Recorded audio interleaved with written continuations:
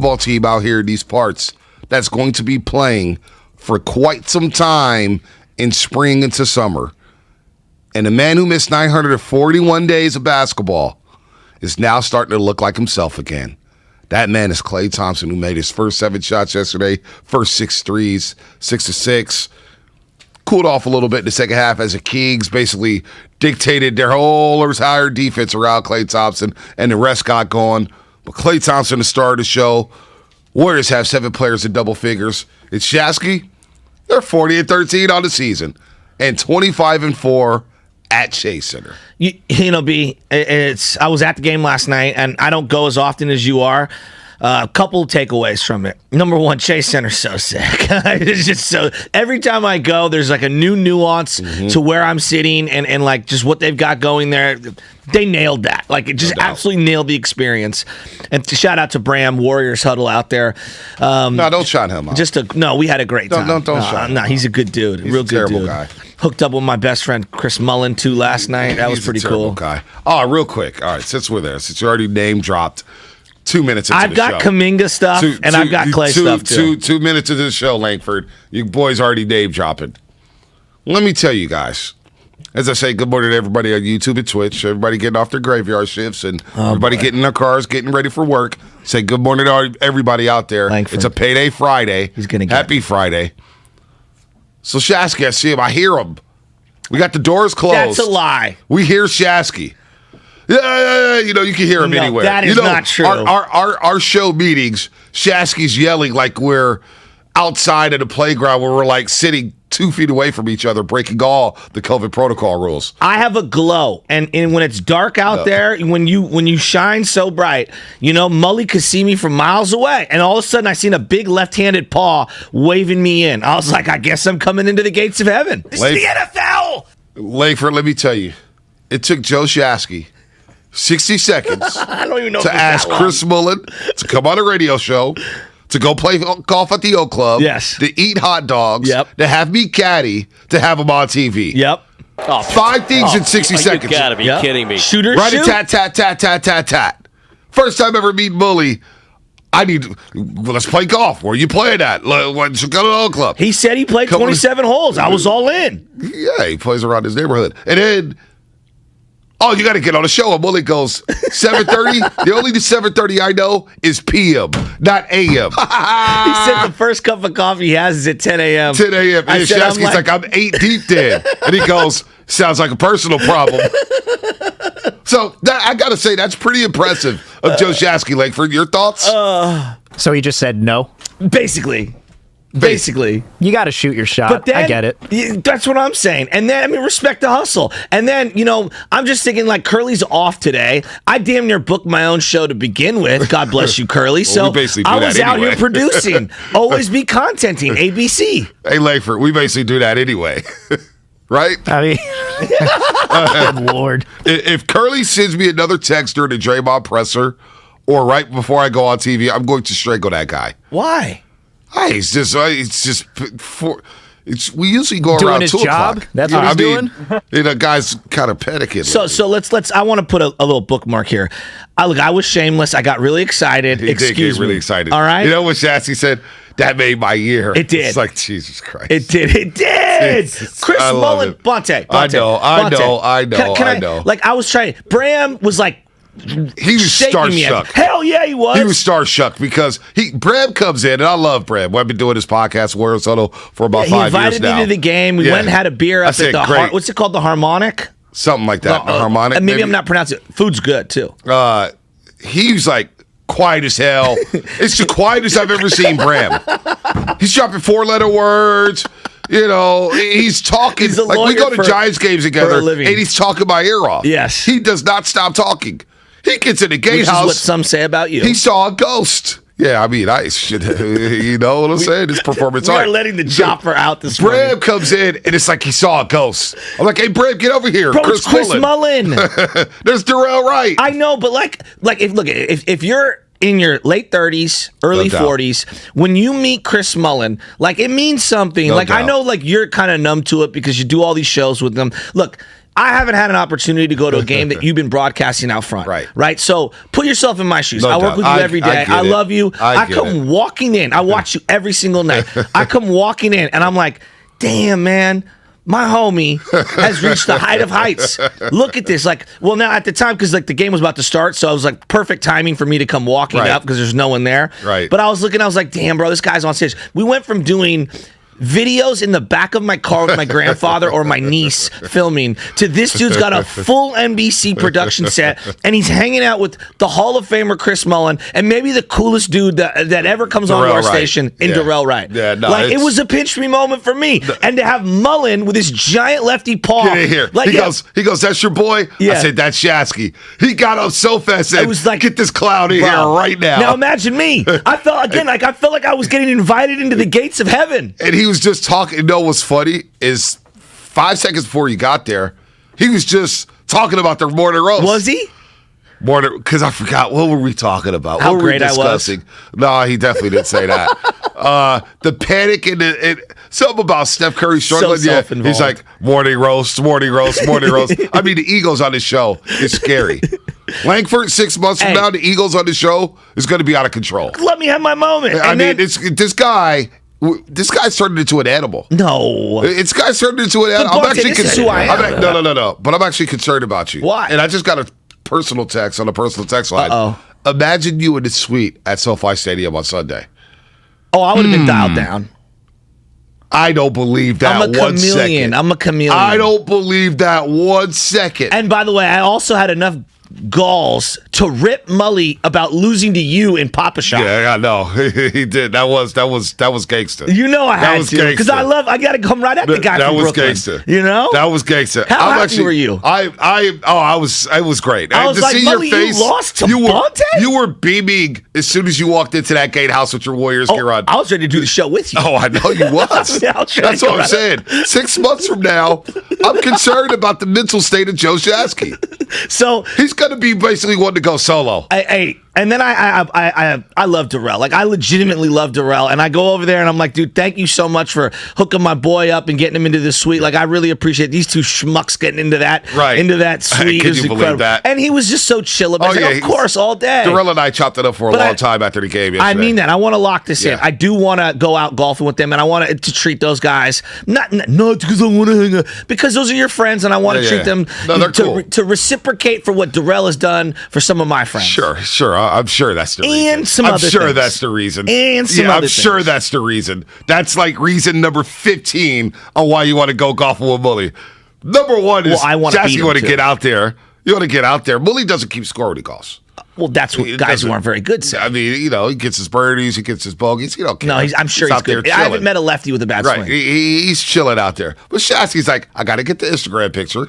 I didn't do that. I got to get the IG live. Oh, you will in the golf course. Oh yeah, on the golf for Yeah, sure, of because there's course. more hours, there's more downtime. How can I get in with you guys? Yeah, cell Get you on phone. the show, podcast, TV. I got these ideas that I want to do with you guys. So, Can you guys say hi to my dad on FaceTime right quick?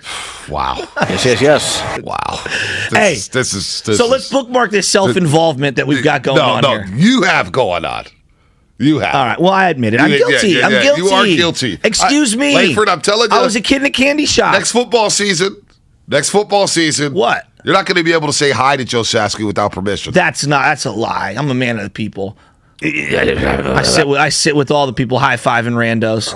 All right, so in the stadium. I'm so worried. Hadn't been to a Klay Thompson game. I'm so worried about the state of this show. Haven't been to a Klay Thompson game yet. Dude, Klay's reaction to the crowd. Forget he played great in the first half, but like just the way he vibes off the crowd. Right. What a great dude. Like just in the moment when I'm watching him, like damn, he's in the moment. And then second half to me was the Kuminga show.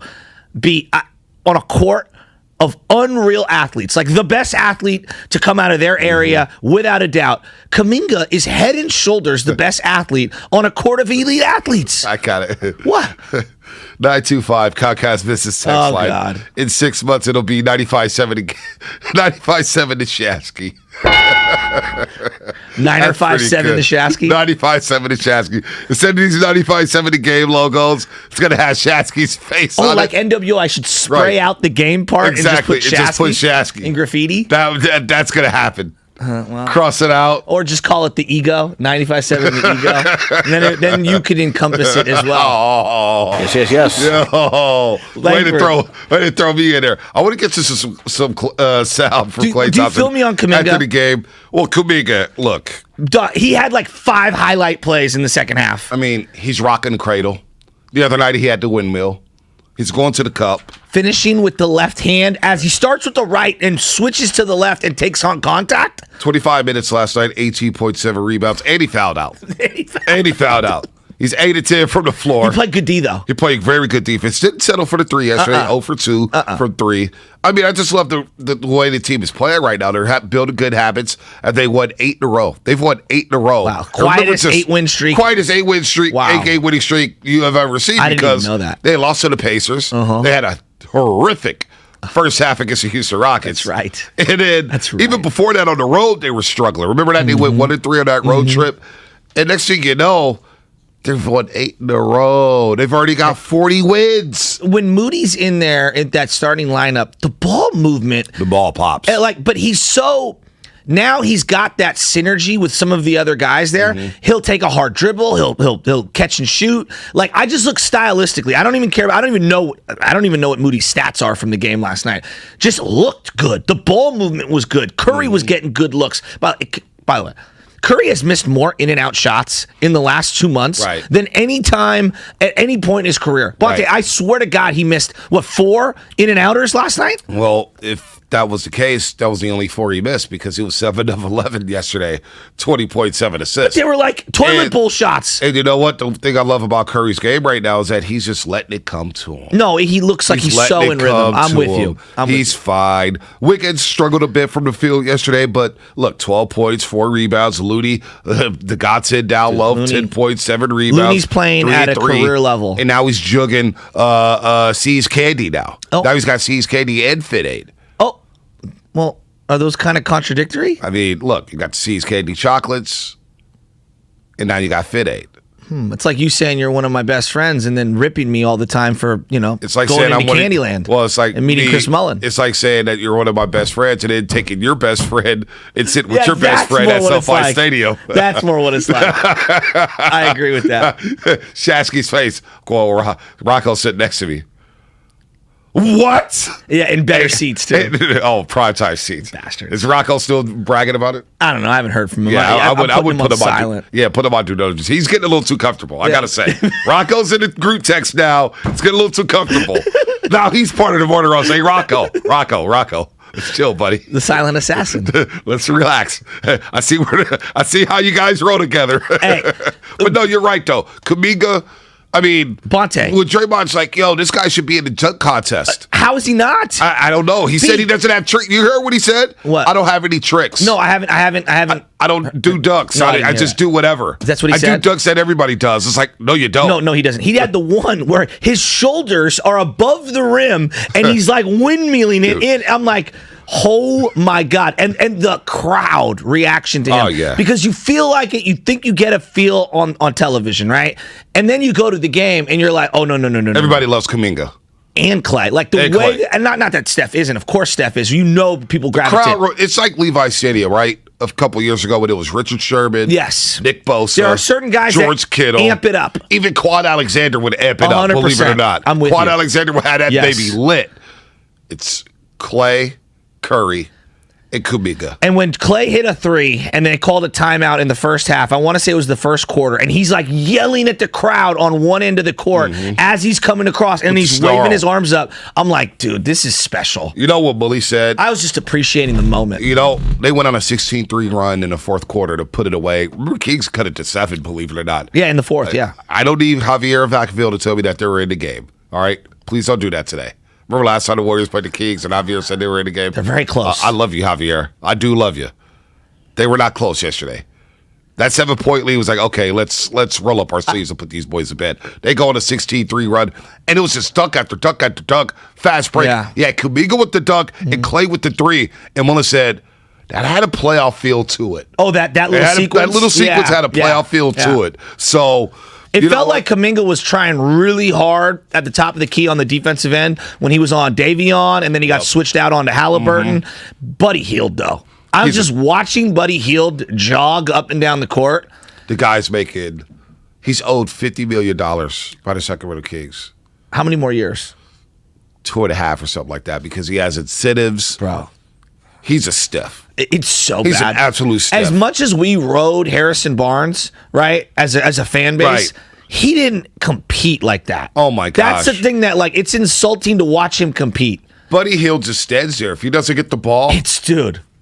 I couldn't get over it. I see why Casey and D'Lo up at ESPN 1320 go crazy. And when he doesn't get the ball, his shoulders go down. He stays in the corner. He just stands there. Dude, it's so bad. It's embarrassing. It is. It is absolutely embarrassing. But you know what? The Kings, the GM didn't want to pay Buddy Hield. Buddy Hield went straight to the owner's office, and Vivek Ranadive caved in and gave him all that money. It's a joke. He pulled a Tom Brady. I mean, think about that. Yeah. Buddy Hield. You don't think player empowerment's gone a little too far. By the way, that's embarrassing. Did you watch the Joe Montana doc? Oh, come on. 6? Of course. Here we go. Let's hear it. Oh my gosh. They would have won 3 more Super Bowls than Joe. Okay, let's 2, at least 2. Will you grant me this? What you mean? You mean the one Super Bowl Steve did win and another one? And another one. Maybe. Here's the thing, B, that I've come to the grips with. The Jordan doc's the same way. It's awesome. It's through their prism, though. No doubt. So you have to understand it's a little jaded. Like, it is. Joe didn't throw a football for a year and a half because of the elbow injury. Joe was legit hurt. Yeah, I know, but my point is, how many teams are keeping a player? Like, I'm watching Clay not play for 2 years. I get it. If he wasn't contractually obligated and guaranteed that money, who knows what happens All in a the different players era. on the team was like, oh, yeah. Joe was the man. Charles Haley was running around at practice screaming to Steve Young in his MVP year, I'm going to break your leg because you're not Joe. Joe basically said, I was better than him. At that time, I was still better than him. Did you see Eddie D when the trade was about to go down against Kansas City? Eddie D said, Joe, you're going to start. I'm not trading you. You're starting. His best friend, Dwight Clark, had to execute the trade. That's unbelievable. And he had to beg him and his wife. He wanted to go to Arizona. See, there's a lot of little nuances that I've read from both Bill Walsh's book, from the memoirs of Dwight Clark and other people. So, again, the Peacock doc is awesome, B, but to me, in terms of like, it's an autobiography as opposed to a biography. I just can't imagine if that was today. Oh, it would be totally different. But again, you don't play for a year and a half. You don't play for a year and a half. I get it. You trade a 4-time Super Bowl winner in this city. Bonte. Unbelievable. Tom Brady was told by the New England Patriots, take a hike. I know. All right. Green Bay told Brett Favre to take a hike. At least Michael Jordan finished with the Wizards. Well, at least Brady had a choice to go wherever he wanted to go. Yeah, because he had set up his contract that way. But Brett Favre basically didn't want to compete for the job. Well, he retired like 5 times in a row. And that too. There's a lot to it. But B, as much as I love Joe Montana and everything, and the doc is absolutely fantastic. It's fantastic. There are subtle nuances that are shown through his prism that, to me, I'm not going to debate them, but I'm going to say I've heard alternative opinions from others who were involved. I have. So it's not as streamlined and as seamless as he makes it out to be. I'm not ripping. I'm just saying. He was hurt. Of course. Well, and Bonte, look what he did in that playoff run with the Chiefs. I know, it was great. Great. Kimball Anders, again, I will say the name out loud. Marcus Allen and Kimball Anders, they were in witness protection in the NFL in the early 90s. I know. That Chiefs team, my mom rooted so hard for them. Postseason coverage is presented by Merrill West Credit Union, working for you today, tomorrow, and together. What's coming up on the game brought to you by Fremont Bank. Full service banking, no compromises. We'll continue to dive into the Warriors and get to some Draymond Green and Bob Myers sound. They both spoke before the game yesterday. Draymond Green about his back injury. What's the timetable? Is he feeling pain? Bob Myers about whether or not the Warriors will be active at the trade deadline. That's all coming up here on the Morning Roast on a Friday, a payday Friday, with Joe Shaskin and Butcher Bonte Hill on 95.7 The Game. I'm Trisha Crick with BetQL. You want to beat the books? The Chicago Bulls are a very, very good team, but they are slow starters. So how does that...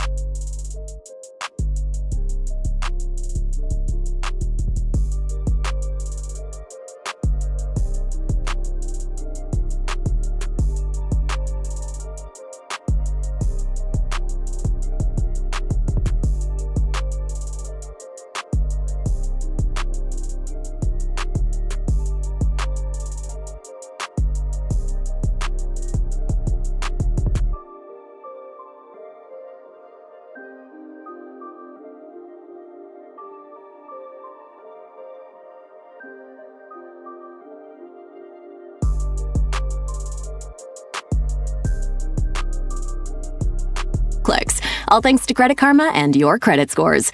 Get your free scores and find the right card for you at Credit Karma. Approval not guaranteed, subject to checks. Mr. Clean, Mr. Clean. So a friend told me about Mr. Clean Magic Eraser, and his exact words were, "It changed my life." I used to spend a ridiculous amount of time trying to remove tomato sauce from inside our microwave and soap scum off the bathtub. It's like seriously magic, and my secret weapon for cleaning the kitchen, bathroom, doors, and walls, and even keeping my sneakers clean. Mr. Clean Magic Eraser. Greatest invention ever. Mr. Clean, Mr. Clean, Mr. Clean. Mr. Clean Magic Eraser, the unicorn of cleaning. 95.7 The Game and McQueen and the Violet Fog Gin are giving away a $500 gift card to create your ultimate big game watch party. For your chance to win, visit the contest page on 957thegame.com and learn more. Postseason coverage on 95.7 The Game is presented by West Credit Union. Working for you today, tomorrow, together.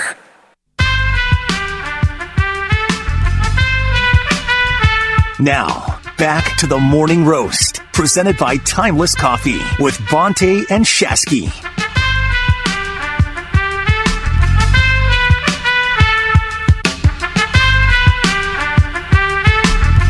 Bum, bum, bum, bum. Ooh. There we go. Nice little Friday. Warriors roll last night at Chase Center against the Kings. I don't even know the score. What was the finals? 126 to 114. I just know they were up 26 Here's at one the score. point. Warriors are great. Kings suck. Warriors are great. Kings are not. There were a lot of Kings fans. Warriors dunketh. Kings giveth away. Big time. I mean, it was 7 players in double figures. What? Clay with 23. I mean, Kuminga. And look, we'll get back into the game in just a second, but it's time for Taking Them to School. Okay. Brought to you by Evergreen Valley College, home of free tuition for the 2022 spring semester. Langford, what did you cook up today? A steal. Klay Thompson to Kuminga. Over the head with a reverse dunk. A little elevation sensation for Jonathan Kuminga. I mean, this kid can do no wrong. He can do no wrong. The number 7 overall pick that was taken up to school, which happens the morning after every single game. Brought to you by Evergreen Valley College, home of free tuition for the 2022 spring semester. It's crazy. Klay sinks 7 threes to surpass the great Kobe Bryant on the all-time three-point makes list. Just casually, Klay Thompson just passing Kobe Bryant. He's going to pass up Paul George soon. It's just insane. He hit 7 threes. Steph has a solid floor game, 20 points, 7 rebounds. Great, Let me just put 7 assists. a punctuation. He looked great. He looked great. He's back. I'm no longer worried about him. Bro, he looks so good. No longer worried about him. Yeah. No longer worried. Now it's just like extending the minutes. That's it. That's really all. it. That's it. That's all. And there's going to be no back-to-backs to the playoffs, so he's going to be straight. Agreed. Damian Lee, another solid night, 6 of 11, 14 points. Great role player. He stays ready, so he doesn't have to get ready. Yeah, he had a nice corner 3 late in that game to kind of ice it. Back-to-back games this week. San Antonio was really good. His confidence is soaring. JTA, not bad in his role. GP2 always doing something, mixing it up. Mm-hmm. Jordan Poole, nice control game. And yet we come in here, and it's about Kuminga. People can't get enough of his podium game. Can't get enough of his dunking, his driving, his defense, his fouling, his smiles. Jonathan Kuminga may be everybody's favorite rookie since Steph. Because people didn't love Klay like this right off the bat. And even Steph, there was a reluctance early on. I mean, he averaged like 17 as a rookie, something crazy like that. And even then, it didn't feel that, spectacular. I think there's something about the athletic freaks when you watch them. Because like Kuminga, very much the way we used to get, as Steph would like pull up for a 3, you'd get that awe, that like where the air is coming out of the stadium. Now it's such old habit. It happens at times and people get all geeked up for it. Now though, it's, Kuminga takes a dribble into the paint and everybody realizes he's about to yam on somebody. Well, Draymond Green on his podcast recently said he texted Kuminga why he wasn't participating in the dunk contest, and Kuminga's like, man, I don't have any dunks. I don't have any tricks. Well, let's hear from Kuminga after the game about that conversation. You really tell Draymond that you didn't want to do the dunk contest? I feel like I'm just super bouncy when it comes to me playing the game. Just like that, off out of nowhere, warm up. I'm not really bouncy, so I don't have a lot of tricks. I don't have a lot of tricks, so that's why I didn't want to be in it. You don't think that reverse you put on tonight would score well in the dunk contest, or you just don't think you'd be warm enough to? That's just an easy thing. Okay. Yeah. Seems pretty easy. That's just an easy thing to do. It's just so easy. You know what I notice about him? And this is going to sound kind of different. It feels like to me, Jonathan Kuminga was identified at such an early age. He wasn't out there playing pickup basketball and learning all of these bad traits and having all of these, issues with his game. Maybe, head down, doesn't see the floor. He's much more refined than I gave him credit for in terms of he's got post moves, his defensive fundamentals, in terms of what he's been taught to stay down, keep his legs moving. He plays defense with his legs, which is something a lot of young players don't learn. They want to reach and they want to play with their hands. He has so much more refinement. And where I'm going now with this is it's so obvious he has been working with trainers individually, one-on-one, for multiple years leading up to where he is now. He's so much farther along than I think people give him credit for. Well, he's starting to work. And Draymond Green in his presser earlier, before the game, sat there for 35 minutes, talked to everybody, had a nice suit on. Draymond Green going selected for his fourth All-Star game in his career. Who would have thought Draymond Green would have been an All-Star again? Who would have thought that just last summer? I mean, wow, right? That's a great point. I mean, it's unbelievable. Well, I was talking last night about how the Warriors had that long that long All-Star drought. Right. And now, just shucks, 3 All-Stars again. And we're numb to it, Bonte.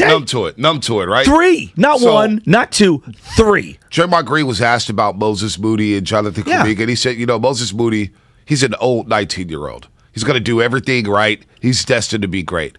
Kuminga, he works, but he needed to work on his work ethic. Not that he doesn't work hard, but the guy was coming late to practice. He kind of thought he made it. He was a superstar. He wasn't the happiest kid going back and forth to Santa Cruz. Thought he should have been with the big league club. Wasn't that happy. Wasn't working as hard. Well, here's what Kuminga had to say about coming late to practice and what was going on with that. The beginning of the season, I was late a couple of times. I just started hearing people talking about you being late, this and that. So, as a person, I had to correct myself and say, if I'm not, it's part of the basketball too. Everything don't gotta be on the court. You gotta play your way off the court. You gotta make your teammates happy. If they don't see you on time, they're gonna get mad. So I had a couple of vets talking to me, and I really liked it, the way they came and just talked to me and helping me throughout every difficult moment. This is the beauty of having a winning team and a winning culture and veterans that you absolutely have to look up to. That stuff is not on. A lot of people underrate that stuff. Who's the leader on the Rockets right now? I'm just using them as an example. I'm not Eric trying. Gordon, and Eric Gordon's trying to get the hell out of there. Right. John Wall, Christian Wood. John Wall's in Miami. Right. Play pick up with dudes like us. Right. All right. You know what I'm saying? OKC. Who's their veteran? I don't even. And I didn't think about this. I don't know. What if you got veterans like you got the Lakers veterans? LeBron James, somebody asked him about, are you guys going to be able to correct your defense? And he goes, well, all our defensive stoppers are in COVID protocols. I hope you're not including yourself in that, LeBron James. You play no defense. But imagine having vets like that. You know what I'm saying? They came to the perfect situation. Selfless veterans who have won championships. Klay Thompson, Andre Iguodala, Stephen Curry. Now, Draymond Green, of course, is the boisterous one, but he's teaching these guys. He's teaching you guys a lot. And then Kuminga was asked whether or not he feels comfortable playing with Klay. Yeah. Here's what JK had to say about that. I mean, I'm a basketball player at the end of the day. I was well gifted with my body, my size, so it's like, tell me whatever, I'll play, and I feel comfortable being everywhere on the floor. That was actually JK talking about playing the 5 because the Warriors have a shortage at centers. Yes. And he goes, I don't care. I'll just play. Well, I think the Warriors found another small ball center in Jonathan Kuminga. Hey, look, this is going to sound hyperbolic, but I kind of mean this very sincerely here. I want James Wiseman to be an absolute baller, all right? Let's just say, hypothetically, James Wiseman never materializes into anything. I think Jonathan Kuminga is going to be so damn good, it might render that entire draft irrelevant.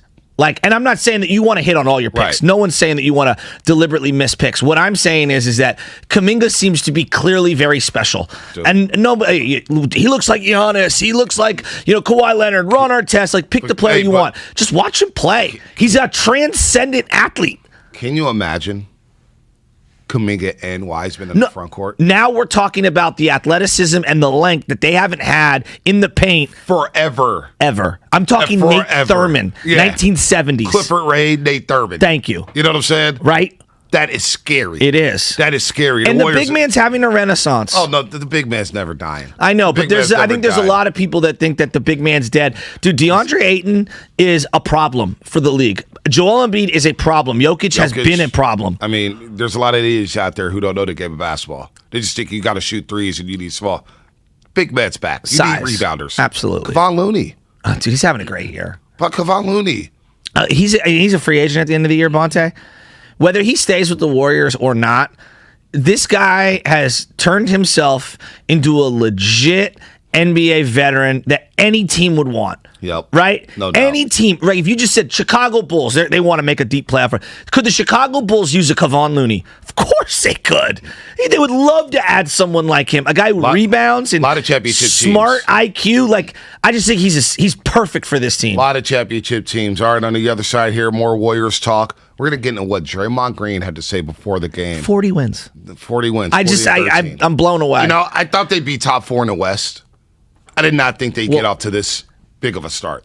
I want to talk because 40 wins, and they've gone through adversity. A lot of adversity. And I don't think we've given enough credit to them. A lot of people don't give credit to that. They missed a lot of guys. A lot of guys. And guys aren't having the same exact efficiency that they've had in years past. No doubt. And yet they're 40 and 13. 40 and 13. 40 and 13 and 25 and 4 at Chase Center. Where anybody else saying Chase Center's not loud or Thrive City is so sick. Come on. Dog. You see the Pittsburgh band yesterday, Pittsburgh High School? Bro, they were doing the fizz dance when I came walking up. Dude, they were packed up there. It was unbelievable. That's what that was? That was the Pittsburgh band? Yeah, the black and red or black and orange? Black and orange. Okay, yeah. They were rocking it. Pittsburgh Pirates, I want to say. They did Blow the Whistle with the band and fizz dance. Pittsburgh High. There you go. I think I got their mascot right. I hope I got their mascot right. That's going to bug me here during the break. They know you. I'm not sure if you know them. I know them. I know Pitt High. They've been having a good football. I need to shout out somebody. I forget their names. Damn. This is never going to live that one down. All right, that's it. We got to go to break. Warriors Talk. What's coming up on the game? Brought to you by Fremont Bank. Full service banking, no compromises. Warriors Talk. Postseason coverage on 95.7 The Game is proudly presented by the San Francisco.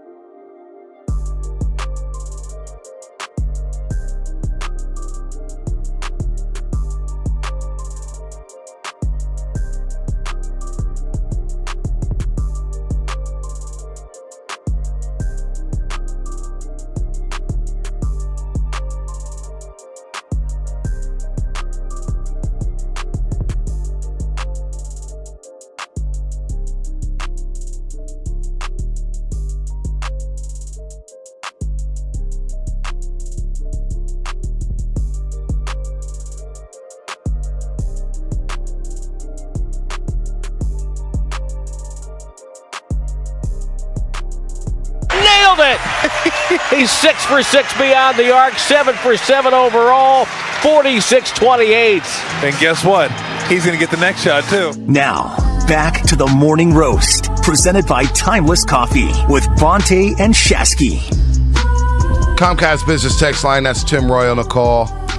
Bonte, why do you call your listeners idiots who do not agree with you? That's not true. Yeah, when did you? I didn't say that at all. What I'm saying is the basketball nerds around the globe that have all the analytics that say, oh, you only shoot threes, don't shoot twos, don't shoot mid-range jumpers. Oh, the Warriors going to have to trade all these picks if they want to win championships. They need to go get Bradley Beal, a guy who's a ball stopper and doesn't play defense. That's who I call idiots. Dub Nation's smart. And 408, I'm not calling you an idiot. I called nobody an idiot today. Well, just those people who, seem to want to see the game through their prism. So the analytics, it's very interesting. To me, analytics, it's numbers, right? It's statistics. We're looking at subtleties and nuances, and we're trying to extract data to give us data points. Here is where I struggle with analytics.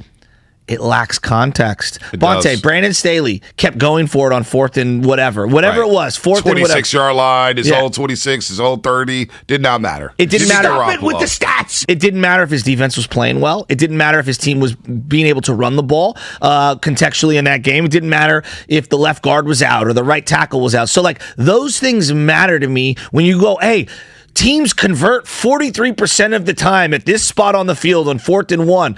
Okay, well, is that with a fully healthy team? Is that if they're running the ball at least 3.5 yards a carry leading up to that moment in the game? There's context. So the 3-point thing in the NBA, I get it.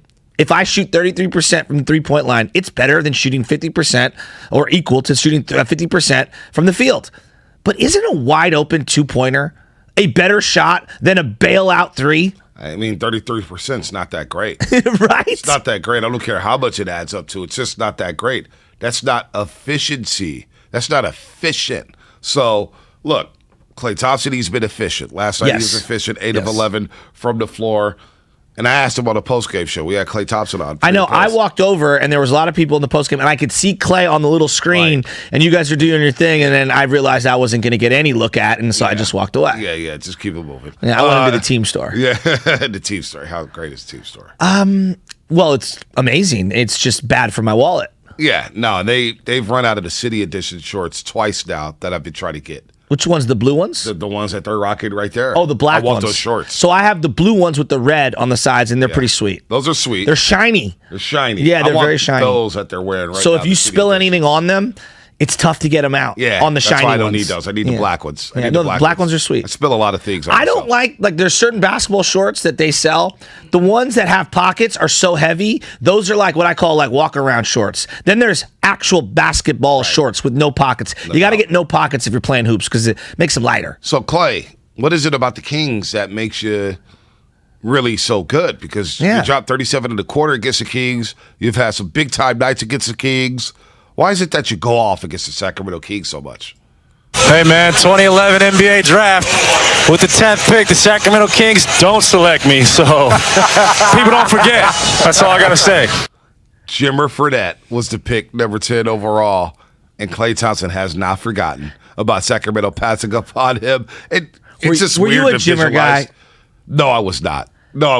He was fun. Will you grant me that? He was fun. We knew he was going to be a flawed NBA player. I was just Jimmer, if the Warriors would have took him, I would have been so depressed. I would have been depressed. I knew he would, him, and what was the guy from North Carolina, Psycho T? Oh, Tyler Hansbrough. Yeah, there are certain guys those are college players, right? Adam Morrison comes to mind. And it's I wanted Jimmer to be decent, though. I did. I was rooting for him. I wanted Luke Jackson, Luke Ridnour. I wanted all those guys to be great. Ridnour, Oregon? Yeah, I wanted Luke Jackson to Oregon, too. They were on that Elite 8 team because of Rob Johnson was on that team. Dan Dickau than those two. Oh, Gonzaga. Yeah. Dan Dickau. That didn't work. That didn't work out well. I know, but I liked him. Yeah, I liked him, too. And then I got bounced in the second round of the tournament, and that was that. Yeah. That was that. But Klay going off against Sacramento, I wonder if players hold grudges like that forever. We know Draymond Green does. You wonder if players hold grudges. Wait, time out. Michael Jordan, the greatest basketball player of all time, eviscerated a high school coach in his Hall of Fame speech because he felt slighted. Whoa. He was a grown-ass man destroying a coach from 40 years ago. Michael Jordan is a different breed. He's legit psycho. The guy made up a story about some kid. What was his name? Bradford from Washington Wizards. Remember that in the Last Dance doc? Yes. He scored like 30 Going back points. to documentaries, going through the prism of the individual who's creating it. David Aldridge is so great about that. Oh, the Bradford game. Wizards. I got to look up his first name because it was a pretty cool first name. People don't forget. People don't forget. People don't forget. I need to shout out somebody. I forget their names. Whatever you do to motivate yourself, I'm with. I get it. You're never going to live that down. I'm never. No. You know what? I don't forget people slight me either. I'm kind of like that too. LeBradford Smith. LeBradford Smith scored 37 against Jordan at Chicago Stadium. And apparently Jordan made up a quote saying that LeBradford Smith after the game said, "Good game, Mike. Good game.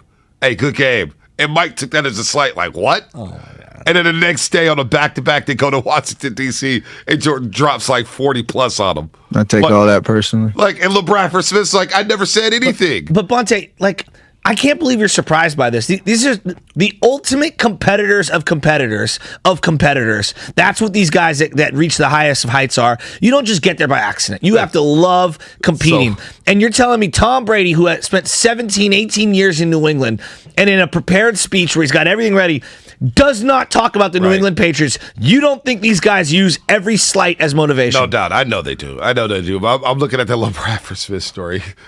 Don McClay, remember him from UCLA? Yeah. He goes, as I walked into the Capital Center, Orlando, Maryland, as I walked in, the security guard stopped me and told me Jordan had been here since 3:30.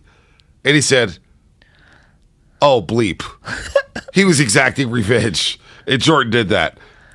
He went right at him. Scored 36 in the first half. I don't think People don't forget. I don't think Clay says that 3-4 years ago. Don't you think he's maturing and finding his voice in terms of there's no doubt. Smack talk? He's got the snarl. He's open. The fro. What is that considered? Mini fro. It's a mini fro? Mini fro okay. right now. It looks so good with the headband. It does look good with the headband. Yeah. It looks great. Yeah. With the wristband. Yeah. He's walking around with the beard. He looks like what I would look like if I created a 2K player for myself. You would create a mini fro? Well, no, not the mini fro, but the wristbands and stuff. Like he just looked with the headband and the wristbands. I rock the headband. When you got long hair, you got to get the hair out of your eyes. So we still haven't seen Clay, Dre, and Steph on the floor together. I know, 2.5 years. No, we still haven't seen it. Draymond Green, January 9th, his back tightened up, and he talked about a lot of things yesterday when it came to the back here. Let's just start here. What is his timeline on returning to the floor? I'm hoping sometime within the next 3 weeks or so, 3 or 4 weeks. I can't really put a definite timeline on it because at this point I'm just rehabbing and building strength and just kind of letting my body heal. So ideally, I would love to be back in the next 3 to 4 weeks. All right. Will you rush back to get back with the squad as they're winning games and they're 40-13? Will you rush back to try to get your cardio and your conditioning and get your rhythm back? When dealing with a back, the one thing I'm not going to do is rush back out there. If I'm not back in 3 weeks, that also doesn't mean that I'm not able to play in 3 weeks either. I want to return when I'm 100% confident that I'm healthy, when I feel like I'm in great shape, because the reality is I don't want to return not in somewhat of game shape. All right, that makes sense. It's a back Makes injury. sense. Yeah, absolutely It's makes the sense. smartest thing that they could possibly do. It makes a lot of sense because it's a back injury. You don't want to rush back, and the team is winning right now. You don't need to rush back. Well, even if they weren't winning, Bonte, if they weren't winning, I wonder how they would go about this if they weren't winning. No, I think you have to you look when you're talking about back and fusion and the nerves and how it goes to the whole body. You have to think about the person. Forget the basketball for just a second. And I know it's the NBA, it's the highest of highs. Just shoot him up, and he goes, no. At some level, there's a personal element, and you got to make sure that the person is right? Because if he doesn't trust his own body to go out there, you're not getting the best version of Draymond Green. And then on top of that, you have more susceptible to injury. It's all about the championship right no now. doubt. I still think, even if, let's just say, hypothetically, Dre doesn't come back, I still think there is a plausible scenario where they can get to a championship. No doubt. It is just so much harder without him. I mean, so much harder. So Does he need surgery? Is he going to need surgery during the season, after the season? Here's what Draymond had to say before the game about that. I think the possibility then is the same as it is now. Initially, no one thought I needed surgery. Today, no one thinks I need surgery. And saying that, like I said, you're never clearly out of the woods, So neither one of the doctors that I've seen thinks I'll end in surgery. Rick doesn't think it'll end in surgery. And the way my body is feeling now and the way I'm progressing, I don't think it'll end in surgery. But like I said, when you're dealing with the back, that's always a possibility. So we had to cross that bridge and see if that's what was needed. No one thought it was needed. My progression has shown that to be true thus far, and I believe it'll continue to stay that way. All right, Draymond Green said a lot there before the game. We'll get to some of the good stuff as well about the All-Star game and DPOY in just a second. But he doesn't believe he'll need surgery. Look, this guy's going to be 33 soon. He's had a lot of wear and tear. And Draymond Green admits, he goes, look, man, we're basketball players. Of course there's going to be wear and tear. Yeah. That's what happens in this sport. He's guarded a lot of bigs. A lot of bigs. They need Draymond Green. They definitely need Draymond Green. They need his IQ. They need his passing ability. They need his communication on defense. Now, defense hasn't slipped up, but, you can see at times it gets choppy. Good thing is he doesn't need surgery as of now. But, again, when I think of backs, I always go to Larry Johnson. I go to Larry Bird, yeah. Larry Bird is a great one. I just think of him on his back when he would come out of games in the early 90s. Yep, and at just the lay end. there. Yeah, just lay there. I think about Larry Johnson because he was dunking, windmilling, rocking the cradle, grandmama, and that guy became a stationary three-point shooter for the last 4 or 5 years of his career. I didn't recognize Larry Johnson. The back, it's scary when you say back injury in any sport, but especially in basketball. There's no doubt. And for a lot of great elite athletes, the back is the thing that's the most temperamental. Tiger Woods, Joe Montana, at the neck back for Peyton Manning, right? This is not exclusive to just Draymond Green, but in the NBA, because you put so much mileage on that hardwood, and if you hurt your back, it affects everything. And then I always think of, forget the hoop part of it, B. What about the travel in between games? Right? You're sleeping in foreign beds. I'm not an elite athlete. I struggle in hotels. I don't sleep well in a lot of hotels. Well, these guys are saying it doesn't matter. It's not their bed. It's not their bed, but it's the best. And they're 6'8", 6'7", 6'9". I know they have special beds, right? But you get where I'm going with this. I hear you. And they're traveling. You're in uncomfortable, well, you're just flying first class. You're laying there. You got your own charter jet. It's not like it's 1980. No one's saying it's not 1990. But it's hard. I get it. It is harder. It's harder. Their own coach couldn't coach from the sideline because of back injury. Well, he had back surgery. I know. He had back surgery. Well, that's what we're talking about here. This guy he hasn't had surgery yet. He hasn't had surgery. By the way, postseason coverage. I'm really worried. Postseason coverage is proudly presented by the San Francisco Zoo and Gardens. Visit sfzoo.org to plan your visit. I'm not worried yet. He said he had no pain in the back. No pain at all. So I'm not worried yet. Let's see how long this lingers. It is opening up an opportunity of playing time for Jonathan Kuminga and Moses Moody that I'm not sure how much run they'd get. I do believe they'd be getting run, but I think it's opening up a different style of play. I think it's giving guys opportunities to become playmakers in the half court out of necessity to fill the void that Draymond, obviously, his absence brings. Draymond Green on hopefully returning sooner rather than later. Oh, well, I think anytime you're dealing with a back, there's a major concern. And then, and quickly talking to Dr. Watkins in L.A., Dr. Bobby Tay here in San Francisco, both of them, the first prognosis we got, we're like, that's good. And then the second one was even better. So at that rate, you're kind of like, all right, I should be fine. And, like I said, it's a back, so you're never clearly out of the woods. And so even then, I'm still a little nervous for those next few days. But once I started to see the progression and getting stronger and pain going away and all of those things, then I was very confident in what the doctors had said, which is They didn't think I required surgery. I needed to do some rehab, get back stronger, and I'll be fine. And that's the path I've been on. I've been improving at a rapid rate. My workouts has been fun. I think y'all enjoy them. I'm pretty intense in there. But, the process is the process. It's what I got. And, I'll continue to be in here each and every day, trying to get stronger and hopefully return to the court sooner rather than later. Draymond was giving a sermon yesterday before the game, 35 minutes in all. And that's why I'm not worried, man. Did we subscribe to the volume while he was doing that? No, I did not subscribe to the volume. Shout out to Brittany Cohen. Shout out to Brittany Cohen, who works for the volume. Draymond Green's got a great podcast. I'm not going to lie. It's a great podcast. Wish I could have a podcast Have you like listened to the podcast? I have listened to the podcast. It's great content. We got to search for content for this show. It's Draymond Green. Let's go to State Lawyer. Why wouldn't we listen? It's kind of like a homework assignment for us. Kind of like built-in homework. It's the only podcast I can listen to at like 1.5 or 1.2 speed, whatever. Right. Because Draymond has a very slow cadence. Right. It takes some time, so it's easy to listen to at a sped up pace. So even if it's an hour episode, you can turn it into 50 minutes. No doubt. So I don't do the speed up thing for any podcast. I've never done it before. Okay. Never done it. It actually helps. It's a thing, right? Oh, it's a thing. I do it. I do it because you got to condense time, man. You got to condense time. Some people are long-winded. Some people are slow. So the Steiny Guru podcast, when you're trying to brush up and learn something, you're listening at that at two times speed. You're listening to 95.7 The Game. I'm not gonna mess with Guru. Did you hear from him yesterday after all of the laughing? KGMZ FM and AC1 San Francisco and Odyssey Station. Brought to you by DuckDuckGo. Privacy Simplified. Did you hear from him? No, which means nobody hit him up. Yeah, I didn't hear from him either. Bonte did have a point. Bonte did have a point. We're discussing something else.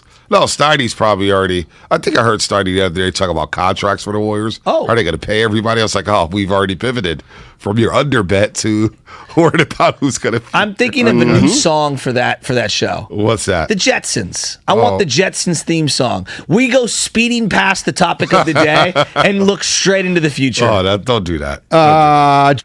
Don't do that. Don't do that. Don't do that. NTD69, stop tweeting me. All right? Stop tweeting me. Tweet me all the time.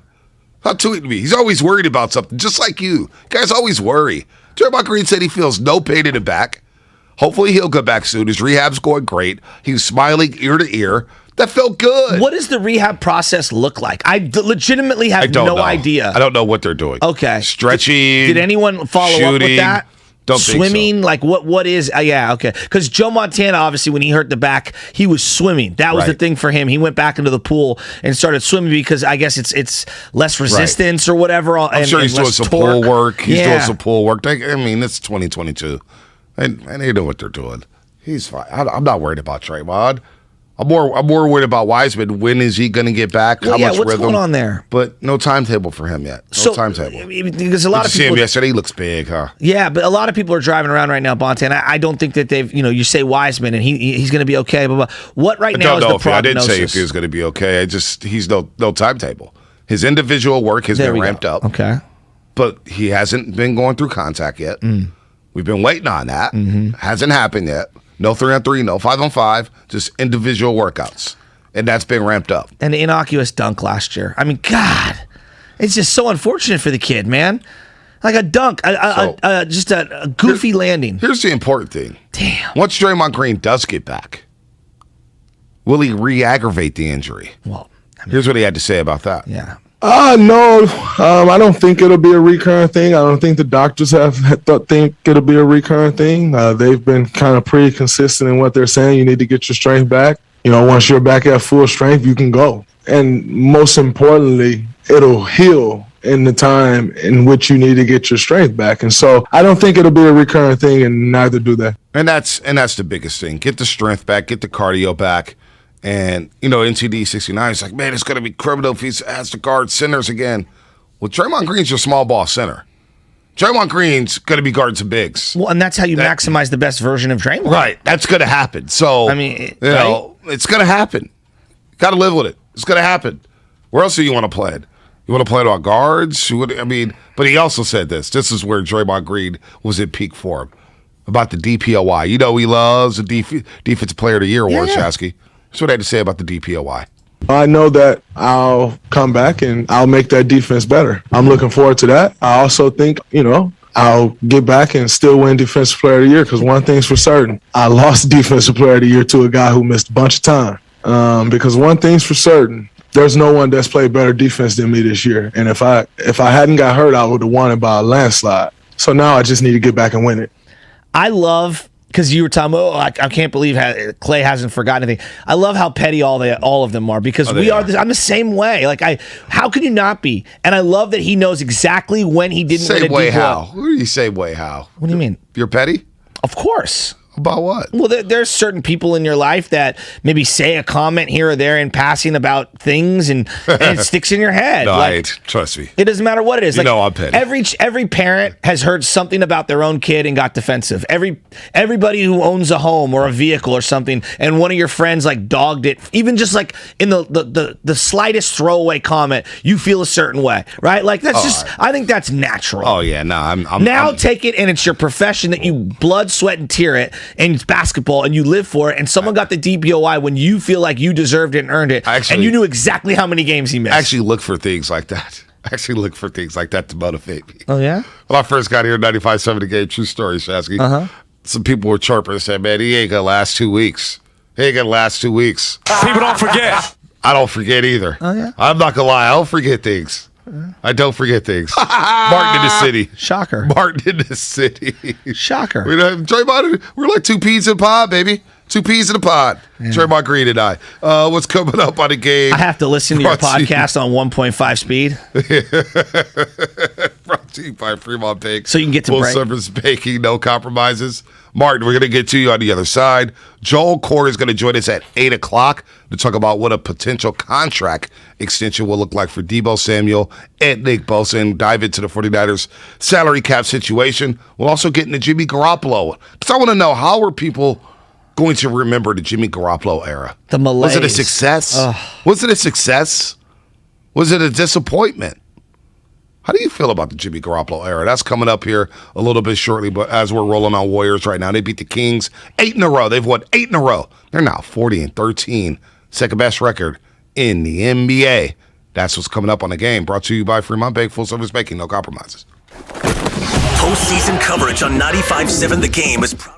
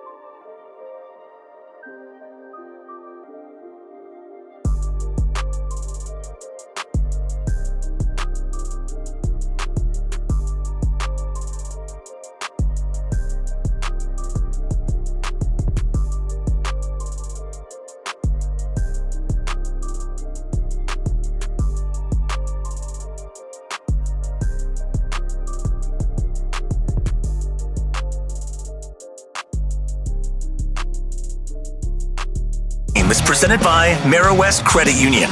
Working for you today, tomorrow, together.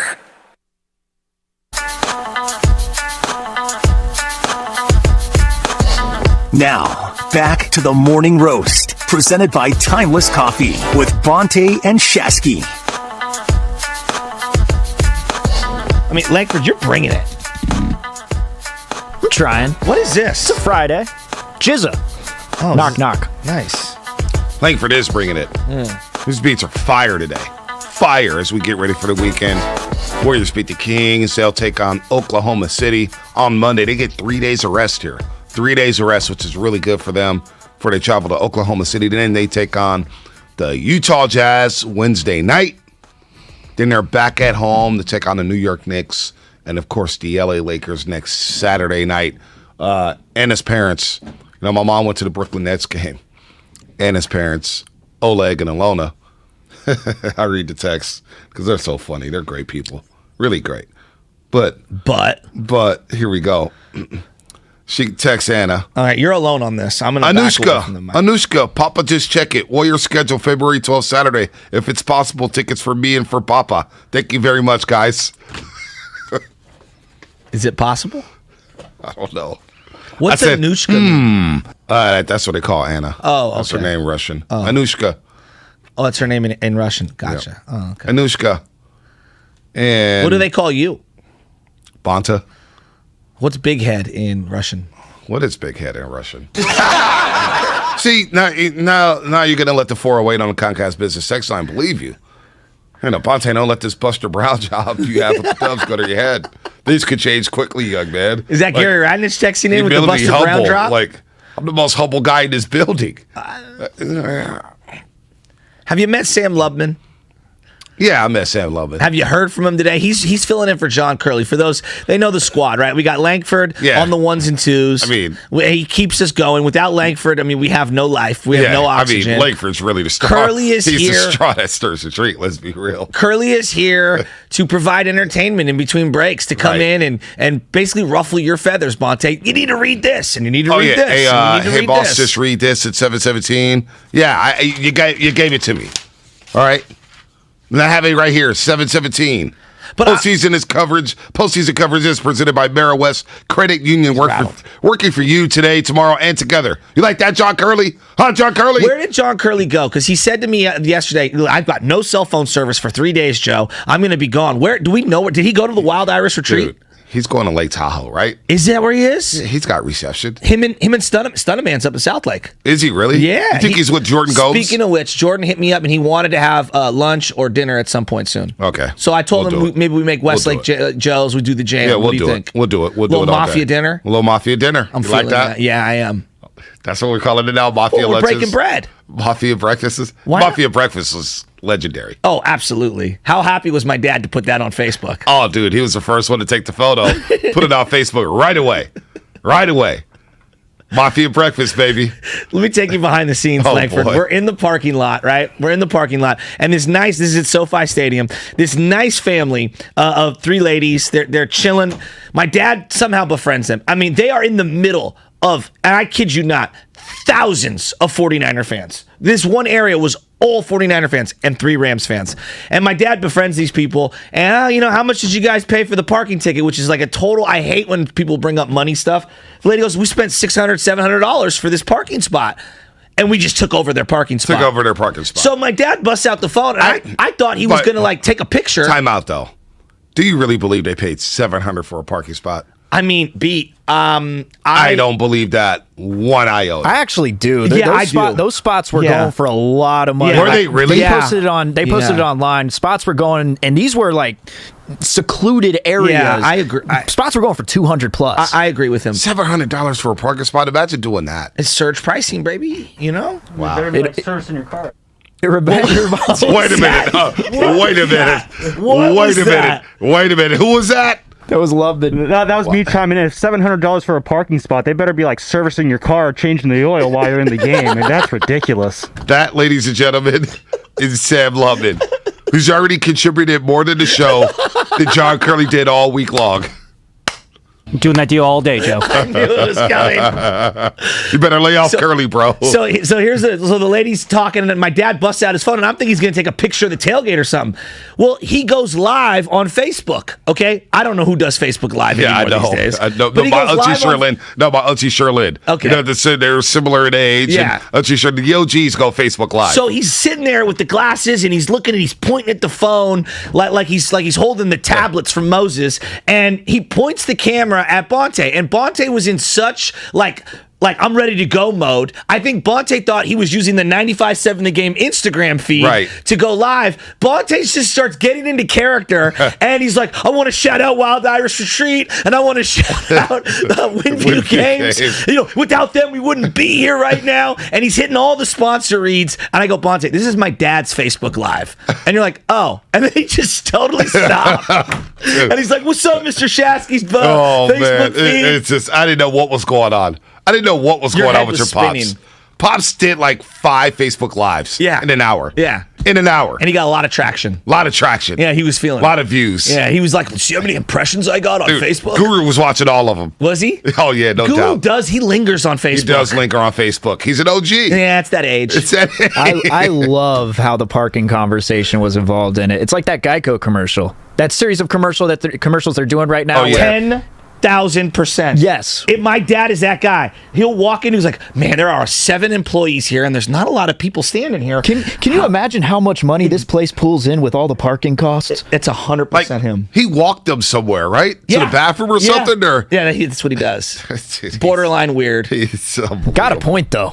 It was a lot of money for parking. I understand where he was coming from. Well, and then he felt super guilty because we took over their area. Oh, yeah. And, he was offering them. Well, he just posted up. He said, I'm going to post up right here. He saw Worldwide F, Mondo and Ryan, and he's like, I'm just going to post up right here with these guys. And the funny part is that every one of our friends knew who he was. Right. And saw him a mile away and couldn't hook up with me, but found my dad. Found your dad.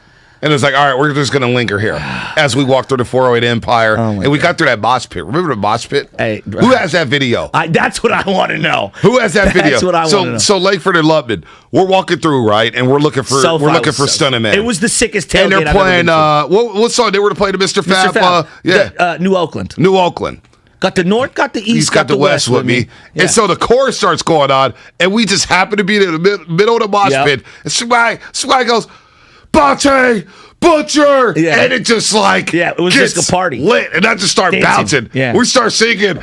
Who else again? I thought we won the championship because guys were spraying us with beer, like literally like shaking it up. Beer's going everywhere. My boy Jesus, who I sit next to at the Niner games, he was there. Oh, he was sweating bullets, just dancing. Oh, what's up? Hugging. What's up? Oh, it was wild. It was the greatest day ever. And then we lost until the fourth quarter of the game. It was the greatest day ever. Are you over it yet? You don't want to get me started, dude. Not even close to being over it. It's going to hit hard next week. I'm so with you. It's going to hit hard next week. It's that pain is dissipated a little bit, but it's going to pick back up. So I'm glad that you're here because I don't think that I have fully processed the end of a lot of players. Like there's a lot of guys on this roster who aren't coming back. Jaquaski Tart. I mean, there's just a lot. I mean, D Ford, we're never going to see D Ford again. Never going to see him on a football field. All right. There's a lot of, I don't know what's going to end up happening with these guys, but the number one is Jimmy Garoppolo. Now, we could all say, good riddance, Jimmy. I know there's going to be a lot of people that are like, don't let that door hit you on the way out. Right. I don't think that's the majority of people. I think the majority of people are like, you know what? Jimmy was a good Niner. You know, he got us as far as he could. Not perfect, but he's a damn good player for this team, and I'm going to remember him in a good way. But I'm not sure this fan base is ready to fully process what his impact was to the team. The video has been delivered, by the way. Oh, has it? It's been delivered. Let's go to Martin in the city real quick. Martin in the city, what's happening? You're on the morning roast here on 95.7 The Game. Hey, y'all. I just want to give props to Bonte for doing Warriors post. I don't know what time you got done there and what time you got home, and then you're here with all this energy this morning too. And it's what kind of coffee are you drinking? What's your what keeps you going? It's incredible, the energy. Columbia. Props to that, and then go for it. I was going to say Fit Aid, Colombian coffee from Timeless. It's called Timeless. Yeah, well, Fit Aid and Timeless coffee. You got to mix it up, Martin. You got to mix it up. There you go. And it's just a mindset. It's a mentality. You know, it's like Draymond Green. He gets in these dark places and he rages out on the basketball court. That's what I do, Martin. When I wake up at about 4:30 in the morning, I put myself in this dark place saying, you're going to do this. You got to believe you're going to have energy. You got to believe that at 6 in the morning, when that light comes on, you're going to perform at a high level. You got to put yourself in the mindset, Martin. That's the way to life. Hey, you're an inspiration, my dog. Keep it up. I appreciate you, Martin, man. That's the reality is he comes crawling in at 5:59, looks at me and goes, "Carry me, dog." And I'm like, "I got you." And it's like that photo of Kellen Winslow coming off the field, and that's Bonte every single morning. At the yards full, limping to my car afterwards. By the way, I'm looking at the video. I'm looking at the video in the parking lot. It's so lit. How sick does that Hill jersey look? Admit, that's the greatest purchase I made for everyone on this station. That is a great Langford, purchase. have you worn your jersey yet? The Raider authentic Langford jersey I got you? No, I have not. Oh. I've tried it on, but I haven't worn it. I have nowhere to wear it. Well, there's good vibes with that bad boy. Dude, I mean, it's... Have you processed Jimmy G?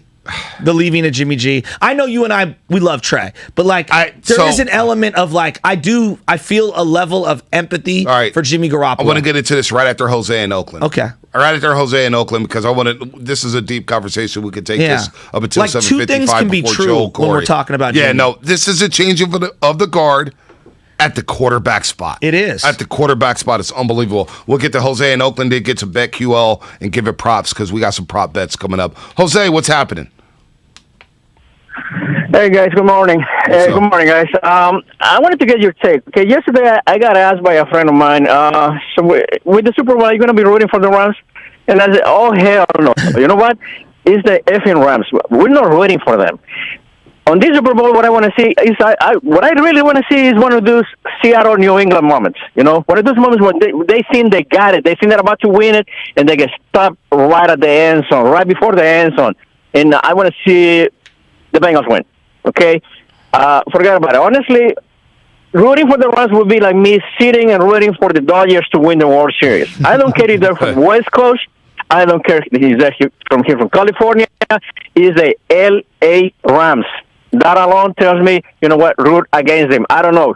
My enemy's enemy is my friend. That's the way I see it. What's your take? I'm 100% with you here. I have never rooted harder for the Cincinnati Bengals at any point in my life. And if Joe Burrow gets Ed Orgeron and Zach Taylor championships in a 3-year period, he's going to go down as one of the baddest dudes ever. I mean, just think about what this guy went out of his way and said, no. I don't care that everyone's saying I need a left tackle. Right. I want to play with that guy, Jamar Chase, who I played with at LSU, who didn't play last year and opted out. I want him, and then went out and did what everyone thought that they couldn't do, which was win that division and then go on the road and win 2 ridiculous games. If Joe Burrow wins the championship, wins the Super Bowl, he'll become the first number 1 overall pick within the first 2 years to win the Super Bowl. Wow. And on a team, think about it. Think about it. They won 2 games 2 years ago. Zach Taylor. Draft Joe Burrow. And I remember we had the conversation about Zach Taylor. Everybody was down on Zach Taylor. I was too. I was down. You were down on Zach Taylor too. That's a lie. Ask Covey. I like Zach Taylor. Oh, I didn't. He was I was 6 just like, and 22 without Joe Burrow. Yeah, I was just like, he's whatever. Bonte, I didn't see much. 6 and 22. They get Joe Burrow. He gets his knee tore up last year, carted off the field by his own out player for the season. Because the line stunk. And the line, no, but the guy fell on him Yeah, too. he But fell yes, on the and the line stunk. did stink. He got hit more than Cubs anyone. back. And they lose to the Bears early in the season. Yeah. They lost to the Bears. Yeah. All right? They lost to the Packers in overtime. They started to become excited. But you're like, everybody watching the Bengals, we all figured they were a year away, Jimmy G beat them. Jimmy G did beat them. In their house. In a great 2 drives in overtime in the fourth quarter. Yeah. And next thing you know, Joe Burrow is in the Super Bowl. They beat the Chiefs twice. I mean, and came back from 11-point deficits at the half twice against the Chiefs. They're not 21-3. And here's the other reason why I don't want the Rams to win big, and it's just I don't want to hear the narrative. Oh, see, they went big with Stafford and it worked. Look, yeah, they got where they needed to be. It was a couple of plays. I mean, Jimmy G makes a play here or play there. Jaquiski Tartt catches that ball. They're not even in this position. And all we're going to hear is that going big, you got to go all in. And they validated everything. And how many young Rams fans fans have they created by winning a Super Bowl in their hometown? Like, I just don't want to hear the narratives. Know what? McVay is farther along than Shanahan. Now on our TV screen, it's building of a champion, the LA Rams, because Kevin O'Connell's going to get the Minnesota Vikings job. Zach Taylor, of course, was with the Rams, was a quarterback coach. He got the Cincinnati Bengals job. Brandon Staley with the freaking Chargers after 1 year. Building of a championship. Now I'm getting depressed. So let's go to BetQL props. Yeah. Talk about the BetQL Giving Props contest. It's back for the big game. Whether you played this free-to-play contest for the first 3 weeks of the postseason or not, you have a brand new shot at winning $2,000. Just go to BetQL.com/props to sign up. BetQL has posted 10 new props around the big game. It is easy. Make your picks and you could win $2,000. Look, as long as you sign up at least 15 minutes before kickoff, you will be entered for a chance at taking home $10,000. Spadoni, don't you like that? That is a lot of money. Head over to BetQL.com/props or text props to 20357 right now and make your picks. That's props to 20357. Message and data rates do apply. Just real quick. I don't even want to go through this. Matt Stafford over under 2.5 touchdown passes. Under. Cam Akers over under 63.5 rushing yards. Under. I want them to lose big, so Cooper I'm going to go Kupp under. over under 8.5 receptions. Under. He's going to get knocked out in the first. No, I shouldn't even say that. He's going to have over. He's going to Wow. I'm going to go under. Odell Beckham Jr. over under 63.5 receiving yards. I'm going over. You know, man. Aaron Donald, not even a sack. It's 0.75 of a sack. Well, he'll get one, so I'll go over. Yeah, I'm going over. Joe Burrow, 0.75? Yeah, 0.75. Just in case he gets half a sack in the game? Isn't that great? That kind of is great. That is great. I kind of like that. What if he gets 3/4 of a sack, though? Where are we? Is that a push? You just getting your money back? That's what basically the Strahan sack on Brett Favre should have been designated as. 3/4 of a sack, not a whole sack. That's all I'm going. It's Super Bowl depressing. Right? It's just, Can we go talk about Jimmy G for a second? Yeah, by the way, 510 Comcast Business text line. Sucks what happened to the guy at SoFi Stadium. He owns a restaurant. Okay. Let's get to him. Luna, right? We'll get into it. Well, here's the thing. Like, you and I went to that game, and we go and we have fun. Look, there's a line that you don't cross. Early in the game, this is full disclosure, I'm at that game. People are hammered. Now, I didn't have any drinks. I'm not better than anyone. I just don't like to drink at sporting events for this reason. Like, this is one of the reasons. I want to be fully aware of what I'm seeing. I spend a lot of money. Some people want to spend a lot of money and then have the good time. Right. That's their prerogative. My thing is, don't ruin it for the people around you. If you're like talking smack in like a fun, playful way, that's one thing. If you're flipping people off and cussing and swearing and ruining it for the people around you, now, to me, you've crossed the line. There's a kid that was sitting next to us in our seats, and we all paid good money for our seats. It's an NFC Championship game. First minute of the game, he's got his phone out, and he's flipping me and my dad off. My poor dad and me sitting there. We did nothing to him, not provoked. He's flipping us off on his Instagram feed, and he's saying, screw the Niners, essentially. Screw the Niners. And I'm like, all right, dude, like, calm it down, right? Like, it's one thing, like, playful, whatever. It felt very, like, I'm coming at you, you know what I mean? By the fourth quarter, he was so sloppy drunk, falling down in his seats. He gets into a fight with the guy next to him. I told you this. Yeah. It's like 5 minutes to go in the game. Right. And these two guys are about to get in a fight. And I'm thinking, Joe, do not get on video. Do not be in the middle of a fight, whether you have anything to do with it or I don't want to be anywhere near it. Also, I don't want to see people all get arrested or have something that they regret. The guy next is like, stop, bro, get out of my face. He's a Niner fan, Tim. Right. Stop, bro, get out of my face. And I could tell this guy wanted to fight. So I backed everybody up. We got in between. The guys behind got in between. And normally you just text bad fan, but I didn't know what the text line is because they didn't have it up on the thing. So I ran to the aisle. This is the honest to God truth. Grabbed the security guard. Here comes these big security guards. The guy just picked him up and took him out, and him and his girl had to leave. And it was like, thank God we de-escalated that. Had I waited 10 seconds more, full-on brawl would have happened right then and there. And the guy was out of line, cruising for a bruising, as we say, the whole time. Yeah.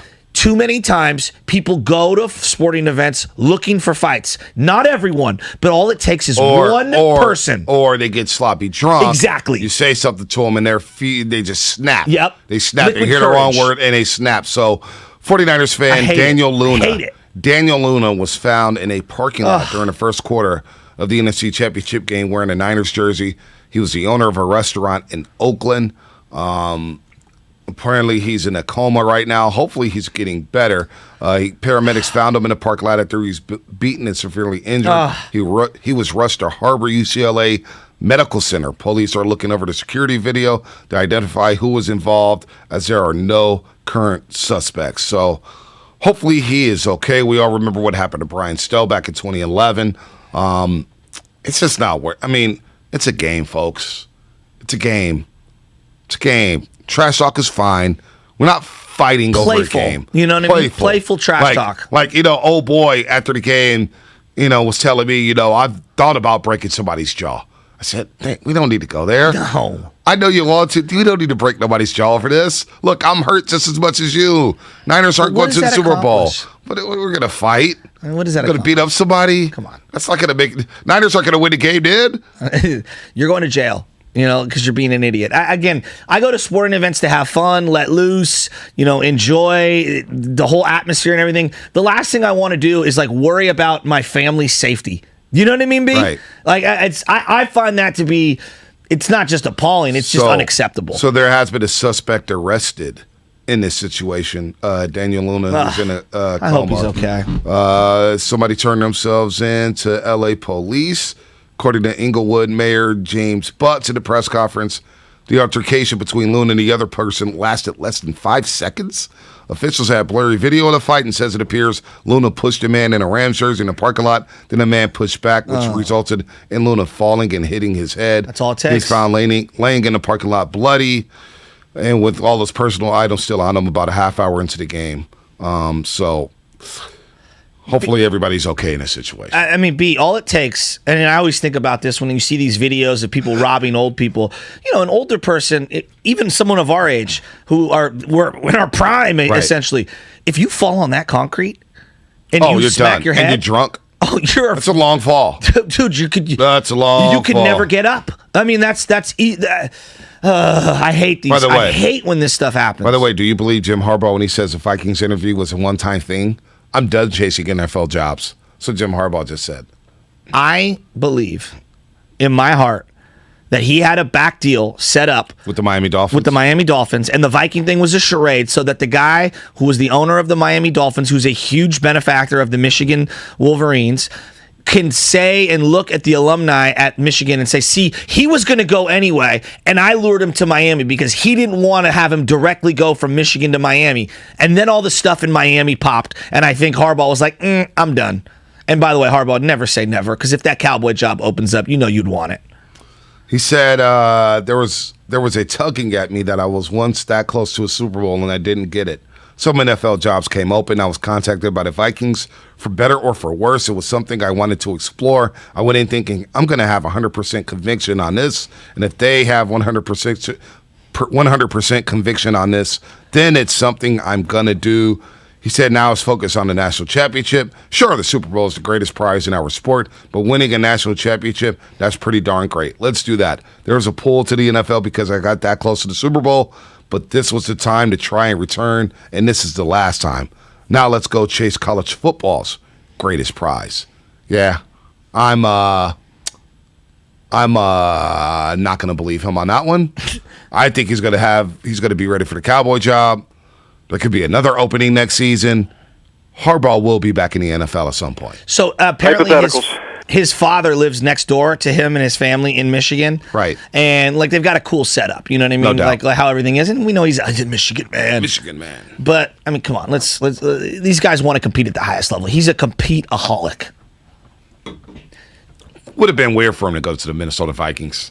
Kirk Cousins. Yeah, it doesn't fit. It doesn't fit. Doesn't sound right. Yeah. I thought he'd be in line for the Bears job. And by the way, I was looking at NFL Throwback page on Instagram yesterday. And they had the quarterback challenge when Jim Harbaugh was a quarterback for the Baltimore Ravens. I love the quarterback challenge. Dude, he threw 163 yards. He was like, man, that's pretty good for me. Was it through a tire? No, it was the one where you just throw it as far as you can. So it was Cordell Stewart. Oh, who threw it like slash 70. He threw it like 71 yards. I want to say 70 yards. Were you a Cordell fan? I was a big time. I loved Cordell Stewart. I was a big time slash punter, fan. kicker. Yeah, I was a big time Cordell fan. And then him and Antoine Randall. And then Brett Favre won the competition. Oh, he did. Threw it 77 yards. Oh, of course. Then you had Warren Moon in there. You had Steve McNair.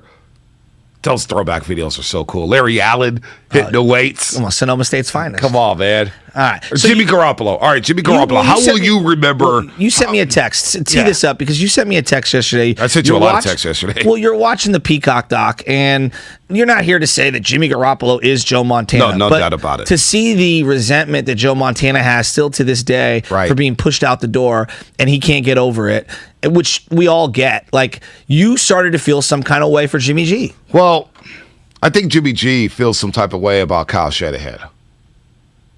I think he feels some type of way about Kyle Shanahan because I believe Jimmy G believes that Shanahan never gave him his full support, his full trust. He was always playing on eggshells when Jimmy wanted to be here. He wanted to be the quarterback of the 49ers. We know all the stuff. Look, he played poorly in the NFC Championship game. The more you watch it, the worse it gets. All right? The more you watch it, the worse his performance gets. It's just, oh, my gosh. But Jimmy, it feels like he feels he was never appreciated out here when he came here and helped flip the culture. He was one of the catalysts for flipping the culture here in San Francisco. We always talk about culture with the Warriors. Steph Curry, Clay, Draymond Green, Andre Iguodala, Steve Kerr, Bob Myers, Jerry West, Joe Lacob. They helped flip the culture. Now you look at it.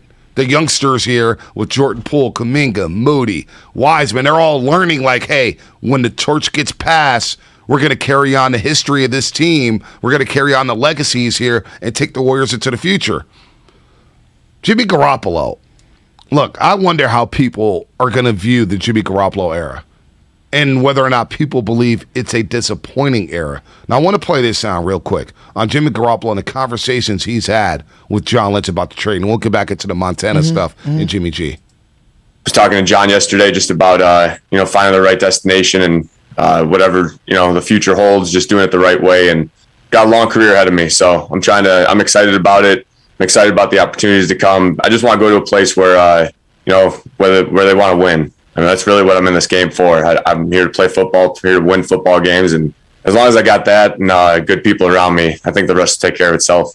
So I believe Jimmy Garoppolo is looking at the situation saying, if I get to the right system, I'm going to thrive and show people what I was all about in those 5 games in 2017. I believe Shanahan held me back. I honestly believe that's Jimmy Garoppolo's mindset. He had the quote after the 4th and 2 where Shanahan said, yeah, I never thought about going for it on 4th and 2. And Garoppolo goes, yeah, it wasn't my decision. That's on the coach. They were just everything over the last 5 weeks. The thumb injury. Shanahan says, hey, it's a sprain. Rappaport, Schefter, through Donnie come out, yeah, it's a torn UCL. You talk about the Trent Williams injury. Shanahan's like, I'm not going to tell you whether it's a low or high ankle. Jimmy G comes out, yeah, he's dealing with a high ankle. Like, the final presser, Lynch and Shanahan. Shanahan's talking about it. It's going to be a tough decision, man. He made it really tough on us, yada, yada, yada. And Jimmy's like, yeah, just trade me to a winner. I'm gone. So it tells me that it's Jimmy and Lynch, Jimmy and Shanahan, which we've always discussed ad nauseum here on the Morning Roast. They didn't see eye to eye, and it was like Seifert and Montana. Seifert became the bad guy in that situation where he's like, look, I'm going all in on Steve Young. Montana, I don't even want you to come to the facility. Yeah. I don't remember that. I'm like, whoa, that's crazy. Well, I mean, you also have to remember that Joe Montana did not play for 1.5 years because of an elbow injury. He's Joe Montana. I understand, but it's the NFL. Like, you don't play for 1.5 years, and in that sport, people say you're done. Like, so I get all that. And also, Steve Young had the highest quarterback rating in the history of the NFL at that point in 1992. Most touchdowns in the league. He was doing things. 91, he was hurt a lot. So there's some differences here, and I get all what you're saying in terms of pedigree. For Jimmy Garoppolo, let's put Steve and Joe to the side, because I don't think enough people were old enough to really, truly remember either one of them. Most people, if you bring up Alex Smith, man, people remember him all over the map. Right. All over the map. There are some loyal Alex Smith fans. And then there's some people who think that Alex had one good season, which was where I'm kind of at. He had a good 2006, and his best season was 2011 with the Niners. But really, he threw for like 18, 19 touchdowns and 11 picks. Like, it was, you know what I mean? Like, they won a lot of games. People remember him as some, like, consistent winner. It's like, nah, that's not what he was. You bring up Colin Kaepernick, Bonte. Are the reactions to Colin Kaepernick all over the map? Now, there's a variety of reasons why, but I'm using both quarterbacks because there's nothing off the field with Alex the way people get polarized by Colin. But I do find it that I think Jimmy Garoppolo will be remembered fondly at times, and I think he'll also be remembered for just not doing enough. He'll never have that signature moment where he was the guy in a playoff game. Now, he had regular season moments where he was the guy in a playoff game to have his moment. Alex has the 6 minutes against New Orleans that you can never take away from him. With Ted Robinson saying the play of his life. With Eric Davis jumping over Ted Robinson and saying, got him, when he hits him on the Vernon post. Colin Kaepernick has the playoff games against the Green Bay Packers. He's got the game, obviously, in Atlanta, where he came back in the NFC Championship game. The Week 18 was a playoff game for me. Right. So I will say that that's the moment for Jimmy Garoppolo. That's his moment, down getting the Niners in the playoffs. To me. 88 yards in 61 seconds. To me. But I think him not having a true postseason moment when push came to shove, it's going to hurt him. I do. Wow. But I do think that there are going to be a lot of people that think of him very, very fondly, but they're also going to think of him like, God, he just couldn't get us over the top. Jeff Garcia had the wild card game against the New York Giants. Steve Young had his throw moments. To Ty Streets. Steve Young had his moments. Do you get where I'm going with this? No, it's a great point. But overall, I think the Jimmy Garoppolo era was a success. Bonte, two NFC championship games. Drug us out of negativity. Super Bowl appearance. Yes. I mean, made this team relevant, made them a factor. Made the fans care. Think about this. If I came on here in 2017, Bonte, and I was like 888-957-9570, Brian Hoyer or CJ Beathard? Oh, the phone lines were dead. Phone lines were dead. We have spent 4 years obsessing over, is Jimmy Garoppolo good enough? I was going to those games. There was nobody there. I know. 2016. I know. 2017. I dragged your ass. I was like, Chesky, you got to come leave. Bro, there was nobody down there. It was pick your seat. Dude, there was nobody. The press box was so empty. It was a who's who. Now you have to fight to get in now there. You got to make sure you get that name in there for the credential on a Tuesday. You know what I'm saying? Like, but Jimmy helped change that. Jimmy got Kyle a second extension. No doubt. A second contract. Now, Now, and when you say that, it's true. Isn't it? I get a little disturbed. Am I diminishing Kyle's importance by saying that? You're not, but it makes me a little disturbed that Shanahan didn't trust Garoppolo in this process. Didn't really open them. Because that's what it was. These playoff games, I'm going to run the ball. Like Michael Irvin said it the other day on Damon Ratto. You know, 3rd and 7 call against the Dallas Cowboys. It was a run. At the end, it was a run. 3rd and 7. And they got get a first down. How many teams you see run the ball in that situation? They're going to pass and get the first down to try to get the win and get up out of there. Exactly. Right? Green Bay, 3rd and 7. It was a run. Actually, it was 3rd and 11 against Dallas, I believe, or 3rd and 13. He got like 12. I don't know. But 3rd and 7 against Green Bay, it was a run. 4th and 2, you punted the ball. I know. 3rd and 2, you ran it. 2nd and 1, you ran it. Jimmy never got Shanahan's trust. And for me, that bothers. That really bothers me because it was just like, look, man, if you don't like the guy quarterback, just empty the clip. Look to the front office and say, hey, look, I can't play this guy. He's not good enough. Instead, you went super conservative. You blatantly didn't trust. It was obvious you didn't trust the quarterback. It was obvious the quarterback and the head coach didn't see eye to eye. And at times, I did feel bad for Jimmy. Not a great quarterback, but it's pretty good. I think he should be remembered that he was better than Alex Smith. I think he was better than Alex Smith. In my estimation, he absolutely was. If you want to say Colin was better, we're splitting hairs here. The way I look at it, and this is kind of how I do the math, and people can disagree. Colin had higher heights. I mean, he had moments in the playoffs that were just awesome. I just think overall consistency over the 4 years, even though he was hurt for a lot of it, he's been a more consistent regular season quarterback. Playoffs, the nod absolutely goes to Colin Kaepernick. But Colin inherited a much more stable roster all around. Jimmy took this thing from 0. And to me, you get more credit for that. We can't say Kyle didn't trust Jimmy if you go back and watch the All-22. He left a lot of yardage on the field to NFC Championship. There's no doubt about that. There's no doubt. Jimmy missed. He played poorly. 707, Kyle's going to have to prove himself now. I agree with that. He won't have Jimmy there as his whipping boy and get out of jail free card. I'm with it. Well, to me, look, Jimmy's not the scapegoat on everything, but he's been an easy person to throw under the bus for the fan base. Forget Kyle. For the fan base, and myself included. There's times that I've thrown Jimmy under the bus, but man, go back to the Super Bowl. You're talking about all these moments where they ran the ball. They did throw the ball at the end of that game. And what happened with Shanahan? People destroyed him for not running the ball. So I do feel like the margins of winning, because winning's so hard. I don't think people realize how hard winning is. The margins are so thin. We gloss over, Shanahan's lost the lead in these big games. Well, what about the big games leading up to that big game that he did win? What about closing out Dallas to even put yourself in a position to close out Green Bay and win without your quarterback and your offense scoring an offensive touchdown? 510 Comcast Business Text line saying top 5 defense got Shanahan at extension. Okay. That's interesting. No, they all did. I don't think if I said just Jimmy, then I'm wrong. Jimmy is a big part of how Kyle got a second It's going to be contract. interesting. It's going to be interesting how 49er fans view Jimmy going forward. Will they root for him? Will they hate on him? Will they be rooting for him? I know a lot of Niner fans who were die-hard Montana fans. My mom being at the forefront, my dad rooted for the Chiefs hard. Hard. Did not care about Steve Young. Just because of Joe Montana. Did not care about Steve Young. Let's go to Antonio real quick in Oakland. Antonio, what's happening? You're on the roast. What's up? Garoppolo, I feel that he wasn't appreciated, kind of like, I guess, like Durant feel like he wasn't appreciated with the Warriors. And I know Garoppolo's not Durant.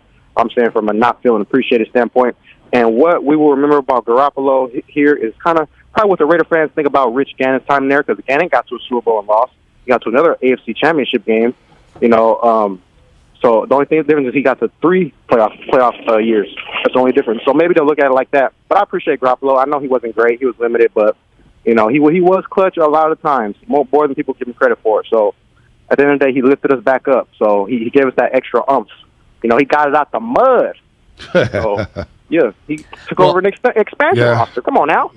And I think time always gives us more perspective and more understanding to swallow moments. The New Orleans game is one of the great Niner regular season games of all time. Jimmy was the architect of that. I mean, that was one of his finest moments. What he did down 17 in Week 18 to get this team into the playoffs, one of his finest moments. How about outdueling Joe Burrow in the final fourth quarter and overtime when the 49ers lost that lead and beating the guy who's in the Super Bowl right now? Matt Stafford. Niners won 9 of 11. The guy, Kyle Shanahan wanted to quarterback his team. Kirk Cousins. He outdueled him at Levi's. Twice. But once this year, but twice before. But in the playoffs, I wouldn't even say he outdueled him because the Niners ran the ball and that was a slugfest. But how will people remember Jimmy Garoppolo? We're going to talk to Joel Corey, former agent now, salary cap specialist for CBS Sports. Joel Corey. We're going to get into the extensions of Deebo Samuel and Nick Bosa, offseason needs for the 49ers, plus Kirk Morrison at 8:30 on what went wrong for the 49ers. He was down at SoFi Stadium. He was covering this game. We're going to do all that coming up on the Morning Roast right here on 95.7 The Game. Postseason coverage on 95.7 The Game is proudly presented by the San Francisco Zoo and Gardens. Visit sfzoo.org to plan your visit. Here's today's Smart Money Tip.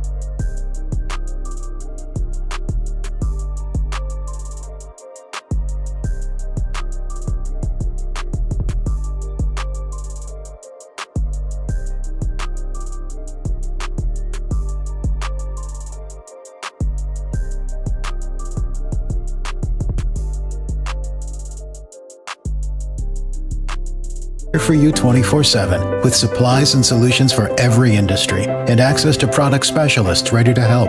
Call, clickgrainger.com, or just stop by. Grainger, for the ones who get it done.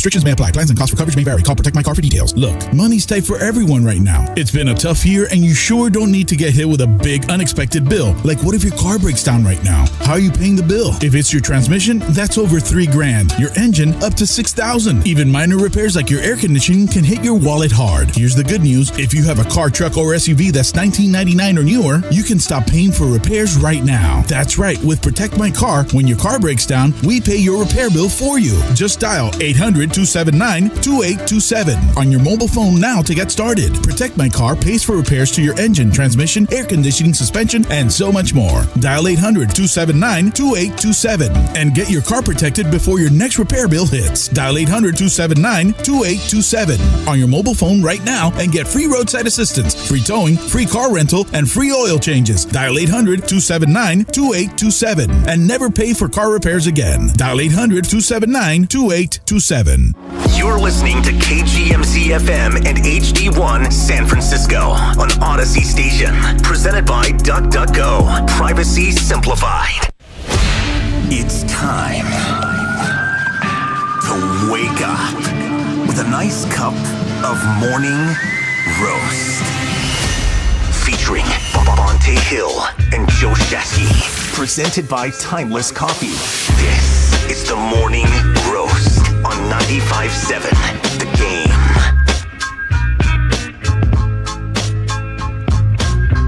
Welcome back to the Morning Roast. And oh, baby, Warriors roll last night over to Sacramento Kings. You gonna make it another hour, bro? Oh, I'm good. It's 8 o'clock already. I'm straight. I got my extra energy boost. It hit me today. It hit you? Yeah, the Niners lost in the NFC Championship game, and all of the energy I spent all weekend, last weekend, finally hit me this week. I'm dead. No doubt. Yeah. No doubt. Hopefully Joel Corey can uplift us. He's great. Former sports agent, NFL contracts and salary cap expert, and writer. Catches articles, salary cap articles, and NFL contracts on CBS Sports. He is awesome. We love having him on here on the show. Joel, good morning, man. How you doing? Well, I'm doing great. How you guys doing? Good, man. Joe Shasky, the Butcher, Bonte Hill. We're just trying to get over what happened in the NFC Championship game. We went down to SoFi. It was a perfect day up until the fourth quarter. And now the Niners have a lot of decisions to make when it comes to money, contract extensions, trades, whatever the cap's going to look like here. So let's start with Deebo Samuel, who had the second most scrimmage yards in NFL history, second most in 49ers, actually the most in 49ers history. He had a spectacular season. Spectacular. Now he has another year on the deal left. And John Lynch says, hey, look, the GM of the Niners, he says, look, we had something budgeted for Deebo Samuel. With a player like him, Joel, who plays a little bit of running back, wide receiver, kick return, he's so unique. What type of money is he in line for his next contract extension? Well, if I'm the agent, I'm looking at it as a receiver contract plus a premium for what he can do as a running back. So I'm not doing anything until Devontae Adams, something happens with him one way or another. Not that I'm going to get anything remotely close to Devontae Adams because he wants to be the highest paid wide receiver, and I heard he was targeting $30 million per year, but a rising tide lifts all boats. Right now, there are 4 receivers making over $20 million per year in terms of new money. DeAndre Hopkins at $27.25 million per year. The Julio Jones contract is still in existence at $22 million per year. Keenan Allen at just over $20 million per year, and Amari Cooper is at $20 million per year for now, but may not be for long. So I want to get in that $20 million per year club that Devontae Adams surely will get in if I'm Deebo Samuel. Well, so how does this work, Joel? Because, the 49ers, they have the Jimmy Garoppolo contract situation where I guess it's going to be coming off the books here, and the way they can give the guaranteed money, how can they thread this needle and maximize the quarterback Trey Lance on a rookie deal? How can they spread this money around and really hit free agency while also compensating Deebo and Nick Bosa for the now? How do they spread that money around to the layman's out there that don't understand the salary cap? Well, there's only so much they're going to be able to do in free agency without restructuring some contracts, just because the way it stands right now, last time I looked, the they were over the $208.2 million salary cap ceiling, what the salary cap should be set at for 2022. Okay. And they only have 51 players signed in the top 51 count during the offseason. Now, that being said, you can look at how Fred Warner structured his contract, and you can do a Deebo Samuel contract without increasing his 2022 cap number, where you can take his base salary down to his league minimum, give him a signing bonus, and the 22 cap number can stay the same, and then you'll have an option bonus for 2023, which will act basically like a second signing bonus because it's prorated. Funny thing, you should mention Nick Bosa, because I just turned in an article for CBSSports.com, which will be up at some point today, on whether Nick Bosa will become the first $30 million per year non-quarterback, given that he's represented by Brian Iroth, who represents Aaron Donald, who's first $20 million per year non-quarterback, and his older brother, Joey, who at one time was the highest paid non-quarterback in the NFL. That's an absolute certainty that Nick Bosa will be the first $30 million per year non-quarterback. Wow. Joel Corey here on the Morning Roast on 95.7 The Game. Wow. $30 million. So could we expect him to hold out this year to get that money after the season that he had? We know his brother Joey held out right after the NFL draft. Yeah. He held out again to get some new money. If he doesn't get that contract before August 1st of 2022, can we expect Nick Bosa to hold out until he gets that $30 million per year contract?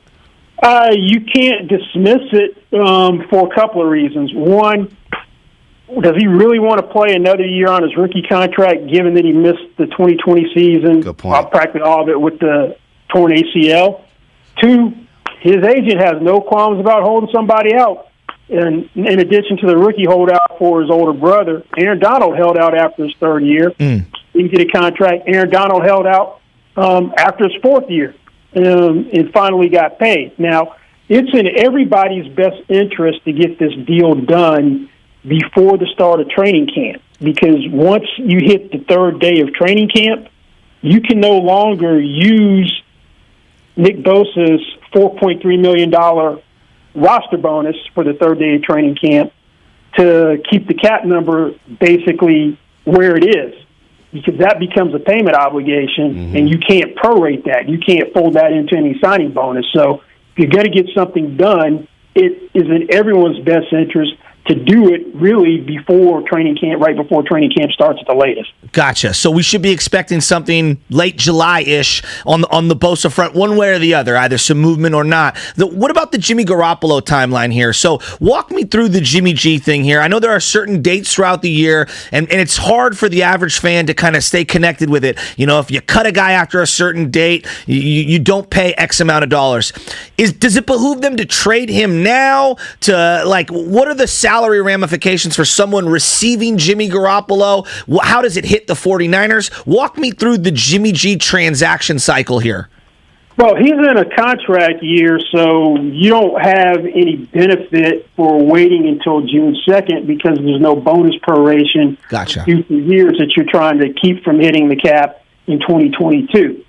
There's no roster bonus, so you don't have an urgency to trade him before a roster bonus is due. He's got a $24.2 million base salary. Right. So he's supposed to make $25.6 total in 2022. So the cap number is 26.95. If you're able to trade him, which he's a starting quarterback and they should be able to, it's a question of what do you get in compensation for him. Right. I think the 49ers may be looking at the last time they traded a starting caliber quarterback. That was Alex Smith. They got 2 second-round picks. Or you can look at what Alex Smith was traded for from Kansas City to the Washington Commanders. That's weird saying that. A third-round pick and a player on a draft pick contract. There was a starter.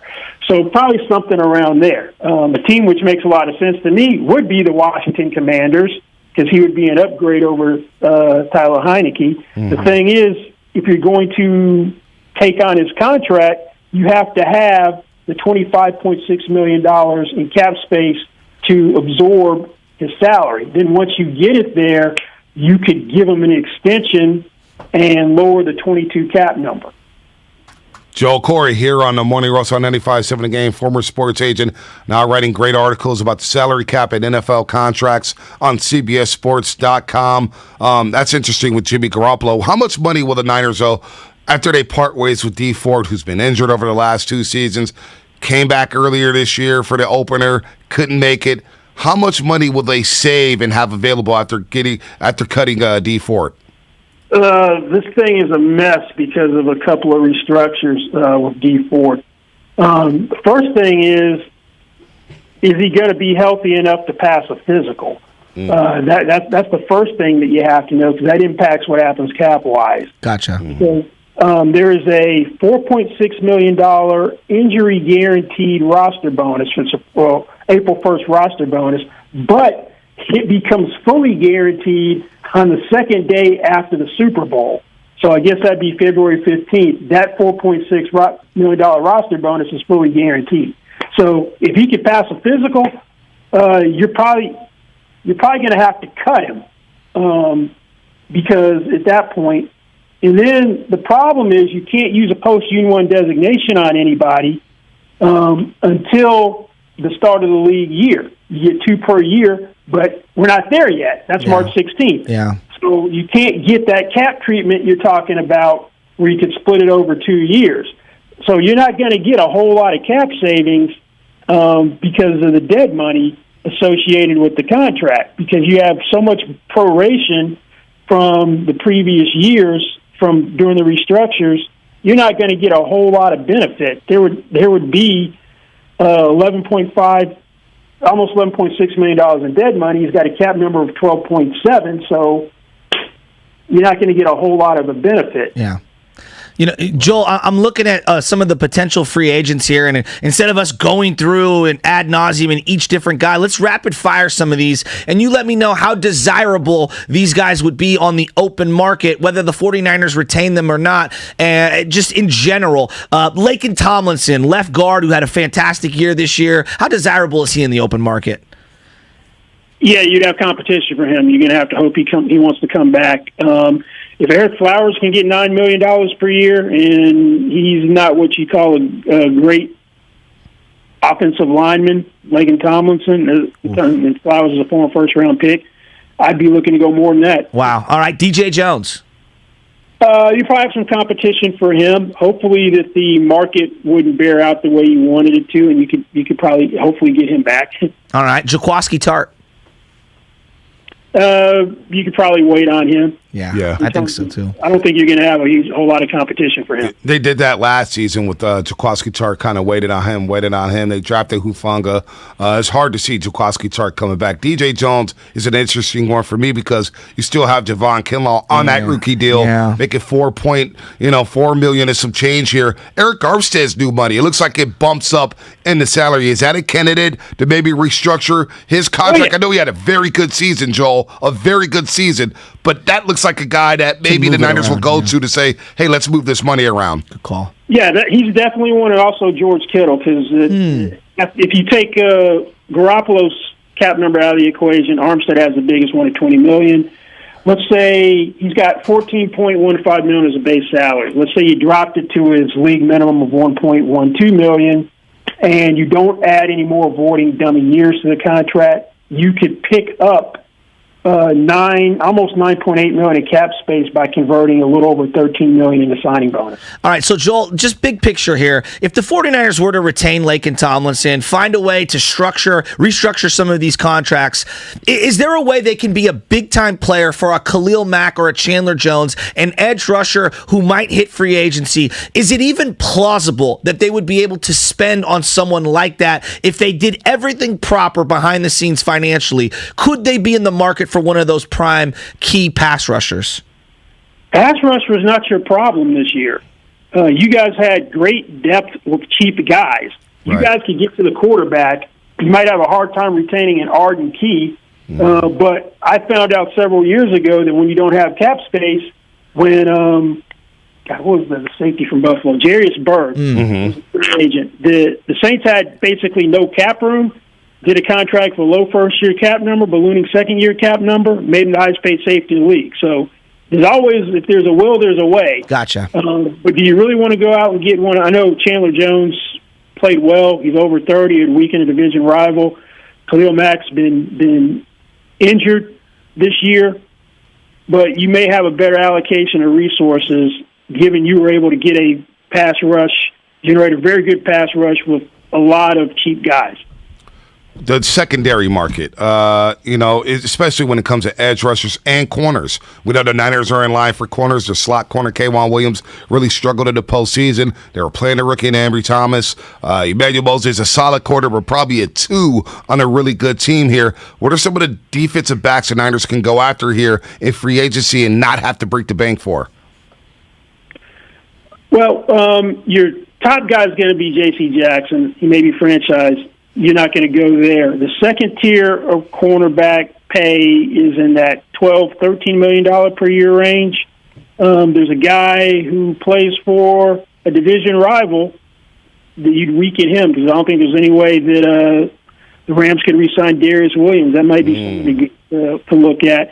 And there's also, when he's healthy, and that's a big if, re-signing Jason Verrett for cheaper than you did this time around. Huh. Interesting. Joel, I really appreciate you got to come on as things start to progress a little farther down and kind of break down what the Jimmy Garoppolo trade, when it does go down, what those ramifications are, if we have some restructuring, some key dates for Niner fans to look forward to, because you know this stuff inside and out, and it's very complicated for us to understand.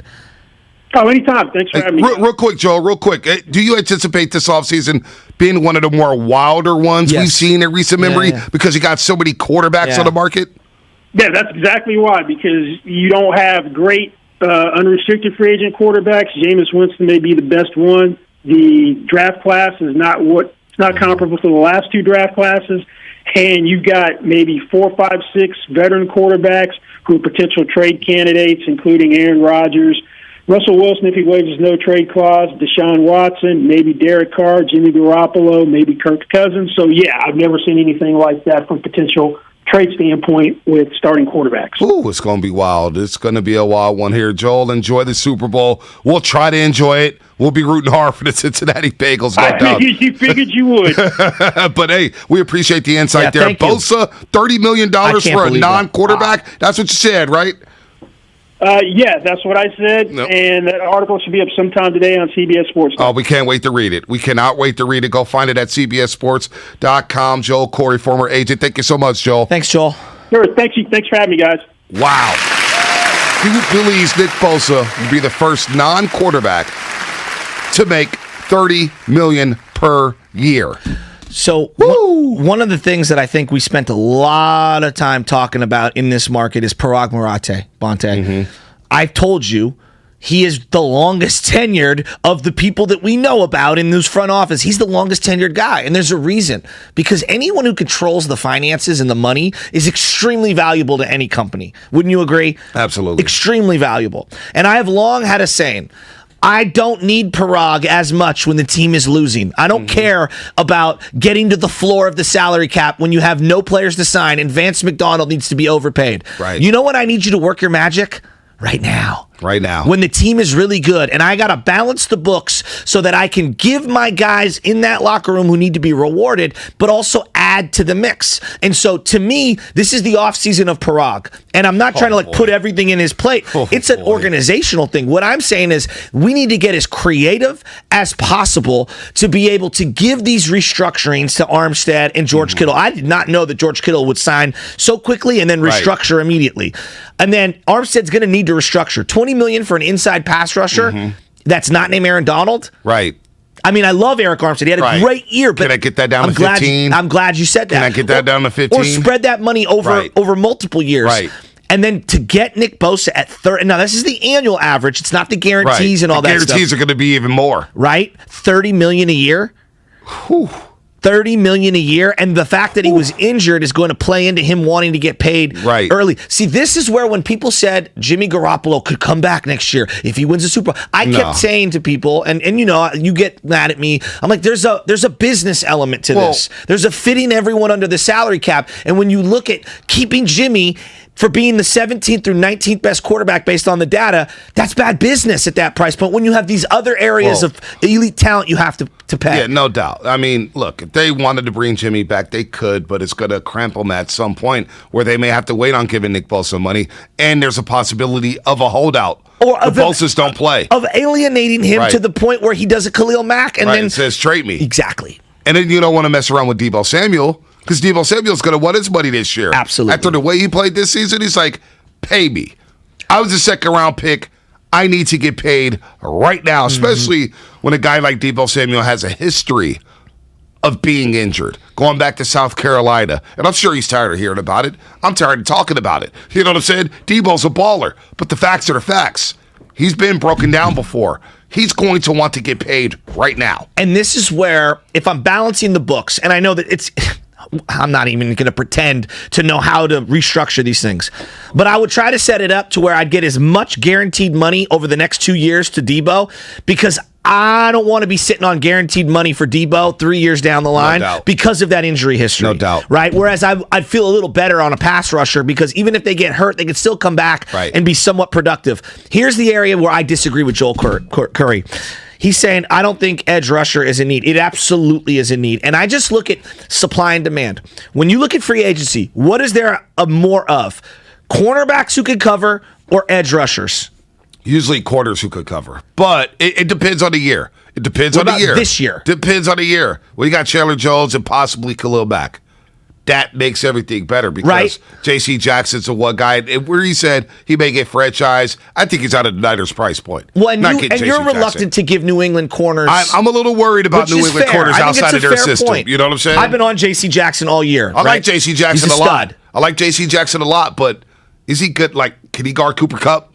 Is he shutting down Cooper Kupp? Because if you pay J.C. Jackson the type of money J.C. Jackson wants to get paid, he got to shut down Cooper Kupp. I know. You got to be Jalen Ramsey for us. And I don't see him being that guy. Well, so I'm just looking at the 49ers draft philosophy. I could be wrong here. They've spent, in the last 25, 30 years, they've spent a first rounder on Mike Rump, and they spent a first rounder on Ahmed Plummer from Ohio State. That was like 20-something years ago. And I think Jason Webster was a second-round pick. I can't think of another corner, not safety, corner they took in the first or second round. Am I wrong here? This is no Google. Terrell Brown was third round, right? Fifth. I think he was fifth. Was he fifth round? He was a fifth rounder. Look that up. Damn. That was low. I thought he was higher than that. So, but my point is, if you look around the league at who are the top performing corners, 9 times out of 10, they're drafted in the first and second round. They're premium players. So I look at supply and demand. You can get a veteran edge rusher in free agency. So I would spend that money there. My draft capital, which is limited this year, would be directed toward investing into cornerback. But I also don't like rookie corners. I don't like rookie corners when you're trying to win a Super Bowl. It's fair. You have rookie corners going against DK Metcalf, Tyler Lockett, Cooper Kupp, Robert Woods, Odell Beckham Jr., Van Jefferson, DeAndre Hopkins, Christian Kirk. That's a lot to ask for a rookie quarterback. I know. Like, every time he's played his ass off on Sunday. And he was a third-round pick, right? Yeah, third-round pick. But he showed flashes. But rookie quarterbacks, man, I don't know. I don't know. Let's go to Very few Ernesto. step in and ball out. Yeah, exactly. Day one. I'd rather spend on corners and draft edge. I know. Because you can have edge rushers come in the league and have instant impacts. No, you're right. We've seen it from Devon Kurz to Nick Bosa to Chase Young to Joey Bosa, Khalil Mack. The list goes on and on and on. Edge rushers translate right away in the NFL. Where corners, it takes them a few years here. So let's go to Ernesto. It's a fair in Oakland. counterpoint. Ernesto in Oakland, what's happening? You're on the Morning Roast here on 95.7 The Game. This goes on and on and on. Turn your radio down, bud. Ernesto, turn the radio down, baby. Hey, how you doing, sir? Good morning. Good morning. I just hearing about your thoughts about. Yesterday, I read about something about Josh McDaniels originally thinking about the trade for Garoppolo. Let's ask our resident Raider fan. Stephen Langford. Derek Carr's your current quarterback. Josh McDaniels, the New England offensive coordinator, is your current head coach. Have you heard anything about Jimmy Garoppolo as a potential destination to the Las Vegas Raiders? They're not going to make any moves unless Carr doesn't fit their system. So I think they're going to go with Carr right now until they learn about him, what he wants to do, and whether they fit what he wants to. It's smoke screen season too. It is. It's a lot of lying. Let's get Ray in Fairfield real quick. Ray in Fairfield. What's happening? You're on the Morning Roast here on 95.7 The Game. Hey, what's poppin'? Hey, Bonte, real quick, you gotta get employee of the month, bro. You ate a glizzy with bacon bits, macaroni and cheese, and Fruit Loops, bro. That was crazy. Hey, man, I did not swallow it. I threw it up right away, and Twitter flagged it.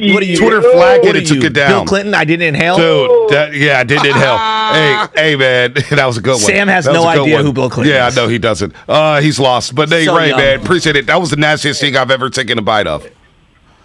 Yo, that was crazy. But Jimmy G, man, and this is how you're going to be remembered. The G going to stand for Grossman, because we're going to remember him just like Rex Grossman, which is not very much.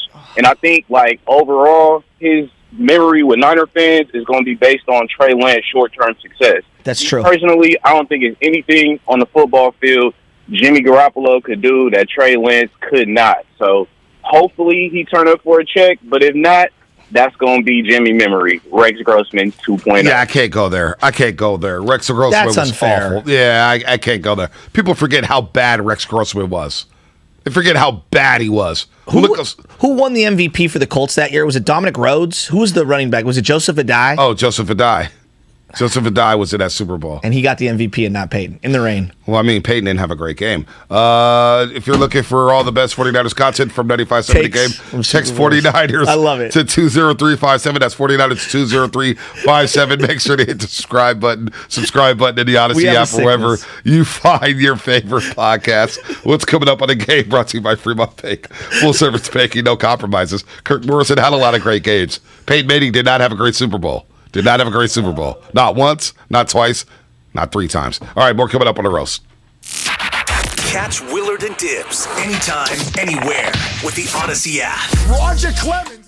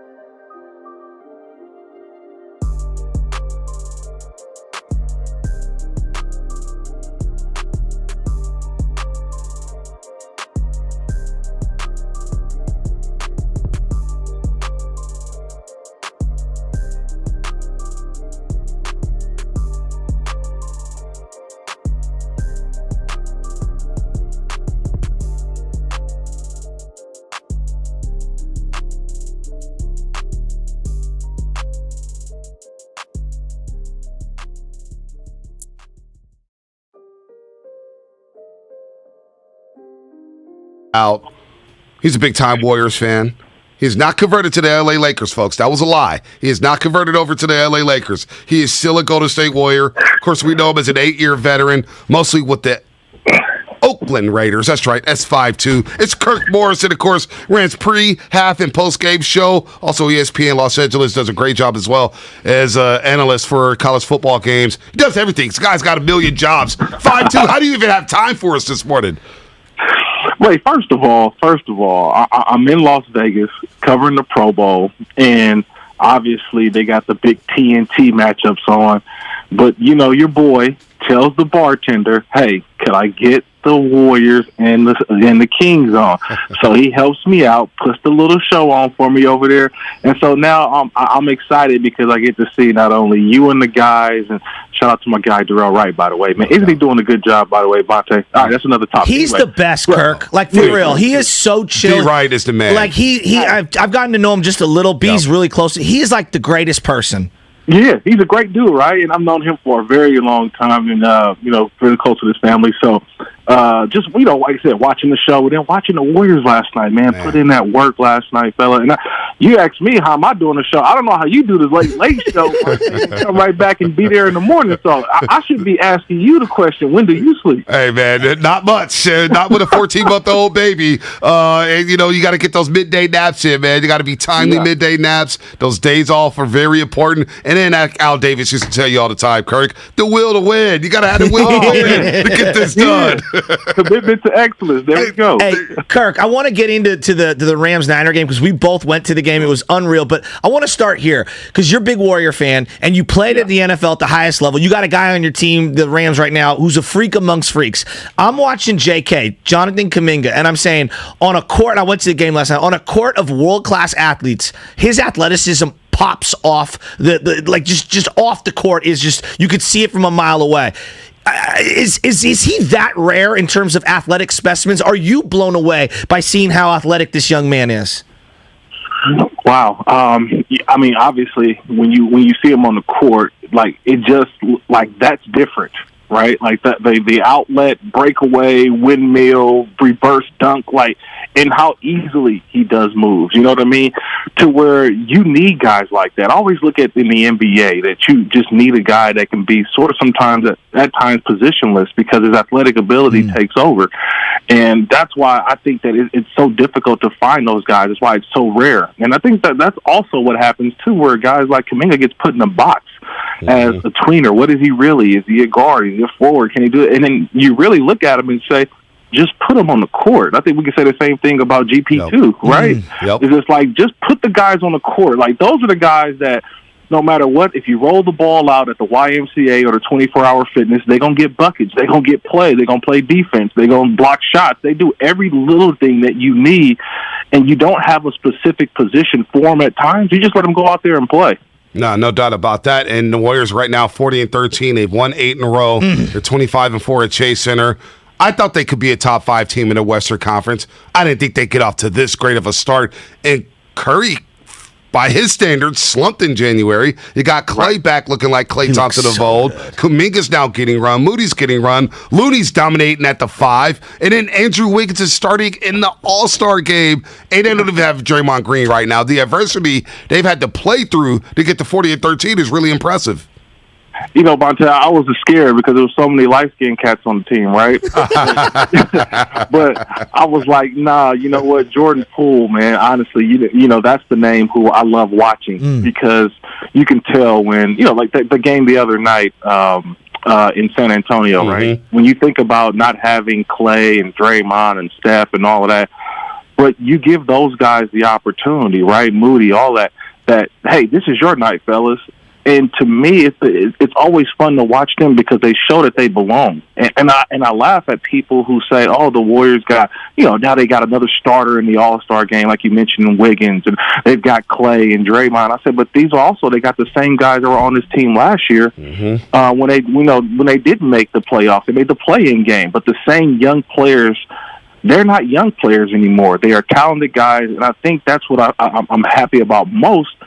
is that when the playoffs come, the rotation that the Warriors can throw out now and not have to worry about playing, Steph, Draymond, Clay, Andrew, those big minutes, right? Same thing with Iguodala. Can you still 5 or 10 minutes in a conference championship game or an NBA Finals game? That's where my confidence is really high with the Warriors and what they've been able to do, with the guys that's going to be coming off the bench in the real games. I'm envisioning you coming up on set on the pregame show, and you're going to walk on into Chase Center and say what's up to my man B and Mully and Darrell. What do you think? You think that's in your future?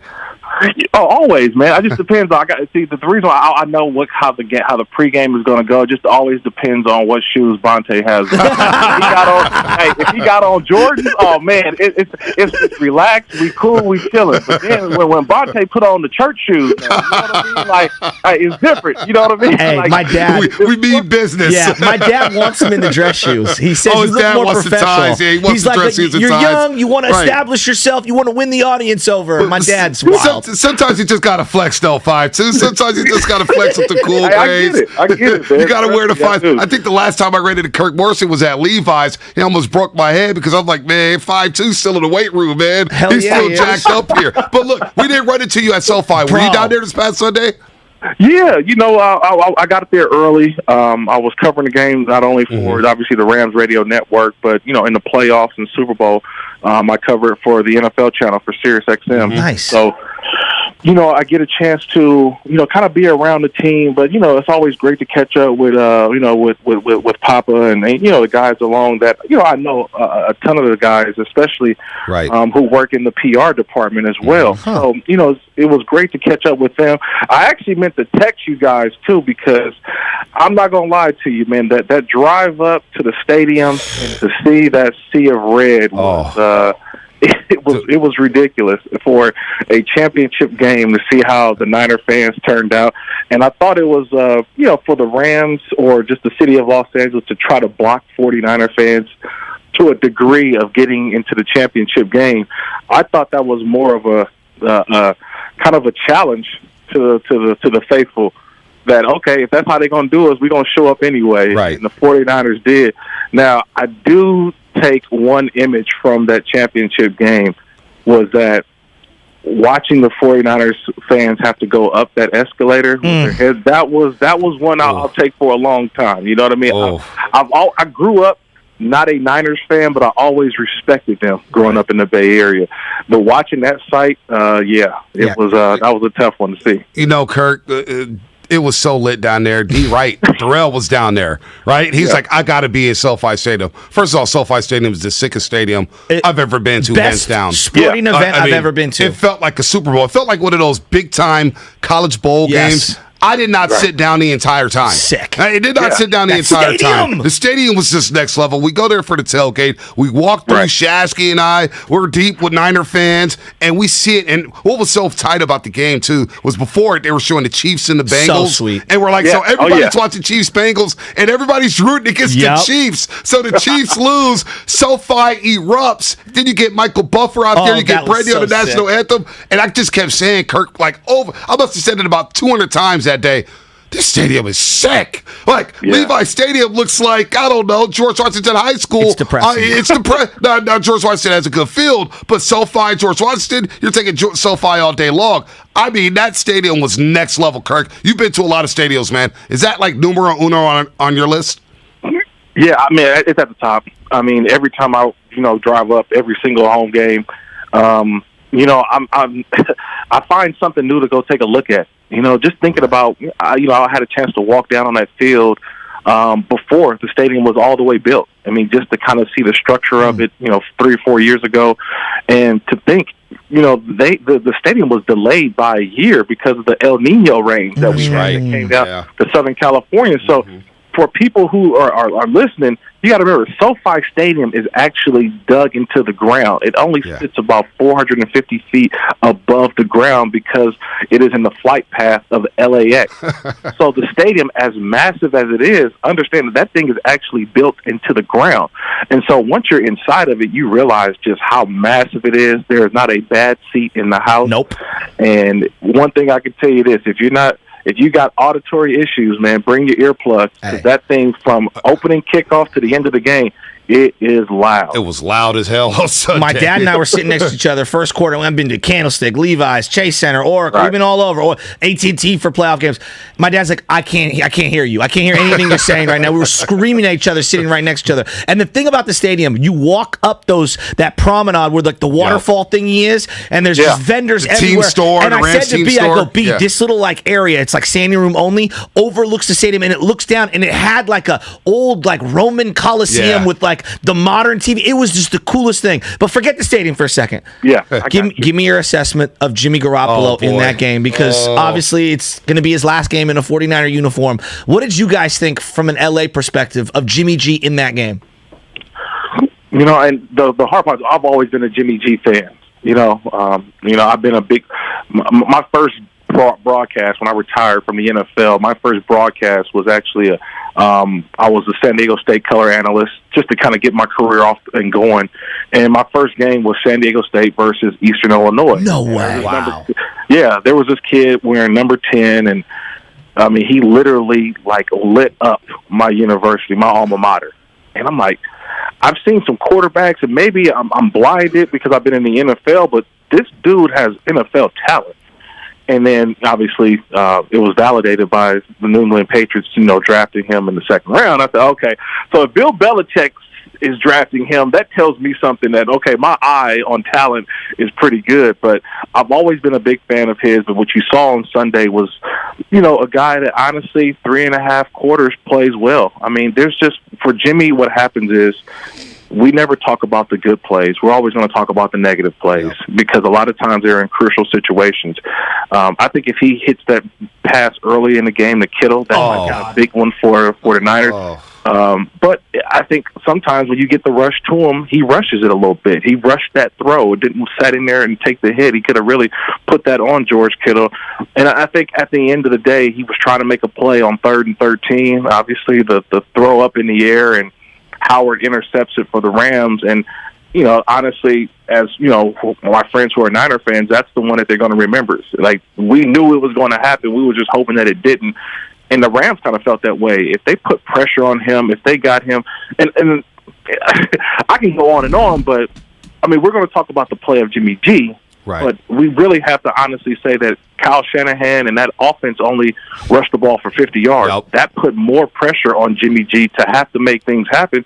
And at the end of the day, is that truly what you want as a Niner fan? So as much as we're going to rip Jimmy G, I thought that the blame could have been spread around from that offensive line and Kyle Shanahan's play calling and only 50 yards rushing. Yeah, and that's a great point. The Rams definitely dominated the line of scrimmage. Aaron Donald and company came to play. And when you get ran on like they have for the last 6 games prior to that matchup, you're going to do everything you can to stop the run, and that's what they did. I got to ask you about momentum, though, Kirk, real quick before we get you out of here. You play football at the highest levels.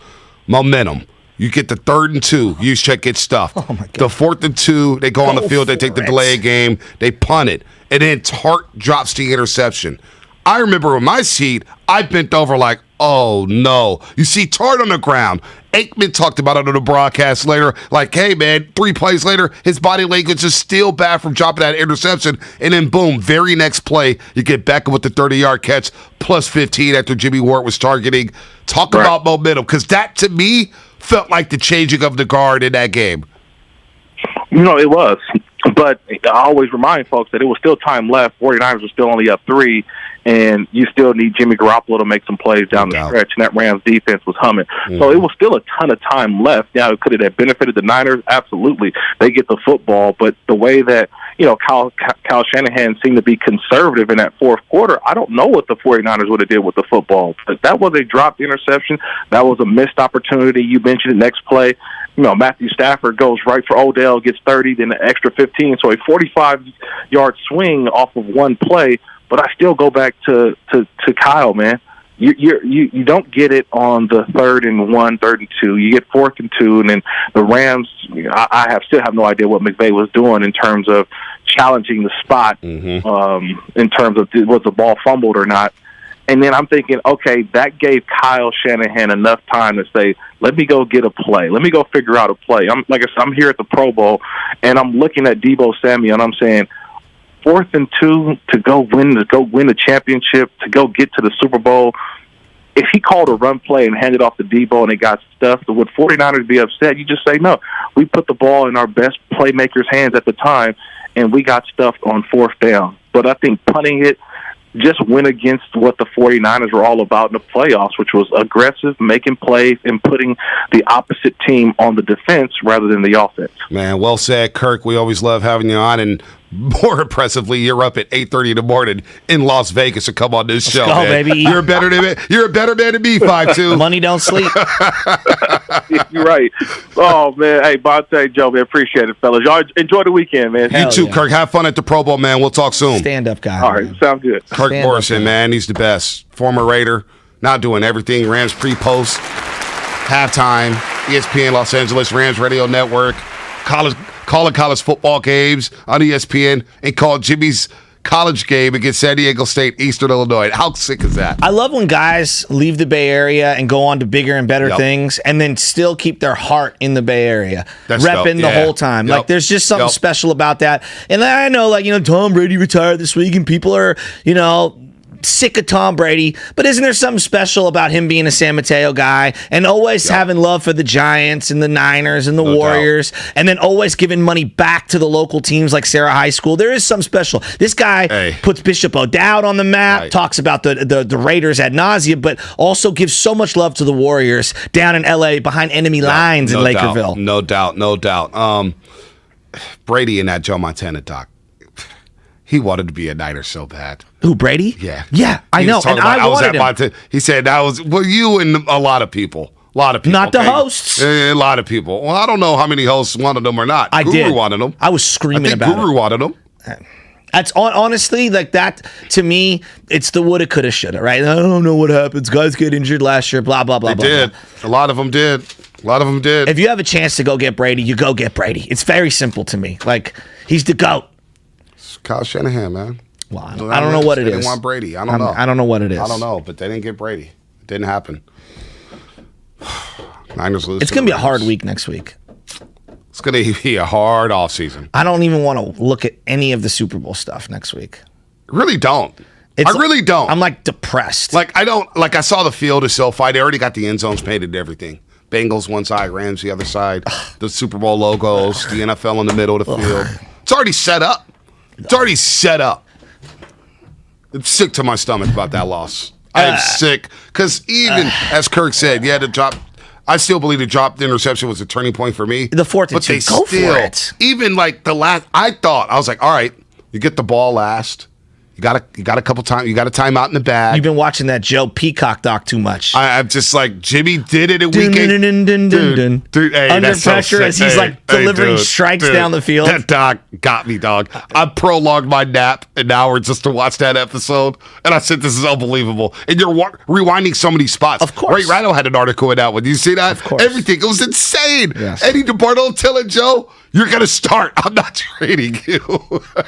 So I have read various reports. There's different breakdowns of Carmen Policy, Dwight Clark's book, the Eddie DeBartolo versions. There's so many versions of how the trade and how it went down and how Dwight had to convince Joe Montana to go to the Kansas City Chiefs. And it's very, very, very deep in terms of their relationship. They were homies. And at the time, Dwight was trying to get into the front office. Right. And that's what he wanted to do. Tested his loyalty. Exactly. And he was really had to convince Jennifer and him to not go to Arizona. And, their friendship. Well, Joe and them was like, we don't want to go to Arizona. The Niners apparently on that doc, they wanted him to go to Arizona. They had a deal in place. But they didn't want to play him. And there's a lot. Again, there's conflicting reports on this one, B. We don't want to go through you in the playoffs. Joe would have got destroyed in Arizona. Destroyed. Who knows? But, Dwight and Carmen go to the Cleveland Browns, and I think it's kind of a forgotten footnote in history. When they re-gifted the Cleveland Browns a franchise, they took over. And, they made a lot of money on that deal. And it did not work out well in terms of wins and losses for the Cleveland Browns. It's time for the Flex Moment of the show, brought to you by Xfinity. Langford, what do you have cooked up today? LeBron James, somebody asked him about, are you guys going to be able to correct your defense? And he goes, well, all our defensive stoppers are in COVID protocols. I hope you're not including yourself in that, LeBron James. You play no defense. But imagine having vets like that. You know what I'm saying? They came to the perfect situation. Selfless veterans who have won championships. Klay Thompson, Andre Iguodala, Stephen Curry. Now, Draymond Green, of course, is the boisterous one, but he's teaching these guys. The Flex of the Show, presented by Xfinity Flex, the 4K streaming TV box with voice remote and Peacock Premium, free with Xfinity Internet. Hey, I feel like Shatsky in his head is keeping tallies on the flex. I've had 7 flexes. He's had 8. Where's my flex? That was not my take. That was yesterday's take. Like, that's what I was thinking yesterday. Today, I was thinking, damn, we mailed it in on a Friday. If that's the best of what we've got going today. We had some good stuff today. Right, Langford? It's been a fun show. Has Lubman said 4 words to you today? He said more than Curly. He actually has it coming. What did I tell? Hey, Lubman, get on the mic. Sam Lubman. He's a Miami Hurricane fan. Oh, you and me both. He loves the U. Oh, Lubman. you're a man of culture too, Chas. Crystal ball, baby. Lubman, loving it. Lubman, what did I tell you before the show today? Oh, what did you tell me before the show? It's the easiest money I'm ever going to make. Am I lying? Was I lying? No, it's fun money. I'll say that. Yeah, it's easy. Go ahead. On this payday Friday, we're having fun here. Trust me, the Hegan's already turned off the radio. You're good. He's turned the show off. You're all right. No. You know what? Hey, if you're having fun, isn't all money easy if you're enjoying it? There you go. Well said, Sam. Easy money. Easy money. Easy money, Sam. So Sam I'm thinking now that NFL season's over, I'm going to bring back some of the bits that we used to do. So Disney with Dad's coming back. Is that coming We're back? resurrecting it like The Undertaker. And I think Pandora's Box absolutely must make a return. Oh, boy. I'm not ready for that. Are you ready to flip the script? Maybe you want to throw some Pandora's Box my way. I mean, you know Ratto. You listen to just as much as I mean. That's not man. I know nothing about rock and roll. I'm a Renaissance fan. Like, they were like Chainsmokers at halftime. I'm like, who? Chainsmokers. It made no sense to me. You got Snoop, you got YG, you got Tyga, you got all these rappers in attendance at SoFi Stadium. We haven't talked about it. How about when they showed Big Sean and then Jimmy Ioko, but the caption said Freddie Prinze Jr. Yeah. And they were like, who? And everybody was like, I know Freddie Prinze Jr. He was like a 90s star. Yes, as an actor, he's faded. What's he most famous for? I don't know. I just know him as like an actor from the 90s. Freddie Prinze. I see Slang for putting up. She was in She's All That, I think. Was like came out in like 2000. That's like the only Freddie Prinze Jr. movie that I even know about. I Know What You Did Last Summer. That's what he was in. Okay. Scooby-Doo.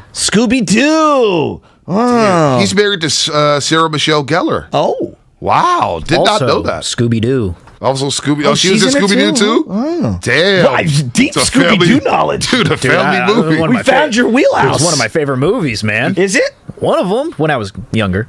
Cartoon was so much better. What are your top 5 movies now that we're here? My top 5 right off the bat? Well, what's your favorite movie ever? Goodfellas. Oh, it is? Goodfellas, I think, is the most well-made. Can't hate on that. It just never gets old. Yeah, It never gets old. Yeah. Never. Casino, I like Casino. I was just going to say Casino because Henry Hill. Come on. I mean, he's the best. I mean, and it's just fantastic. Training Day?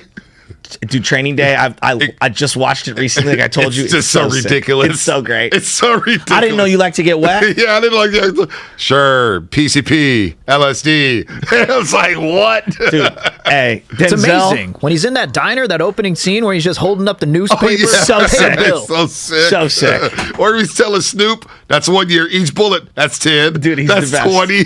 So good. Training Day, so good. Man on Fire, aged better. The thermostat's broken, Mark Willard. Mark Willard's coming into the... Yeah, 78 degrees. Yeah, it's really hot. We're sweating. Yeah. Pulp Fiction, where's that at?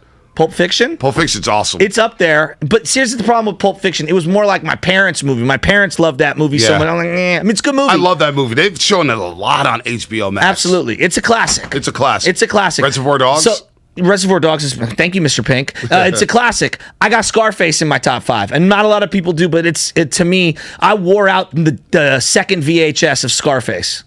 Top 15 for me, Scarface, no doubt. New Jack City. Oh, New Jack City. Come on, Nino, take over the car. All-time classic. Yeah, you know. All-time classic. Dark Knight is up there. Is it classic? Dark Knight is it classic? Yeah, I like the one with the Joker, not... The one with Bane is really good. I don't think it gets the credit that it deserves. You like the one with Batman? I like the one with Joker. I see what you did there, Langford. The one with Bruce Wayne? I see what you did there, Langford. Speaking of which, I see what you did there. Have you brushed up on your Boba Fett? No. No. You know I'm not. Come on, man. You know Star You're missing Wars is the some most great overrated episodes. thing, most overrated entity in movie history. Well, then everyone loses their minds. Guys, we ran out of steam. We went to the game this week, and Friday hit us hard. I went to the game last night. We've never I'm been out more of energy. We've never been more excited for Crosstalk. Yeah. Never Save been more us. excited. We need oxygen. I saw Dan Dipley. I'm like, oh, the show's almost over. Weekend time, especially on a payday Friday. Y'all got smoked out. It's 80 degrees It's in an here. oven. Yeah, that's another thing too. Yeah. That's a great point. Yeah, so you guys, it's so bad. You're having your 2 o'clock You know nap. what? You guys are just having it at 9 in the morning. You know what? I'm gonna pat ourselves on the back. I'm gonna pat you too, Shasky. Pat myself on the back. Yeah. We went through adversity today. The working conditions today. We can go to HR I'm not today. going to do this with my friends listening who are doing real work and have real life I'm issues. just This saying. is not. Exactly. I can't do this. In I an love 80 you. degree I love studio. you. Some dude's in traffic Yeah, right that's what I'm now saying. on his way to his Hey, like that's what I'm 12-hour saying. construction Dude, job. Trust me. He's I like, can't. It's 80 degrees oh, in here. Did you do TV last night? Right. Did you have to do TV? And then you You had hung to out with wake Chris up. Mullen, your idol, and you hung out with Darrell Wright, your homie. You had to I come have in a and long tell- sleeve on. Yeah, why? Roll your sleeves up, dude. Well, I can't. I Why? I'm Roll them trying. I'm up. still hot. Roll them I'm still up. hot. The Roll lights are them out. bright. Look at these lights here. They're bright. It's 80 degrees in here. We went through adversity world today on the morning problems, roast. So roasters, These aren't just even first know world problems. we are here for you. These are we not are here real for world you. problems. We sucked it up today and got through the show for you, roasters. All right, now let me take over here. My Guys, God. I haven't been to many games this year at Chase Center. Chase Center's freaking awesome. Kaminga in person, right? I haven't had an opportunity to really see him get extended run on a court filled with Adonis athletes who are the best you'll ever see from wherever they're from. He just pops so hard off, and the crowd reacts to him. Is it because I've been at home watching him on TV, and I'm like, oh, it pops. But when you go in person, you realize his shoulders are over the rim. My goodness. Dibs. My goodness. He wants to hurt you, not physically, but emotionally. I got body in. He wants to dunk on you. He wants to get you. And then you see late in the game, he gets it down in the low block, and it's the pump fake, and then the right shoulder turn, the drop step. It's like, I didn't know you had that. Well, he doesn't even know what he has. That's what you watch him. You're like, oh, you don't even know what you're doing yet, and it's all just such unbelievable accidental athleticism. When he gets the ball on the elbow and starts running toward the hoop, the whole it's place a get rise. my butt Yes. off the couch thing. Yes. I'm like, what are you gonna do? What are you gonna do? And then what about his podium game? Well, strong podium game for a 19-year-old. Well, definitely. I mean, he did that open court behind the back dunk last night. I was like, you put a 6-foot rim outside right now, and I don't think I could do that No without chance. ending up at the dock. But the thing about that In dunk game. is that was a functional dunk. That wasn't a showcase no, dunk. he didn't. There was no stress. It He wasn't needed like, to do that, though.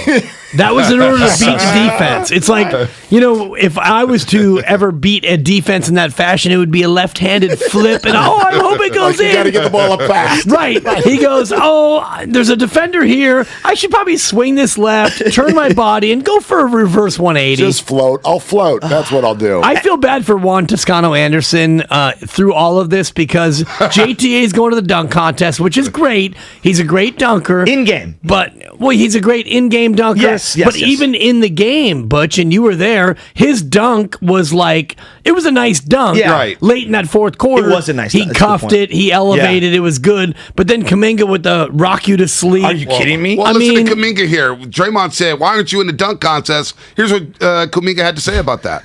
You really tell Draymond that you didn't want to do the dunk contest? I feel like I'm just super bouncy when it comes to me playing the game. Just like that, off out of nowhere, warm up. I'm not really bouncy, so I don't have a lot of tricks. I don't have a lot of tricks, so no tricks. That's why I didn't want to be in it. You don't think that reverse you put on tonight would score well in the dunk contest, or you just don't think you'd be warm enough to? That's just an easy thing. Okay. Yeah. Seems pretty easy. It's just easy. Just an easy I'm just thing. rocking a cradle. What? I'm just windmilling against San Antonio. Oh, my That's God. easy. Oh, my God. What? That dunk was easier than watching Mark Willard try to get into the parking garage today with his 9-point turnaround. You want to talk about adversity, Bonte. You want to talk about some adversity. There's adversity in the basement right now, okay? Oh, my There's God. a lot of That adversity elevator down spot there. is tough. Hey, this parking garage is created more No, chaos and we love than it. anything at this station. It's a blessing. Yeah, but you know how awful we sound right now. I know. Now you guys just sucked us into it. Now all four Totally. of us are the most privileged four Oh, jerks my God. in the entire Bay It's Area. hot in here, and I can't It's get into my hot. parking spot. My free I'm parking tired from the spot. trip to So LA. much. I've got to talk sports for 3 whole hours. As we said on BS&G back in the day, diva tendencies, DTs. Totally. Gosh. Oh my God, BS and G, which begot BS and D, Yeah. which has begot. What's Man. next for Steiny Guru? Who knows? Is it going to SG be and in L. there? They're gonna get Langford. Dude. Well, I heard they're going to talk about the that's all. Kuminga extension today. They're going to go soaring past today's game my to the Kuminga extension. And Steiny back east is JD. It's JD. Oh, and is it JD yeah, now? yeah. Steiny's doing some family things back east, which Did he you know. bring the sticks? He's not going to Yeah. talk about contracts and how the Warriors going to pay all these guys. No, he walked it off yesterday. He said it's title or bust. Oh. And then he left town. No, he planted his flag. Didn't he pick the Warriors to win 39 games or Well, 40 games? think about was this, right. gentlemen, They won and the this is 40 something. game last night. This is something we're going to get into later. Is what if it's a what if scenario? If it comes down to be Brooklyn against Golden State, Sign me up. KD against the fellas, is this the biggest championship matchup that we've ever seen? Because I talked about this, Butcher. What if Steve Young and the Niners would have faced Joe Montana And the in the Chiefs. Chiefs? Yeah. That's what this feels like to me. 100%. What if 2 years from now Trey and the Niners take on Jimmy and the Steelers? Like it would be that. Yes. That would be something. Yes. It would be that. It's a great call. And because I think that if you look at all this is Brooklyn and the Lakers, forget about it. The Lakers aren't going to the championship. This is the finals that the NBA should want. If you think about all the storylines, Kyrie maybe only playing half the games, Villain. his history in the championship against this team. Kevin, remember, there's a Brady Belichick thing here. There's a Kobe Shaq thing. Like, okay, you're parting. Who's going to get You there gotta first? win the divorce. Who's going to get there Yeah. first? Kevin or the Warriors? It's a great call. There's that. There's James great Harden. call. He's one of he's probably the most hated NBA player in Who? this city. Yeah, there's that. James Harden. Gotta say it right. Sorry. Like Mark. My bad. My fault. In sports, like outside of because Shaq wins with Miami after leave, but then Kobe eventually won He the did it. divorce. And In my that was- opinion, and right? that was big. Like, That was huge for him. The only thing I could think of where the guy left the team and then faced him was like Johnny Damon going, but he was like he wasn't the star. Durant, No. right? But like him And it's going to the baseball. Yanks. Baseball's a little hard to pull something like that Right. off because you're not out there There's playing no by comp. yourself. You know? Is it Reggie Jackson in the 70s leaving the A's and going to I can't think of what it would be. I But mean, then what- again, it wasn't a head-to-head thing Right. where he went to the National League and then he beat his former team. You That's almost what got to this be a is. pitcher for that. Like, let's go to game 162 this year and pretend like it's going to happen. But game 162, two teams atop the NL West, the Giants and Diamondbacks, and Mad Bums on the Hill. Spadoni, great point. That's a great call. That's what it would be. It would have to be that. Spadoni, Roger Clemens. Roger Clemens going Astros, against the Yankees? Yankees. Yeah. Or Yankees, Red Sox. Oh, I thought you were going to say Astros. Yankees, Red Sox. That's a Yeah. good call. But Right again, there. that wasn't for the ultimate chip. I mean, this would Yeah. be for the chippiest of the chip. And the way they divorced. I mean, all of the content coming out. Gosh, I mean, Stephen A's already flaming Kevin Durant. You're I mean, listening it's to just great. 95.7 game. KGNG FM and H2 That San thermostat Francisco. sucks. In Odyssey Station, brought to you by DuckDuckGo. Privacy Simplified, 9 a.m. hour. Brought to you by Timeless Coffee, Willard Dibs. Of course, so you got What If.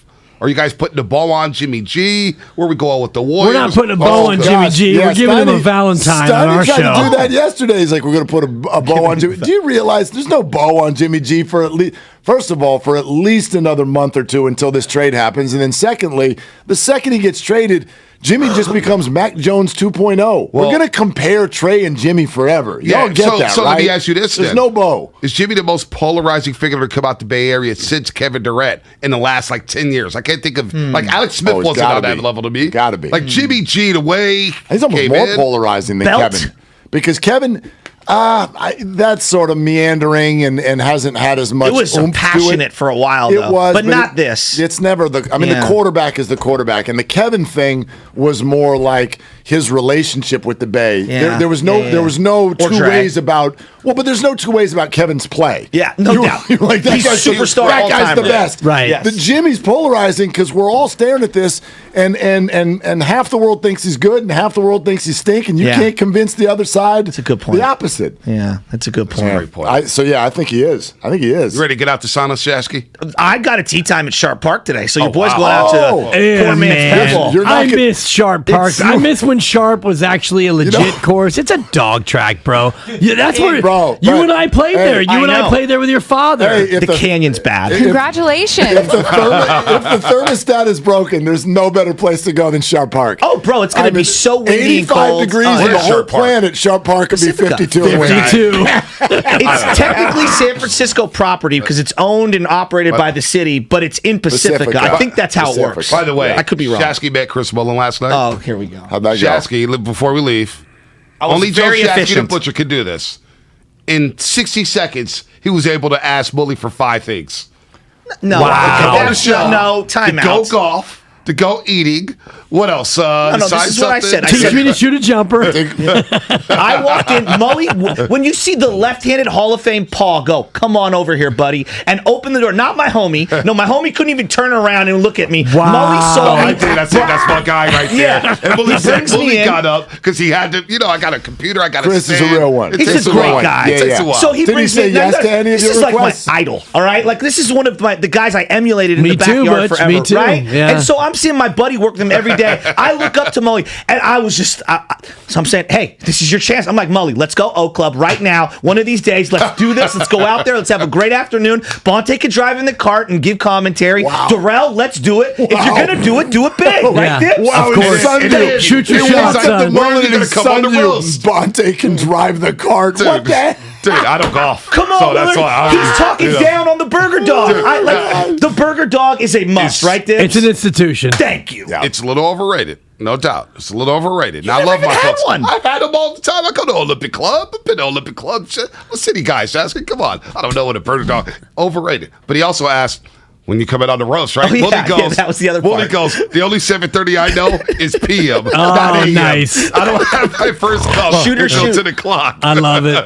But hey, only Joe Shasky. I It was wore great. 17 throughout the majority of my high school and college, quote-unquote, career because of the left-hander. Oh, he's the absolute best. That's it. Yeah, Yeah. I mean, the guy's a dream teamer, but He the is bottom line, so sick. the bottom line is we also can jump as high as him, and true. so that's why we all loved him so much. True. Like, I That can is jump true. as high as that guy. That is true. That is He true. just represents an era of basketball for me, and he's just so down to earth. He's a great No, dude. he is a great and dude. I'm He's a jealous great of their guy. relationship from afar. He's a great I admit it. My favorite thing on the Friday crossover is Butcher wanting to stay for an extra hour Yep. and Bonte wanting to get to sleep. Bonte lean. It's Oh. the Bonte lean. Bonte can't Bonte wait. lean. Bonte lean. George Carlin, I gotta go. Matt's This way. ready The to only go. time Bonte Matt's leans ready to the go. right. It's the only time he leans to the They're right. ready to Look go. at him. Yeah. Everything's packed. Willard and Dibs taking Jamarcus over. Hill Have a on the great lean. day. So damn hot. That's a 5.5. That's a 5.5. All right, that's it for us. Have a great weekend, everybody. They're longtime friends. Let me tell you something real quick about Dibs that I'm sure not everybody knows. And first-time partners. Hang in there, big guy. There'll be brighter days ahead. Now, these two homegrown Bay Area boys finally come together to take over sports talk. Get the hell off of my doorstep. Major League Baseball, you stink. It's Willard and Dibs on 95.7 The Game. You want to talk about a fire drill? I mean, we got executive branch coming running in here trying to fix the thermostat. Take your beanie off. Look. We can do this. Look, all right? look. There is no such thing as adversity in sports radio. If I open the door, it'll be 1 degree cooler. My work here is done. Look. Look. He's all about solutions, Dibs. He's a fix-it man. I'm a problem solver. Did you guys hear what the AC said? The AC Win said, the hot days. It is a little bit warm in here, but you know what? I can't. Oh my gosh, it is. It's hot in here. I'm so fueled So by take donuts off all right your now clothes. too. Yeah, it's okay. It's okay. It's not like we have We may real have to jobs. change the song of the day to Nelly. It's getting hot in here. Yeah, and I may actually take off all my clothes for the Twitch audience. Oh, it's all good. It's all good. Although, I mean, maybe it's just because Klay Thompson had a great night. Because I will say that new haircut, it's getting big. It's getting bigger every day. That thing, coming out the top of the headband, and that's one of those haircuts. Is like I'm like, it looks warm in there. It looks right. Get a little bushy, a little warm. So maybe we're just paying homage to Clay Day because he goes 7-7 in like the first quarter and a half last night. In that game, Clay loves himself some Sacramento Kings matchup. He does. Something about the purple and white that gets him all excited. And my favorite was I think it was early fourth quarter where he's coming down on the break and it's a 1-on-3 and he gets it on the wing and he just pulls up. It's not like, oh, let's wait for help and let's set it up. He just pulls it, drains it, knocks it down, and Steph Curry a little bit critical of Clay's celebration. It was not a celebration sensation. It was not good. Yeah, there was no shimmy. There was no point. There was just we're running off the floor and we're just gonna jump. Yeah, like you look like that. Remember those old Toyota commercials? Where you just jump in I'm loving it. Exactly. Or Phil Mickelson on the 18th at Augusta. I was there for that, by the way. Were you really? Yeah. And were you at the 18th? Yes, I was. And nice. What's funny is you can see Phil walk off in 2010. Yeah, exactly. And you could see my brother, Mikey 1.0 at the time. Yes. He and I were there the entire week, and he actually was right there in the tunnel of fans as Phil's walking off toward the Butler cabin. Oh, very, very good. You're there for the whole week. I'm going to put the over-under on your food bill at $34.23. I would take the under. Yeah, it's unbelievable. Yeah. Pimento sandwiches, $3.25. Greatest under-discussed thing in all of sports. The prices at the Masters. Wouldn't you expect it? Yeah, like going in, I'm like, oh my gosh, sandwiches are going to be $22.50. No, they're $2.50. It's so great. You pull out a $10 bill and get yourself lunch. What's funny is in the memorabilia department, though, I got a 2010 Masters commemorative flag, $75. That's different. Yes. The souvenir tent, that's a different place. Yes. The food tent, sign me up for that place. But anyway, we digress. Klay Thompson, go back to before the season started. And remember what we said. And this is my favorite thing to do. We do it a lot. And it's to go back. It's why I hate draft grades the morning after and all that stuff. Go back. Go back to the Nick Bosa, Deebo Samuel draft. Now how you doing? Okay, let's regrade the draft for the 49ers when they got Nick Bosa and Deebo Samuel 30 picks apart. Now it looks different. So now let's go back to before the Warrior season started. And what did almost every Warrior fan say? Oh, boy. If only. If Clay could just be 80% of himself. Right. If he could be 75, we'll take it, and then we got something, and this could be an interesting... Well, yeah. Done. Check. Green check, if you will, Dibs. Too soon. That guy, yeah, he's 80% of himself, and in fact, I think he's kind of 100% of himself. We're just only getting 80% of the minutes, right? So... He looks like Klay Thompson. In fact, he looks like he found a new pitch while he was out. His floor vision, his passing is not what it used to be. He almost looks like he came back an even smarter basketball player who still has his shot, who doesn't look like he's thinking about his leg out on the floor. He looks fantastic. And if that's the case, so now that we check mark next to what we all hoped for before the year, how does that change what our expectation is? Steiny walked in here yesterday and said this is championship or bust. You and I don't usually necessarily agree with that in sports. Right. But that's easily the clear expectation. It's the hope, and it's now a realistic one. Yes, and I think anything short of a conference final berth would feel like a disappointment. Yep. And, you get into a 7-gamer with Phoenix or, maybe if it's Memphis. Memphis is a team that is a problem for you as a Golden State Warrior team, even if you have all hands on deck. If you lose to Memphis in the semis, it'll feel like a disappointment. If you lose to Memphis in the conference finals, it'll feel now a little bit like a disappointment because of what you're talking about. Klay Thompson at 80% plus, and Andre Iguodala at some point will play again, theoretically. And by play again, I don't mean golf. And by the way, they should have just let him play Pebble Beach this weekend. Go ahead and play the Pro-Am. Why You're not? Yeah. Draymond Green's running around being NBA's best analyst. Exactly. Wait till you hear what he had to say yesterday. We'll have that coming up for you in a little bit. It's called the Teens Paintball. Thank you. But when you look at this team, what this team could be and will be in April when Bielitsa and Otto Porter Jr. are back, GP2 and JTA and all the other pieces, this team's going to be dangerous over a 7-game series because fatigue shouldn't be a factor. No, they're going to be tough. They're going to be really, really tough. Blessed with health is what they always need, is what every team needs. Based on Klay Thompson and the discussion we've just had, I don't think there needs to be any more delay before Song of the Day. Come on, Spadone. How about a little Song of the Day? Let's go.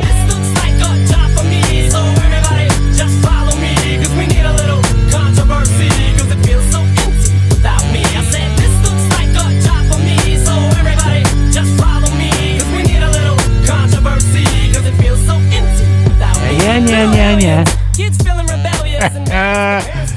Yeah, guess who's back? He's back again. Again. Yes, he is. Klay is back. Tell a friend. I'm doing that right now. I'm looking at you and I'm telling you, Klay's back. He is back. And the moment I knew that he was back, Mark, was not on that broken floor, 1-on-3 triple that he knocked down, but it was the one earlier in the first quarter where he's moving left. Falling out the left sideline on the baseline, yes. And that's an unnatural motion for a shooter when you're falling left and shooting with your right hand toward the left corner.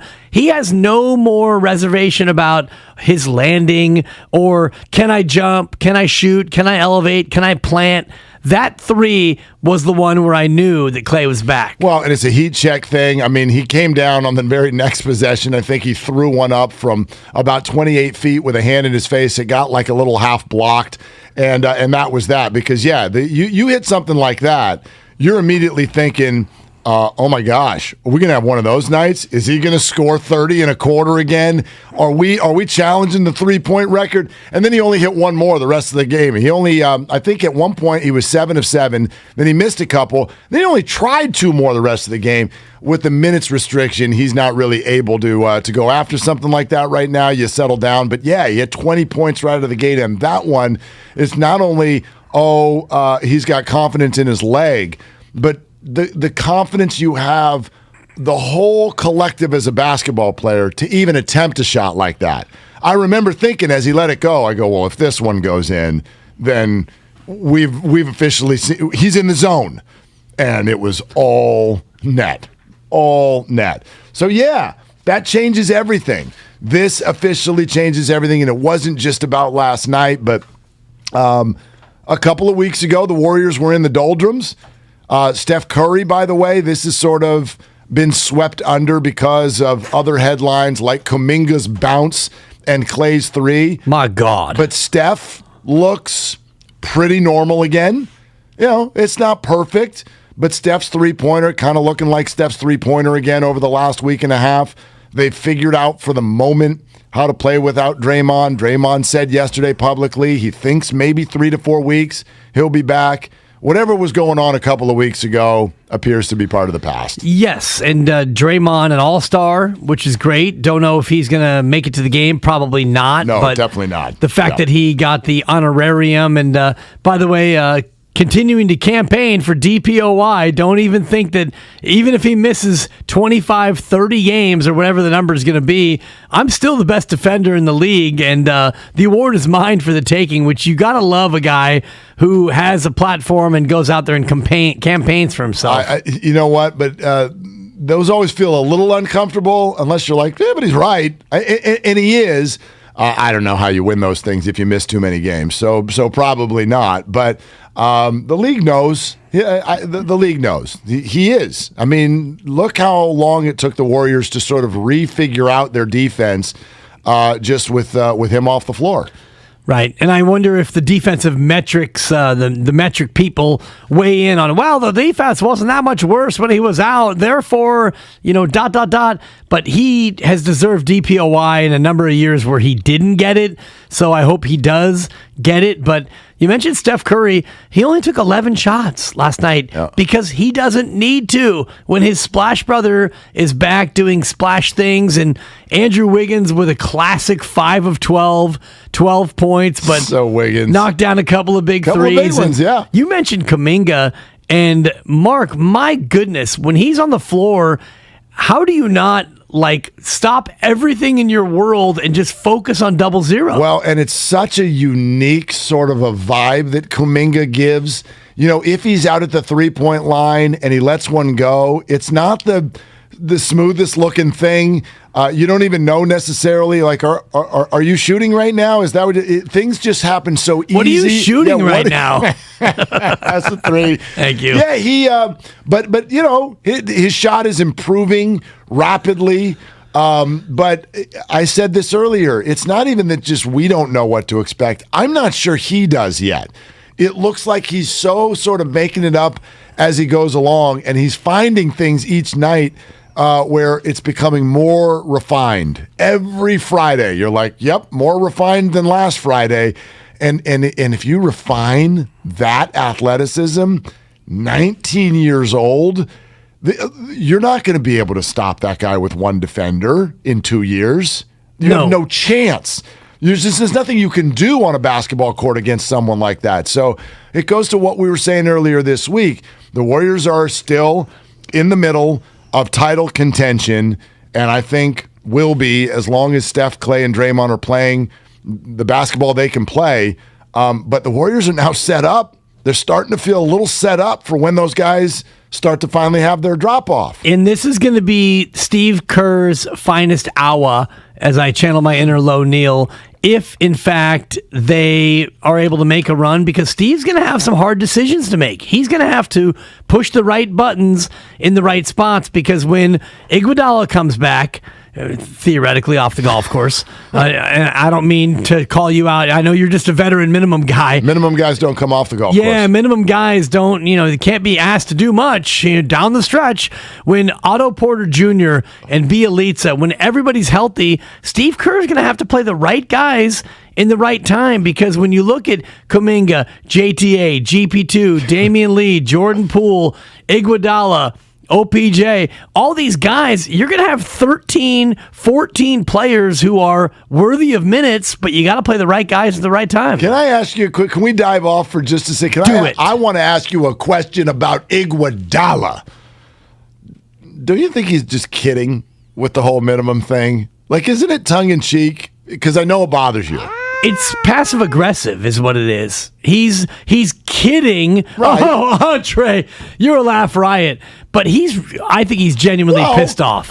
Listen. Vet minimum guys don't talk to the media. No matter what you do. And what is the vet min? What is it? It's about $2 million. Okay. So you're making $2 million. $2 million. Which is insane money. But on the sliding scale, no matter what you do in life, when you get to a point, you're not even close to 40 years old yet, and you are suddenly making 1/8 fine of what you used to make, that's going to resonate in your brain, right? Not if I'm a made man. Okay. I don't know. Do you know what he's made? I don't walk in those shoes. Do you know what he's made? Yeah, it's probably about 80 mil or more. Is it more? Is it 100? Oh, that's unpleasant. So unpleasant. It's closer to $150. Is it? He's got generational wealth. Well, of course he does. I get that. He's got enough money to send his kids to Head Royce, which is about $50,000, by the way, for high school. So for me, Mark, all of the talk about what you make, shut up. It rubs me the wrong way to the point where it's turned me off to Andre Iguodala at an alarming level. It's one thing if you go from making, okay, you're used to making $70,000, now you're making $12,500. Fine, go ahead and complain. You are generationally wealthy. Stop bringing up that I'm a vet min guy. We shouldn't talk to the media. I'm making $2 million a year. By the way, I'm not playing for 2 months, and I am playing golf all over the Bay Area. 888-957-9570. I was right. It bothers you. Big time. On and off the air, by the way. Comcast Business Text Line, 888-957-9570. So glad you're with us. Twitch, YouTube, thank you for being here as well. It's all sponsored sponsored by Fremont Bank, full service banking, no compromises. Sam Monson joins us later in the show. Is Kuminga the most exciting young, maybe any athlete in the Bay Area right now? The finals that the NBA absolutely needs, and the place I'm really hoping Jimmy G does not go. It's Willard and Dibs on 95.7 The Game. Congratulations to the Warriors All-Star.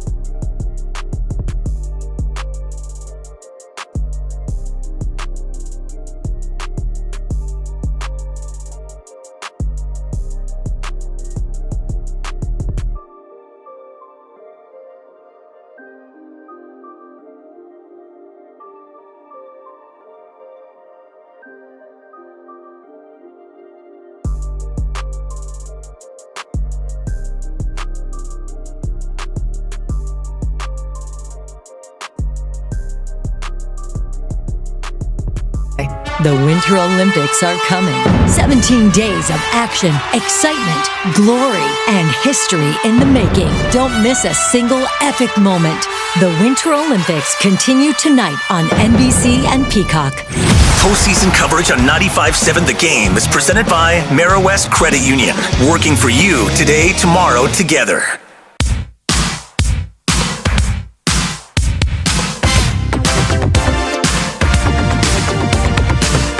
I want Iguodala. It's the 9 o'clock hour on Willard and Dibs, presented by Timeless Coffee on 95.7 The Game. Oh, my God. Yeah, welcome into your Bay Area home of the Cincinnati Bengals, 95.7 The Game. I love it. I love it. And also, by the way, I was wrong. And you was wrong. No. He ain't no $80 million a year. He ain't no $150 for a career. Andre closing in on $200 million. $200 for his career. Major bag alert. That's a dumpster. It's more than a bag. It's a dumpster of cash. An absolute dumpster of cash. Here's what I want you to do. This is an exercise. I completely believe it's not going to work. But like any good therapy, it takes time. Might need to do this once a week, maybe twice a week. I know the bill can get high. But here's what we need to do. I want you to remove the dollars from your Andre Iguodala opinion. Just remove the dollars. I'm going to need the jaws of life to remove the dollars from the conversation. Take the and you know dollars out why? of it. Because he constantly is injecting, and it's an injection sensation. Is he? He's not saying. Wow, the Vetmin guys, we'll talk about it. But he doesn't. He doesn't say 2.1. He says Vetmin. So if you remove the money from this, it's not about the money. It's not Andre saying, I won't play for 2.1, because guess what? He is, except for he only sort of is. But you get my point. He signed up. He signed the contract. It's not the money. It's a respect thing. And you can say whatever you want. We can feel whatever we want about that. But nobody likes that in life. Nobody likes that in life. Nobody likes to be told, dude, you're getting old. Nobody likes to be told you're not as good at your job as you used to be. Nobody likes to be told you're not as valued or important as you used to be. And so it's not about the number for Andre. It's simply about him reaching a time in his life, and none of us believe we're there earlier than the world does. All of us. We all think we're younger than we are. And so he's being told something he doesn't want to hear. And he is having an emotional, not a financial reaction to it. He's having an emotional reaction to it. I just think it's very human. That's all. And this is his coping mechanism, just to poke fun at it. Well, it's hilarious that the Jimmy G defender would also be an Iguodala defender. And by the way, it's not $2 million. It's 2.641691. 2 points, whatever it is. It doesn't matter what it is. It does matter Not to because him. the difference between the $2 million that we theorized he was making and the actual 2.641 is $641,000. A lot of money. If you make $60,000 a year, which is a decent little living, that's 10 years worth of you working 9 to 5. Shout out Dolly Parton. Meanwhile, this guy goes out and he doesn't even have to play. And by the way, what he did with his Memphis move, I'm not showing up to Memphis. You trade me to Memphis, I don't have to show up. And P.S., I still get paid. He got paid $17 million that year to not play a second in Memphis. So are you so tone deaf to where, oh, this is not about the money, it's about my disrespect? Well, then... No, but I'm not making an opinion about it. I'm just reading what the human being is doing. Right. The human being, then, if that's what the human being is doing, then the human being is clueless. And I'm acknowledging that you and I have no idea what it's like to walk in those shoes. I actually do, Mark. You do? Yes, because March 11th, 2014, a day that I will never forget, I was fired by this very company, and I wasn't making $2.641,691 million. I was making enough to barely feed my family. Right. And I was shown the door. So I know what it's like to be humbled at a level that he would never have any idea Of course, but about. that's a totally different situation. That's a fight or flight. That's a desperation sensation, if you will. That's what make that one $2, and we'll give one to Dibs. No, give one to Andre because he's so underpaid. No, again, so we need another session because you went right back to the money, which I get. You're fully free to have that reaction to it. I don't think that's what this is about. That's not what it's about. It's about a guy going through the realization he ain't what he once was. Fine, none of us are. Right, and that's hard. That's a very human thing. You get to your 30s, your 40s, your 50s, like, oh gosh, the body doesn't do the things it used to do. The world doesn't see me the way it used to see me. My hair is, I don't know, a different color, or gorgeous. It's not there anymore. Gone. Or whatever, right. Like, that's what he is going through, and those are the things that we, on the outside of this, we say, well, money should fix all that. It's like Clay. Let's talk about Clay. What Clay went through. What did he go through the last 2 years? Oh, my gosh, we've just been playing the violin, and the game was... A lot of people are like, bleep that. He makes $35 million a year. He's fine.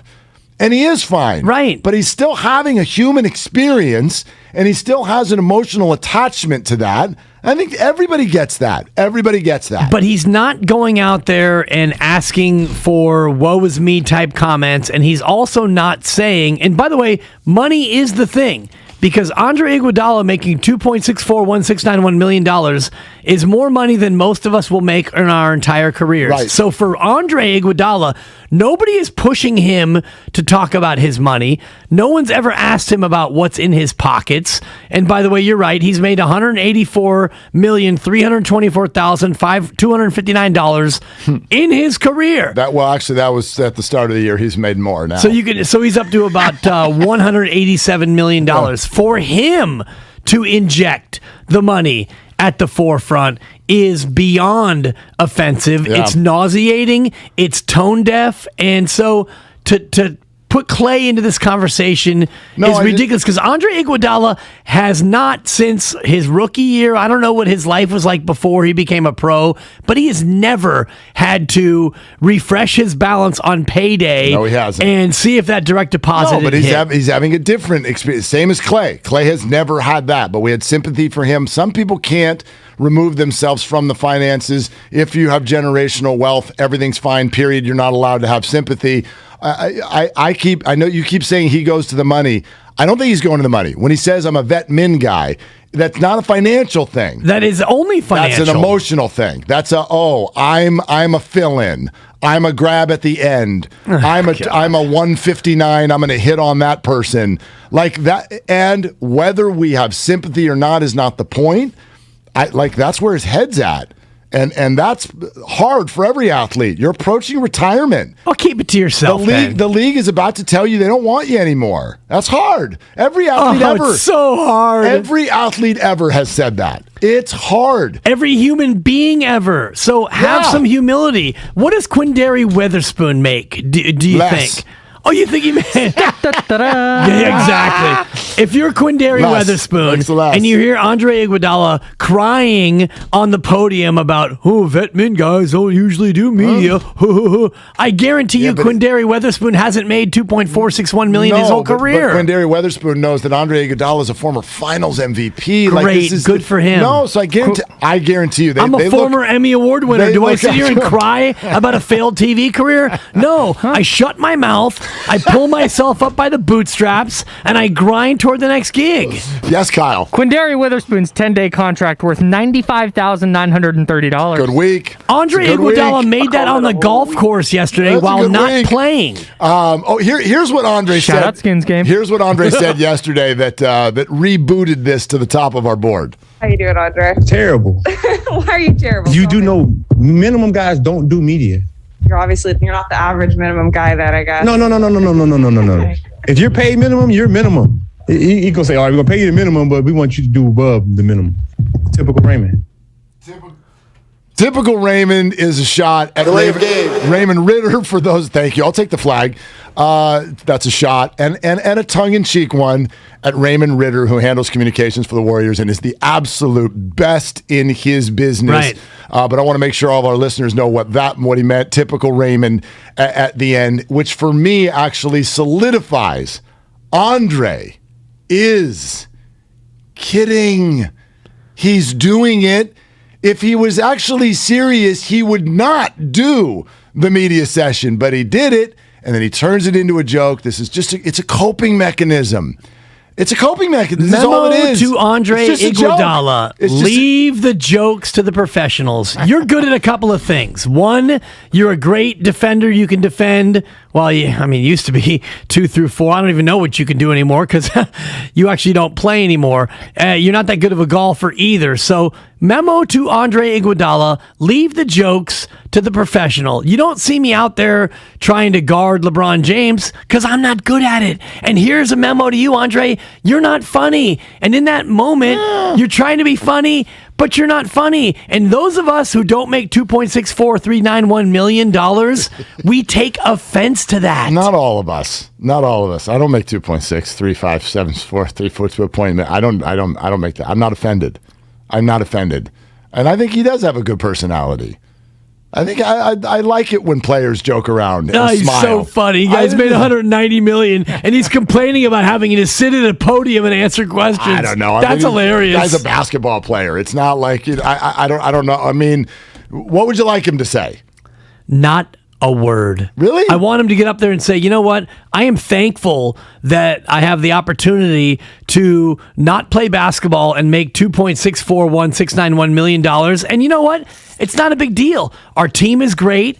And, come playoff time, darn it, I'm going to try my best in the 22 minutes that I'm allocated. And hopefully someday I can make it in the Hall of Fame. And you know what? I'm truly humbled that you, the media, want to hear my opinion about basketball. That's what I want to hear. If I heard that, I'd be like, wow, this is not real. That's not genuine. That's not, it's genuine when we hear from Steph. And because that's Steph. And when we hear Clay talking about washing machines. That's Clay. We do need to talk about washing machines. But that's Clay. Like each of them get to be them. And so, yeah, it wouldn't sound real if he came out and said that. Jesus is in Burlingame, 888-957-9570. I think wants to get in on Iguodala. Jesus, you're on the show. What are you doing right now? I'm getting ready for an appointment here to go do some business. But, yeah, I agree with Dibs that it just irks me when these guys are making that kind of money. I'm like, really? You're making $31,000 a game, and that's if you play every game. So he's playing like half. So that's like $63,000. That's more than most of the fans in that stadium even make a year. So keep your humble pie, take your check, and just play a good game, and that's it, dude. I don't understand that. Anybody who talks about money, not a good look. Jesus, I don't agree at all. And let me add this into the conversation.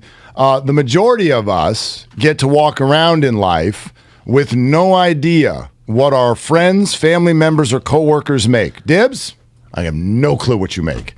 And I don't want to know. I'll tell you what, though. If I made $2.64191 million, I would have it on Twitter. Okay. I would let you know about it. It would be Andre Iguodala made more than $10 million a year for 13 consecutive years. If you want to pay me $10 million a year for 13 straight years, I'll put a tattoo on my forehead. Wait a minute. This is so much less offensive than the other athletes who make this amount of money and they go out and they're awful human beings. Andre is like, we do this to people. This is like LeBron and The Decision. Oh my gosh, this is abhorrent.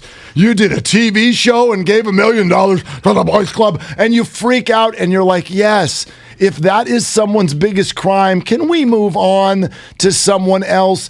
Brian Flores is launching a lawsuit against the NFL. There is rampant discrimination and racism across it, and we're going to be mad because Andre Iguodala is got a tongue-in-cheek joke. He's got jokes at a press conference. Like this is as big of a deal as we want to make it, and they live in a world where against their will, Their salary is part of a video game that we play on the trade machine so that we can go in there, we know exactly what they make, and then it's going to be broadcast to everybody. It's got to fit into a side of a little cap, and then it's also got to fit inside this trade and that trade, and who's a trade exception, and we don't know this stuff about each other, and then we act like we wouldn't do X if we did know. Memo, we would. We're not mature enough to handle not this. go up on a podium and talk about how vet men guys don't normally do this. Raymond made me do it. Ha ha ha! Aren't I so funny? He makes $5,149 a minute as far as how much he's played this year. Think about that. Good work. And we've talked about Andre Iguodala now way more than I ever would have imagined. And maybe it's because you're trying to get me mad on a Donut Friday. I'm not trying to. You're triggering me, Mark. I know I'm triggering you. Think about the word we affix to this. How would you feel, no matter what your job is, no matter what the salary is? Hey, you're a minimum. You're a minimum. I'd be fine. You'd be fine in that world because his minimum is beautiful. But no one wants to be called that.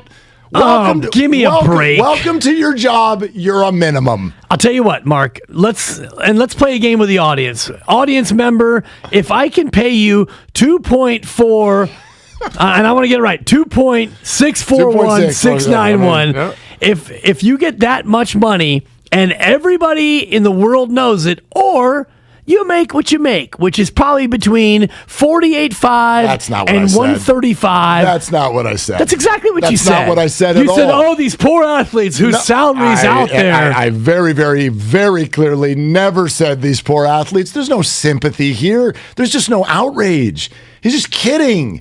He's kidding, and he's he sucks at joking around. I mean, that's and as the consumer, you are absolutely free to feel that way. I just don't. I have zero emotional reaction to what Iguodala is saying here. This is not someone I want to demonize because I'm not trying to demonize him. It sounds like a little bit. Well, I'm not calling him the devil. No, but I mean, you're mad at him. You're not liking what he's throwing down. That's for sure. I would not say I am mad at him. Well, whatever. You don't like this. I don't like it at all. You don't like the way he's handling it. I think that it's completely tone deaf, especially in light of, if you asked him, hey, Andre, how much is a gallon of milk right now? He probably, if he's aware of it, he's probably not sweating it, or organic eggs, or a gallon of gas. We are in a time where there's an inflation sensation, and he's impervious to it, even though he's a vet min guy. The poor guy is struggling to make it,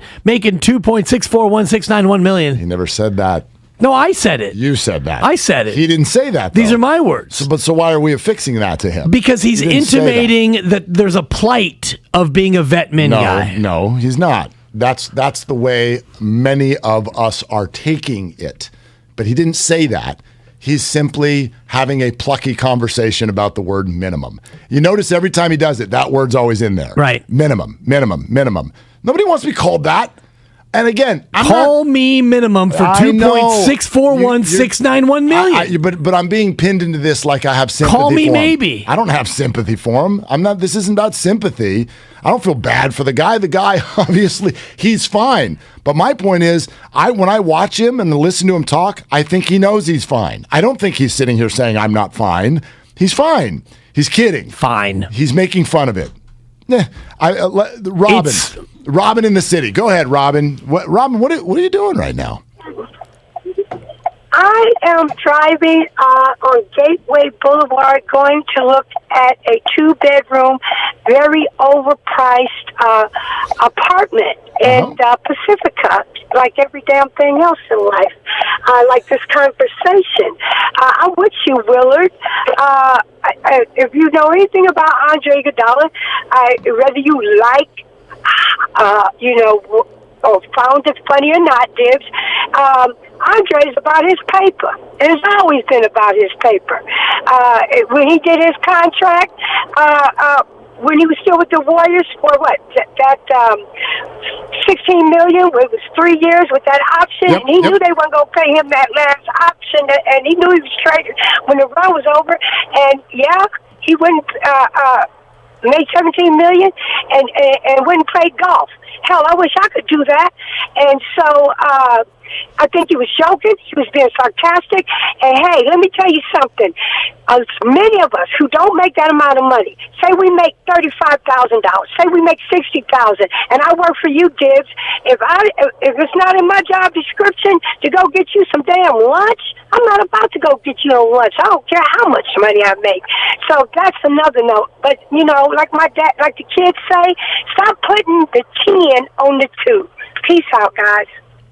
There it is, Robin. There it is. And during that call, Andre Iguodala made $5,163, and Robin Good really for brought it him. home. She's Good for out there him. trying to grind a 2-bedroom apartment on Gateway in Pacifica, and Andre Iguodala's made over $180 million in his career. And you know what, Mark?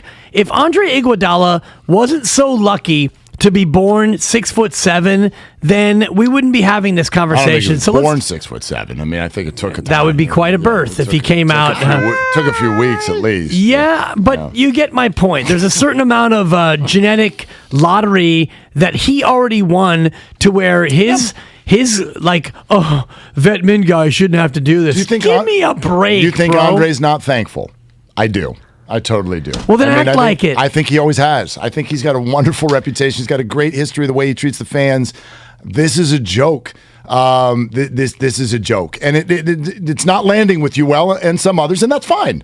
That's fine. But I don't think that this means that Andre's not thankful. He signed the deal. He came to the Warriors. He had other offers. He wanted to be here. I don't think he's as offended by this as you think he is.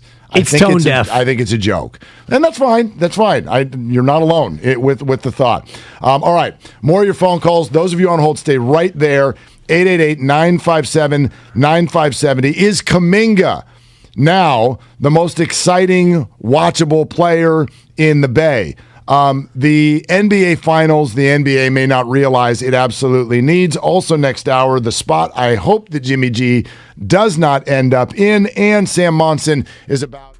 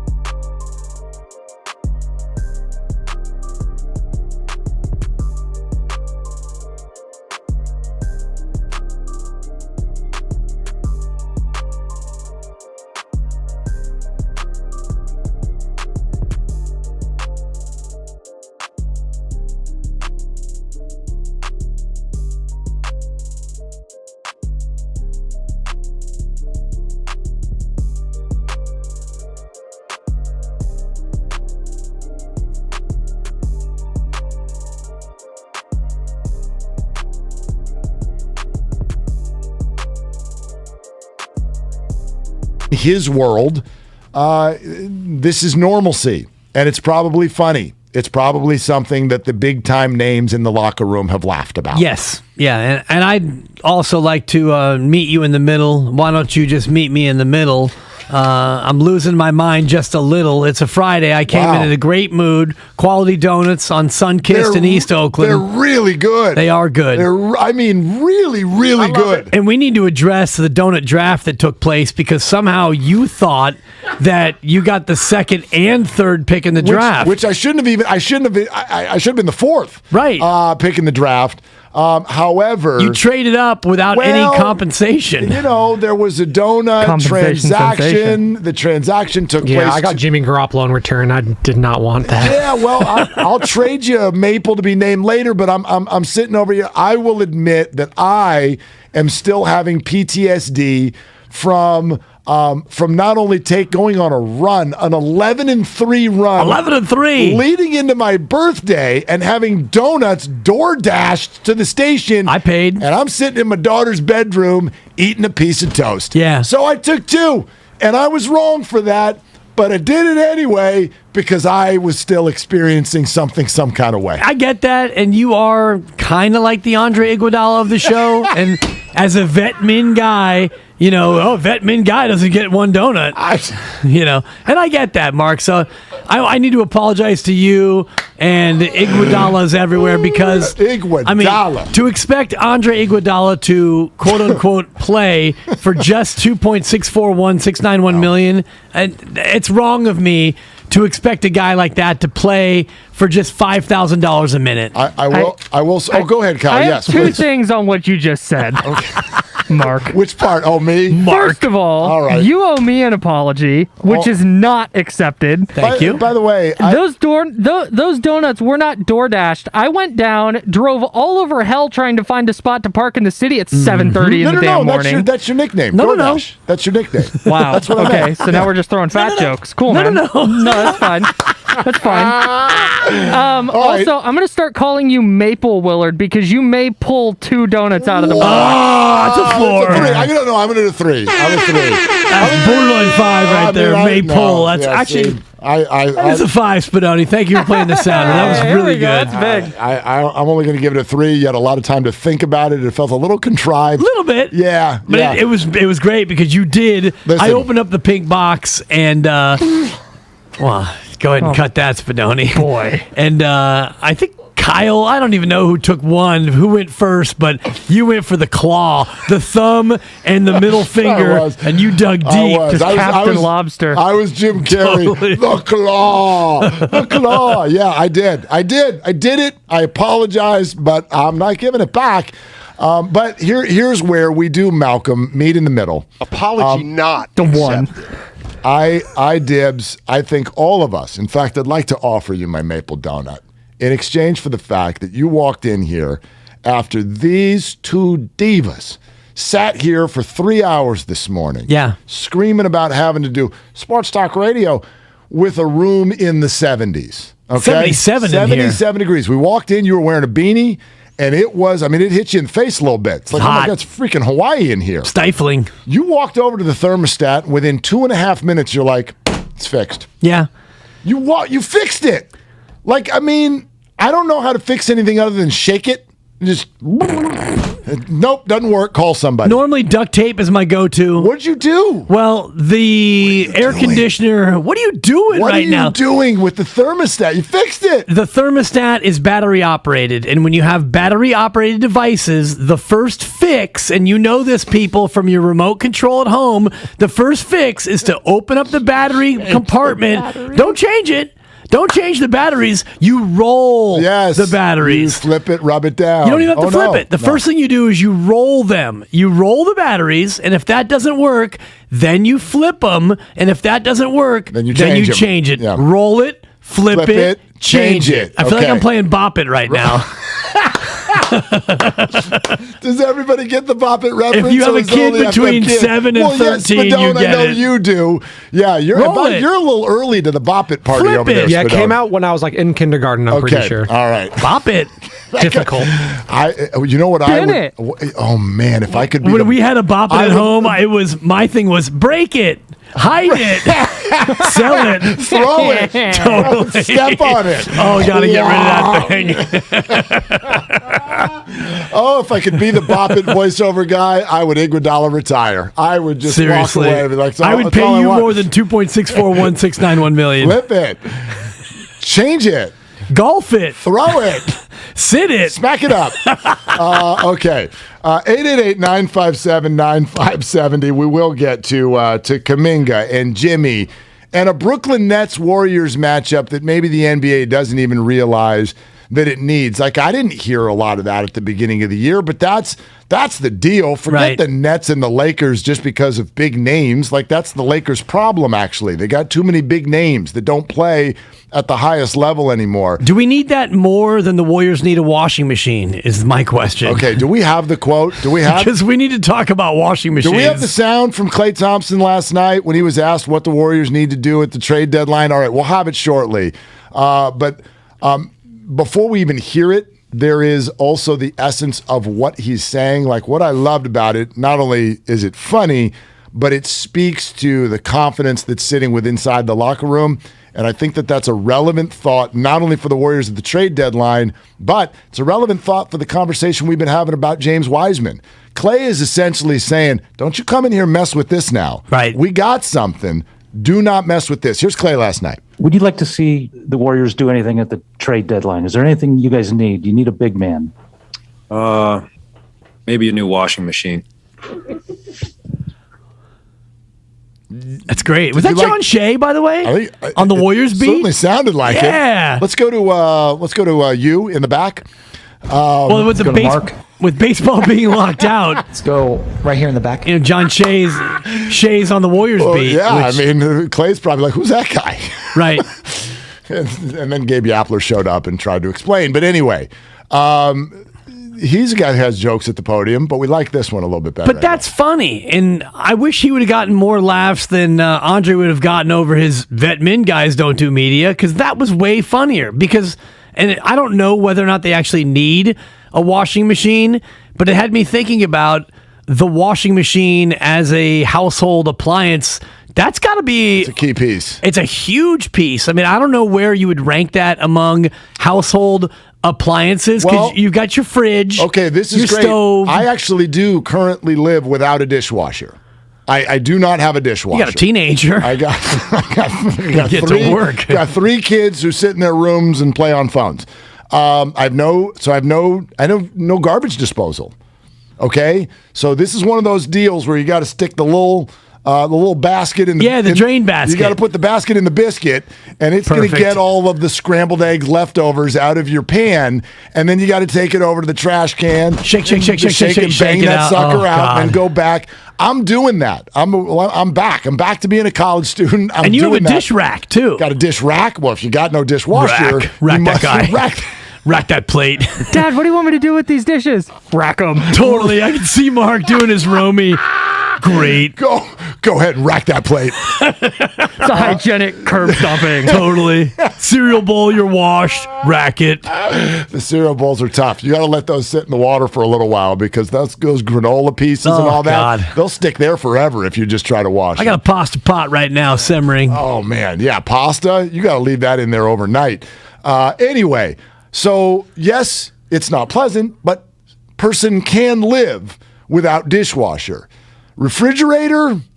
I don't think so. Gotta have it. Gotta have it. That's a gotta have it.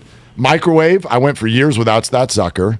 That's below. To me, that's below washing machine. Where does oven and stove factor in with washing machine? There is no business down the street where I can go put quarters in a machine and cook my eggs. You get a hot plate though, one of those plug-in hot plates. Yeah. If you don't have a stove, or you could just go get to go food. I mean, you have an option. You could. You have an option. That's the coin laundry comp. And to me, washing machine is more important than dryer, because if you have a washer without a dryer, which I don't know if anybody actually does, that they kind of go hand in hand. That's called a river or a stream. Yeah, but if your dryer's broken, you can at least string the line and you can make things happen with a rack. Again, we go back to the rack. That's right. But without rack that shirt. Washing machine's got to rank right behind fridge for me. I think you're right. But what about TV? And imagine a world where you can't stream content. In a world where you've cut the cord. By the way, Harry Kalish will join us in about a half hour or so. Niner recap. Yeah, he texted me yesterday. He's like, I'd like to recap the 49ers season. And I said, okay, sure. How about 10:45? And he was like, okay. And then that was the end of the conversation. I'll send you an emoji. So, yeah, Kyle, what's up? I was saying he said K. He's got K. He's got material. Fire Kyle right now. Yeah, I said KK, actually. The big K, little K, which I don't even know what that means. Why do people do that? What's the KK thing? Once you get to 2 Ks, it gets risky. I'm like, what if I accidentally... It means stop talking to me. I want to go do something else. I use residual from AIM. I use the fist bump for that. You get a fist bump from me, that means we're done here. Yep, love it, we're done. You notice that I never send emojis other than the red X, which is the only one I have right now. Got quite a few of those lately. Lord. Oh, hey, does Alex have an Iguodala story? Hey, Alex in Benicia, you're on the show with Willard and Dibs. What are you doing, Alex? Oh, I'm driving to Mass, taking my kids to Mass. 10:30 Mass today. 10:30 Mass on a Friday? Look at you, Alex. Yeah. Jesus. So let me tell you, the home appliance that I can't live with. Yes, Alex? And gone. Yeah. Home appliance he can't live without is his phone. I believe that. Man, out of minutes. Jesus himself actually Jesus stepped in and said, I don't like where this is going. So, click.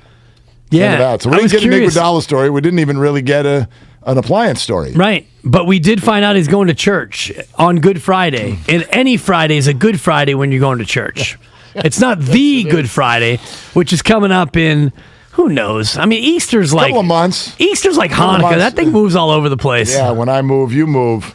Just like that. Hanukkah. Yeah, exactly. It's a fluid situation. Anyway, so we're thinking about what the comp might be for KD and the Warriors. Like, the Nets are hard to figure right now. They lost in Sacramento just a couple of nights ago. Kyrie only plays road games. Kevin Durant's not playing at all. James Harden doesn't look like himself. Blake Griffin, shadow of his former self. By the way, there's another, like, the really underrated piece of the Warriors-Nets kind of conversation. Man, nobody bugs me in the NBA. I mean, we talk about Harden and Chris Paul. Blake Griffin. I don't like rooting for that guy. I don't, and there's the history there. Like, at the height of the Lob City Clippers, the Warriors and Clippers had a little thing going on there. Yeah. That's not over for me. It's over for me because he's over. I mean, he's quite frankly, he's over. Although, if it ever comes to pass where it is the Nets and the Warriors for an NBA championship and all of these figures come flooding back, because we know about Harden and Kyrie and KD, but all those other veterans that they have, including Blake Griffin, I think then it would ramp back up for me. Although he's getting like Iguodala-like minutes. Yeah, he is. Lamarcus is on there. Right. Did you just say, Spadone, that Blake Griffin and Steph, that was the same draft? Yep, Blake Griffin was number one. Boy, and the Clippers, you'd never call that a bust, but they should have taken Steph. I mean, if you look at it now, we always make fun of the Timberwolves. What about all the other teams that took other players that didn't take Steph Curry? He's clearly the class of the draft class, as it turned out. Oh, is Alex back? Put Alex back on the phone. Amen. Yeah. Can I get an amen, Alex? Good morning. I'm sorry. I didn't have enough coffee or my donut, and I got cut off. So I'm sorry about that. That's all right. You get a mulligan on this show. Andre, and I appreciate the letting me back on the air. So Andre, I met at Walnut Creek or Concord Bowl, my niece's birthday. I think they were turning 6 or 7. And I asked him in 2019, hey, do you mind taking a picture with the birthday girl? He walked past me and ignored me and said, you know what, I don't do that. Huh. I know he's probably out having fun doing his own thing, but little girl's birthday, big fans, everybody had their Warrior stuff. It was the Raptors finals. It wasn't during, but it was approaching that time. Dude was a jerk, and I'm sorry. That really rubbed me the wrong way. Since then, I stopped rooting for the guy. Yeah, that's too bad. Alex, I'm sorry about that. I will add in, my son, years ago, before we even came back to the Bay, had a Steph/Iguodala down on the court opportunity and had a great experience with both of them. Big. So I will just say this, and it's not to dismiss what you just said. There's nobody in the history of celebrity who hasn't done that. You can go story by story. Yes, there are some who do it all the time, and then there are some where there are a lot fewer stories in terms of the way they've treated people publicly. But my gosh, I do have sympathy there because it's impossible to take every picture and sign every autograph. I agree with you, Mark. Like, I hope he wasn't an actual jerk. If he just said no, that happens. They have to say no sometimes. And I'm totally with you on that because if he's out there, if you're Andre Iguodala bowler and you're just trying to bowl with your family, it's definitely a cross to bear where you're 6'6" and you look like you might be a pro athlete, and turns out you are a pro athlete. And so, for us, Mark, in our super low level of celebrity, like if somebody says, "Hey, Dibs, would you?" I'm thrilled. I can't wait to do it. Come I'm over dying to your to house. do it. You're like, do you want a picture? Do you want to go out? Do you want to get a bite to eat? Totally. Do you want to come up and recognize me? Are you kidding? Without a doubt. Let's talk about it for a while. So I'm always sensitive to that part of it, which to me is a little bit different than what we're talking about. I do want to circle back to what you were just talking about with the Brooklyn Warriors and the what if scenario, because I take you back to 1993 in the NFL season when Joe Montana goes to Kansas City and what those playoffs were like in 1994. We all forget, or at least I had forgotten until I Googled it, in the AFC Championship game, Joe Montana and the Chiefs were at Buffalo, In the NFC Championship game, Steve Young and the Niners were at Dallas. Yep. We were one game away. Well, two games, really, because both had to Both win. had to go. But we were that close to a Montana Young, and now we look at 29 years later, a scenario where, let's say it's Brooklyn, Milwaukee, and it's Golden State, Phoenix in the various conference championship Which would seem series. likely. It's would at seem least somewhat very likely, possible. yeah. So we might be 29 years removed from that same scenario. By the way, then, spoiler alert, Niners lose by 17. Kansas City also loses by 17. And Dallas steamrolling Buffalo for the Super Bowl. I've been sort of like stuck on this ever since you brought it up before the show. Have we ever had a championship? Not a rematch. There's been plenty of those. A championship that was centered around somebody who, whether it was unceremonious or not, somebody who left or was traded from a place, a big name, and then they're coming back to go head-to-head against their old squad, and it was for all of the marbles. Right. I can't, off the top of my head, think of that thing. If Brady had played Belichick, when the Miami Heat got Shaq, if the Lakers had gone to the finals that year against Miami, that would have been that. But those things, those didn't happen. Those are more modern era type examples. If Mookie Betts would have faced the Red Sox. Right, although this comp never seems to really work for baseball. It's harder. It's just like, because the one player isn't as impactful. Like Joe and Steve, all we talked about in this town, and this was before Sports Talk Radio. It was back in the Glenn Dickey and Lowell Cohn era of, let me type this out. But, it was all about Joe versus Steve, and we almost had Joe versus Steve. 415, good example, although not a player, the Gruden Bowl. John Gruden, Bucks Raiders. Great example. Yeah, that's a really good one. But have we 510 says Anderson Varejao. Very, very good. No, but has there been a high-profile breakup of a player, and then that player and the old team go head-to-head for the title? I can't think of one that's a perfect comp to what Brooklyn versus the Warriors would be, because while it wasn't quite Kobe Shaq or Brady Belichick, you remember when he left, there was absolutely the conversation about who's going to win the ring first, Kevin or the Warriors. Right. And I think most people at that time favored the idea of Kevin. No doubt. Because the Warriors needed to reboot a bunch of stuff, and Kevin was going to an all-star team in Brooklyn that for a bunch of reasons has just never fully materialized. And Clay was still so savagely broken. And Totally. You thought that, Draymond and Steph were going to start to head toward the twilight of their careers. And are you kidding me? Jordan Poole is the best you can do for a replacement. And now you look ahead and it's like, well, Poole, Kuminga, Moody, Clay's back, Steph's otherworldly, and, Iguodala. Well, and Iguodala, I would say, love him. For the Warriors, though, we know the players don't hate Kevin, but I think that, this would matter. I think it matters to them at a very, very high level. Not necessarily beating Kevin to the punch, although I know that Draymond would feel some sort of way about that matchup for sure. But I think for these players, it really, really matters. Once upon a time, 4 years ago, Draymond Green screamed at Kevin Durant, "We don't need you." And he would like to be right. I know that they won one before Kevin, but they've never won AD after Durant. Ooh. You got it. No, it's great. Shout out Eric going to church right now in Benicia. That's right. And also, in that moment when Kevin said, "That's why I'm out of here." That's why I'm out, right? And then, but there's a second piece of that, which is that when Durant left, a lot of us, the NBA world, the talkers, the social media said, "Oh, this is so cute that the Warriors think that they're still title contenders." They're not. And they really heard that. And I know all three of them really have said throughout this whole period, we're not done yet.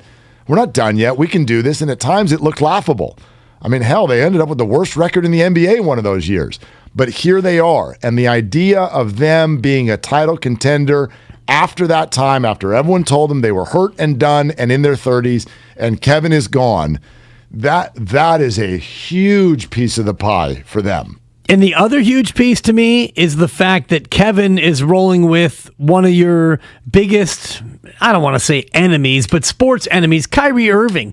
Kyrie didn't single-handedly take a title from you, but there are two iconic moments from that Cavalier run. There's the chase down block, and there's the Kyrie cross jumper game-winning dagger 3. And the other piece is James Harden, who has been your whipping boy for the most part. He's never gotten a chip in no small part because you've knocked him out repeatedly. Oh, he is Patrick Ewing and the Warriors are Jordan. Yes. Yeah, absolutely. It's all sponsored by Mimecast. Safeguard your organization against phishing, business email compromise, and risks of ransomware. Visit mimecast.com. It's MIMECAST.com. 888-957-9570, the number. That's also our Comcast business text line, which has been active today, very active. 888-957-9570. So more of your calls. We'll get into the Kuminga stuff. We still got to get to where I would not want to see Jimmy G end up, and Sam Monson coming up at the top of the hour. Willard and Dibs on 95.7 The Game. Don't miss a second of Steiny and Guru with the Odyssey app. I say it, he stinks.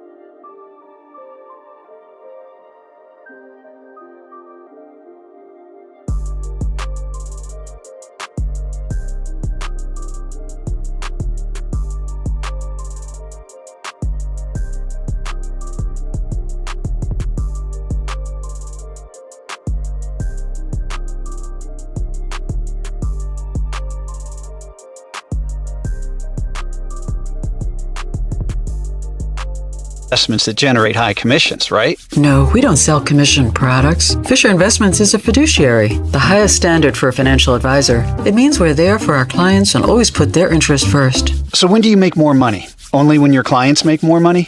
Yep, our fees are transparent, structured so we do better when our clients do better. Visit FisherInvestments.com to find out why investors like you are switching to us. Fisher Investments, clearly different money management. Investing in securities involves the risk of loss. Postseason coverage on 95.7 The Game is presented by Marawest Credit Union. Working for you today, tomorrow, together.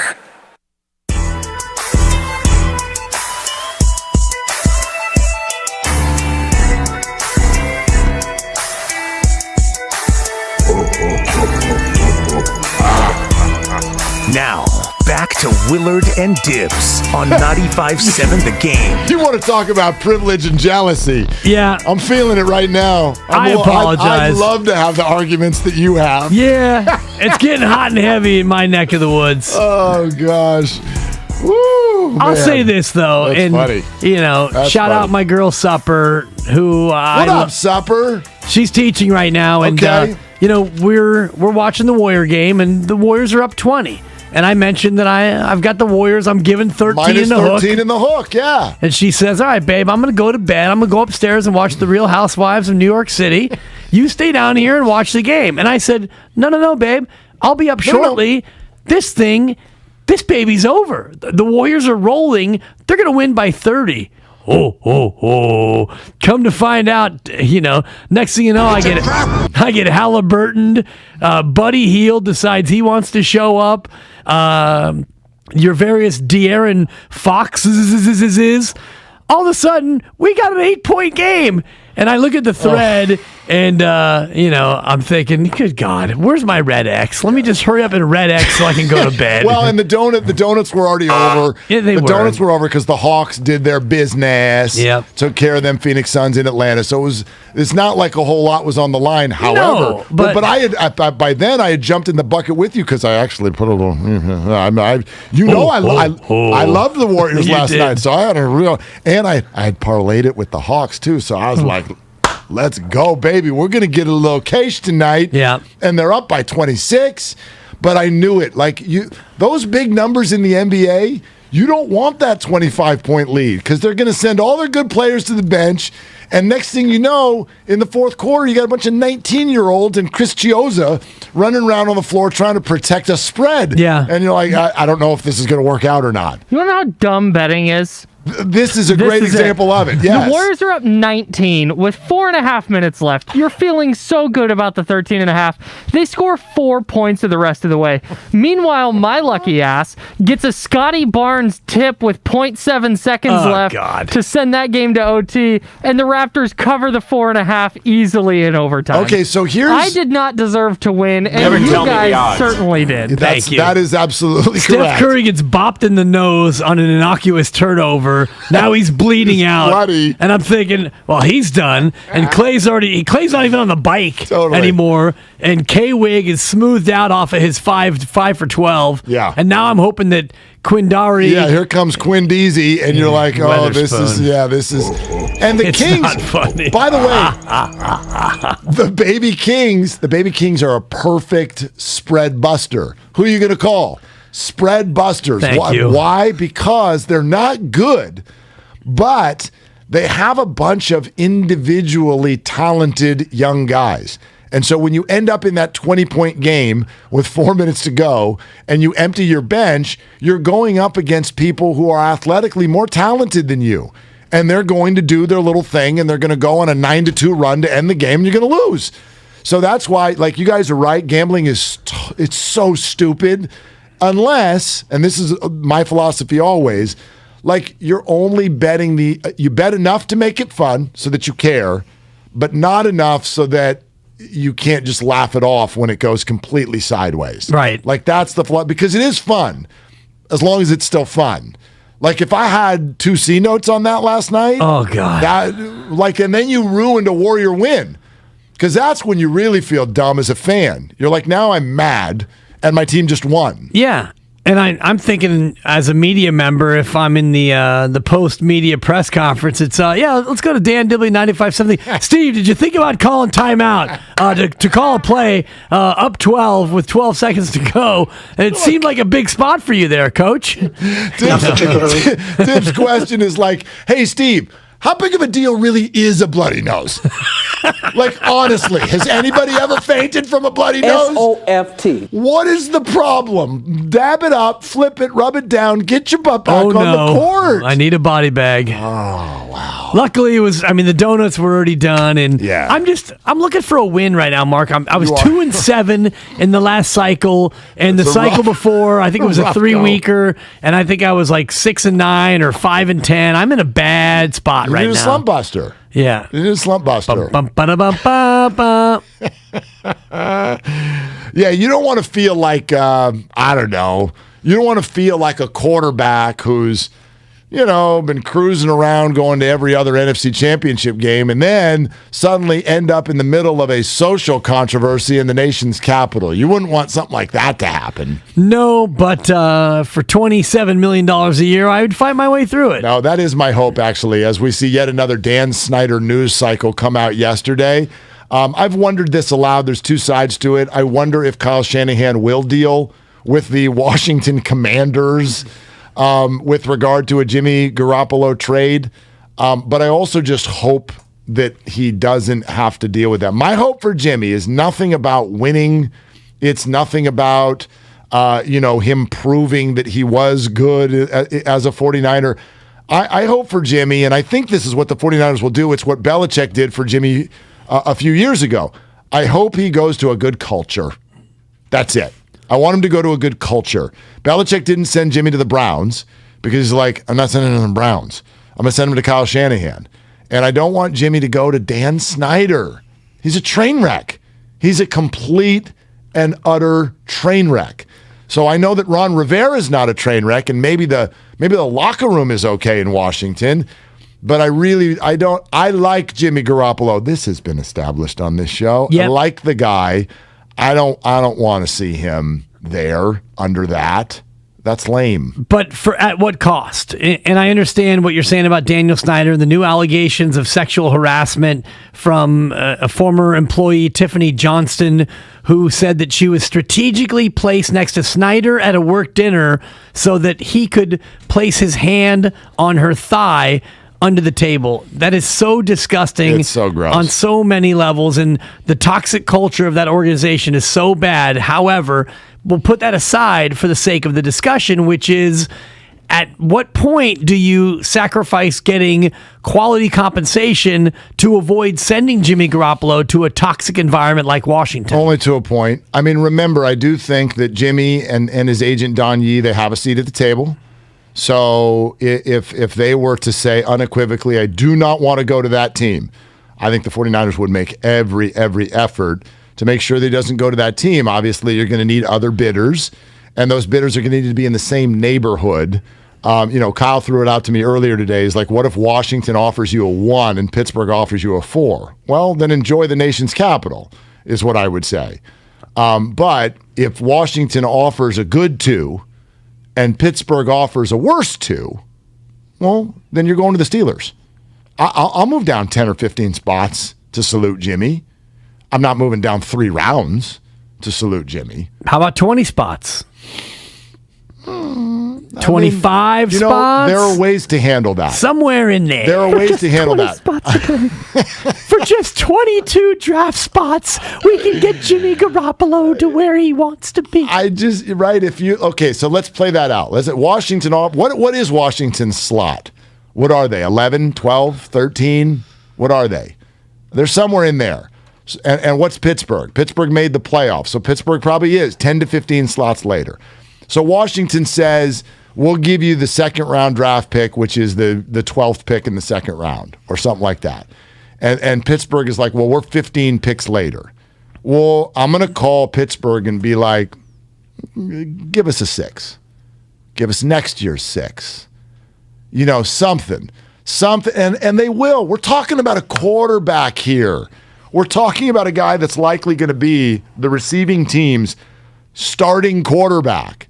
The teams will play in that sandbox.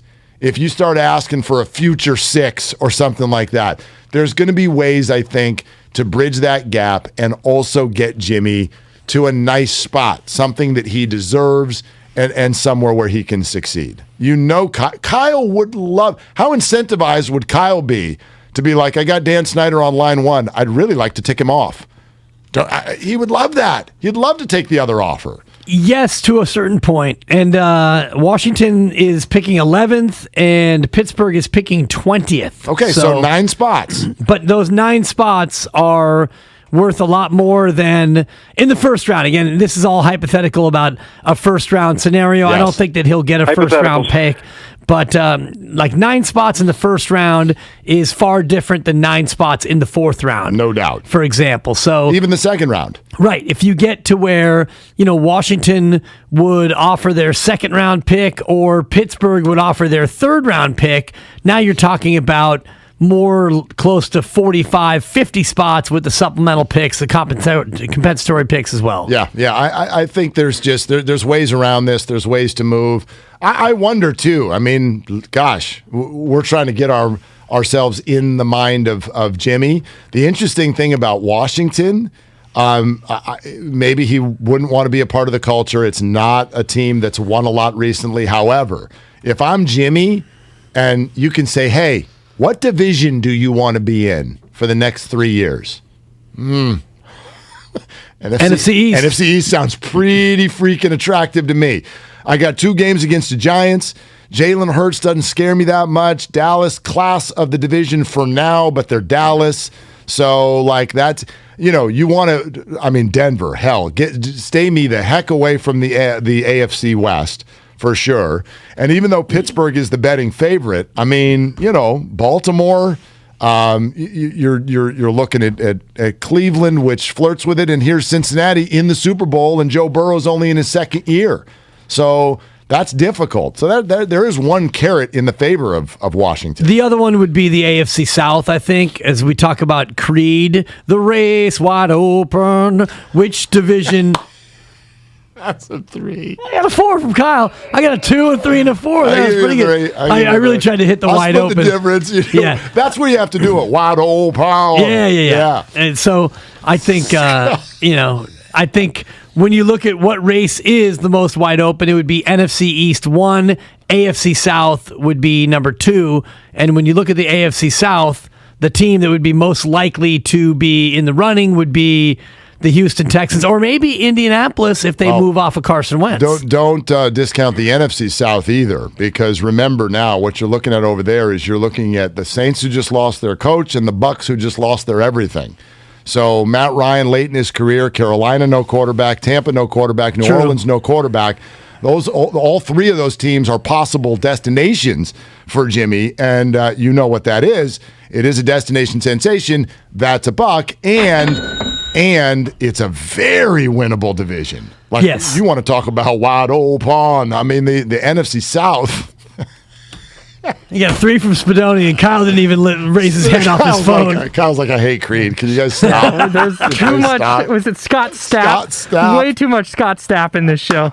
2 impersonations Stapp. inside. Yeah, Kyle said Scott Stapp. I actually, you know what? I thought of it, and then you said it, and I was like, we are simpatico for like the first time ever. So that's good. Yeah, that's good. And he and I were locked in on Song of the Day today. Actually, we were both thinking the exact same thing. Turned into a good bro text. Bro. Totally. Yeah, dude. Bro, it was really cool. No way. Great way to start the Friday.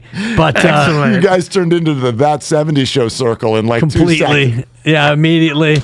It's interesting you say that about the NFC South because, I mean, of the 4 teams, the most stable quarterback situation right now is Matt Ryan, and we wouldn't have said that 7 weeks ago or 10 weeks ago when the Falcons were maybe thinking about moving off of Matt Ryan and the Panthers in their situation. So either way, it looks like Jimmy Garoppolo is going to land somewhere where he will be the front runner to be the starter. Yeah, I would definitely think so. 888-957-9570 is the phone line. Your calls are welcome. Sam Monson's coming up in a little bit over 10 minutes, and we can kind of wrap the NFL season and preview the Super Bowl a little bit with him.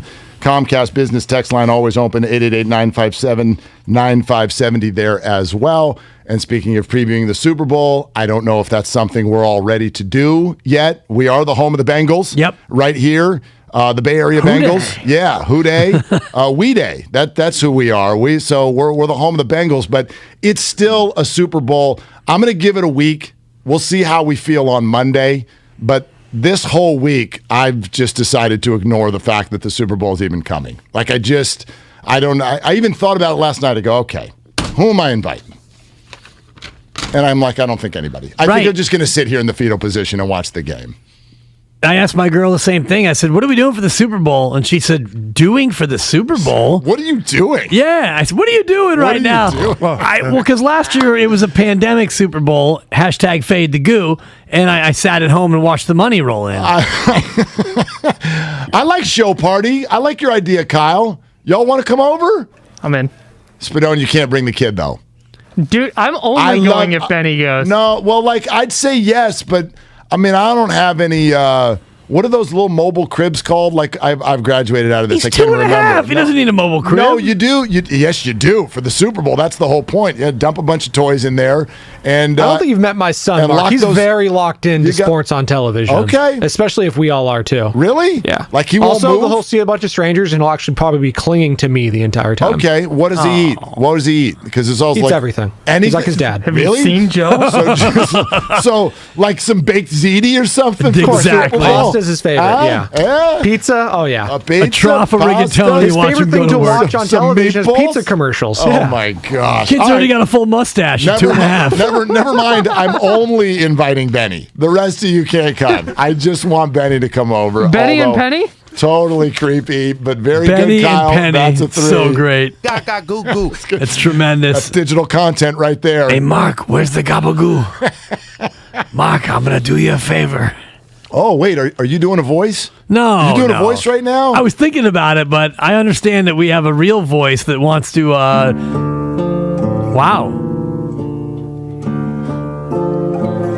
This is incredible because hey, Mark, it's Benny Spadoni. I thought I told you, I don't eat baby food. I don't eat formula. I need some gabagoo. I don't know if you have any garlic bread. I want to do you a favor, Mark. Mark. Look. Yeah, Mark. why is Mark. Benny the Italian version of our boss? What just happened there? Mark, win the big Super Bowl parties. Oh, Look. stop, I can't. Whew. I don't know if that deserves an ovation. I don't know what just happened. I don't know what happened either. I don't know what happened, but I'm getting a tap on the right shoulder. And apparently Harry Kalish my time was 10:45. What the hell is going on around here? Now for a real voice, friend of the program, from the grave, Harry Kalish. Harry tells me that the title of this little ditty is "See Ya, Jimmy."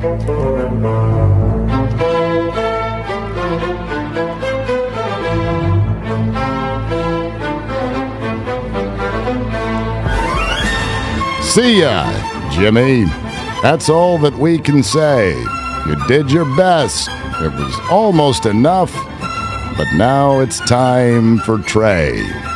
The 49ers took us on quite a ride, but it wasn't quite enough. Man, that championship Sunday hangover can be pretty rough. I had 6 Manhattans myself. Tell me about it. Back to football. How about them Cowboys? The Dallas team likes to brag. How about if you shut your mouth until you can run a play without a flag? Jimmy beat the boys, then on to Green Bay, the frozen tundra of Lambeau Field. That was the one time this year that the special teams kept it real. Speaking of which, it would be nice if there was a word that rhymed with Hufanga. All I could come up with was that if you won't have Jimmy G to kick around any longer. That's because of that damn Rams game. It left us feeling hazy. Another fourth quarter playoff collapse. Even Kelly Stafford thought that was crazy. So season over, time to watch Steph Curry and hope he gives us a shimmy. You were good, but not quite good enough. See ya, Jimmy. Yes, that's no better bow to put on the season than Harry Kalish, 6 Manhattans deep. Really good. Harry's actually still a little drunk. I apologize for that. Yeah, Harry's still he's not over it yet. So. What are you going to do? He'll never be over it, and, the 49ers and the faithful won't be over it until the quest for 6 is done. This Super Bowl is, we joke Benny can come over, we'll make Big ZD. I really do. I don't know how to celebrate this thing. I don't know if I can. It's a tough one. And I was mentioning my good friend Justin Sanchez, and he texted me yesterday because I talked about how I'm a Super Bowl free agent. And he said, no, you're not. You're inked through 2030. So I apparently am going to Justin's in the East Bay. He's a diehard 49er fan, though, and I wonder just how dour and how downtrodden the vibe of the party will be, because what you said yesterday is true. When your team loses in the conference championship, how celebratory, how much of a celebration sensation, that's a buck, can it be for the Super Bowl when your team was one step away? Sam Monson is joining us shortly, Pro Football Focus. We will put a cap on the season. We have our normal, it's like a stock question about Jimmy and where he's ranking and all of this. I mean, there'll be some Jimmy questions for Sam. I wonder, we'll put the questions to him about Championship Sunday and sort of what led to what. We'll look at this from a little bit of a higher angle with regard to the Bengals and the Rams and quarterbacking going forward. And maybe if Sam has an answer or two about the fit with regard to the places where Jimmy might actually end up. Yeah, because, if he does not fit, then, ultimately he will sit and they'll go with another quarterback in his place. Thank you, Johnny. I appreciate that. Always. Yeah, so Sam Monson in a little bit. We haven't gotten that much to Kuminga yet. And the word is bounce. He even used it in his own. He used it in his own press conference yesterday, which was fantastic. Jonathan Kuminga says he's a little bouncier in the actual game than he is for a potential dunk contest. So that's out. But we'll get to Jonathan. We reboot Pick Your Battles. Pick Your Battles. Fresh start for you, Dibs. Fresh start for I you need today. it in Yeah. another 2-week cycle, I'd imagine.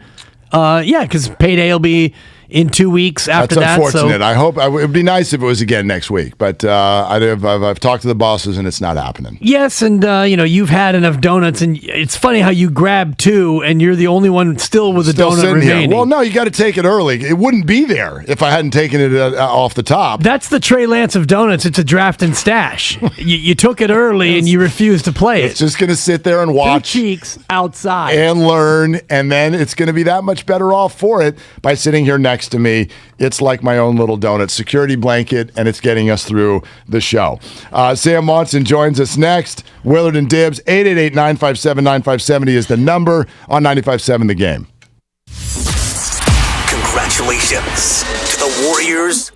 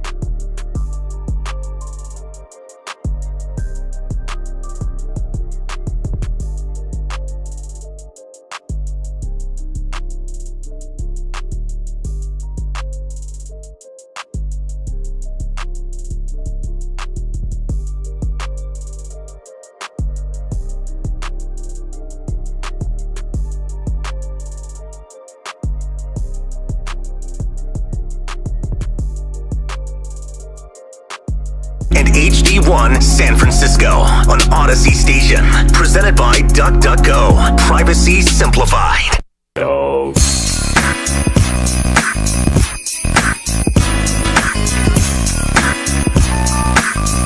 I'm out.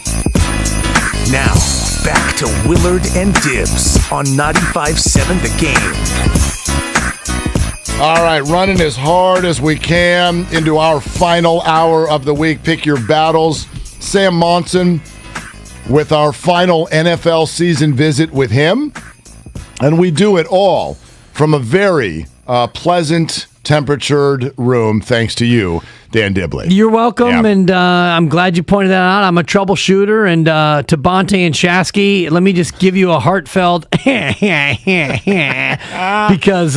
the fix was really quite easy. The fix is in. The pick is in. The fix was quite easy. When in doubt, roll your batteries, people, because the batteries may be almost dead, but much like the defibrillator on the heart muscle itself, if you roll the battery, you can get a little bit more life out of them. A defibrillation sensation. I went for it because that's never going to come up again. Ever? We'll never have that opportunity. Kind of like this year, talking to Sam Monson, who's been fantastic from Pro Football Focus all year long with us. So, Sam, we really, really appreciate it. Let's do it one more time, okay? Sure, sounds good. All right, let's rock and roll. Have you had a chance to look at all of the teams that may land Jimmy G, and do you have any thoughts on where he might fit the best? Yeah, it's tough. I just don't think the market for Jimmy G should be that strong. Even if you just looked at his injury history, that would be enough to scare most teams away from bringing in a starting quarterback that has that kind of record. And I think that's a big reason why San Francisco themselves went big and tried to get Trey Lance and tried to get that upgrade, because they just couldn't trust that Jimmy Garoppolo was going to be playing for a full season. But then you look at his play, and it's very difficult to divorce the good things that happen from Kyle Shanahan's offense, and you can point to a lot of bad things that are happening even with that offense.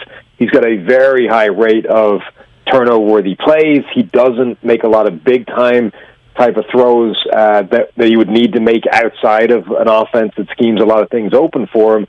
And the numbers that people will point to defend Jimmy G, the win-loss record, the yards per attempt, the EPA things, those are all very Shanahan and scheme-driven data points that I just don't think he's going to have the benefit of elsewhere. Is there another team and another scheme fit where he could benefit from that? It's to say, does he need to go to a place where it's a good defense and a run-first mentality in order to succeed? Not necessarily. I think, obviously, we've seen that he is a good fit within this Shanahan type of offense, and that is an offense with a lot of branches on the family tree. So any of those kind of Shanahan scheme systems do make some sense, and that brings in quite a lot of teams in the NFL. But I think he's just a guy that can function within lots of different offenses. He's not scheme specific to this one, but I think as soon as you put him into a different type of offense, you would expose a lot more of the problems in terms of those big mistakes and the turnover-worthy type of plays. And now you're going to need him to make more big throws himself to offset those errors. Sam, can you give us an idea, if you were running the 49ers, give us a little off-season idea of what position group you'd be targeting first? I think they definitely have to attack that defense. It came on very well down the stretch, and was the pass rush in particular was a big reason that team was progressing, made that playoff run, and started really causing some teams problems. But that secondary, I think, really needs some investment. They could go hard after a cornerback or two and try and really shore up their pass defense and make sure that that's still functioning. And then make sure that the defensive line doesn't drop off. Guys like Arden Key were really important contributors down the stretch, and he's going to be a free agent. Maybe they bring him back. Maybe they try and find a guy that can chip in with the kind of 30 pressures that he did and make sure that it's not just Nick Bosa by himself generating that kind of pressure up front. But I would definitely be targeting defense first and foremost. When you look at the Pro Football Focus grades from the NFC Championship game, Trent Williams was way lower than he had been all year. The rest of the offensive line struggled as well. Is that just a case where the Rams' defensive line outplayed them, or was it just a bad game for the O-line? I think probably a bit of both. Certainly the Rams' defensive line had a really big game in the NFC Championship, but they've been good before, and the 49ers have handled them. So I think it's definitely was an unusually weak game for that offensive line that has been one of the strengths of this team.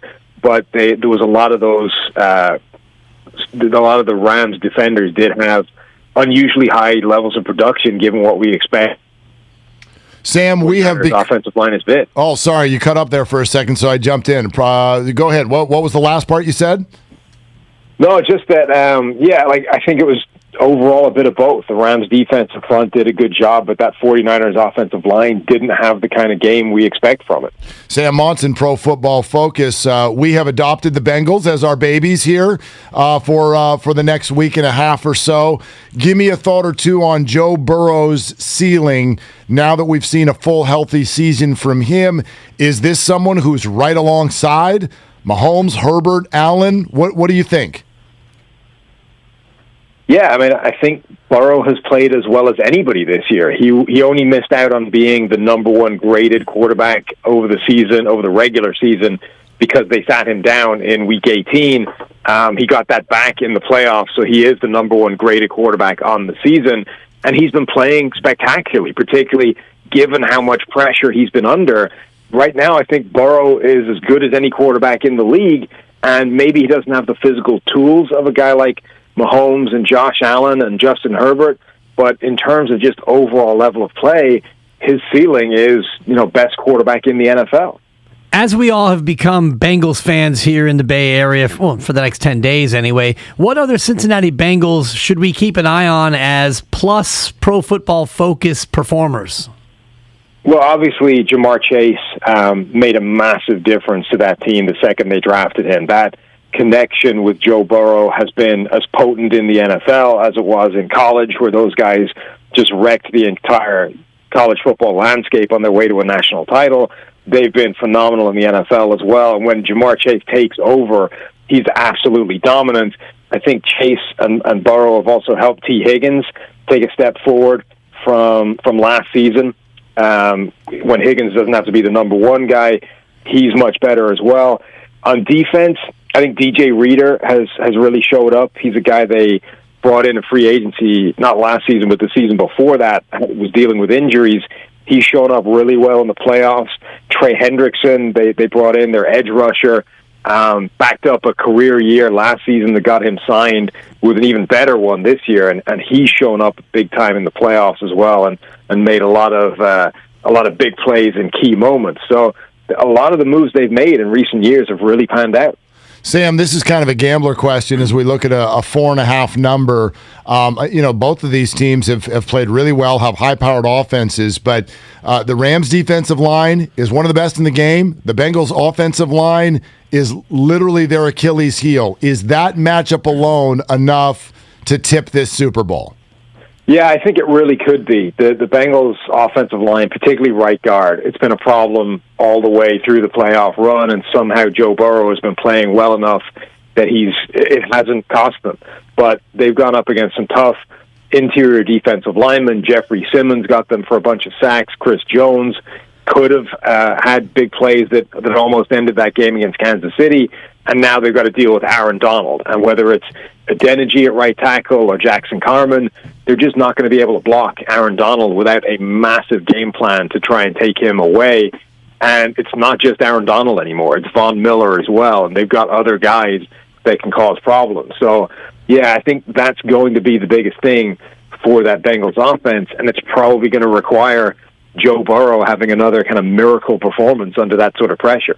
Cooper Kupp has been unbelievable, not only this past game against the Niners, but all season long. What does he do specifically that causes such problems to defenses? Well, they line him up inside a lot, which makes it very difficult to kind of get aggressive and physical and jam him at the line of scrimmage the way you could if he was playing on the outside and playing as that X receiver. And he's he's a great route runner. He's got more speed than people think he does. And whether you're playing man or zone coverage, he can either beat you with moves at the line and sort of shake the guy in man coverage, get a little bit of separation, or he runs his routes in such a way that you can't deal with what he's doing. You get put in a bind as a deep zone coverage kind of player. So I think he's got everything. He's a complete receiver who gets the benefit of some fantastic scheming from that Rams offense to free him up. Sam, great stuff all year. We really enjoyed having you throughout this football season. Thank you for doing it one more time as we get ready for the Super Bowl. Sounds good, guys. Thanks for having me. Okay, Sam Monson, PFF, Pro Football Focus, with the ins and the outs. Put him on the side of, I don't think teams are going to be all that in on Jimmy Garoppolo. However, what I'll say is what Sam does for a living, Pro Football Focus, the deep analytics of the quarterback position, that's looking solely at the player and his talent level. So I get it that from a common sense standpoint, yeah, you don't want to hitch your wagon to Jimmy if your goal is to win multiple Super Bowls. What I don't think Sam is doing is necessarily looking at a marketplace where Jimmy is potentially like the only option if you want to bring in a starter. Right, and it always, maybe just because it's a Donut Friday, brings me back to the donut dozen that we had today. But if you are hungry, if you're the next show and you come in and you look in the donut box and there's 3 donuts left and you've got the plain old-fashioned that I foisted and that was an interesting move. And the plain cake. That was a message. You sent a message with that. I saw that. Because one donut has to be the 12th best of the donut by the very nature of lists, which I know you hate lists, and I know you hate ranking, and I tried to get you to rank household appliances earlier, and you balked on it. No, we can rank that. If Jimmy Garoppolo were a donut in the pink box, he wouldn't be the chocolate old-fashioned. But he wouldn't be the maple glazed. He's not the plain cake, though, either, with no frosting on it whatsoever. Plain, Where dull. are the donuts, Dibs? You left me no donuts. The point is, at some point, some team is going to go to that pink box and look in and go, I need a donut. I guess I'll settle for the Jimmy Garoppolo of donuts. One of these sprinkles in the corner that someone sort of ripped a piece of it off already. We'll go with that because you can win. Your mouth can win a couple games with that. I had the chocolate with rainbow sprinkles, and I believe it was the 9th overall selection. And, we went 8 and 9. We didn't make the playoffs, but it was fine. Can I give a shout out to a colleague of ours, Guy Haberman, who said something on Twitter an hour ago that I was like, that's smart. Guy Haberman? I got Haber stock early. My Haber stock has soared. Really? I bought it. I got in on the IPO, actually. What's it at now? Haber stock? It's at 38 and 3/8. Okay. I got it for dirt cheap. How many my Haber shares? stock. How many shares, though? I got a bunch of shares. You did? Yeah. Okay. I actually went to his wedding back in. You did? Yeah. Don't ever get mad at me for hair. Because there's Guy. Gorgeous. I mean, it's more than half of the upper half of his body. It's just hair. That's all he's got. And Guy, I love you, but just when you get to that point where it is going, I just hope that you have something else that you can lean on. Because I used to have this gorgeous head of orange hair, and it was my calling card. Yeah. It was my go-to. And now I'm left with stubble and memories. Yeah. So I remember when you were just running around. You got to get down, and then you had hair and all that stuff. Oh man, I remember. And Guru with his gorgeous waves. I get seasick every time I look at his hair. Yeah, there is. It's mesmerizing. Yeah. Actually. Anyway, back to Guy's tweet. Back to Guy and his great hair. He said, "I'll just keep hammering this. If the 49ers hadn't moved up for Trey Lance last year, how exactly would they address upgrading their quarterback position now?" See, now there's a thought that I'll admit I've not had, and I don't think anyone that I've talked to over the last year, because the deal was made, about 10, 11 months ago that the deal was made? I want to say first week of March. Okay, so 11 months ago this deal was made. And at no point did it occur to me at that time that the 49ers might have been going, look, we know that Jimmy's got some juice. Look. Okay? We're in on Jimmy. But then after we're in, we're going to be out. So we're in on Jimmy. He's got juice. But limited, check. Injury history, check. And then check. In other words, we have to write a big check for him, and we're going to have to write bigger checks for Nick Bosa and Deebo Samuel. They couldn't have even known at that time how big the Deebo Samuel check was going to have to be. But that's the way a team looks at it. They're not looking at it as, we would like a quarterback right now. Let's go. They're looking always at a 3-year plan, a 5-year plan. And they know what at that time we're not thinking about, which is what's the 2022 quarterback draft class? And what's the free agency situation for quarterbacks in 2022 if we have another Jimmy injury or there's poor play and it goes sideways? Now, they ended up in the NFC title game, and that's great. But I think they looked at it and said, you got to get in on this now, because if you don't, when are you going to get in on it? Because, by the way, the 2022 draft class and the 2023 draft class, at least in this moment, look very barren. And so that's a smart thought that the 49ers addressed it then, because if they didn't, now you're flat-footed and the Jimmy frustration is only rise. Yeah, you had me there. You are flat-footed. I thought you were going a different route with the F, but I'm glad you didn't, because I enjoy working with you. But you have to dump buttons. Yeah. The donut's over there with the baked ziti, and he's ready if we screw up. Yeah, but the stream audience would have been appalled at your use of the F word. Yeah, but they're streamers, so like they've got a different morality. You know, push the stream. Yeah, they're just cruising around out there with a phone and a Bluetooth. They don't care what you say, do they? They're half paying attention. Yeah, you may think I'm a streamer, but I'm not the only one. I'll give you 4. You get 4 from in here. It's Friday. I would have given a 3 if it was a Wednesday. Yeah. It's Friday afternoon. It's a 4. Right, and that second donut is now gone, so you're definitely sugar fueled. I went into this. I was like the 49ers. I went in with a plan.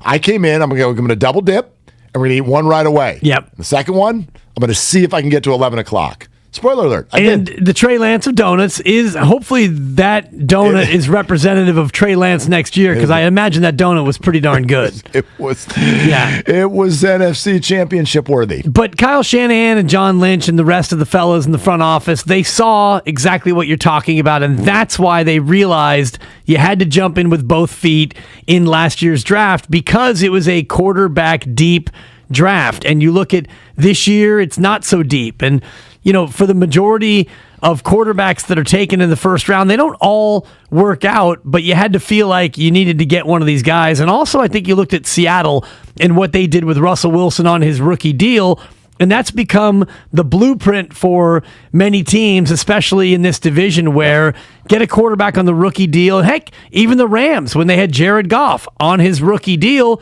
they went to the Super Bowl. The Bengals are right now with Joe Burrow. And what do you have now for the next at least 2 in the offseason? And Josh Allen in Buffalo, they're legit. And Patrick Mahomes got there the first time before he got his big contract. He got you to the Super Bowl. And you look at Herbert down in Los Angeles with the Chargers, and you think that, their championship window, but their window is going to be while he's on that rookie deal. If they weren't the Chargers, I'd buy your point. Yeah. But they're the Chargers. You could stick Mahomes and Herbert on that team, and they're not getting to the Super Bowl because they'll find a way to not. But you have a guy who is more highly drafted than Justin Herbert in Trey Lance, and you look at that and you say, okay, we've got 4 years of Trey Lance, really 3 years, and you have to make a decision on the 5th-year option. And really, the decision on that 5th-year option comes usually halfway through the 3rd year. So now you're looking at maybe 2 years, a year and a half of what can Trey do. If Trey turns out to not be the sauce, well, after year 3, you're probably going to have to figure out and reboot this thing all over again. No doubt. And you might be doing it with a new coach and general manager by then as well if this thing does bust up or really go bad. But I doubt that based on what we've seen from him so far. And now he has something that most of those young quarterbacks don't have, which is a year to sit and wait and watch and get seasoning and all of those things. Now, we're getting a lot of texts here. Comcast Business text line, 888-957-9570, that are pointing out if they had kept those picks. Here's how you address the quarterback situation this year. You go use them to get Aaron Rodgers, or you go use them to get Russell Wilson, as if the Seahawks were going to deal with the 49ers. Here's the problem with that. It's twofold. A, we're all acting like the Packers are just sitting there waiting to trade Aaron Rodgers. It's not true. They're going to try to talk Aaron off the ledge. They're going to try to keep him. They don't want to trade him. I don't know if he's actually available. And even if he is, now you're bringing in a guy who costs a whole lot of money. In fact, more than Jimmy Garoppolo. So you're not going to gain $25 million in cap space like you will by trading Jimmy. You're actually going to add another 10 or 15 on, and I don't know what you can do at other positions around the field. And secondly, one of these years, I know that we've all now adjusted our idea of age and quarterbacks because of Tom Brady. But the idea of going to get the guy that's only got like a few years left, like one of these years, click, they're not going to look the same anymore. And then you got to reboot again. Right. So that to me, I get what you're saying. I'd always take proven commodity over non-proven commodity, but you're asking the 49ers 11 months ago to be able to predict what's going on with Russell Wilson in Seattle, to be able to predict what went on with Deshaun Watson, to be able to predict what's going on with Aaron Rodgers, then agree to spend more money on their quarterback position, not less, hope that it works, and if it does, great, you got 2 or 3 years of it, and then you get to do it again. This way, it's cheap, and if you feel like there's a guy that's worth it, I mean, you might have your guy for 8, 9, 10 years. If You're it goes hoping right, that's 2 the contracts at least. You're hoping it's a 2-contract situation. You're hoping it's not just we drafted a rookie and it didn't work out and then we're scrambling again. To your point about the free agent quarterbacks available, Roethlisberger, Fitzpatrick, Dalton, Newton, Winston, Brissett, Bridgewater, Mariota, Trubisky. I mean, there is nobody out there. There's Watson, and we don't know what's going on there. There's not Watson. Yeah, there's not. And that has to be a trade. Yikes. And you got the legal situation. You got the PR situation. You don't even know. I don't know if Deshaun Watson's going to be available to play. I do think he still has an NFL career. I don't know if you agree with that. We've talked about it sparingly. I do think teams are going to want him, but they've got to know that, what's the suspension? What's the deal? Jail time. I mean, what's the sentence? Very possible. I mean, before we talk about suspension, let's talk about a sentencing. It should first. be. It should be, but American history says not. If Michael Vick can go to prison for being, secondarily involved in a dogfighting ring, and history shows that he was not at the forefront of it. It was his property. He was a part of it, certainly. Yep. But he went down. What did he do? 2.5 years in prison? Yep. And Deshaun Watson allegedly had we're north of 20 women right now. 2 dozen, basically. Yeah. So I can't imagine that he avoids incarceration. Yeah, I hear what you're saying. That's how it should be. I don't want to go Howie Mandel on you, jail or no jail. Celebrities with a lot of money who are attached to the number one entertainment product in our world. I'm not saying it's right, but history suggests they'll find a way for that guy to get back on the field, which even Michael Vick did, by the way, as we know, right? So, right. Yeah. I hear you. Willard and Dibs is sponsored by Fremont Bank, full-service banking, no compromises. Pick your battles. Bouncy Kuminga and Klay Thompson indicating a potential championship run, all coming up. 888-957-9570, and it's Willard and Dibs on 95.7 The Game.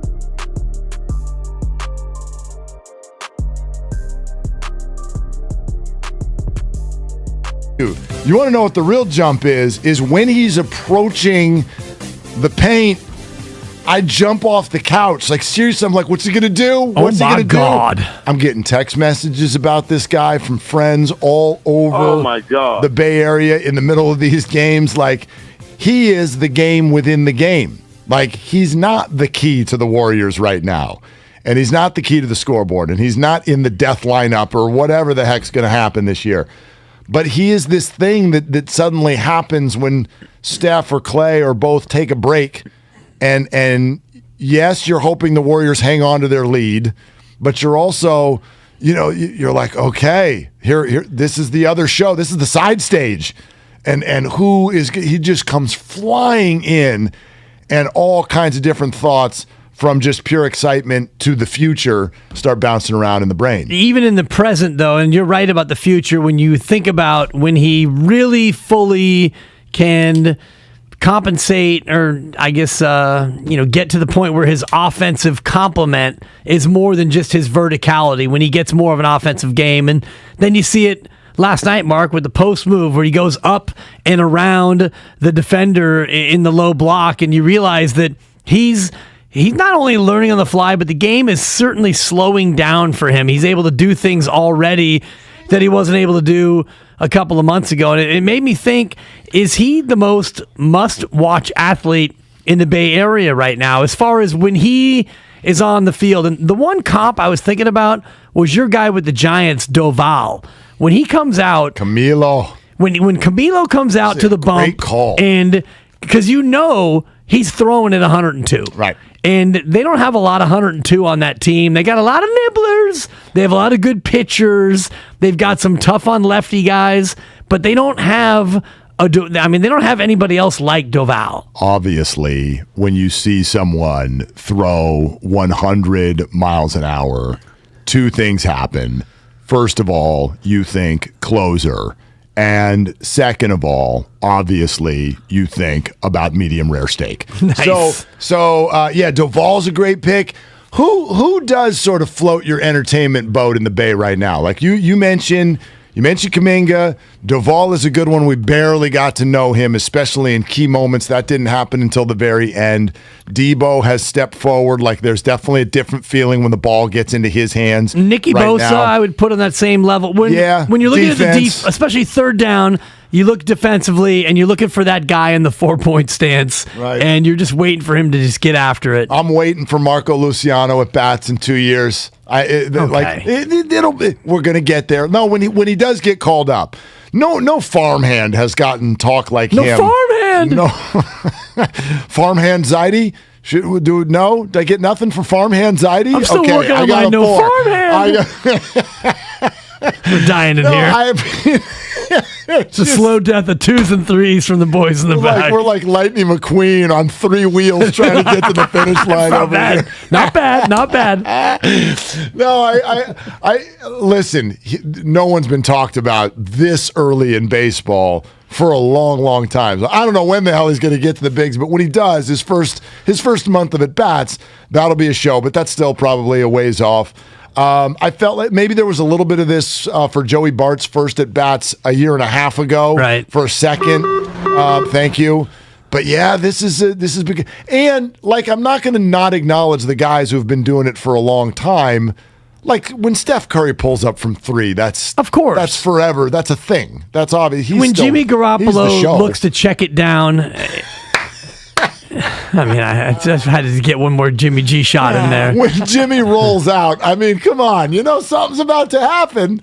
It's probably not a touchdown, but might be for the other team. I don't know. I guess to me, this category is not necessarily new players, but players who we are starting to really get to know more and more, where when they're on the field, you absolutely have to stop and watch. Because for me now, when Kuminga's out there, and, he's 19 years old. He's wearing 00, all the great upside of him. But when he gets the ball with even a sliver of daylight between him and the rim, I look at the defense and I think, who is going to be the next victim? Okay, 925 just sent in probably, and so did 628. The obvious answer that we didn't bring up yet is Trey Lance. I mean, when that guy took the field against Houston, and it was a terrible first half for what we were hoping for. It wasn't exciting. They weren't getting first downs. But when he took the field, you heard the Levi State, like, here we go. And so he didn't necessarily pay off yet like Kuminga has. However, Kuminga's had more time on the court than Trey has had on the field. Like, I don't think Lance has really gotten that. He hasn't gotten that opportunity yet. We've seen him for 2 games, and the first one was sort of like, hey, get in there, and we'll figure it out later. So next year, in September, when Lance takes the week 1 snap, he'll absolutely be on this list, if not topping it. No, and he's already on the list, and that's a good call by the texters. And I guess it's easy for me to quote, forget about Trey, because you forgot about Trey. Forgot about Trey. It's because we didn't even need to say it. No, and I'm not even going to look back. I'm sure I'm getting 2s from Popcorn Boy and and all the rest of them. But next year.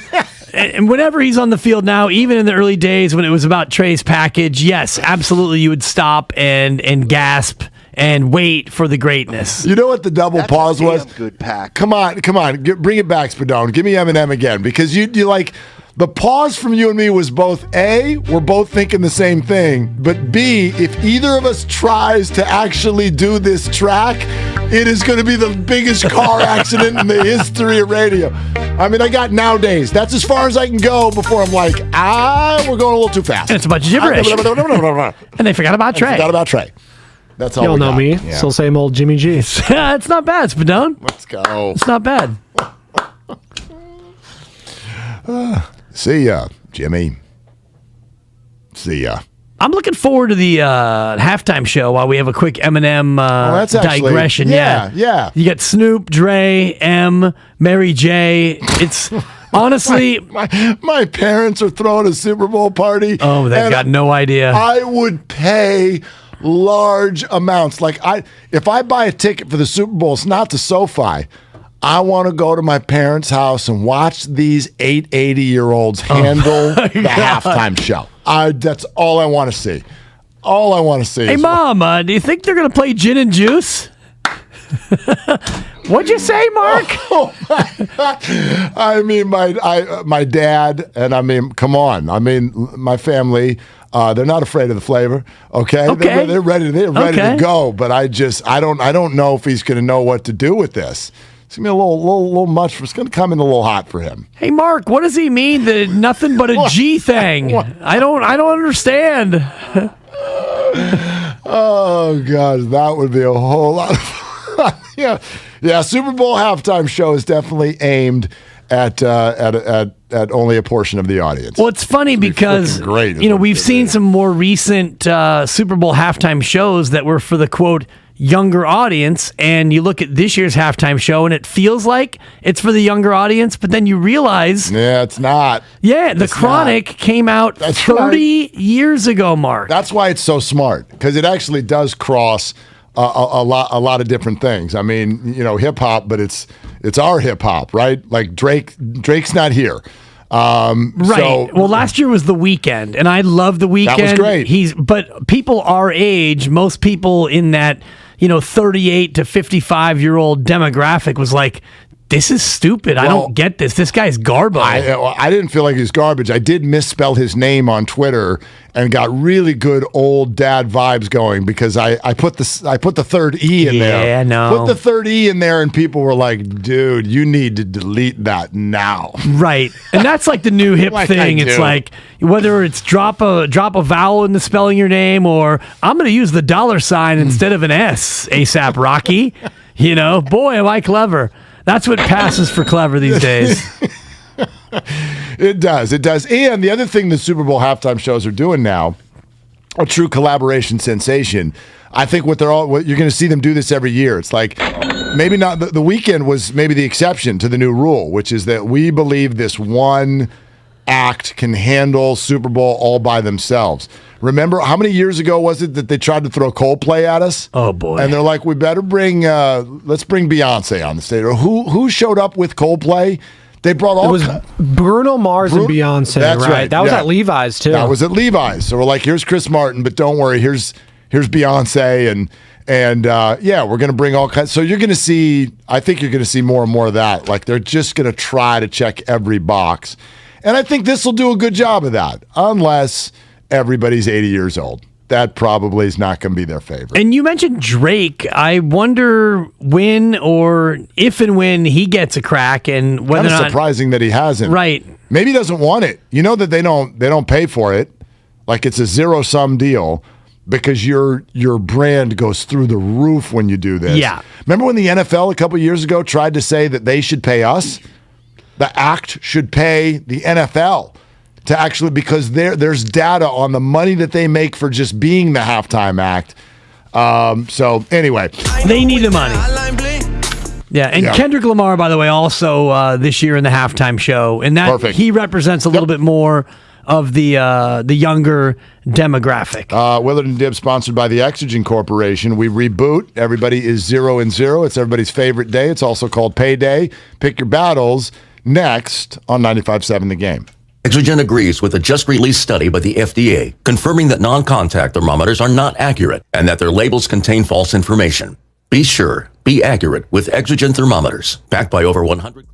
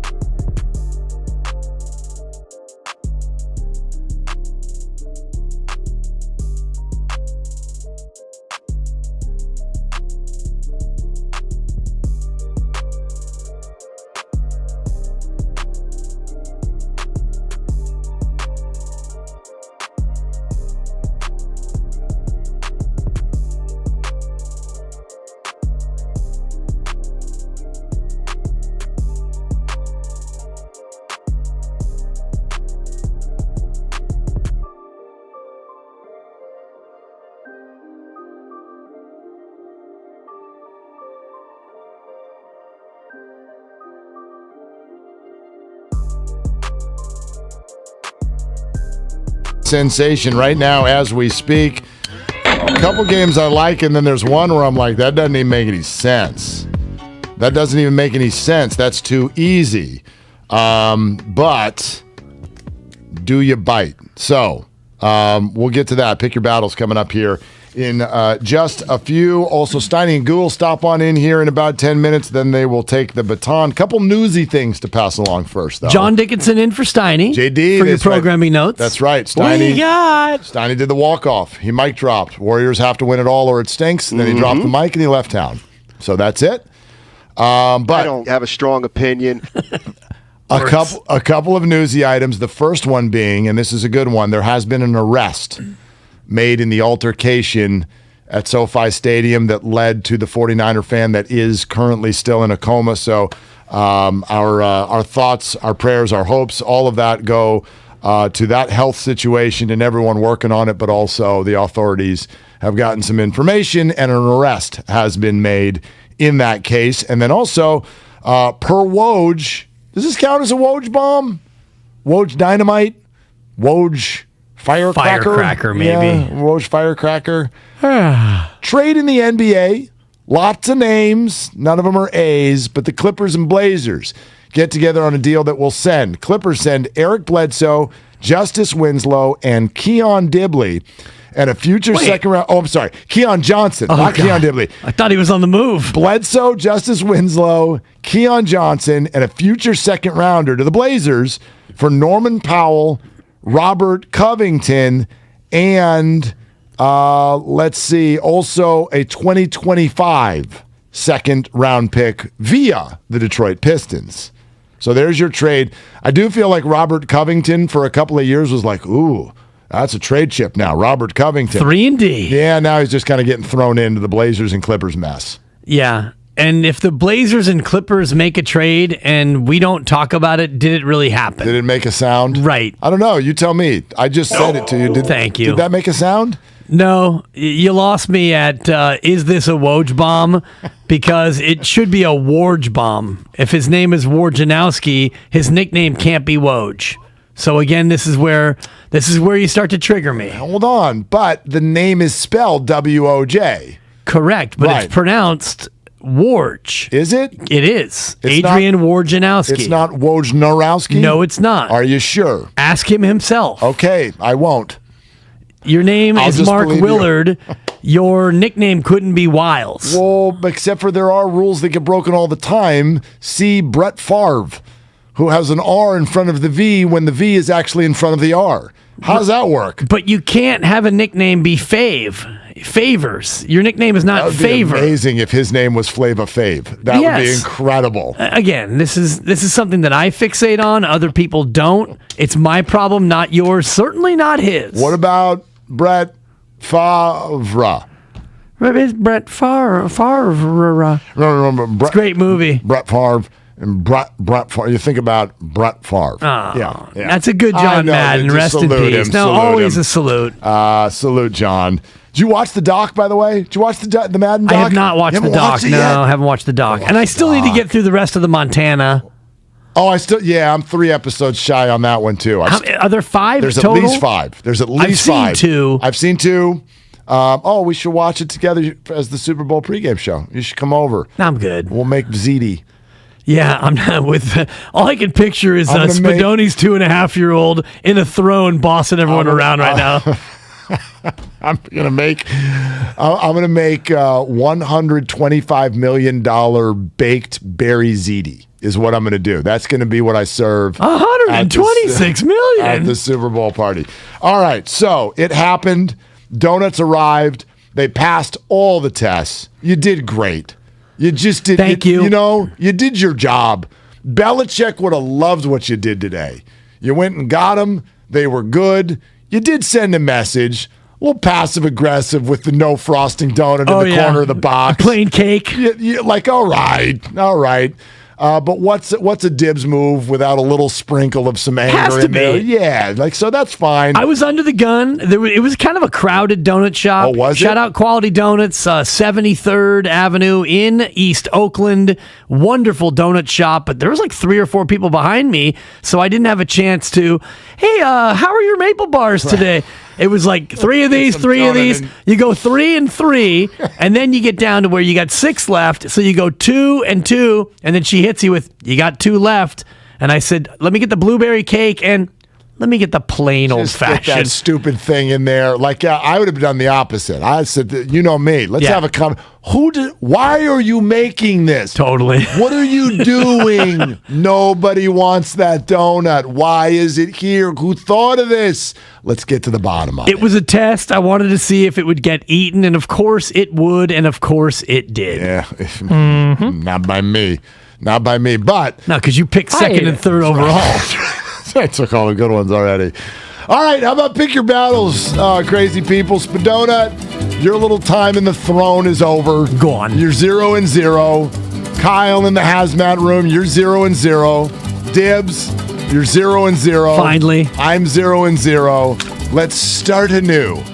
And hopefully we will all still be in the office 14 days from now for another box of doughs. But Spadona, you're first. Take it away. All right, well, I'm going down to fabulous Las Vegas. And no, I'm not going with the Golden Knights. We have a Pro Bowl on Sunday, oh my God, gentlemen. he's stealing my pick right now. He's stealing my You're pick. not going to do it. Oh, I'm doing it. Hunter Renfrow of the Raiders. I'm not taking him to do a touchdown, but did you see the skills competition yesterday, by the way, guys? They had played dodgeball. It was fun on ESPN.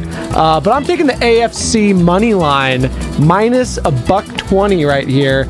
I think the AFC has just better quarterbacks. We got Mahomes, we got Herbert. NFC, they got Kyler Murray, broken finger, thumb, Russell Wilson. I like the AFC. I can't find my lock sounder, otherwise that would have been much better. There it is. There it is. All right. Kyle, your selection. I picked against the Chicago Bulls last night. They are playing again tonight on the road. They're at the Indiana Pacers. The Bulls have not been playing great, but I heard something about the Pacers from Draymond Green. Oh, right. They stink this year. Yeah, that they sure do.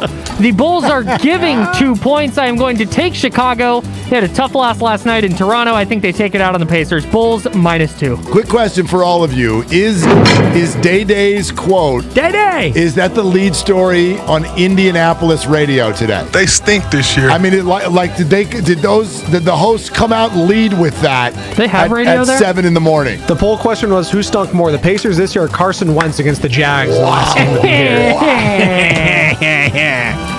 That's pretty good.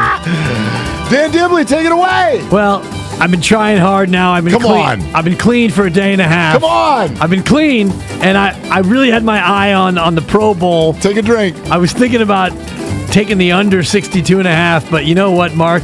Oh, that sweet, sweet nectar. Hit it, Spadone. Oh, it's so good to be back. God, I've missed you. I want to drink every last bit. I want to kiss you, college basketball. I want to pick you. Thanks, Joe. We're going off the beaten path, and we are going back to college basketball. Oakland University is at Kentucky. No, not that Kentucky. Northern Kentucky. I'll say it, they stink. Oakland University's only given 3. We're taking Oakland University -3 at Northern Kentucky. Soft spot for Oakland University. Remember John Bloom, who's come on this show? He's one of the Suns radio broadcasters. Friend of the program. Friend of the program, except for it's going to get bad when the Suns play the Warriors in the conference finals. We're going to fight. Like we're too close. Yeah. Like he and I will Yeah. we will come to blows. Early in his career, voice of Oakland University. I love it. Yeah, I love it. Yeah, so I know he loves your pick. I will take you back to the NBA. There's a game that I love, but I love it too much, and it scares me. So I'm just going to leave it. I'm going to leave it there. I need to think about this one throughout the day. Why are the Rockets getting 7 when they've been playing better on the road at San Antonio? It's too fishy, so I'm going to avoid it. I'll stay in Texas, though. Let's go to Dallas. The Dallas Mavericks are coming off of an ugly loss. I think Luka is going to whine his way into all of the fouls tonight. And I love the Mavericks minus 1.5 at home against the Philly Sixers, who turned their backs on Kyle a couple of nights ago when he tried to pick him against the Wiz. I remember that. So let's take them down. Let's get mad at them, Kyle. That. Dallas Mavericks minus 1.5 against the Sixers. Can I give a quick Pro Bowl pick that I really like, by the way, guys? Please. Micah Parsons is plus 900 to win the defensive MVP. I don't know if you've watched any of the skills challenge stuff. Micah Parsons is there trying his rear end off. I think Micah Parsons is gunning for the defensive MVP award. He is plus 900, and I love the value. They're gonna hate him. You can't go to the Pro Bowl and try. Oh, he is going to. Oh my gosh. Somebody is going to pull him aside and be like, young buck, let me tell you something. You go out there this weekend and you hurt somebody, it's over. You're going to be the lead story on Monday morning on national talk radio and TV if you go out there and hurt a quarterback. Sean Taylor. I mean, remember Sean Taylor's out there lighting people up in the Pro Bowl. I like the under 62.5 just because the game's in Vegas. The amount of I would go over 62.5 players are hungover. Right. Therefore, I would go under 62.5 total points. Remember, the defensive players are hungover too. Right. So they ain't stopping anybody. Except for your various Micah Parsons. That's true. Yeah.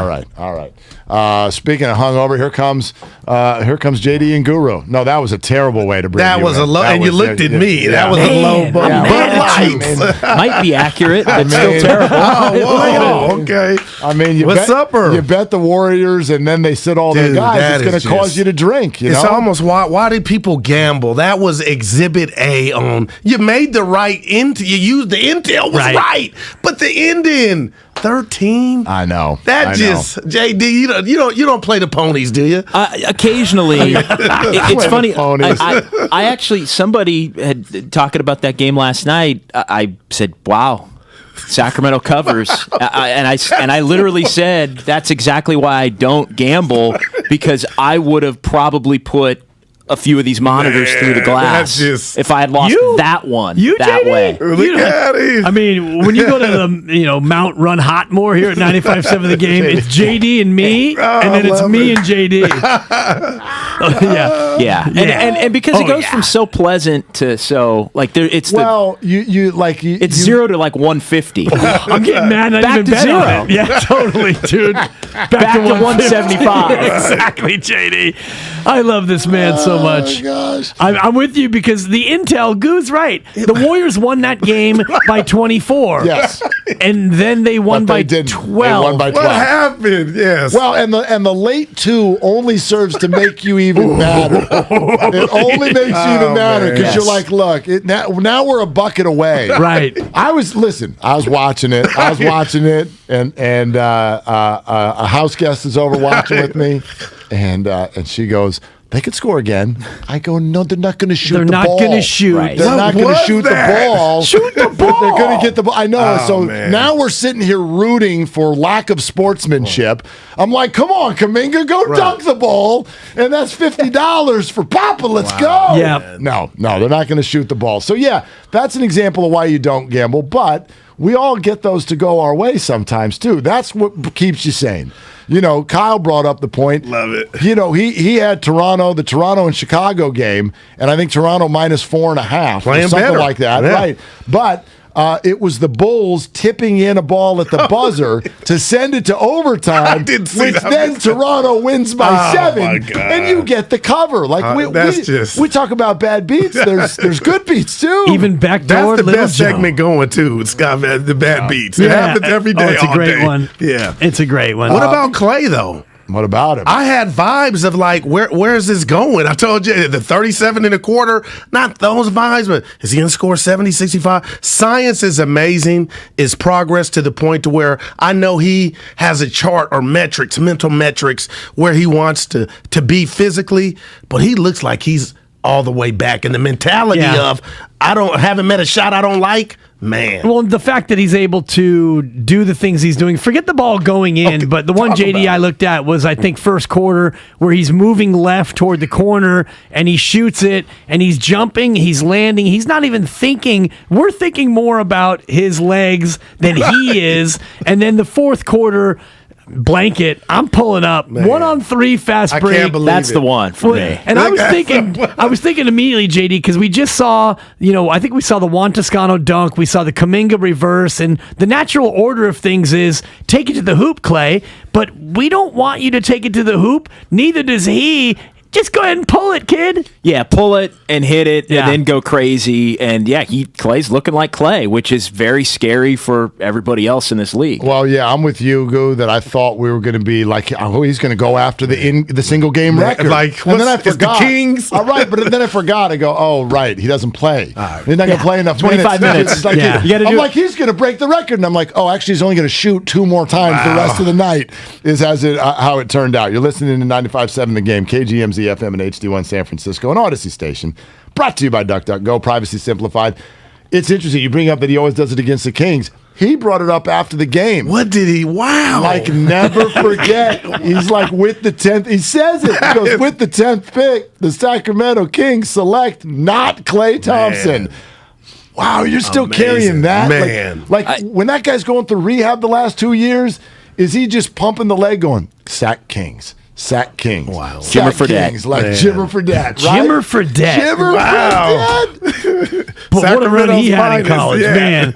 I mean, you can't justify the pick based on 3 weeks, but Jimmer Fredette's run almost Steph Curry in the NCAA tournament. I mean, Fredette was scoring from everyone on everyone. Unbelievable. Man. I mean, we've seen a few of those. Dwayne Wade did the same thing in a tournament where he made a name for himself just in a tournament. Yeah. And now he's a Hall of Famer, or he will be. Right. Yeah. So sometimes it works. Sometimes it Fredette. Right. And Steph Curry had a similar run. And, then the next year in the NIT, actually, Yeah. we all forget that the next year he came to Moraga to take on St. Mary's in the NIT. Wow. Yeah, incredible. That year, that 2008 year where they, damn near beat Kansas? Yeah, went to the Elite Eight. Yeah. Which was remarkable. And you get me goosebumps, JD, because we're coming up on March Madness again. And you taking your annual trip? And a real one. It's and a coming. real March Madness for the first time since Oh, wow. 2019. And also, while the music's playing, Chase Center will host the Sweet 16 and the Elite 8. You got second weekend action here coming to the Bay Area.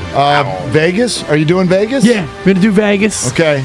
Flights booked. And the flight's already booked? Oh, I booked the flight in October. Did you get the wrong address? I didn't get the invite yet. Oh, man. Yeah. I shouldn't have brought it up, No? Willard. My bad. No, it's. I mean, I don't know if we're quite to that point yet. We're having a great time. The show's been good. We've only known each other for a decade, but go ahead. Well, more like 15 years. And but- actually, our relationship started at March Madness. and I don't want it to end at March Madness. You know what? You know what? Going to Vegas with someone is different. Yes. Like and this goes for men, women, platonic, not, whatever. That's a test. Can you go to Vegas with someone? I've done it. And I actually think it's the last test. If you can pass that test, you guys can handle anything. Well, because you do Vegas differently. Like Guru and I did Reno, and we did a road Reno? trip. Oh, look at that grin. So I know, like, if Guru and I were to go to Vegas, I know we can handle it. JD and I actually went to Vegas. Yeah, look at you. And, we didn't do it hog wild. We were working, but there were certain things that we did. It was like, okay, JD, I didn't know that we could go into this territory, but... Yeah, it started out with you wondering about JD, and then it was like, we could actually go have some fun, and let's figure out who we can lose along the way. I was like, hey, JD, can I hang out with you, JD? I mean, so you got a high bar to clear because Goo in the snow, JD in the desert. Man. I'm hoping you can get there sometime. I'll take the physical challenge. I accept. I love it. I accept your, I got you penciled in for 2024, so. Love it. We're going to build up to it. All right. I love it. Maybe we start you with Laughlin, and then we slowly graduate. Let's not go to Vegas yet. Exactly. Or maybe we could go downtown. Like, we'll see if you can end up at the Bellagio a little bit later. I'll tell you what, I'll get you out to Livermore Casino, Tri-Valley's place to play in downtown Livermore, and we'll go from there. Good start. All right. Speaking of building up to it, we're all just building up to Goo and JD. What's we got Cam today? at 1:30, I believe. Yeah, Cam Inman, talk some Niners. And he was at the game in LA, so I'll get his thoughts. And then also too, if I could actually, JD don't know I'm gonna spring this on him because I was driving in. I thought to myself, if we really could read the mind of Kyle Shanahan, Do you really think he may have buyer's remorse in the fact that we know what it is and Jimmy basically is out of here and you spent the mortgage the future to give Trey the reins? But do you think if we were having a pop and I said, Kyle, if you had it to do over again, would you spend what you spent to bring this youngster in? Would you turn it over? I'm just curious I think there's some buyer's remorse. And you could be like, why do you think that? Because Trey is unknown. And what pass was it or spiral that made Kyle be like, that's it. He could do it. It's strange to me. Well, the price that you spent has actually gone down based on how well you did. So that first round pick you had to give up was number 29, which all of a sudden isn't as high a price. So well, and chew on this because we talked about it a little bit earlier. The idea of if you wanted to address your quarterback position at some point, whether it's this year, next year, whatever, how else are you going to do that now? So if you want to move on from Jimmy, if it's not Trey, who is it and how do you get him? Wow. There's nobody in the draft for the next 24 months. In the free agent list, it stinks. Yeah. So Aaron Rodgers, anyone? Now, wow. A-Rod. Is he available? But is he available? At this point, I mean, he could make himself available at any point. He wanted to come here and dance. Right. But he's not a free agent. So LaFleur is the one who's going to have to dance. LaFleur. Yeah. And I wouldn't want him anyway, but. And the price on that would be like 8 firsts. Right. And Trey. Exactly. JD in for Steiny Guru next. 95.7 The Game. He brings the passion. For what? I want to know now. I'm mentally invested. Don't tell me to pray and you don't say what for. He brings the perspective. Yeah, I think they both have great points. Get off me, text line. He's truly one of a kind. That is whack. Oh, my God. And he's doing a great job. I need you to man up and say what you really want to say. Simon, you're doing a great job. That's crazy. And together, they're Steiny and Guru. Yeah. On 95.7 The Game.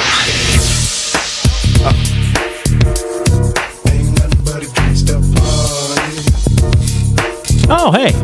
How's it going? Here we are. Steiny and Guru on a Friday. My God. John Dickinson sitting in for Matt Steinmetz. I thought I could get it. I know it's been a while since we've worked together and we did the crossover thing, and I won't spend too much time complaining about it, but still not ready. No, you're ready. Don't have the laptop open, papers everywhere, no mic cover. Let me get corny for you real quick as we start the show. Steiny, I told Steiny yesterday, text me when you make it. And the guy texted me this morning. That's mine. Will it throw it to me? I'll center fielder. I got it. And he texted me, so he made it. So all the people, listeners know Steiny made it safely. That's beautiful. And Steiny will be back on Monday, and we look forward to that. Goo, let's just get right into it. I miss you. Warriors, yeah, good to be with you. And we got Cam Inman coming up at 1:30, as you mentioned. And the Warriors last night, they get it done against the Kings. I mean, that's not really the story, but the story was there was a lot going on at Chase last night with Clay looking like Clay, and I was thinking about 2015. I was thinking about 37 and a quarter. I was thinking about him ending the careers of Nick Stauskas and Ben McLemore. Look at you. Oh, Ben. JD, I'm with you. So it wasn't just me that was sitting there, having flashbacks. But the greater point to me is the fact that the way he's moving. And I know KD had one less traumatic injury than Clay, and we saw him come back from the Achilles. He looks like physically he's back. And now, JD, forget the numbers if I can. When he shoots the ball, I get the old Clay vibes, like I expect it to go in. And that's just going to get better. So, Dub Nation, I mean, you're 2 back of Phoenix. You're a threat. I think you could win it. I just need your help today before we get out of here, JD, at 3 o'clock, because I wear my heart on my sleeve. As excited as I am about everything that's going on in Dub Nation, the Draymond or the lack of the non-Draymond is scary to me because I don't think they can win it all without Draymond. Do you say, Goo, you sound like a hater, or do you appreciate the honesty from your boy?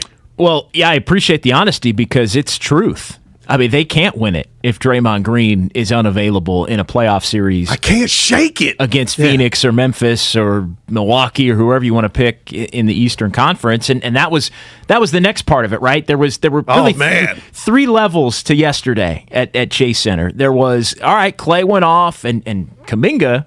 Don't sleep on Jonathan Kuminga. I mean, he should be at the rising. We'll get to that. Yeah, okay. No, he should be. Nice game for him, attacking, continuing to grow, all of that. But Clay looked like Clay, so that's a scary proposition for the rest of the league because it didn't look totally right the first week and a half, and now the last week and a half, it's looking more and more like you want it to look.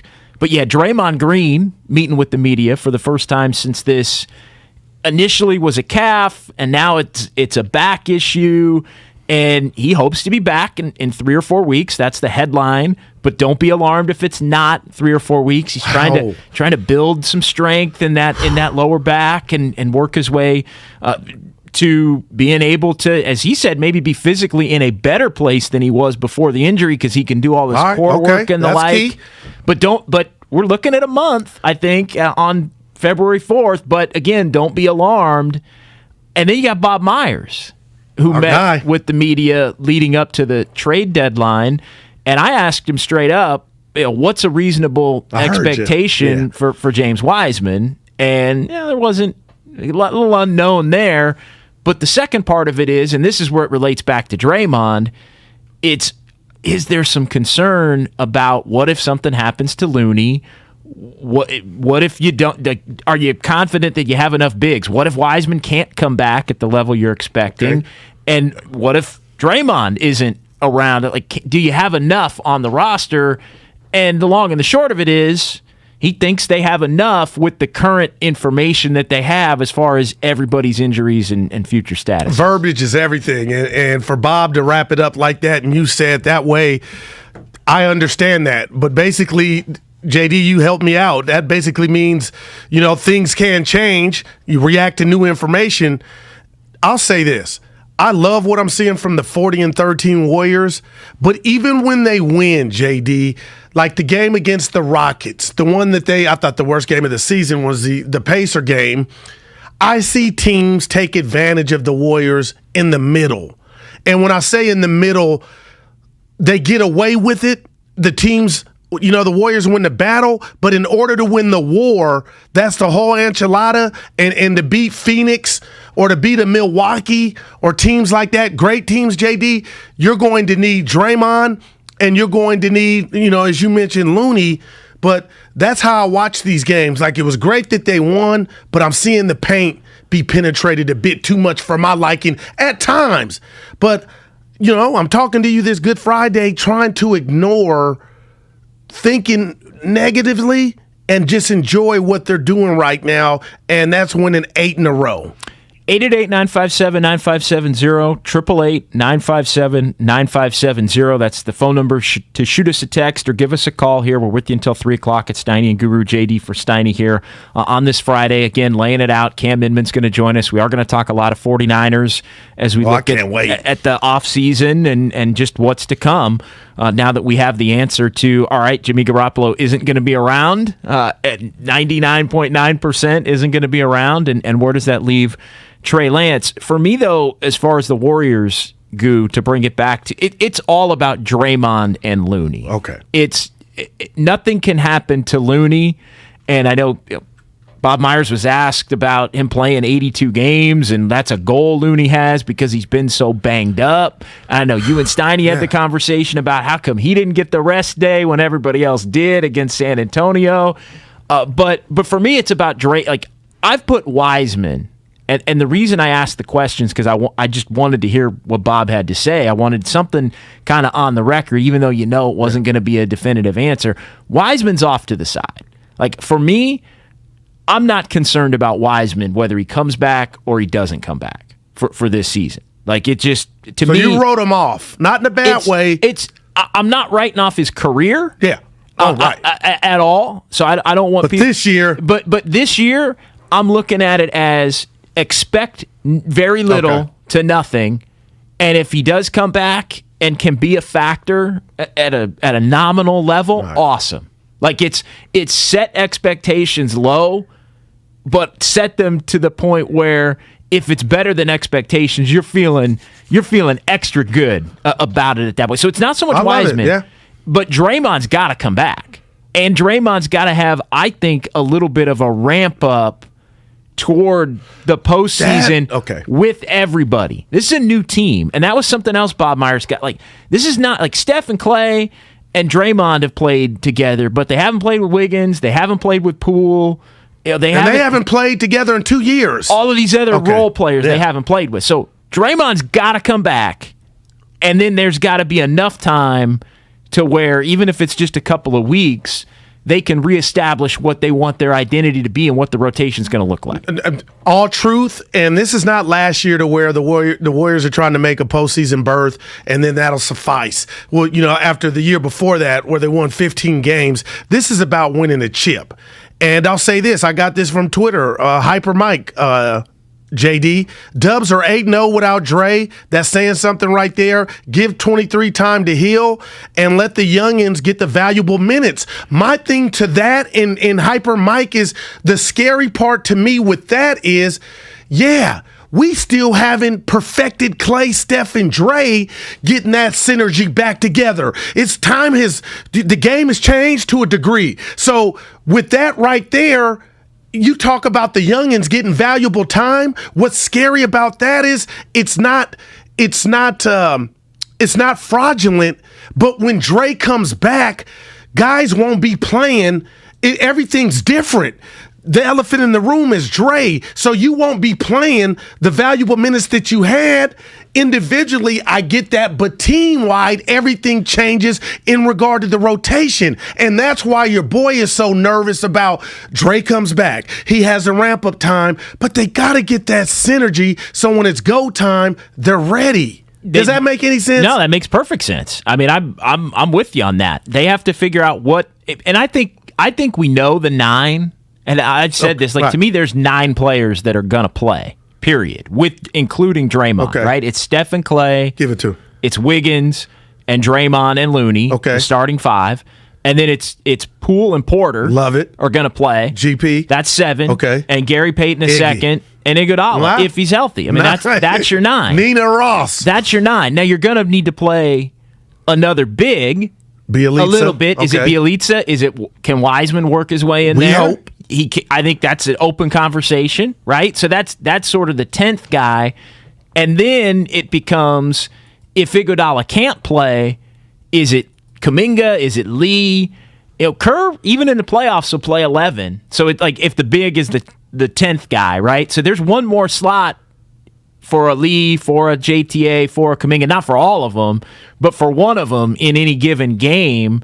And then does one of those players play so well that they push for more minutes? So I think the framework is actually there, though, Goo. That's interesting. And I've been the biggest, who cares about me, Kuminga fan. And now I didn't even know he was a bag of highlights the way that he is. Yeah. And we all love style over substance. But we had the great Jim Barnett on the other day, and he didn't diss Kuminga at all. And I talked about Kuminga throwing that weight around. His physique, he's using it to me early, like a warrior. But if I could paraphrase what Barnett said, JD, there's still some growing in his game.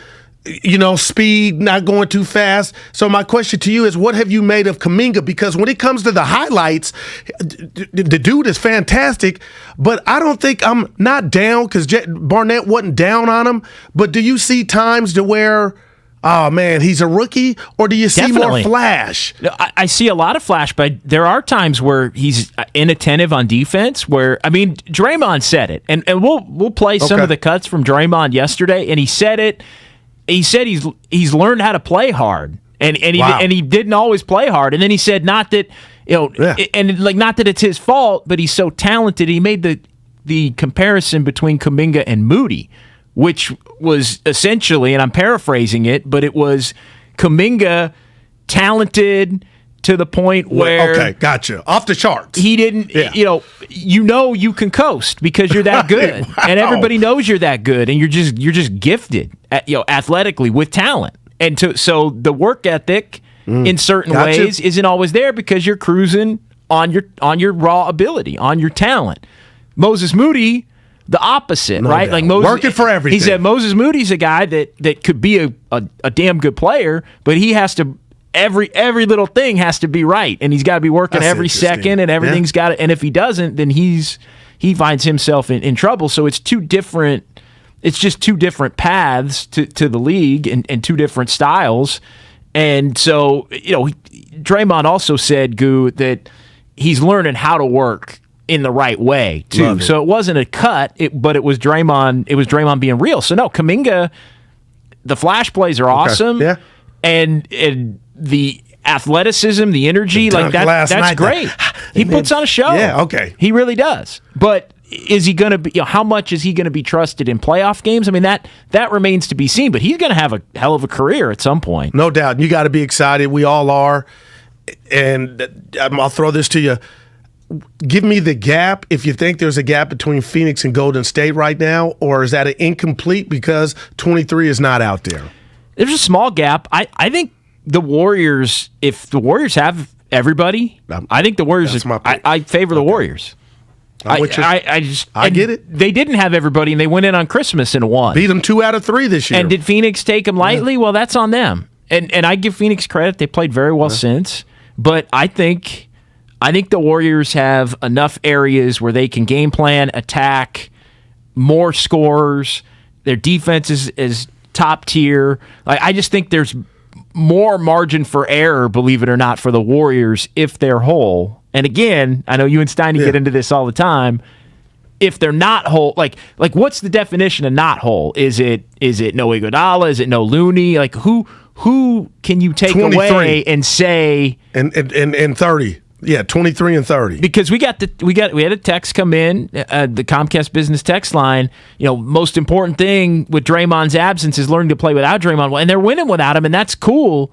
But that doesn't translate to the postseason. Like winning games the way that beating the Sacramentos and the Spurs and the Houstons and they had some good wins. Rockets were down 4 in that game late. But, Utah, Dallas, Minnesota, undermanned Brooklyn. Like I'm not coming down their road. The league got some sorry teams. Let's put the rat on the table. But you're not. There's a difference between running off those games at the end of January and winning a playoff series against Memphis or against Phoenix or Milwaukee team. or whoever. No doubt. Like that's a different ball game. I can't wait. Now, 888-957-9570. Hey, we're now streaming on Twitch and YouTube Live. Go to twitch.tv/957thegame and youtube.com/957thegame to subscribe for all the latest content. And remember, the Comcast Business text line always open at 888-957-9570. We'll be back. Did you know that most people wait?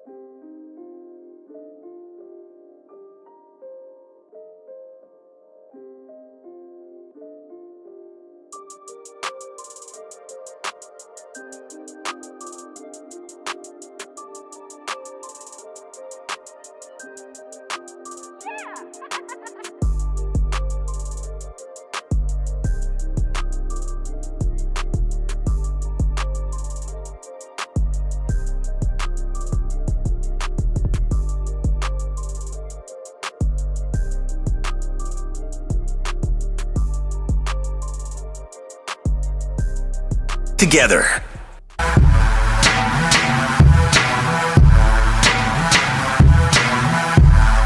Like a little piece of you died. Now, back to Steiny and Guru on 95.7 The Game. 888-957-9570. John Dickinson sitting in for Matt Steinmetz here. Daryl the Guru Johnson, as always. Let's get to the phones here. Yes. Talking some Warriors. Clay looking like Clay.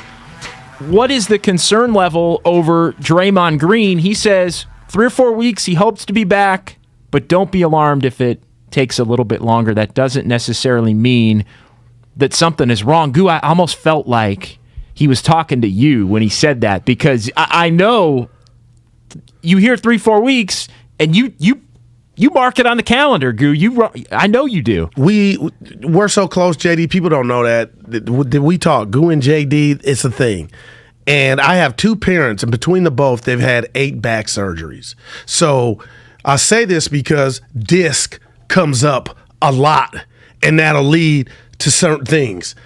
sometimes going under the knife. And I'm not saying this is the case with Draymond, but when you're telling me it's not a big deal, but you need 30 days and if not more, my thing is, okay, what happens when you get back in the ring? He's not Shaq, so you're always going up against these trees, these bigger guys. There's friction. What if it were to resurface? And maybe I need to take a chill pill. But no, I don't like this Warrior team. I love this Warrior team. I love the black uniforms. I didn't tell you that.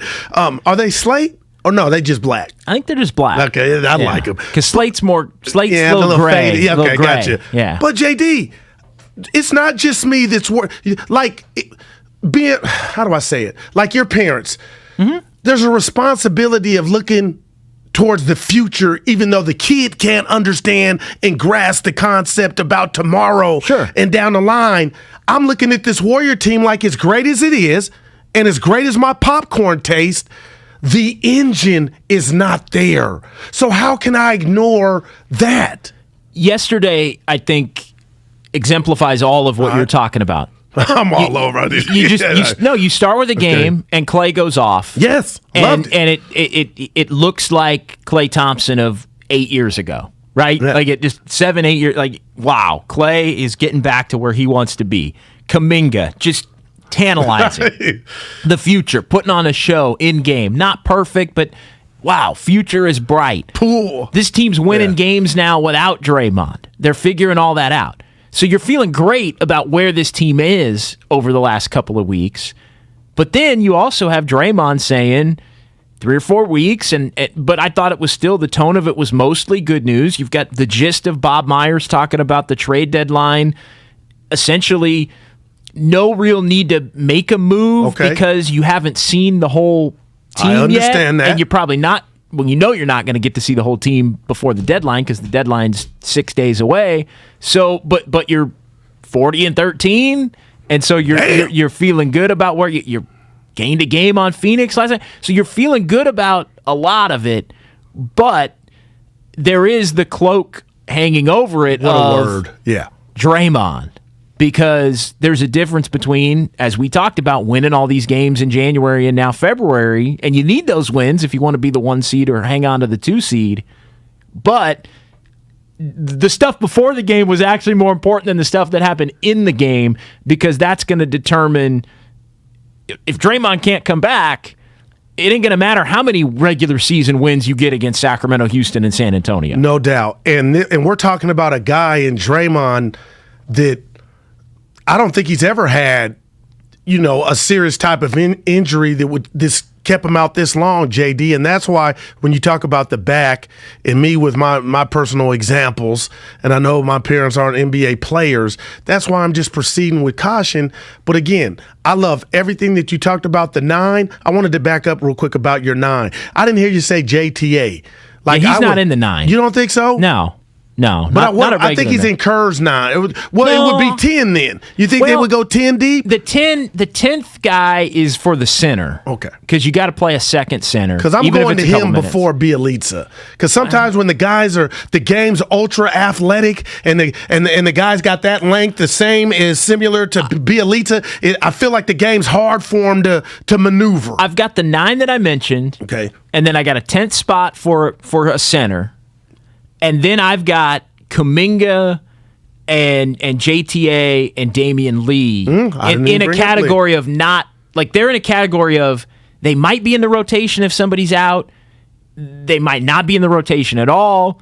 They might get a shift in the first half, but not in the second half. They might not in the first half. So those 3 to me are all in the not a lock to play category, but also could wind up playing on a given night. And that's why I totally agree. It's strength in numbers 2.0. And if Iguodala can't play, then one of those 2 are immediately in. He's missed a lot of time. Or one of those 3. Yeah, we love you, Iggy.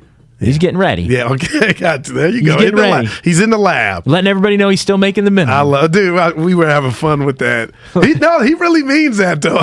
The minimum. I know he does. Yeah. Let's get Austin in San Jose. 888-957-9570. We got a lot of people that want to talk. Austin gets us rolling here on a Friday on 95.7 The Game. What's going on, Austin? Hey, good afternoon, fellas. Hey, Guru. What's up, hey? Hey, listen, Guru, you and I seeing each other. We generally see things pretty much the same, but you're right on with kind of being a little bit skeptical. Listen, I'm a Warrior fan like you guys. I love what I'm seeing. 40 games. What are you going to say? But I do think that we can beat any given night. We can beat 80% of the league, maybe more any given night. That's not the point. I think you guys are saying what happens in the playoffs. Right. And I've been saying this for a while that every day we can beat everybody. We're pretty good, but we come down to playing those teams that we're talking about a championship, as Guru said. We're not talking about just winning the first round. We're talking about going to championship. Looking at it realistically, you got to look at that middle. And it was like a layup line for a couple games. I saw guys running in the middle, no challenge. The other thing I noticed last night, fellas, maybe you guys saw it, was that the Warriors were getting real loose with the ball. I mean, Poole still got a problem with the looseness of the basketball handle. Our boy Kuminga, he's a great talent, but, man, he's still loose with the ball, but that'll get better. So, we saw a good display last night of talent, but the question is, are we on a string? Can we win as a combined unit? And my answer was no against those teams that are really going to be in the final, like 4 or 5 or 6. So that's what I see. So I go back to my point, Guru. The middle. What are we going to do about that? Because if Draymond doesn't come back, and I mean come back healthy, not just come back, but come back as Draymond, saying that Looney and the combined parts that we have left can do the job, nah, man. We got to go get us somebody big. What do you guys think? Who can we go get, and who are you willing to trade off to go get that big man? That's what I got, guys. Thanks. Well, wow. A lot there, and I'll let you react to it, Goo, but just the real quick part, it doesn't sound like the Warriors are looking at it as if they have to go get somebody because Looney's healthy and Draymond's coming back, and even Wiseman is coming back at some point. Yeah. And Austin don't like hearing about Wiseman because he thinks he's not ready yet, but that's what they got to be thinking, right? Those are the options. And you just mentioned it. And now here I go. Maybe Wiseman's further along than any of us know. But like A said, what's he going to be when he comes back? But Jay, those are the options. There is no trade coming. There isn't. And they also have 15 spots currently. So if you plus the two-way guys, but you got 15 roster spots. If you're going to add somebody from the outside, that means somebody else has got to go. And I don't think, and Bob Myers, again, alluded to this last night, they like their 15 when they have their 15. And that's including Wiseman. That's including Bielitsa. That's including the JTAs and the Damian Lees and obviously Kuminga and Moody, who's gotten a couple of starts Moody here. And I haven't even mentioned him because I don't think he's going to be in a playoff rotation. So let me ask you this. We love Bob Myers. Would he tell myself, I almost want to put you in the group, but you're not, Austin, hey, I know your heart's in the right place and you want an answer on February 4th, but I got the real intel and Dre's coming back.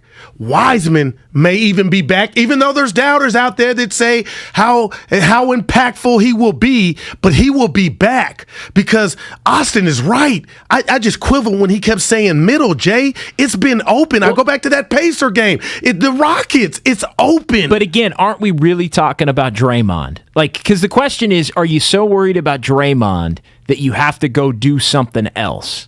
Right? And at this point, I don't think they're that worried. Because here's the thing. If Draymond's back... It's Looney, Dre holding it down. But they're playing him at center. Yeah.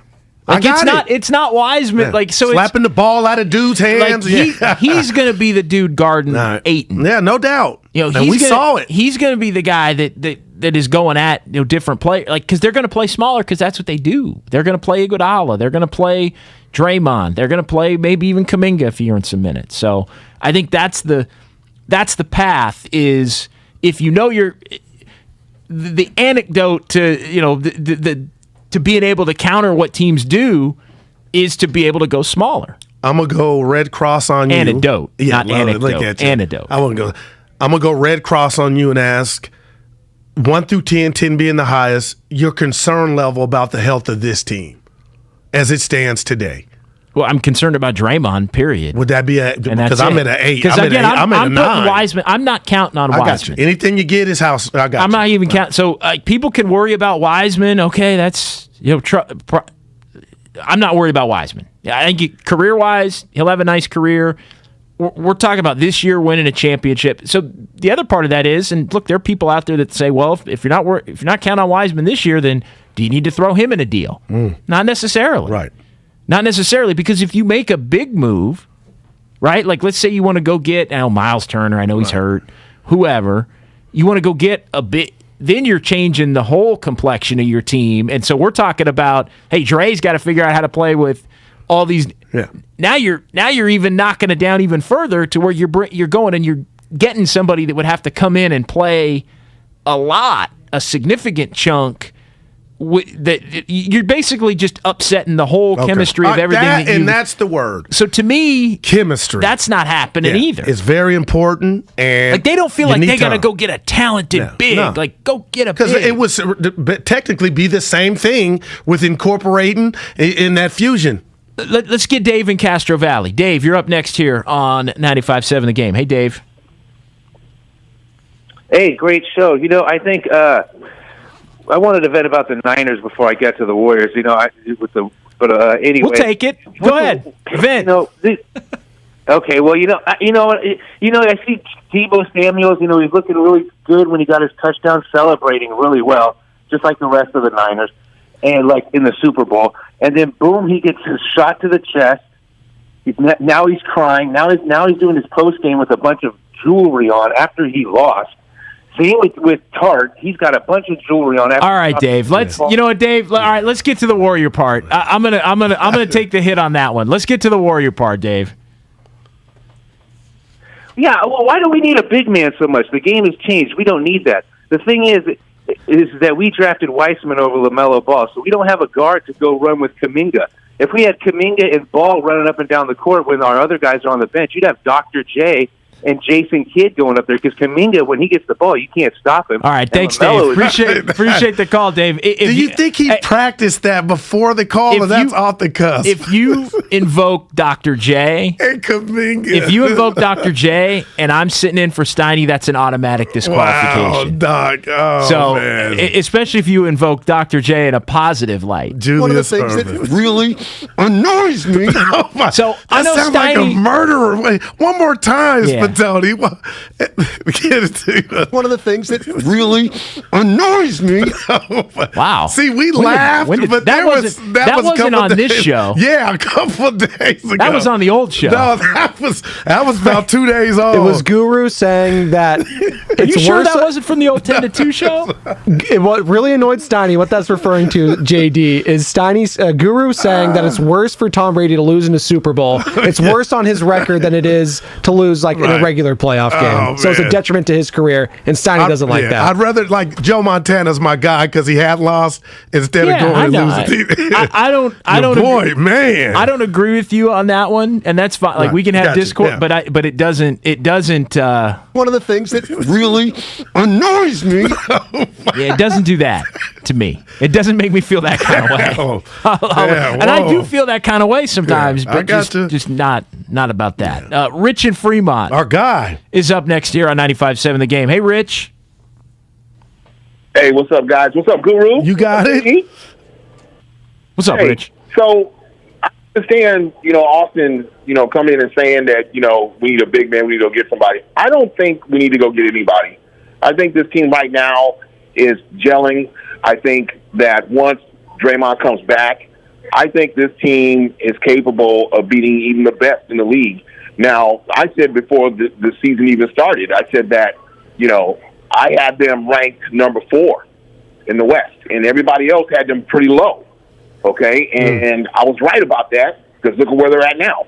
And I just think that when I look at this team, I look at the way they play, that comeback win against Houston, I think that says something about the stamina of this team and where they're at right now.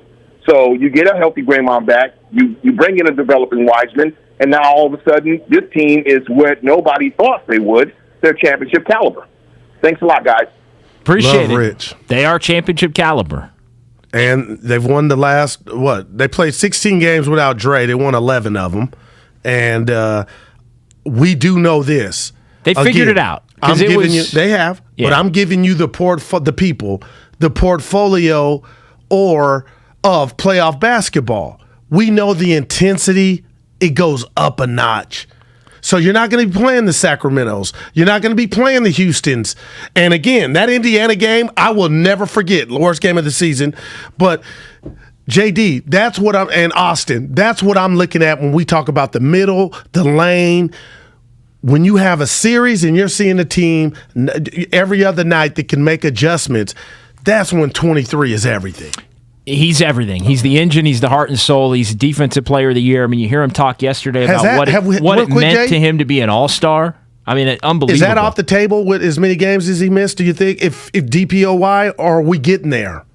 I know. I think he could. I think he could come back and play at a level to where he could still get it. I mean, he was going to get it pretty easily. I want him to have it. Yeah, we do. I mean, here's what Draymond had to say about that. I know that I'll come back and I'll make that defense better. I'm looking forward to that. I also think, I'll get back and still win Defensive Player of the Year, because one thing's for certain. I lost Defensive Player of the Year to a guy who missed a bunch of time. Because one thing's for certain, there's no one that's played better defense than me this year. And if I hadn't got hurt, I would have won it by a landslide. So now I just need to get back and win it. So there you go. Wow. He tells you. I love Dre. He's got it's not personal, all the incentive of the world. So something's going on to keep him out. Oh, it's legitimate. Okay, there we go. Well, of course. Yep. I mean, it's been... There we go. That's the word. 3.5 weeks, and it's going to be at least 3.5 or 4 more. And it came out of nowhere. Remember? The Clay game. Just is so... Yeah. What word am I looking for to me? Everything was perfect. Here we go, the old Warriors with the kids, and we never really got to see it. Never got to see it, and it was the night before the Clay game, I guess he explained yesterday that's when it first popped up. And he went through some exercises and some things before the game, and it was not right. But he said that Rick Celebrini had pretty much diagnosed it. Like, he knew what it was, just based on the stuff that they were doing, that he knew what it was. And so at that point, he said, and let's see, do we have that cut about asking? Yeah, let's hear from Draymond on that, because he does explain a little bit of that. I asked to start the game just because I wanted to share that moment with Clay. I wanted to share that moment with Steph and just be out there with those guys. And that was kind of it. And, now I'm feeling a lot better. I'm healing. I'm getting stronger each day, and just taking it a day at a time. The way that he put it in the part that we didn't play there was he knew he wasn't going to be back the next game either. Right. Like, if he knew, I'm going to miss the Clay game, but I'm back on Tuesday or whenever the next game was. But he knew, based on the way everything was playing out, that he was going to miss some PTOs. time. He was going to miss some time. No doubt. Let's get some more phone calls. What do you say, Good? Yep. You good with that? Let's get James in Lafayette next here on 95.7 The Game. Hey, James. Hey, how you guys doing? Love your show.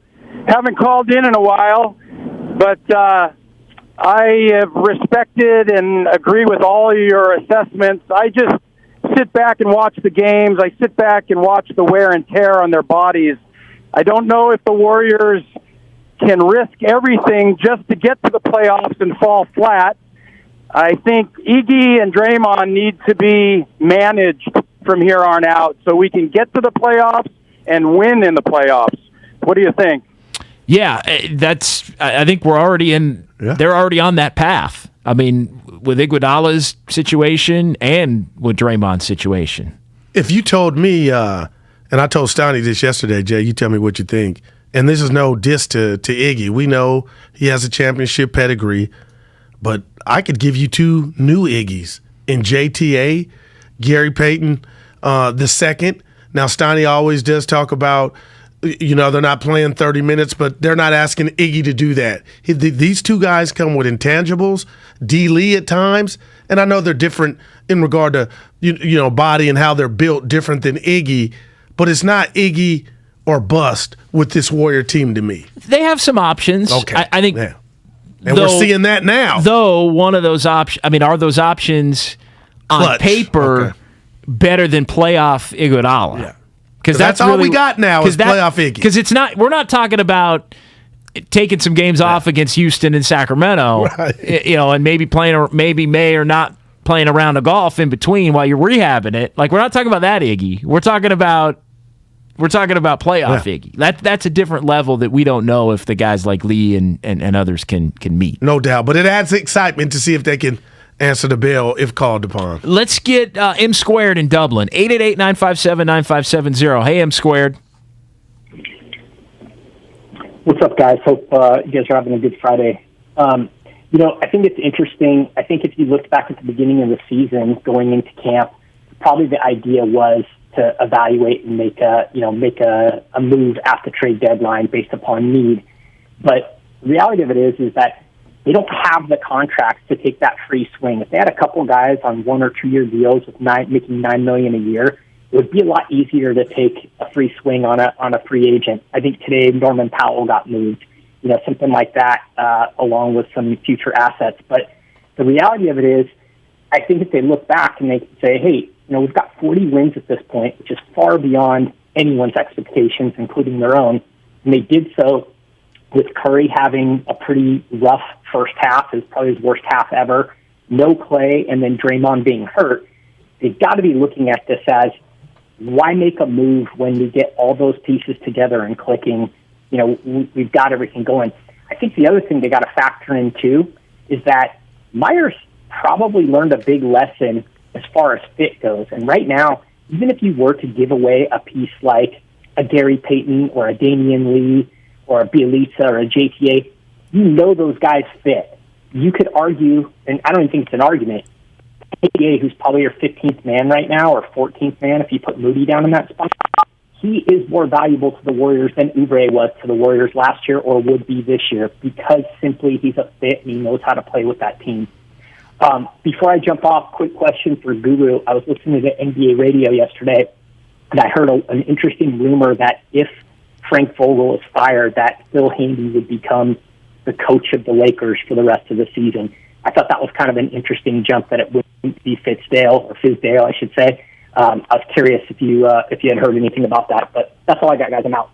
Thanks, M Squared. Go ahead, Goo. Yeah, I'll let you. I've talked to my guy Phil about that same thing, and I'll share it with him when we get back. All right, we'll do that. If you're looking for all the best Warriors content from 95.7 The Game, text Warriors to 20357. That's Warriors to 20357. Make sure to click the link, then hit the subscribe button in the Odyssey app or wherever you find your favorite podcasts. It's powered by DuckDuckGo, privacy simplified. We'll be back. Here's today's Smart Money.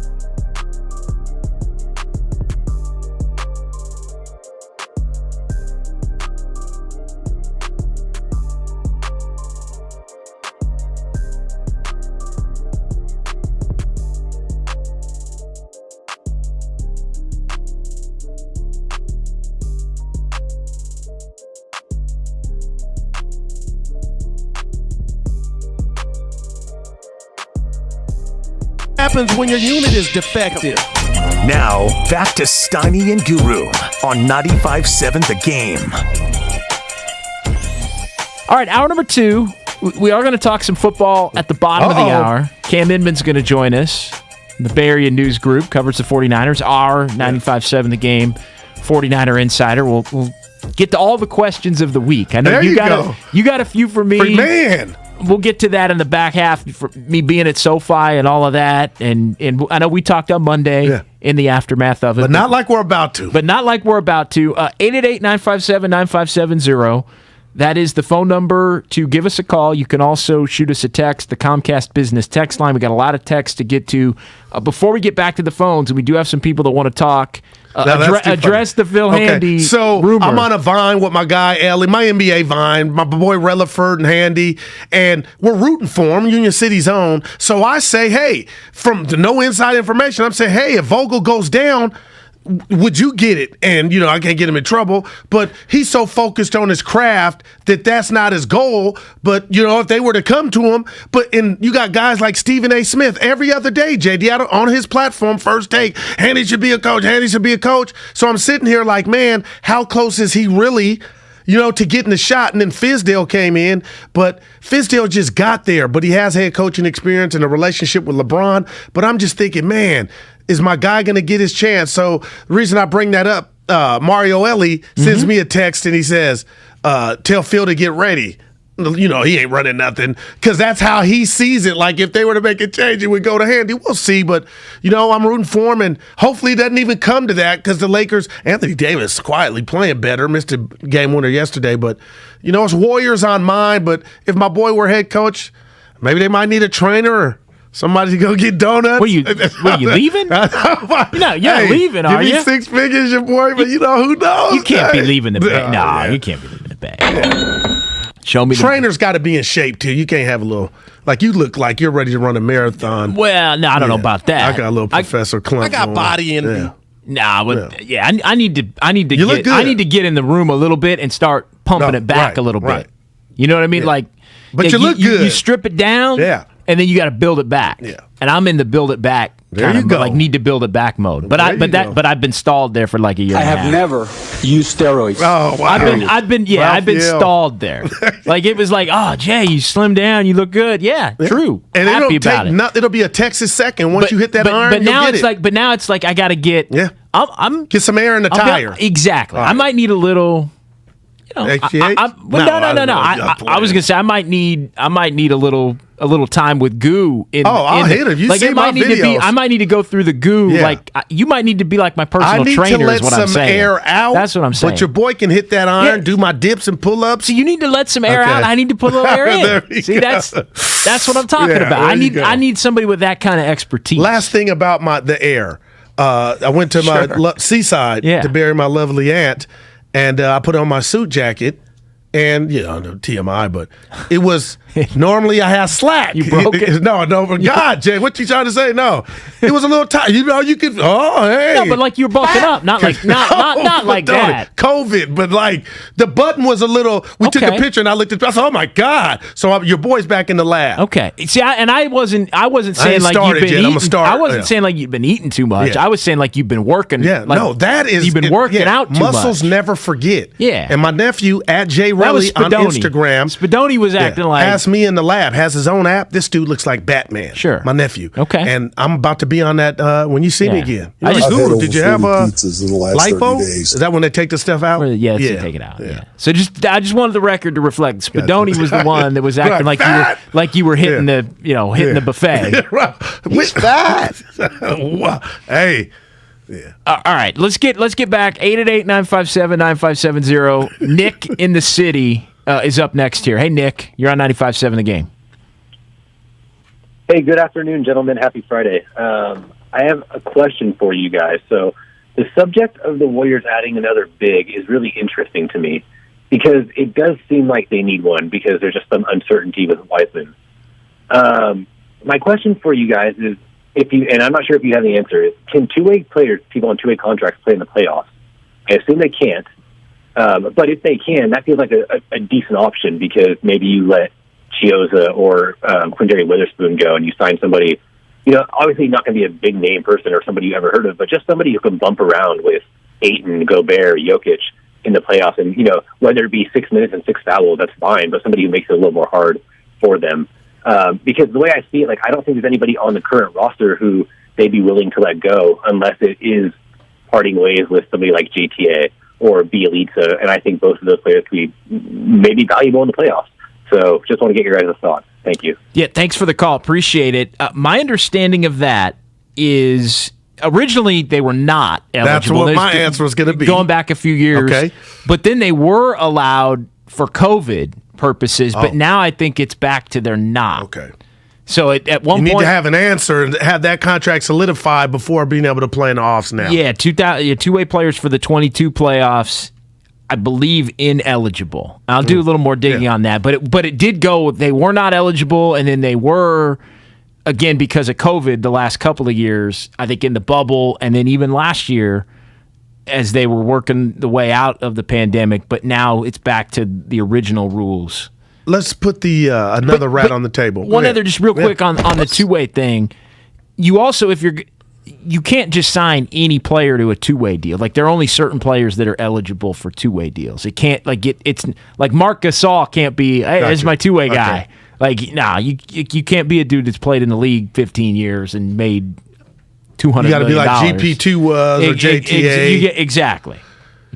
So I'm getting old, JD. Right on the table.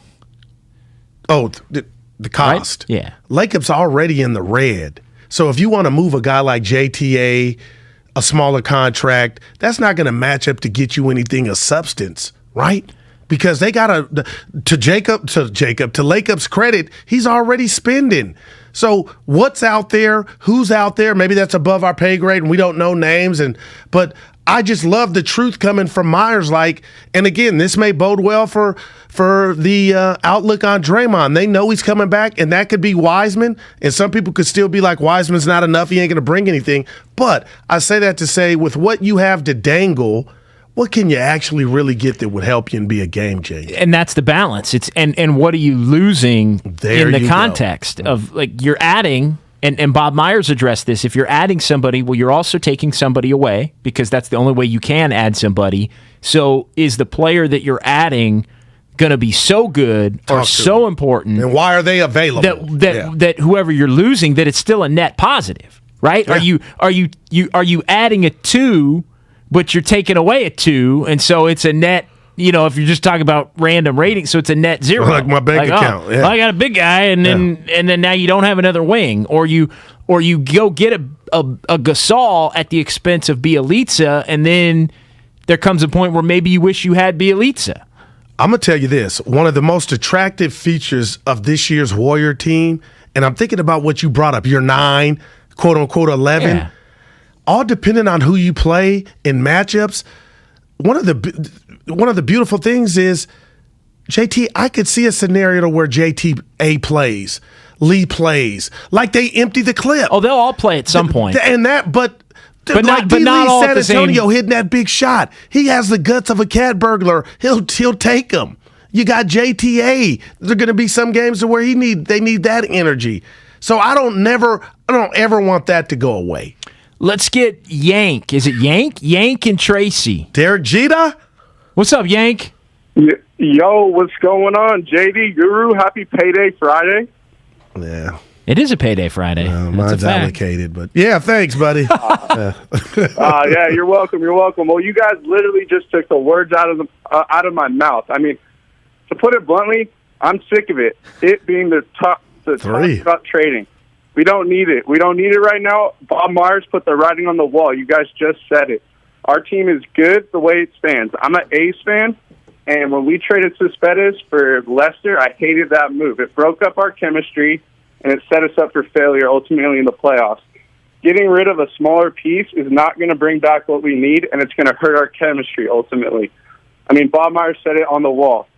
Now, I do want to mention that, not to sound corny, but the fact is the Warriors are going to be great as long as they keep playing with that joy. We've heard Steve Kerr say it, and we've heard Steph say it. Have a great Friday, y'all.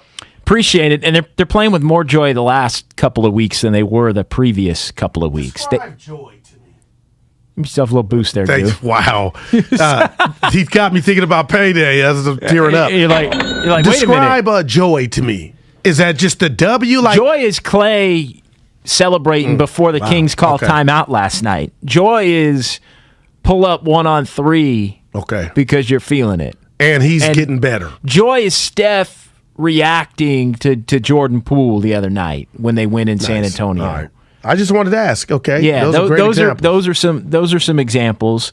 But joy is not looking like you'd rather be anywhere else than on a basketball court when you're playing Detroit at home to begin a 7-game homestand, or you're down to Houston with 10 minutes to go and you need a run and Steph to hit like they have the Warriors.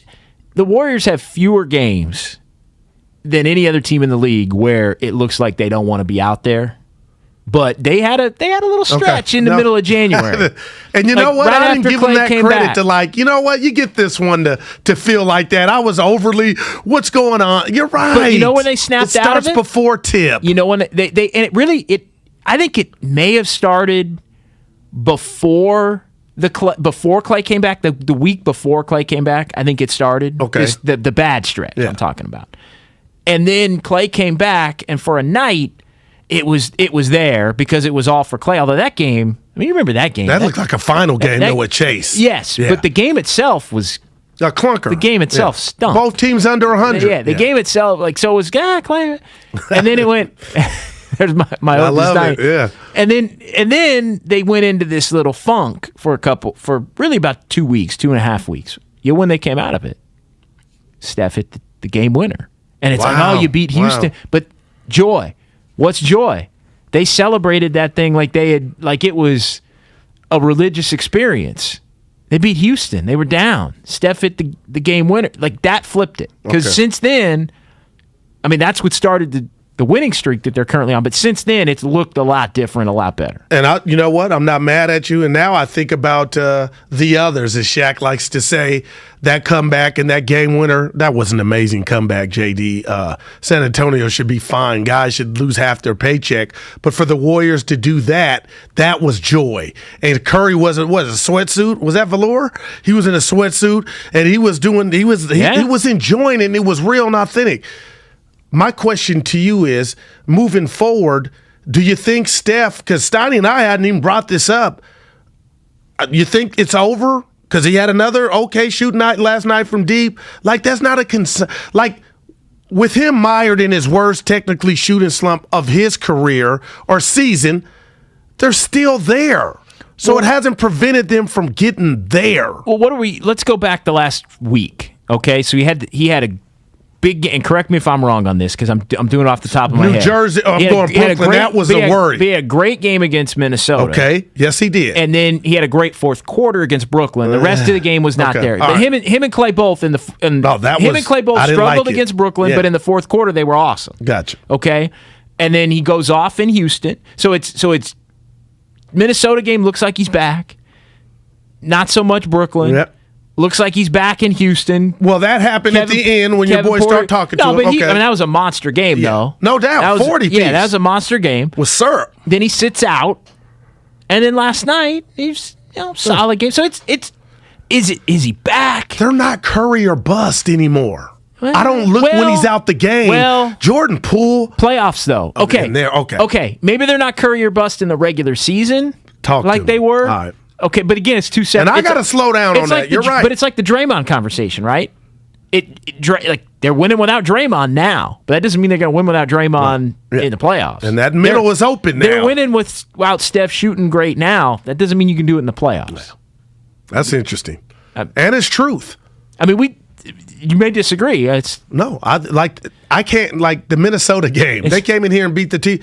Minnesota and Cat, there were some body punches they put on the Warriors, and you could say that against any team, but I was like, we need 23. When it gets put, we need... And you need 30 to shoot it well, which they did. But now you got 11, He'll never offset shoot the field goal attempts from Steph, but in a way, sometimes I think he does. Like if the game, depending on how it starts, Clay might let 4 threes go before Curry's at 2. And I know that'll change in the offs, his ranking. But again, it's just Jordan Poole, Gary Payton II shoot 37% from 3 when he takes one. And I know I'm enamored with him, and he's only played 15 to 20 minutes, but they just got a little bit of everything. And defensively, there's nothing fluke about what the Warriors are doing, and that's why they're on Phoenix, because the Suns' tail. That may be the most impressive part for me as to how where are they doing it? It's that they've played as well as they have defensively without Draymond. Man. And it hasn't been as consistent, but they still have been able to suffocate to lock some teams down even without him. That's the Mavericks. And that's the Mavericks came back, and that was payback for that bad game they had in Dallas. But man. No, that's been, I think, the most impressive part. Let's get Daniel in San Jose next here on 95.7 The Game. Hey, Daniel. What's up, guys? Happy Friday. Hey, I just wanted to, I don't know if I heard you guys say anything about bringing Eric Pascal back. The Jazz are barely using it, at least until Wiseman gets back and they could cut him or something for a 4th-round pick. Yeah, thanks, Daniel. Appreciate it. Who are you cutting to bring Eric Pascal? And I'll say this. There's a reason they're not using him. Well, yeah. And when I look at him, he got a little Michelin man going too. He's a little big boned. He always had a big butt, but he's heavy in the shorts. Yeah. And there's also a reason he was moved to Utah. And I mean, the Warriors filtered out some of the players that weren't helping. Remember, him. we talked about it. And again, I keep asking. I'll ask you. Just life, and in sports, because they parallel each other. They are the same thing. Sports, life. JTA's been on a bunch of teams. Why didn't it click like it did? And I didn't know the list was as long as I thought it was, JD. And I'm just sitting here like, here's this guy probably having a conversation, not giving up the game, but will it ever work out? And then his hometown team all of a sudden gives him a chance, and it clicks. I was looking at Pascal like he was going to be 6th man of the year. How does it go? And I know it was early, but it just tells you how life can be so fickle in sports, JD. He was looking like the man. On a terrible team so there you where somebody had to score. Is that it? And I mean, I think that was a lot of it. No stakes. I think that was a lot of it. His ultimate... Pascal was a beast. He was, but his the ultimate level of success that he was going to be able to have was always going to be determined by the 3-point shot. Like, could he get a 3-point? I can picture him rising now. Could he become a 3-and-D? And he really didn't. Okay. And I think the Warriors thought, well, he's just not. Yeah. He was going to have to be a 4 or 5. Probably and they a stretch 4, stretch 5. Well, they've done a good job. High effort player, high whatever. But that's where even like Bielitsa brings more to the table for this team than Pascal just would. Being his height, just to be able to shoot the 3 ball, to be able to make a pass. And Bielitsa's not a perfect player. But he got range though. Bielitsa he can shoot it, he can pass it, and there's been a handful of games where, even though I know where Warrior fans are, when Bielitsa comes in, and he's been out lately, but when Bielitsa comes in, a lot of Warrior fans probably go, "Oh, all right." But he's tall. But there's some games where it's like, oh, okay. Oh, and he'll mesh with Curry and the guy. Okay. He'll finish. And I get to him, boom. Yeah, he'll finish. And then he'll take a 3 too. He'll take a 3. You can throw it to him, and he run the split action off him, and all that stuff the Warriors like to do. E in Oakland next here on 95.7 The Game. What's up, E? Hey, how you guys doing today? I just want to talk about matchups like you said earlier. It's all about matchups. Warriors can go pretty much 1 through 15 just matching up based on who's a good matchup against who they're playing. And really, it's all about Ayton. We got to have somebody to bang with Ayton. That's why we need Wiseman. Thanks, guys. Have a good day. Wow. Appreciate it. How much? That's I have nightmares about him. About Ayton. Yeah. Now, even after the last couple games? Because he progressively was less effective in the 3 games. But when you were effective the way you were the first game, that was on TNT, I'm like, that's who he is on a regular day. And then we talk about the fluff going away of the regular season, and now it's Tuesday, we play the Warriors game 1. It'll be Thursday. He has to be accounted for. Well, he does, but the thought that I had was he may in line with the regular season. Game 1, he might kill you. Game 2, you do a little bit better against him. Game 3, he's not a factor at all. But then Game 4, Monty Williams is. Yeah. Game 4, Monty Williams is. Am I even going to finish the game with him? Because it's swung to that. Like that's if you look at the history of the way the Warriors have dealt with bigs, that's the way that they've dealt with them, and they've dared them to be able to score enough on the interior or dominate the glass enough on the interior. They dare them. Like, you may get yours, but in the grand scheme of things, we're going to get ours, and we're going to get more. And, play your big at your own peril. I mean, that's been the formula. And Phoenix don't sleep. You're going to laugh, but Phoenix can go small too. They can. Crowder, but they don't want to. Payne and what's my other guy? That's Johnson. They got grit, and you know what? And I know he's not listening. He's in Arizona. But damn it, I thought Chris Paul was done. I didn't appreciate Chris Paul, the greatness that is. When? Like 5 years ago, before 4 years Houston, ago. Before yeah, Houston. And I'll say this. He was the sole reason Houston was up during the KD era of Golden State 3-2. And when he pulled that hammy here, that's when the series changed. They got a conductor. He scares me. And I'm just saying to you what you said about Ayton. If we see the inconsistent Ayton, what are we doing? Who's our big in the paint making them pay? To bring it back to E's call, I don't think it's going to be Wiseman. No, man. Even if Wiseman's healthy, I don't think. Like, when is that going to be? But is Wiseman going to be? I'm just going to ask you: Is Wiseman? Let's say he's healthy and he's back. Like, he's still not going to be going toe-to-toe with Ayton and Jokic this year? Oh, no, this year. Well, go out there. You can't teach 7'1", and whatever he is. He's still slim, but I heard he put on 10 pounds of muscle. My point being, JD, just being out there, being that tree. You know, there's only one basketball. They don't need you to be Kareem, but be out there and get a rebound and alter a shot. The 650 on the Comcast Business text line, Goo 650. JD, are you calling Ayton Timofey Mozgov? Wow, No, I was gonna go Ilgauskas because that was a good call. No, he was killing the Warriors the first couple of games in the finals. I like Ayton, but the history is Ayton and 5-1-0. Ayton didn't play the whole fourth quarter last night. And I'll say this about the game they won without Draymond. Ayton was, and every player does, but those shots were bunnies. So he was missing some but you're why? saying that, okay, why? Now you got me. Because they sped him up a little I'm going to bit. be like, JD told me about your boy Mike. Well, it just got progressively it reminded me of some of the playoff series. And it's not that he's not good. What? I mean, they've done that to Capella before. Right. Capella would do some of the things that Ayton would do. I like and Capella now. was good. Yeah. And then Capella was less effective as and even games he became a liability. He became a liability. That's it. Hey, Giving Props is back for the big game. Whether you played this free-to-play contest for the first 3 weeks of the postseason or not, you have a brand new shot at winning $2,000. Just text PROPS, PROPS, to 20357 to sign up. 10 new props have been posted around the big game. It's easy. Most correct picks wins $2,000. As long as you sign up at least 15 minutes before kickoff, you have an equal chance at taking home the $10,000 grand prize.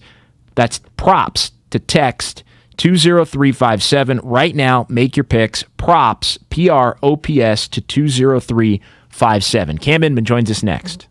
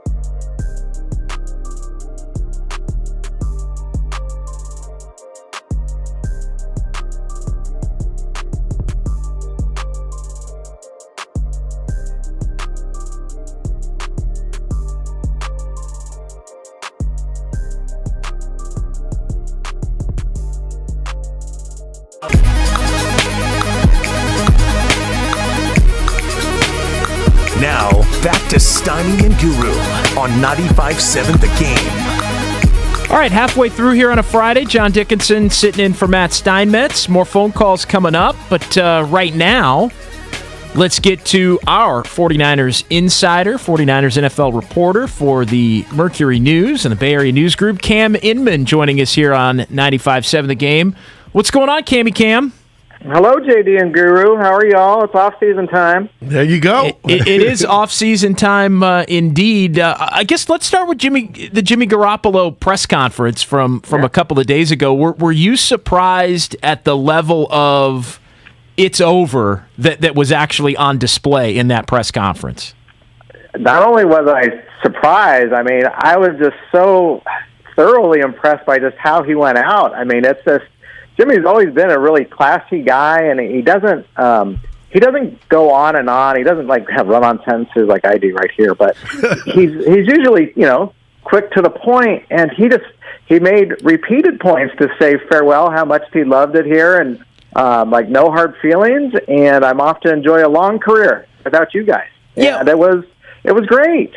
It was. There was a little, and Cam, because we've talked a lot over the years, I do have a little cynical side to me, and there was a part of me that wondered, is he making sure that it's goodbye? Did that thought cross your mind? And I know, we all know it's goodbye, but there was a part of me that was thinking, boy, if I'm John Lynch and Kyle Shanahan, can you fake it at least for another month and a half? No, because it's not up to him anyhow, right? I mean, they played their part well in leaving the door open because they obviously want to find a decent trade partner and have some leverage in it, and Jimmy doesn't have any leverage. But I think it's also Jimmy's way of saying, look, I soldiered through it 1 year. I'm not doing that again. And, you can have your Trey Lance and move on, and I'll move on elsewhere. And I get what you're saying. You wonder if Jimmy's saying, look, we're at the point of no return here. Don't even think about it. Don't even think about it. If something happens in the next 6 weeks or something, we're don't even think about it. That kind of thing. Well, I mean, and that's in the Niners case. They have to leave that door somewhat open. I mean, you never know what can happen. Remember, Kyle Shanahan said nothing's guaranteed that we're going to survive through Sunday once upon a time. So as long as he's on the roster, you got to try to stay. But I mean, I'm just curious, JD, when it's going to go down. Whether it's in days or weeks. Is this going to go right up until mid-March for free agency? Because the Niners are going to want to know if they have $25 million extra dollars to play with to give to Nick Bosa and Deebo Samuel. And I think one of the other suitors is going to want to come forward before somebody else. Is Pittsburgh going to outbid Denver or an NFC team like Tampa or New Orleans? I mean, there's obviously a quarterback need around the NFL, and the supply is limited. And Jimmy Garoppolo's got as impressive a resume as anybody out there outside of Aaron Rodgers and Russell Wilson. Cam, you know what we do when you're on this show. I can always keep it real with you and vice versa. You were in L.A., so was J.D. We've been talking Warriors. He doesn't know I'm about to get his thoughts about the game. But I've watched the game back, and it ended up being Jimmy's last game. But, Cam, if I'm a Niner fan, I'm bitter. And the reason I'm bitter is I tip my cap to the Rams. They did some things better. But, damn it, Jimmy Garoppolo gave you a 10-point lead at the end of the third. And my question to you is, what happened in the fourth? And I blame Shanahan being conservative or not giving the playmakers the targets more so than Jimmy, but I think Jimmy's getting the blame. Well, the quarterback always gets too much blame and credit, and the fact that Jimmy's last throw got intercepted in desperation time because the line caved again, and he went down fighting, right? I mean, you look at Shanahan's playoff exits, right? The last three playoff exits, they haven't scored a point in the fourth quarter, whether it was this game, the Super Bowl, or his Super Bowl with the Falcons. So you're always going to say, oh, they got too conservative or whatever. I mean, there's obviously calls that you can second guess, like giving Kyle Juszczyk the ball on a short yardage play. That wasn't great. But I mean, everybody's culpable. That's what makes the NFL so great. I mean, Trent Williams deserved all-pro honors, Pro Bowl. The guy battled through everything, overcame the elbow sprain to play in Green Bay, and then he overcame the the ankle to at least suit up against the Rams, but he wasn't himself. I mean, that guy made way too many penalties in the playoffs, and he's going up against the Rams defensive front that finally look like they have some Hall of Fame potential guys on there with Aaron Donald and Von Miller, right? And those guys attacked the pocket, and Jimmy didn't do great in it. Deebo Samuel faded away in the fourth quarter, didn't touch the ball, which was a mistake. And so it's easy to spread the blame around. And that's why it's like people have to understand it's not all Garoppolo's fault, and it's not all Shanahan's fault. I mean, he obviously called some really cool plays to get him in position to win that game. And then it's like, well, then is it Jaquaski Tartt's fault for dropping an interception? No, there's a lot of time left. It's the way this goes, and they survived so many near misses, whether it was the regular season finale in L.A. or Dallas and Dak Prescott scrambling or the Packers punting from near their own end zone and the breaks go their way. And then it finally caught up to them, right? And so then they're done, and it's like, well, you know what? They made it to the NFC Championship game. When they were 3-5, I don't think anybody in their right mind thought they'd make it that far.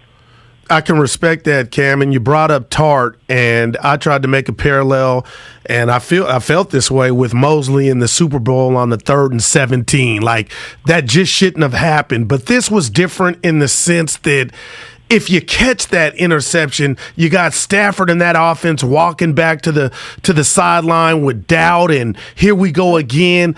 I'll never say, oh, it was Tart's fault, but did you see a different enthusiasm or their lack of or air out of the balloon after that drop pick that he should have had?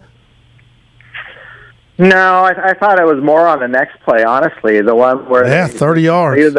Yeah, I mean, you find Odell wide open. It's like, whoa, like here they go. That's whatever I think each team said, whatever happened on the Tart play, and then the way Jimmy Ward came in there and tacked on the 15-yarder, it's like, okay, here it goes. It's on now, and they got to figure things out, and they couldn't. I mean, it's unfortunate. You wonder if, I mean, at what point does Shanahan get over being snake bit like this? I mean, there's been some great coaches in NFL history that have won Super Bowls after struggles like this. You know, Madden couldn't win the big one, and then he eventually did in '76. Kyle's dad had trouble winning, and then he won back-to-back with Denver.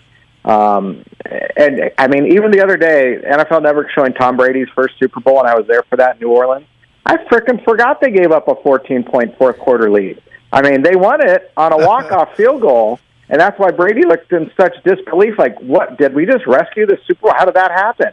And it's just the nature of this game, and it's a beautiful, dramatic episode every time we turn on the TV. Yeah, and Andy Reid, another one, just against the 49ers that couldn't get it done, and then ultimately did. Cam Inman joining us here on 95.7 The Game. All right, what's a realistic, reasonable expectation for the 49ers in 2022?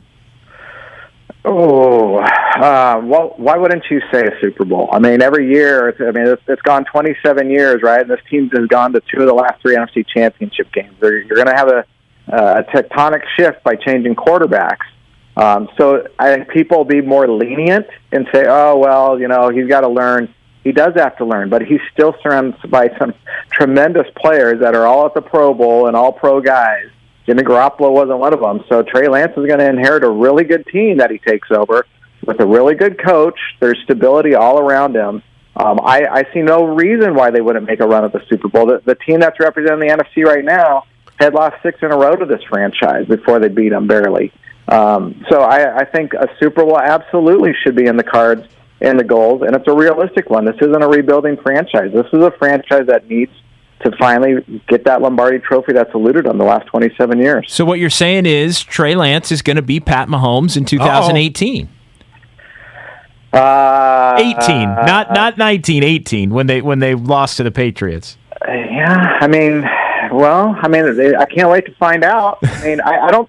But here's the difference. I mean, Mahomes did so much that was like caught everybody by surprise, and he had Travis Kelce and pretty good defense with Tyrann Mathieu and Chris Jones. Trey Lance inherits a situation similar to that, but I think the Niners are even more stocked than those Chiefs teams were. Go ahead, Goo. I don't want to be unfair with this question, but it's just something I can't shake. Deebo Samuel, with the help of his head coach and play caller, has become what Cam, I'm going to call him a superstar. Yeah. And I know athletically, you talk about gifts, Trey is different than Jimmy. My question to you is, do you think we're going to see Deebo utilized the same way he's been in the run game, which subjects himself to a pounding? I just picture him now limping off a Lambeau Field, but he was available. But do you think there's a change coming, or am I stupid for even bringing that up? Because they got to pay him. You're going to give him whatever he wants, but are you going to put him in harm's way so much? I don't think you do a 10-carry a game or 8-carry a game thing like you were seeing. They had to do this in the playoffs down the stretch because it was do or die. This was every down is your last down, and you got to use your superstar, like you said. During the regular season, you're going to be You're going to be restocked at running back, right? Do you bring Raheem Mostert back to help Elijah Mitchell out? Hopefully, you can get something out of Trey Sermon. You bring in another back or two. Maybe JaMychal Hasty comes back. It's just the nature of this offense. You have to have 5 or 6 ball carriers, and they were lacking ball carriers by midseason this last year. And so you say, well, Deebo, he looks like he knows what to do. Let's just let him run wild. And I mean, it was a sight to behold, and just his determination and to get downfield and just get the ball into the box, like he likes to say. I mean, it's something that's made him an All-Pro, but it's not an every down thing. He is not an every down running back. They're not going to use him that way, but guess what? If they get to the playoffs and you can use him 8 to 10 carries a game, absolutely, you do the same thing you just did. All right, Cam, final question for you, and it's about Trey Lance. Do you foresee, and I'm going to openly admit I'm stealing this one for Goo because he hit me with it, but I wanted to ask you, the 49ers offense with Trey Lance, is it going to be more dynamic than we've seen, more open than we've seen, or is it going to look a lot like the offense that we've seen where there's focus on the run and taking pressure off of Trey and all of that? I think it's going to be definitely more dynamic, and they're going to have to accept that there's going to be some bumps along the way. Everybody got so upset seeing Jimmy Garoppolo throw 1 interception a game. Well, Trey Lance is probably going to have at least 2 big mistakes a game. And that's going to be offset by 1 or 2 sensational plays. And then you're just going to hope that as he progresses in his career, that's going to be, it's going to be 5 great plays and 1 bad play rather than 1 to 2 or whatever ratio. Cam, great stuff. We appreciate it. Hey, Cam, real quick, give us a prediction for the Super Bowl. I got the Rams. I don't know who JD has. I got it in the Mercury News today. I did my season recap. I think at the end, I believe I flipped to I picked the Bengals. I mean, it's beat LA's in the blood, right? So we're going all Joey Bosa or Joe Burrow. Go get his name right once he wins the Super Bowl here. I got the Bengals win. I think the Bengals win. I think they're going to put 23-20. I think it's a lower scoring game. I'm just not in on the Rams. I think they're going to feel too entitled being in their own ballpark, thinking that this is our game. And I kind of sensed that against the Niners until they rallied in the fourth quarter there. So no, I'm all in on the Bengals now. Let's see. There you go. The guys on the stripes win it, and they'll be celebrating at a great bar in Cincinnati called Longfellow, which I discovered over the last couple of trips there. Thanks, Cam. Love it. Appreciate it, gentlemen. Thanks for having me. All right, Cam Inman here on 95.7 The Game. Good stuff as always. More dynamic. I wanted to get that one in for you. Yeah, you better be. You go spend all that capital to bring something in here different and run away a guy that, he ain't the pretty, well, he's good looking, we got the looks. Sure. But playing the position is okay, but he gets you there. You better beat the Deebo thing is fascinating to me because I was like, dude, I don't like it. And then you see it happen. Like, oh, boy, but he takes the collisions are not good. I'm not sure Kyle Shanahan liked it or wanted it at the level that he wound up having to do it and use it. But I think the season got to a point where he thought this is the way, maybe the only way we can win. And so he went with it. Our boy Steiny, I'm going to see if you're in Steiny University. We got into a battle when I tried to tell him give me 2 wide receivers, the trifecta of 2 wide receivers and the tight end. The Niners are in the top 5 of weaponry to me. And he said the one limitation on the Niner receivers is they can't go down the field and get the ball. But how can you really assess that when you got a quarterback, I believe, when you're throwing deep is not his forte? And I'm throwing this to you.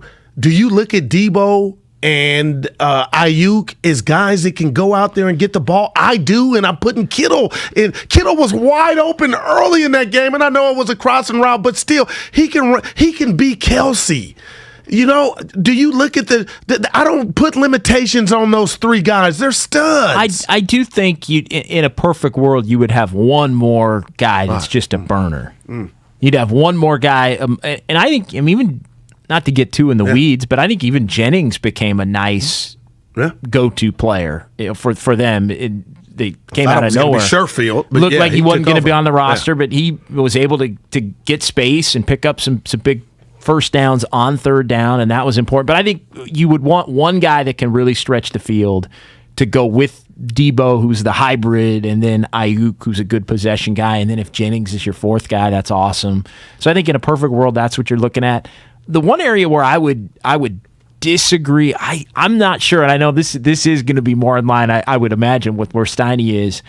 I think the offense is going to have – there's going to be more big playability because of Trey. Yeah.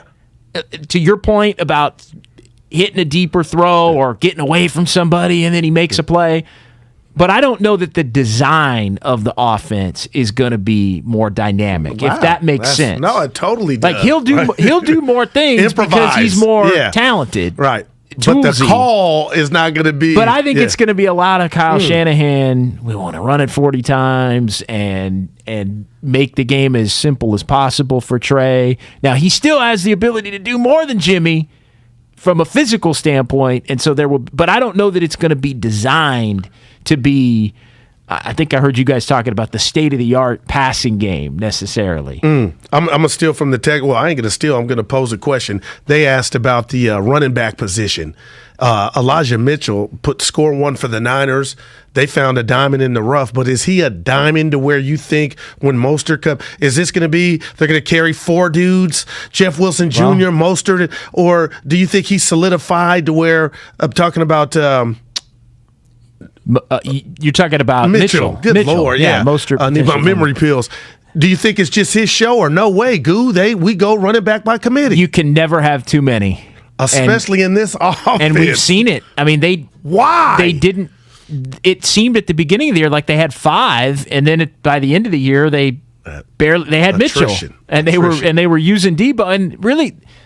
The reason the whole Debo thing started by necessity was because they didn't have running backs. Wow, man. and then they were having success with it, and then as they got running backs back, they were so successful with it that they kept using it, and rightfully so. They should have, but I think if they had all of their running backs, they wouldn't have been doing that. This is I hear what you're saying loud and clear. This is the $1 million question that we've been fighting each other over all week or putting out there. And when you left SoFi Stadium and got in your car, an Uber, taxi, Lyft, I don't know how you got back to your hotel, JD, did you really truly feel like the Niners let one get away like I do? And there's numbers out there, 53, you tell me if it's fair, 53-0, Kyle Shanahan's last 3 losses, going Super Bowl in Atlanta, but he was an OC. Like, to me, that means something. And there were a lot of similarities that fourth quarter. I'm not talking about, guys got to make plays, but not to look for Kittle after he got the touchdown, but one time, the last 13 minutes of a game that's giving you the guy's giving you everything. Debo doesn't touch it. Talk to me, Jay, about who can that truly fall on other than the genius. There's a lot there. They first part of it, and I want to try and answer all of it. I didn't give you much time. No, it's okay, and we're going to keep the conversation rolling. 888-957-9570. 888-957-9570. We're talking some 49ers here. Did you drive or did you? Well, let's get the first thing first. So, walking out, the Niners should feel sick that it was at the point that it was, no matter how it got to that point. Right. You're up 10. You're up 10, and you got it right there. And I thought the Rams were a play away from spontaneously combusting. Like, I thought they were just right. Like, because I think the way the game played out, it was as if the Rams were like they couldn't believe they were down because they had moved it so well and they had done so many things well that, like, how the hell are we not ahead by 10 but down by 10? Like, you kidding? Like, I thought they were about to lose and the tarp pick was the combustion to I thought me. they were about to lose it. Right. But, so, yes, they should be sick for the way that it played out. However, I don't think they played that well to get to that point. So I'm more, and we can talk about the collapse all you want, and I did call the collapse at the end of the game on Twitter that Kyle Shanahan would, like, this is part of. Wow, right. Like, the reasons why I don't know. I don't have a lot of depth on the reasons why target this guy, target that guy. This goes in the file. But it definitely goes in the file. And I actually, believe it or not, think that it hasn't, that part of it hasn't been talked about enough. Not the oh, he's a choker. I'm not saying it to no. Simple Simon. No. And I'm not saying that either. But how things end matters, and this was kind of a collapse again. And I think, maybe because they were 3-5 and they made the run that they made, they were always walking too tight a line, and eventually they were going to got by somebody. And the way it just happened when you almost, in a way, least expected it, because they had owned the Rams. But there is something, like, that is another, no doubt. Like, if you're a 49er fan, and this is just reality, if you're a 49er fan, the next time that they're in the playoffs and have a lead, you're thinking no lead is ever going to be safe again in a playoff game. Man. That is, Ever. I appreciate that take. Like, you're always, if you're a 49er fan, going to, in the back of your mind, think you're never ahead by too much. Ever. And again, I'm not from the school of, and I get it, they didn't play their best football, but when you lose 24-10 or 31-17, hey, I tip my cap to the other team. You took it from us. But for whatever reason, you get to the juncture of up 10 in the fourth. JD, I appreciate you saying that goes in the file. 888-957-9570. John Dickinson in for Steiny. Daryl the Guru Johnson here as always. We got Manny. We got Nick. We're going to get just into what are the realistic expectations for Trey Lance? I know that's been kind of a question of the week. And the other part of this thing is, if Jimmy's gone and Trey's the starter, who the hell is backup quarterback going to be? Oh, my goodness. And that's maybe not as easy. You're warming it up. You're warming it up. That's not as easy to figure out as we're all taking that for granted. So we'll get into that coming up. I'm Joe Montana. We're also streaming live on Twitch and YouTube Live. Go to Twitch TV/957thegame and YouTube.com/957thegame to subscribe for all the latest content. And remember, the Comcast Business text line, always open, 888-957-9570. We'll be back. Working from home?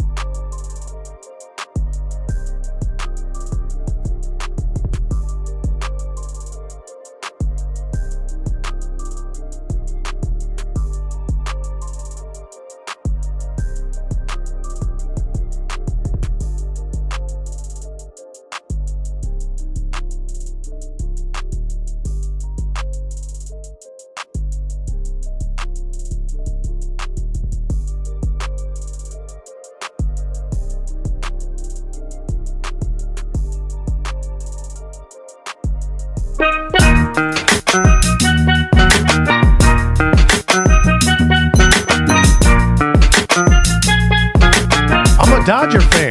Now, back to Steiny and Guru on 95.7 The Game. All right, final hour. John Dickinson sitting in for Matt Steinmetz. What does Fedoni do me? You know I'm not a Dodger fan. No, you're not. 60 Minutes, Rooney. You could say anything though, and he'll get it. You could say anything right now as long as a big butt. As long as this beat is playing. Yeah. I'm just feeling good. Yeah, look at that. It's Friday, Freaky Friday. No doubt. Payday Friday. It just means that just means get your hands out of my pocket. It just means you're at 0 instead of in the red. Yeah, like you'd rather be at 0 than in the red, right? Or in the black. We'll keep the 49er conversation going, but we do have some breaking news. Breaking news on 95.7 The Game is brought to you by DuckDuckGo. Protect your privacy online for free with DuckDuckGo. DuckDuckGo. Privacy simplified. Shams bomb. We got a Shams bomb. Shams Charania of The Athletic reporting the 76ers are pursuing Brooklyn's James Harden ahead of the trade deadline, and the Nets are now open to discussing a deal. Wow, that is a man. And I just picture Harden with Embiid and what they would have around him.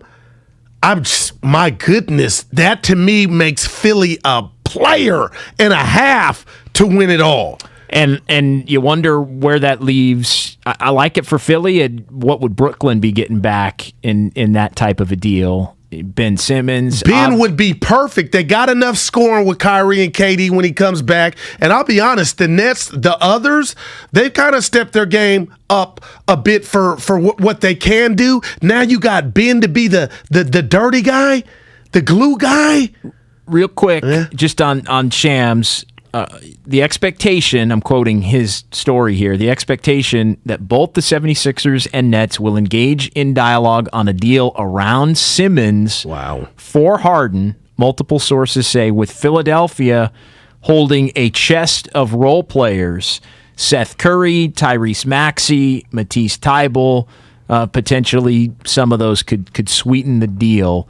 No urgency, but a lot of pieces there both ways. Simmons and Harden, and then others. Wow. So. And this is going to sound out of left field, maybe out the bullpen, but you think Shaq going in on Ben and then you think that might have got to him, and Ben responding to Shaq DM saying, you don't know the whole story, and maybe Ben told his agent, let's start talking.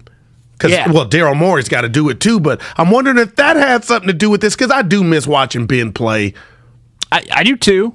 And we all do. The league, No, the league definitely does. And I think there for sure is more to the story than he's just not committed and doesn't want to work hard and is afraid of the big moment. Yeah. Like, I think there is more going on than there. Harden and Embiid? So... Well, who's your MVP right now? It got to be a little different. I told Steiny, mine's Embiid right now. It'd be Jokic. He's fifth. It'd be Jokic. He's fifth. He would be Steph Curry last year. Not that he's not worthy. They're saying his numbers actually are on better than what they were when he got it last year. But Curry, he's fifth because he's the only dude. Okay. He's the show. And Curry was last year. Yeah. Well, and he didn't get it, so he can't get it. Jokic can't get it if Curry didn't get it last year. Well, It's Embiid. It depends. It depends. No Joel for you? No Embiid? Well, what are they? They're fifth. Third in the East. Aren't they? Well, they were fifth like 2 days ago. Oh, okay, well. So it must be that tight, but anyway. Some say he's Earl Campbell running away with it. Yeah, so we'll see. I mean, I don't do it. Shocked me. I look at them as a team that would be a play-in team if he wasn't dominating because they've had so many other players out. And what would Philly be without Embiid? I mean, same, but I want Harden to get up out of Brooklyn. I was Brooklyn guy. Brooklyn's in the house with him, Irvin and KD, but there's only one ball. They need something else that Ben can bring. Let's get back to the 49ers conversation. 888-957-9570. Just tying a bow around the end of the 49ers season now as we get almost a week away from it, and just where it leaves the 49ers now moving forward. Jimmy Garoppolo closing the door on any possible return earlier in the week. Yeah. So where does that leave the 49ers in the offseason and Trey Lance. Let's get a couple of calls in here. Nick in Berkeley is up first this segment here. Nick, you're on 95.7 The Game. Yeah, man, missed you guys this week, man. My stomach hurt all week, man, because we let one get away, man. We let a title go right down the tubes, man, like the last 2 Super Bowls we were in. I was just disgusted. It was just pure stupidity. Dude, we got, 7-point lead, 10-point lead? We're on their 34, 4th and 2, and you guys don't go for it. Hear me out, man. But what we need to do is, I'm going to tie up the bow for you real quick. The defensive penalties in the regular season, it's 50% less of them in the postseason. So we got to get that blue chipper scout that's going to go out there and find us some bangers on the down low. Another Patrick Willis, you know what I'm saying? Another Bowman, you know what I mean? A diamond in the rough. We don't need a diamond in the rough. We need a grown man right now that's throwing people around. You feel me?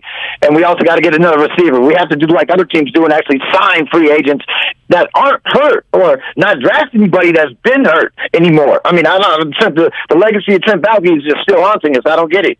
It's like, dude, spend some money. You know what I'm saying? It's like, dude, you guys want to win? Well, then, stop. And another thing, Shanahan, he's too tight, man. He be acting scary to me sometimes. And you got to have some cronies. And if you want to win, you got to make it happen. If you're an offensive genius, why you can't get 2 yards, man?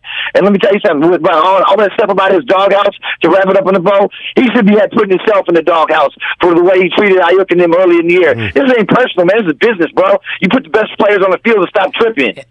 Thanks, Nick. I've said it all year, Goo. Look, in totality, you go 10-7, you make it to the NFC Championship game.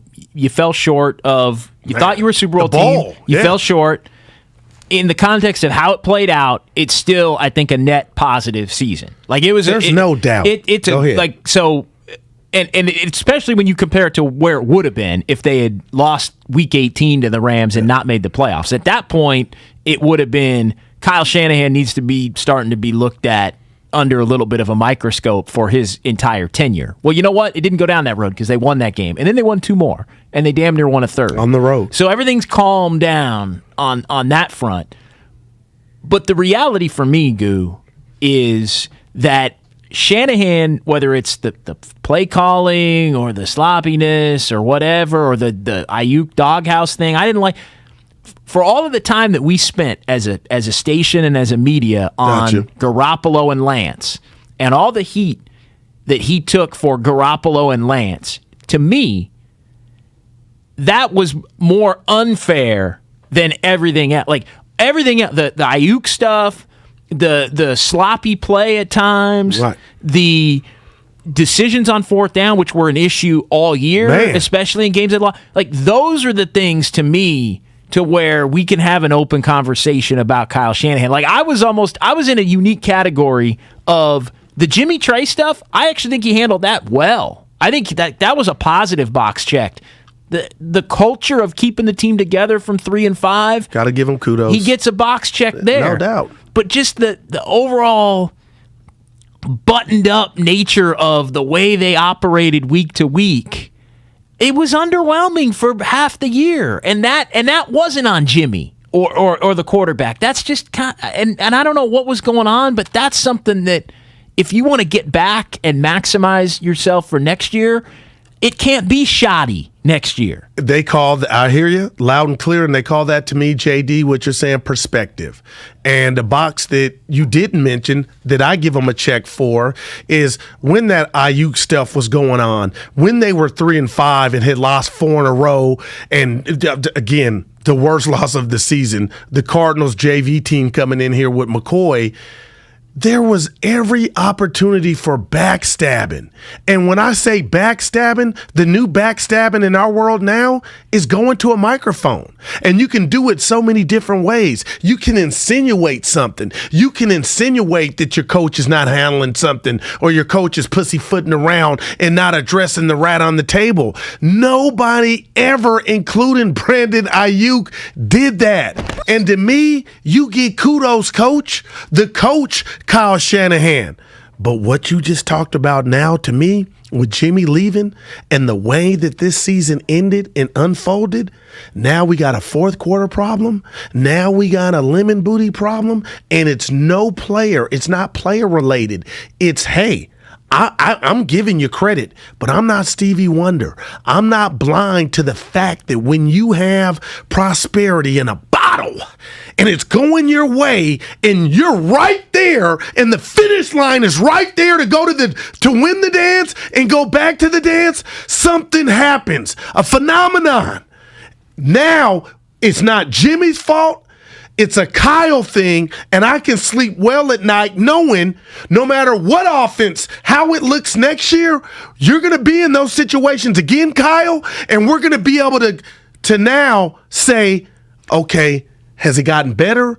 Has he has he had the discipline to go fix it and identify it?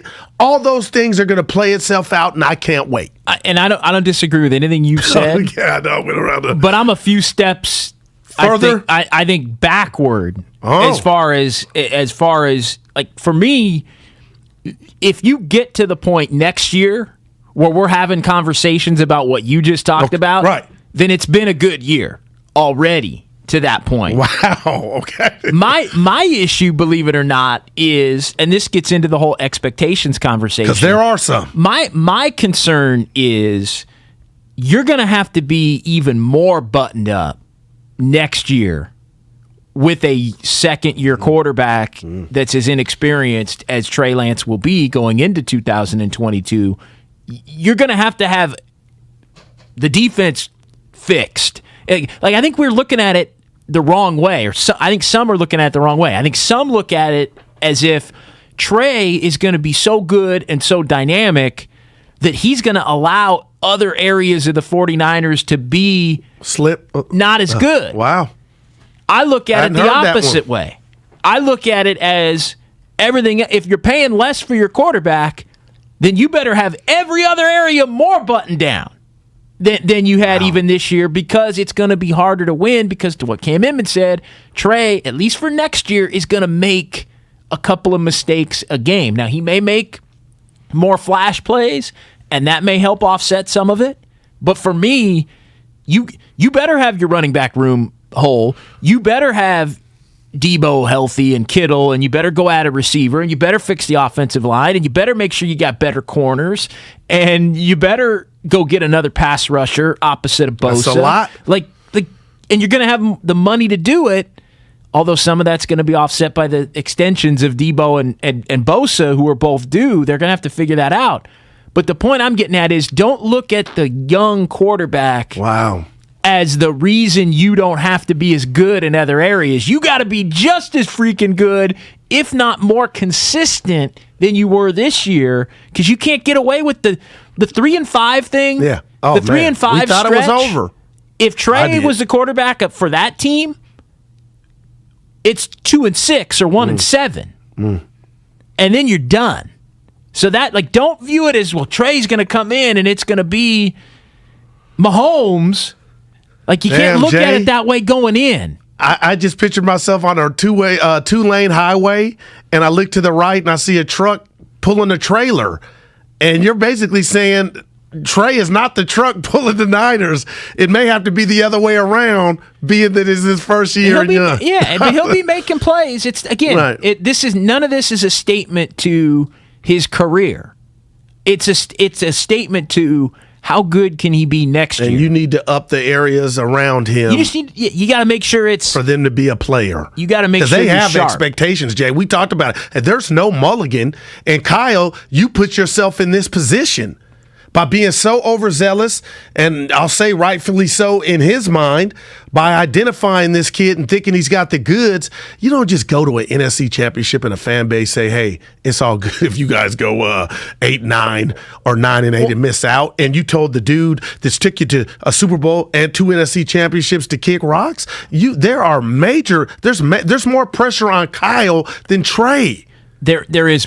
I agree with that. I think there is more pressure on Kyle than Trey going into it. And I think there is going to be a lean toward, it's inexperienced Trey. Anytime things go wrong, it's going to be, well, you got a young quarterback. And I'm not going down that. No, you should be able to win 9 or 10 games. That's why you drafted him. Show us why. You should be able to win 9 or 10 games, because the belief, even if you liked Jimmy and thought Jimmy should have been starting, the belief was that the two were still relatively close. Right? Like Jimmy gave you a better chance, but Jimmy gave you the chance to be 10-7, where Trey might have been 7-10. Like that's still relatively close, if as far as the talent level. So he's going to be good enough to start moving forward with the offseason of experience and all of that, and we know that time is upon us. So you should be able to have a season where maybe you don't win the division. If he's awesome, great. Then maybe you do. Nobody's expecting that, but you at a minimum need to be able to get into the playoffs. Yeah, no doubt. And the Saints, no more Sean Payton, no more Tom Brady, maybe no more Aaron Rodgers. Like, it's not like the NFC necessarily is getting better. No doubt. And what do you make of the Cardinals and Kyler and Cliff? You know, if that's a match made in heaven, it doesn't look like it, but you are right. And I appreciate it. But we don't live in a world to where they get a mulligan. Oh, I got my – no, you just went and should have went to the ball. Leave that there. But, yeah, you saw something in this kid that you think that you can be the reason, the brain – You created Frankenstein. Now let's see him walk, and you program him. Like, that's pressure. That's arrogance and ego too at the same time, that you did what you did with his lack of playing on the big stage like a Mac Jones. You know, we saw him and Burrow in the bowls going against Alabama, guys that are playing on Sundays. This dude is the biggest question mark, can I say, ever, being drafted in the top 5 as an NFL quarterback, where we like, where's the video? What? Where? Oh, he worked out for him. Oh, okay, but you saw something. And that's why if York was, I don't want to say Jerry Jones or Al Davis, giving you the sign-off to go do what you did, this kid better be Elvis Presley or Michael Jackson on stage. That's where it gets back to what you gave up. That's where it is a lot. Like what you gave up didn't mean this year. Steiny said, you guys are right. The what you gave up didn't mean he had to be ready to play this year. Although that got referenced a lot. Yeah. It's fine. We're having a conversation about sports. It's not not the end of the world.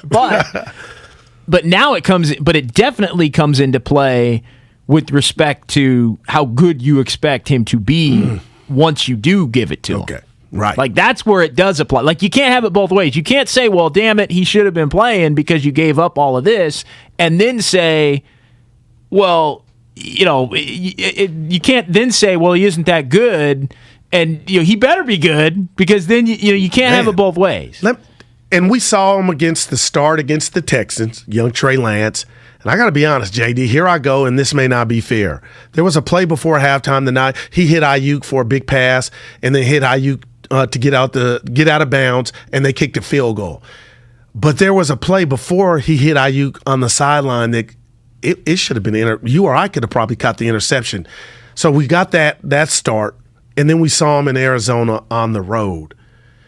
Did you get more confidence or more belief in the young kid in that short sample size? Or did the baseball wind up?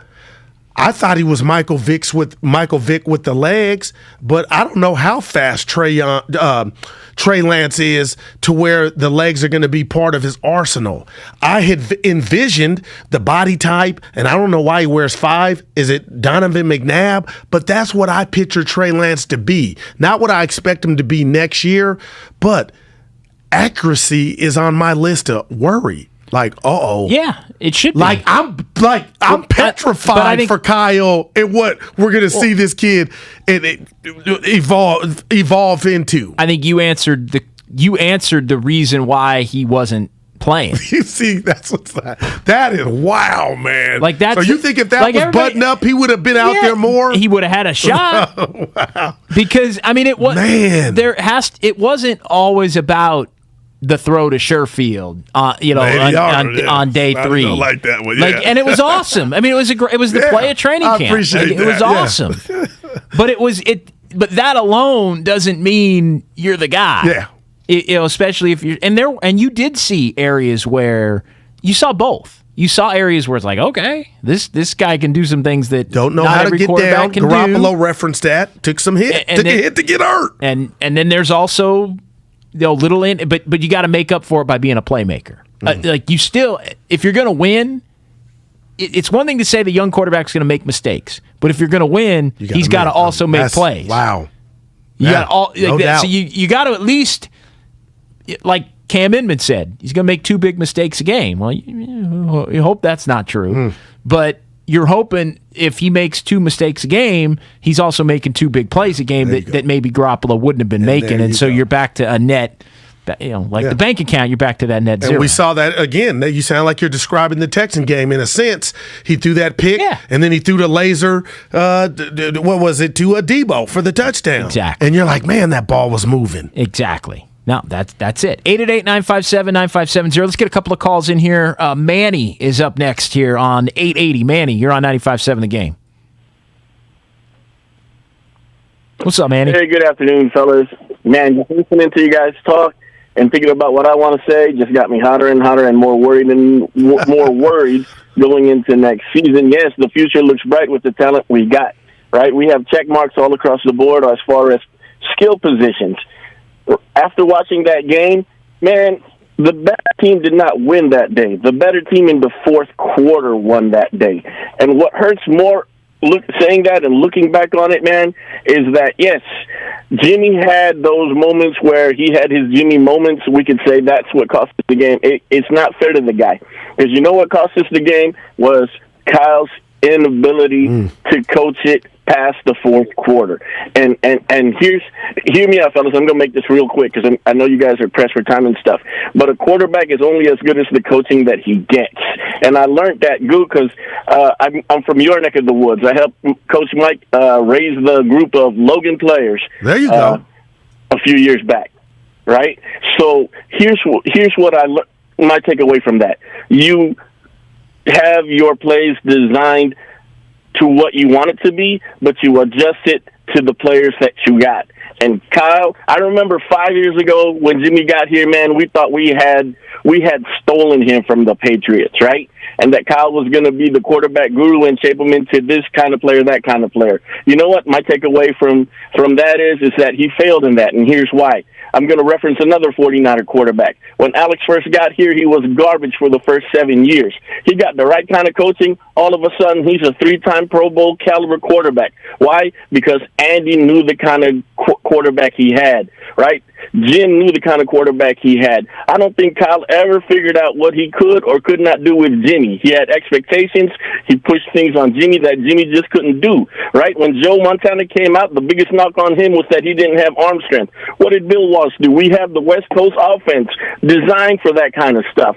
He could have utilized Jimmy's skills in a way that could have gotten us those 2 championships. And he just kept insisting on his own play calling, not on the ability of the people around him, and that is what's frustrating. That is why the better team beats us in the fourth quarter, because and on top of that, he was playing his boy. You let me play man so many times, I know what the hell you're going to do. McVay knew everything that Shanahan was going to do that day, based on the fact that they just saw each other 3 weeks ago. Kyle and his staff couldn't take away from what they had the last 7 weeks and incorporate it into getting a game plan together that would help them win that game. I'm frustrated, man, but you know what? Like I said, we have the skill positions to take it to the NFC in the next few years, and I hope the one person on the Niner team I want to improve more than anybody else will be our head coach, fellas, because we need him to ascend from thinking he's great to actually being great. Thanks, Manny. Go ahead, Goo. No, I'll let you respond to that. I love everything he said, but I think he's looking at it wrong. They didn't just get obliterated at the start of the game. So and where I'm going is the 6 games prior helped them get a 10-point lead, and it didn't look pretty. They were still up 10 because they kept the Rams even though the Rams should have had 100, they didn't. So man, be not more impressed, but look at it from of what happened from the fourth on, because what Kyle used in the coaches and players from those 6 games had you up 10 going into the fourth. 888-957-9570, 888-957-9570. More phone calls coming up here as we're now streaming live on Twitch and YouTube Live. Go to twitch.tv/957thegame and youtube.com/957thegame to subscribe for all the latest content. And remember, the Comcast Business text line is always open at 888-957-9570. What should be the 49ers' biggest target in the offseason? We'll come back with that next, right here on 95.7 The Game. Tired of searching for sports updates in different places?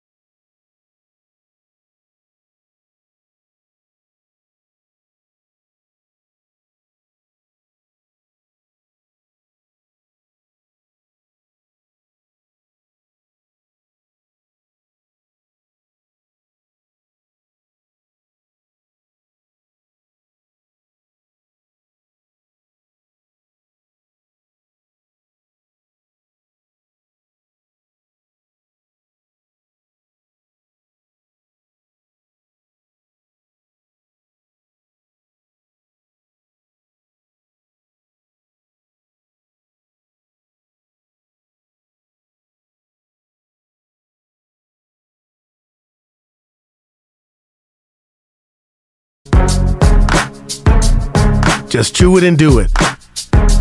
Now, back to Steiny and Guru on 95.7 The Game. Final segment.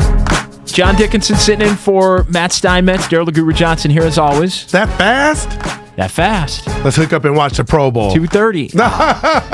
That's a joke. Yeah, I was saying that, the last time I watched the Pro Bowl, it might have been like 1995. I remember Sean Taylor hitting the punter, whoever the punter was. He was flying around. Sean Taylor was so good. Making plays.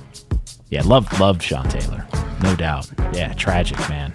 That is all time. Yep. 888-957-9570. Yeah, I'm not a big Pro Bowl guy. Although I like... It's in Vegas. Yeah, and that's cool. I mean, that's cool for everybody that's either going or playing in it. I mean, that's awesome. Like, you want it to be Vegas or Hawaii? I'll put it that way. Would you rather have it be in Vegas or Hawaii? Hawaii, because that's what I grew up on.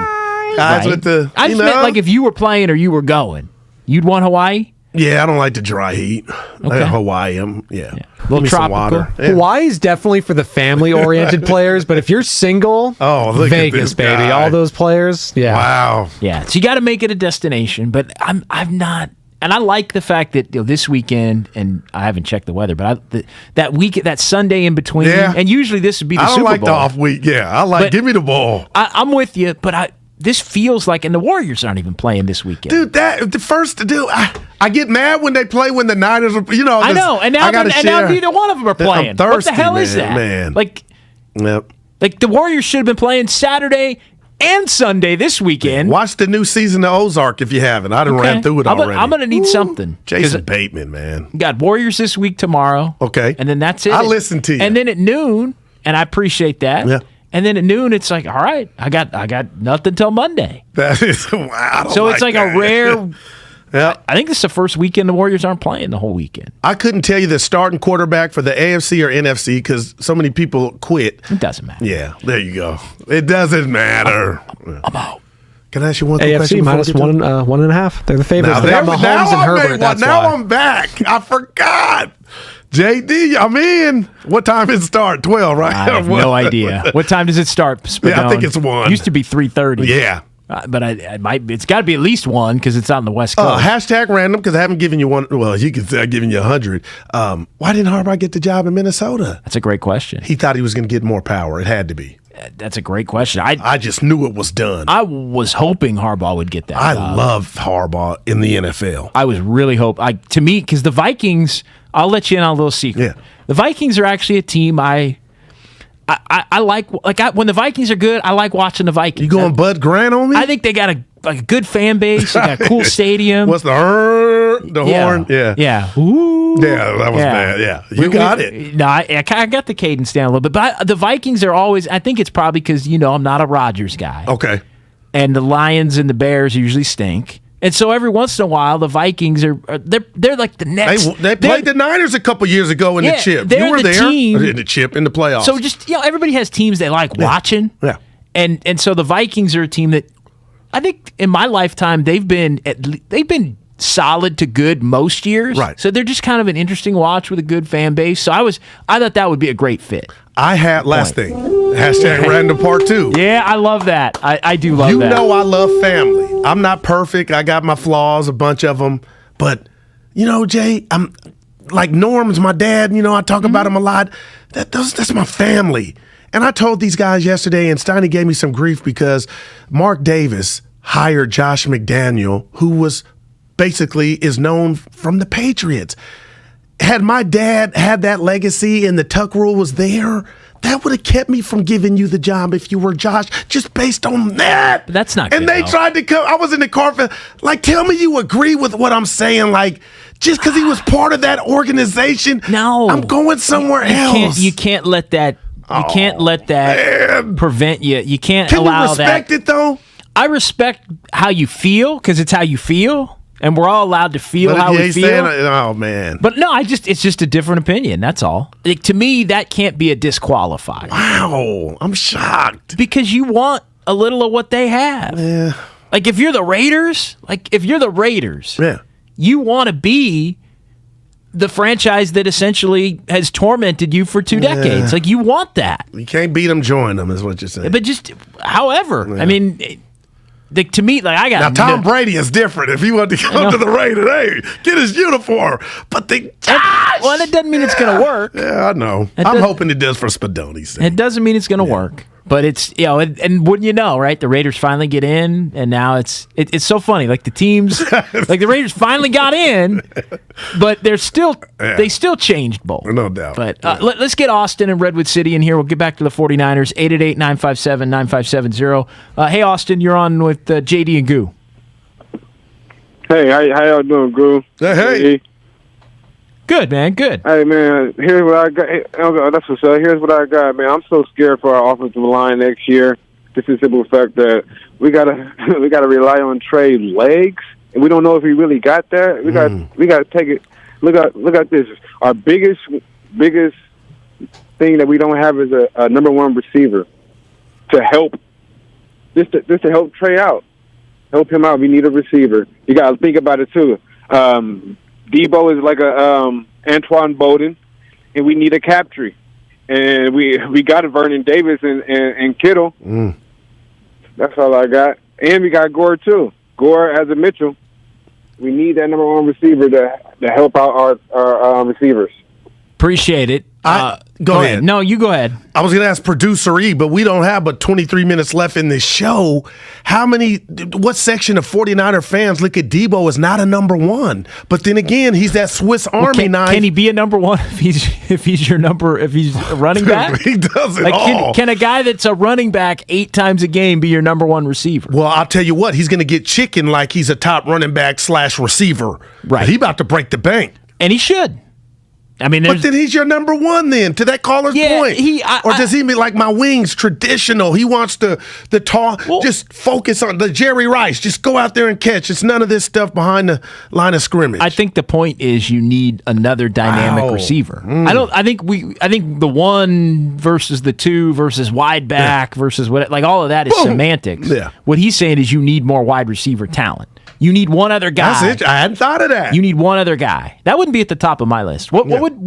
Oh, cornerback for me. Okay. Cornerback. C-O-R. Cornerback. And then I'm going to shock you. I'm going to go edge rusher. Bosa needs help. Is badass. Dude, they're talking about $30 million probably for Bosa. Whoa. I ain't hating. Got to pay the guy. Man. I mean, that's part of, I think, the underrated part of the timeline as to why, okay, you could get away with Garoppolo for one more year, but not two. Yeah, you couldn't have. I got you. Because now Debo's got to get paid. Now Bosa's got to get paid. And you also think you have a window. Got to get a backup QB, too. To fix some other things. Did we come up with any names? Colt McCoy? Anyone? No. Colt McCoy? He beat you. Well, the whole goal is you hope you never need him. Mariota? Right? Geico. Well, but you know what? And look, Jimmy, I mean, just since we're on that point, what wrecked the 49ers more during Jimmy Garoppolo's tenure than anything else? INJURY. Okay. So let's say we all have all these. I had to think about it for a second myself. I had to think about it for a second myself. But so it was, 17, he's 5-0. 18, 3 games, he's done for the year. That year's out. And they still could have got in, but the quarterback backups were so bad. Yeah, okay. 19, Super Bowl. Yeah. 20, he gets hurt. That was bad. Stinks. Yeah. Everything stinks. Plays most of the games. Trey started 2, so he plays 15 out of 17 starts, and they wind up 10-7.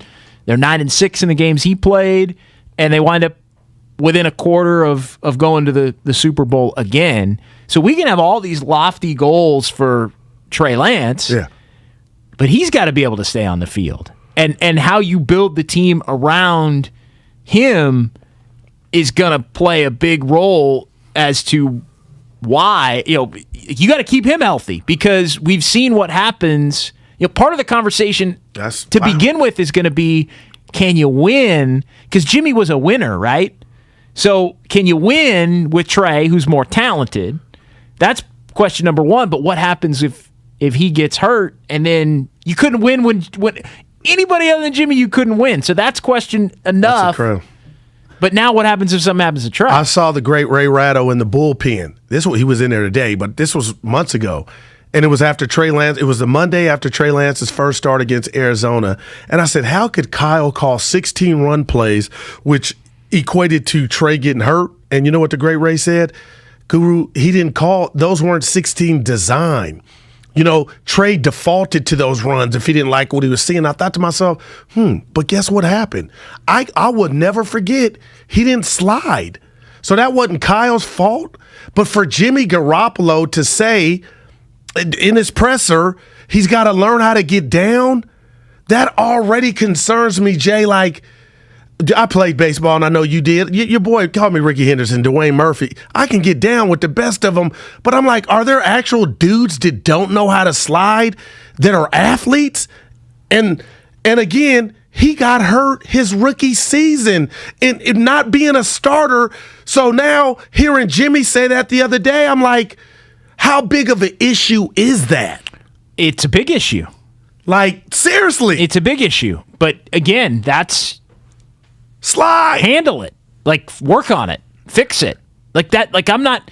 It better not... I'll put it this way. Okay. It better not be a conversation we're having halfway through the year. Wow. And there you go. Like, we all have aspects of our game that we want to fix, whether it's just the game of life, right? There's things There's things we want to fix, right? I need to put a little air in. Yeah. You know, whatever.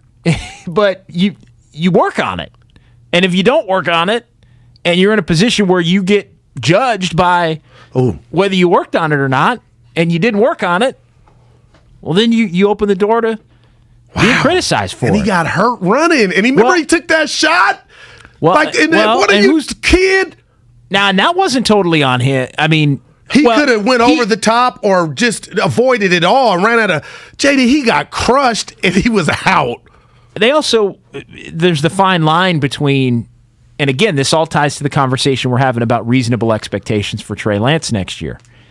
There's the fine line between you want to use his legs to help you and to help your team and to help him, but you also don't want to put him in harm's way. And I think you could make the case in that Arizona game that Kyle Shanahan put him in harm's way. Now, why did he do it?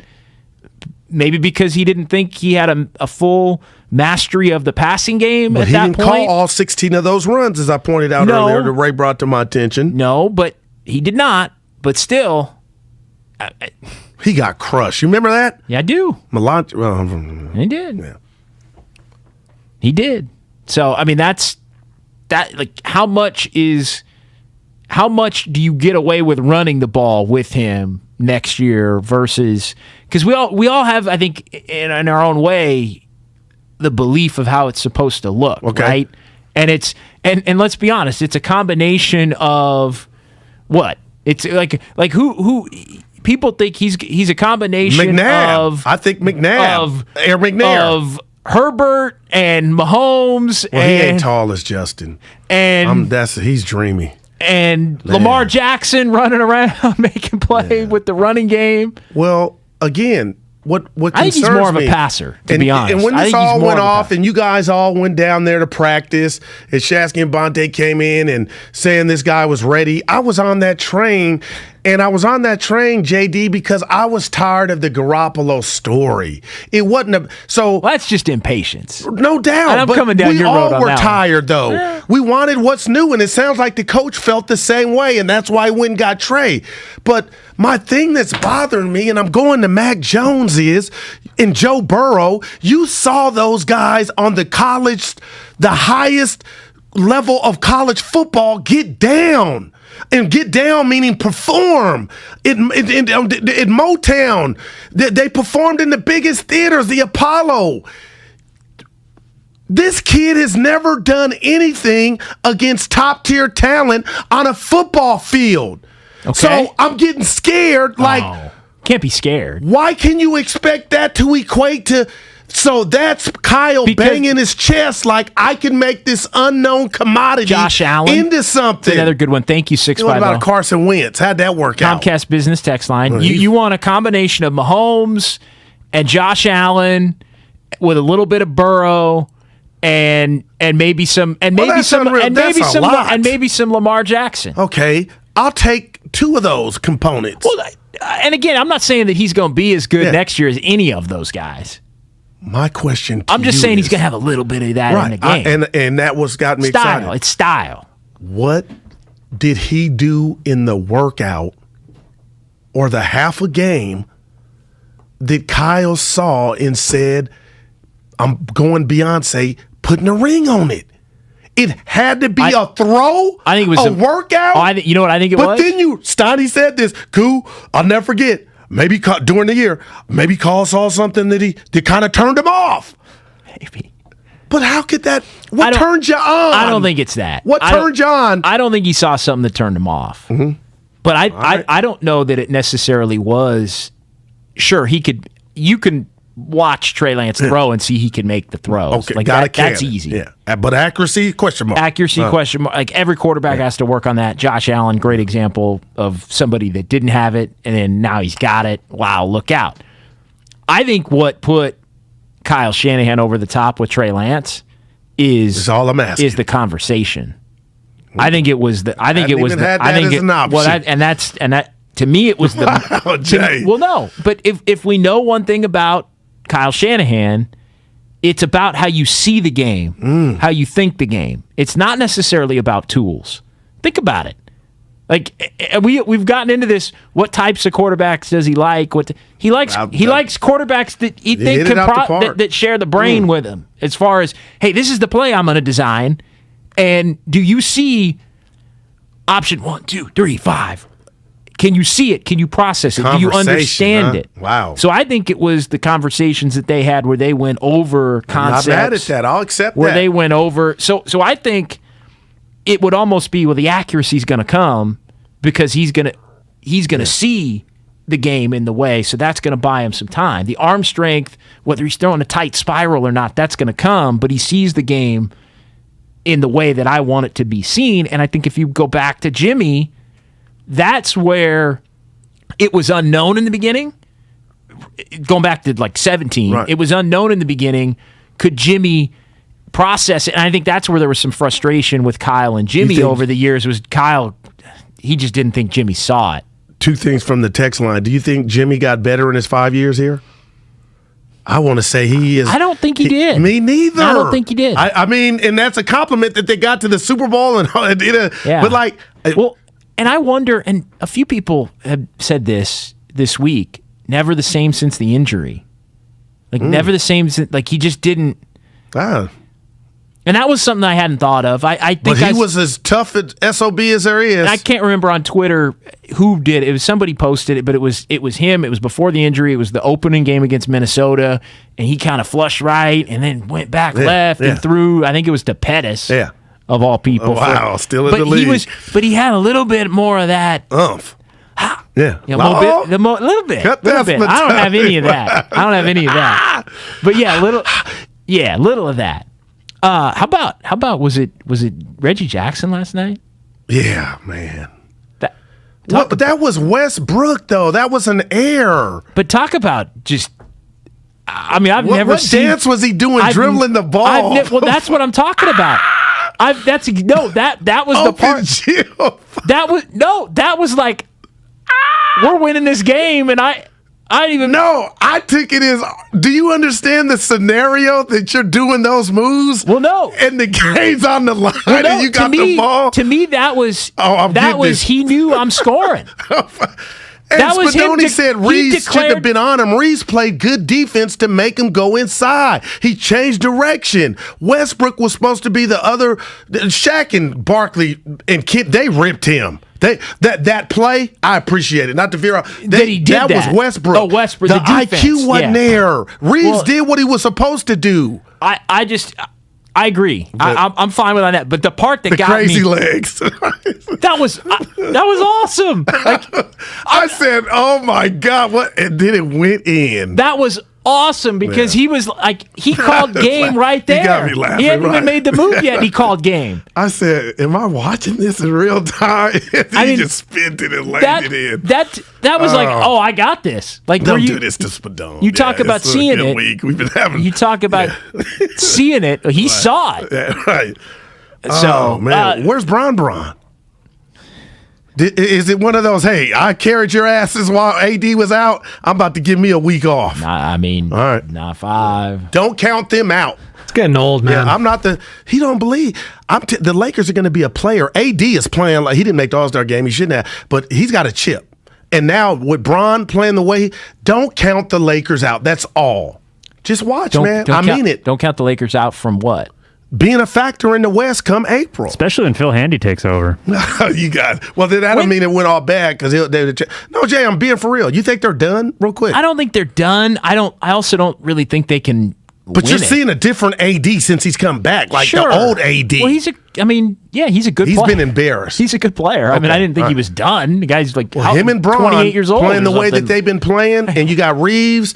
Oh, dude, I like Monk. I know we ain't in LA. Yeah, look. Didn't mention Russell Westbrook there. I wouldn't. Russ. I don't know. Yeah. But you know what? Let's table that one till they're not the Kings. Spadone got me. Well, they lost to. They've actually lost the Kings twice. I was there for one. On that note, and the Thunder. On that note, and the Thunder twice. Come on, Frank. Let's get Jack and Marin in here. Final call of the afternoon. Hey, Jack. Hey, thanks for squeezing me in. Quick question, going back real quick to Shanahan and Lance. It seems like there's kind of this narrative that Shanahan got rid of Garoppolo and now, or why are we getting rid of Garoppolo if Shanahan didn't trust to put Lance in earlier in the season, for example, with that 4-game or 3-game losing streak?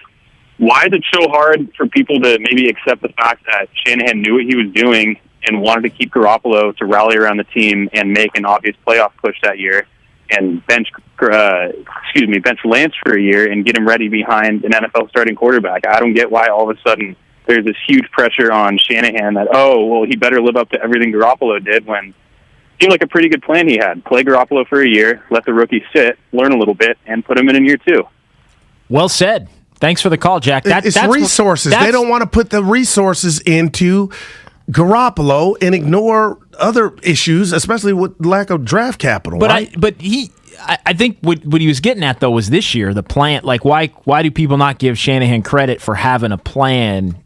And again, he's talking to the wrong guy because that was actually that was my take on that. No. And everybody's entitled to that. I'm not there. It just, to me, it's you had them both. Why not play it out with both?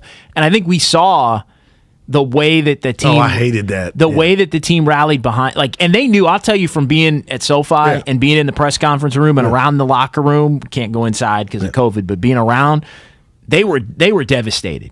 Like you could tell, and the reason they were devastated in part was because they knew he was gone. Okay. To me, they were trying to win one for They wanted to win one for Jimmy. And they knew, and I think that's why it hit different. And that's real. I get it. And they're going to have to overcome that too a little bit. But damn, believe it or not. They really should be playing next Sunday, Jay. I had a ball, man. They should. Yeah, they should be. All right, good stuff. Thanks to Spadone and Evan. For Daryl the Guru Johnson, I'm John Dickinson. Steiny's back at noon on Monday. Ramona Shelburne's coming up next with Brian Baldinger, as well as they will be guests of Damon and Ratto. So keep it locked right here on 95.7 The Game. Working from home? Listen to Damon and Ratto on the Odyssey app. What do we got here in the Bay Area? Things are damn good right now. In terms of the organizational health,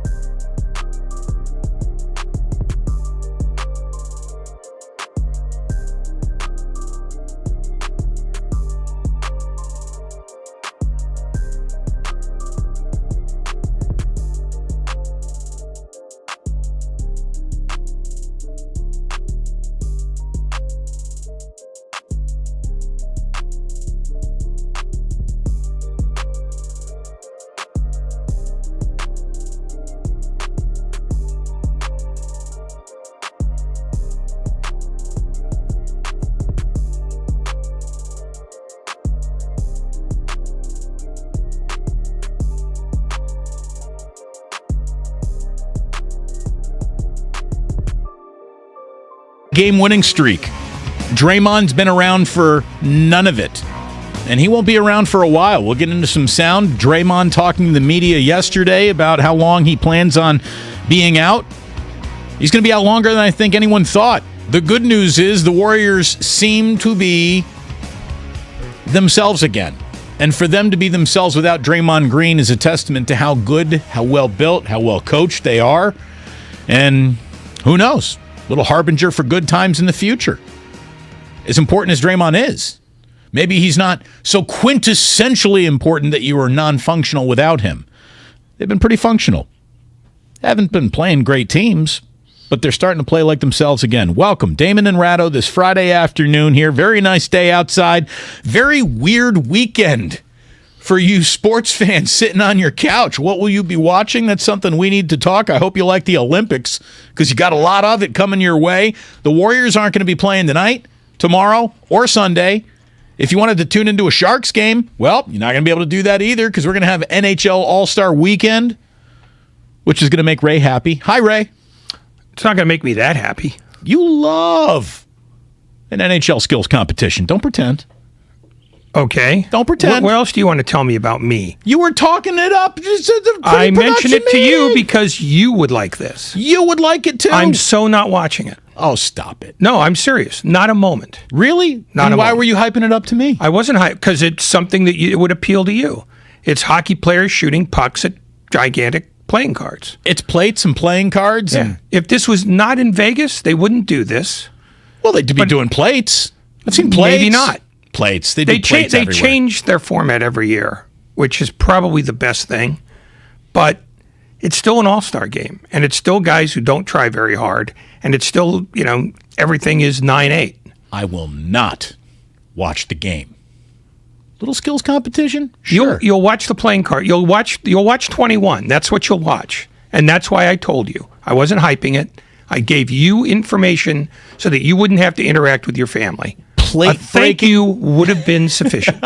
We got plate breaking with slap shots. I'm in. If you got races around the rink, who's the fastest man in Las Vegas, I'll watch that. I'll watch a couple. I'll tell you what, if I watch it long enough, it's going to be like 40 times at the combine. I'll start being able to, I don't even need a stopwatch. I'll be able to pop my eye time and be like, oh, that's a 4.37.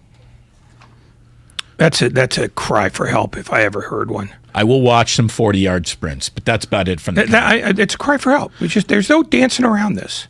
A cry for help is wagering on Pro Bowls. That's a cry for help. We won't be doing any of that because football without intensity that's beyond help. You need to be incarcerated. You really do.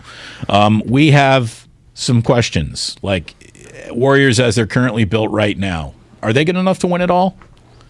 I mean, are they, as they are built right now, currently good enough to win it all? Because it seems like if you're into making a trade, now might be the time to do it. Not that the Warriors seem to be planning on it.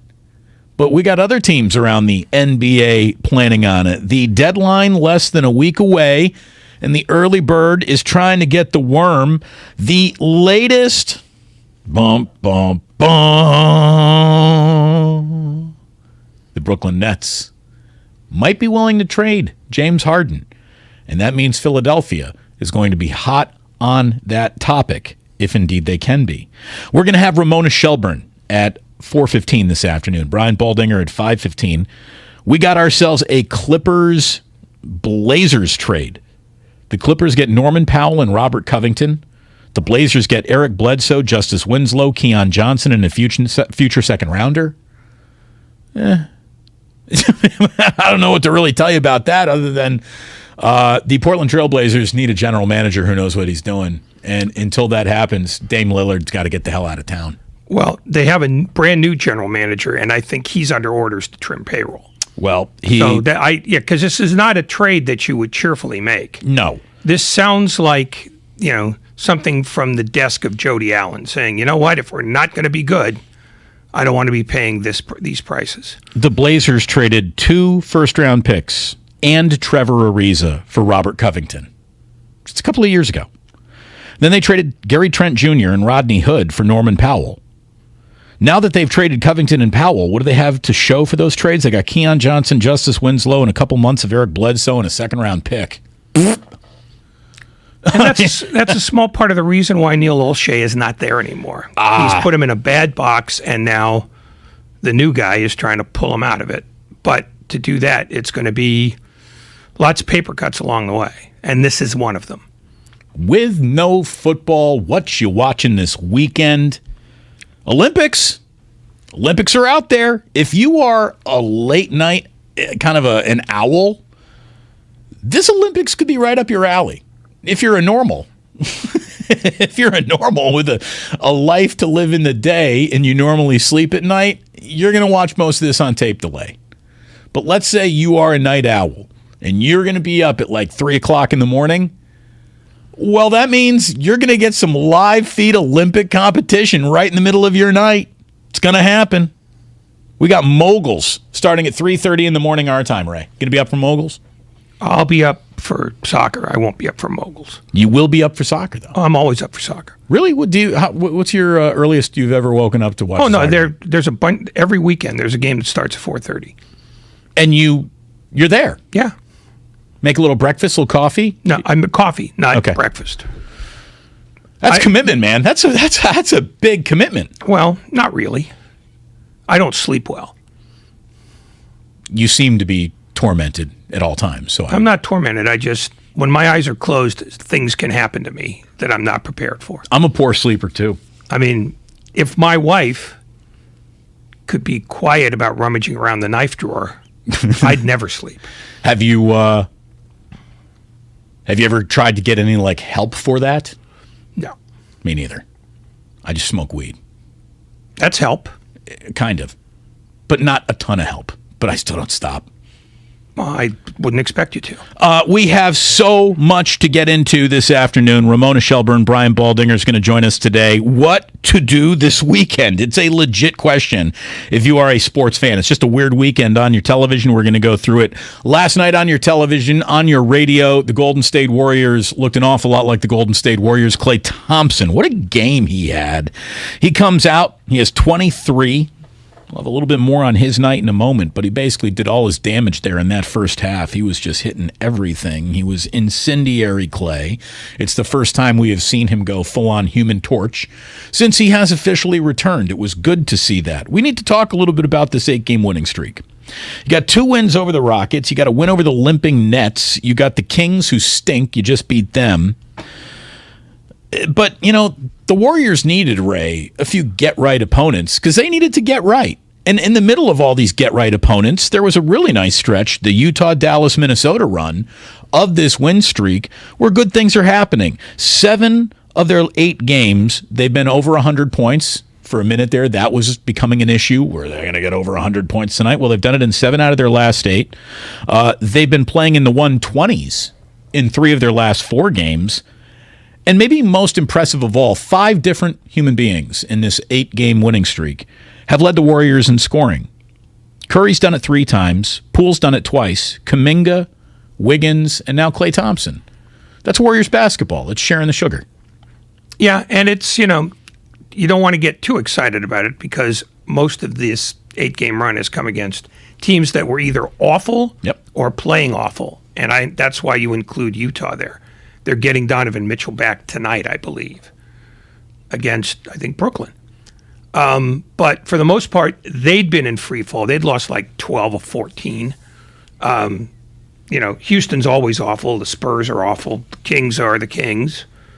The Pistons, But you get paid the same for beating a bad team as you do for beating a good one. And if you beat all the bad teams that you play, you'll win 55 games easy. You'll be a 2 seed. We got some interesting sound. Got some interesting sound from last night. Interesting sound from Bob Myers, who stopped on by the morning show. Draymond Green held court not only on TNT last night, but then assembled local media, got about a half an hour with Draymond. He had a lot to say, and we will tell you what he said. Klay Thompson said, hey, at the trade deadline, unless we needed a new washing machine, there probably isn't much that we need to be active about. So are the Warriors built to win as they stand right now? If healthy, it feels like a yes. I mean, it does. Is it perfect? Is it textbook? I don't think you'd make that argument, but it's effective.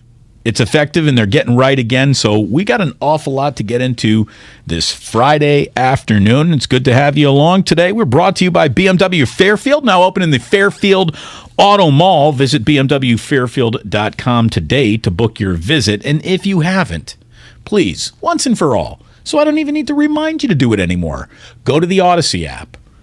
Download the Odyssey app. Everything we do, everything Ray and I do, everything Steiny and Guru do, everything that Willard and Dibs do, everything that our morning show does, it's all right there. Go ahead, click subscribe to Damon and Ratto.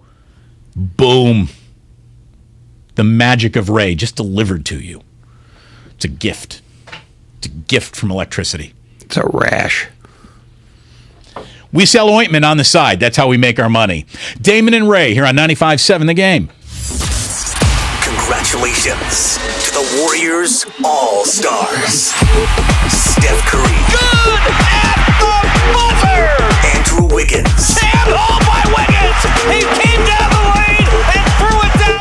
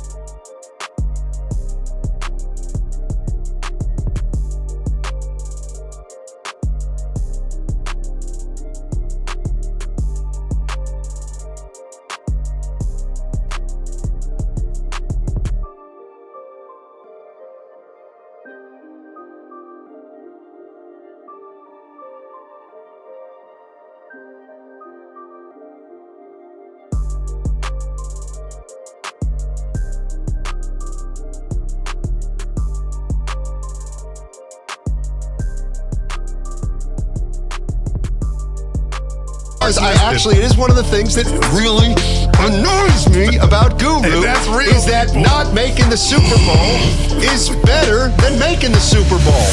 The Odyssey app. Oh my God. That's AUDACY.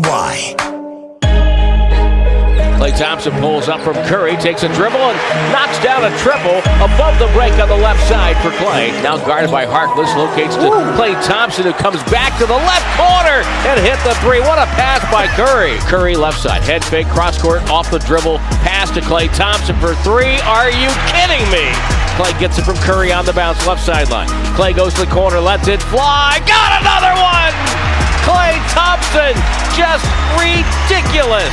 9 straight for Klay Thompson. He's got 17. 6 of 6 shooting, 5 of 5 beyond the arc. Left corner, off a screen. Nailed it!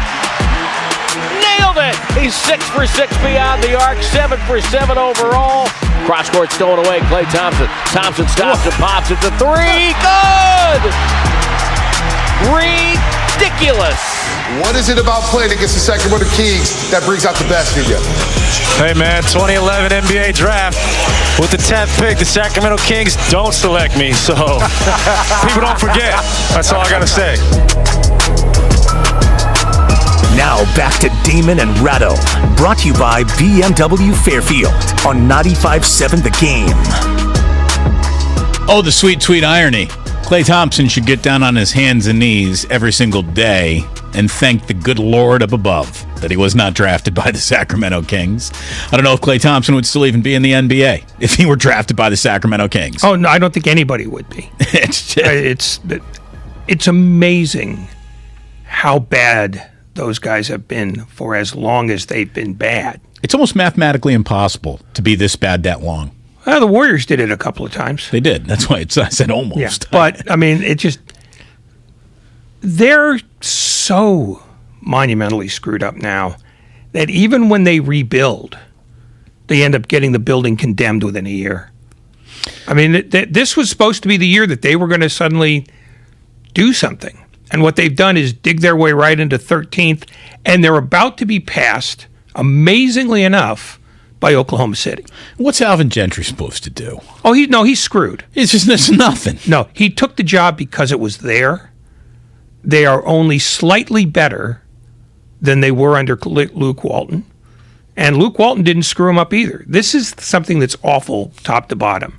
And I used to have a theory that the Kings would start well and then about February 1st they'd lose interest because they know they're not going to be in.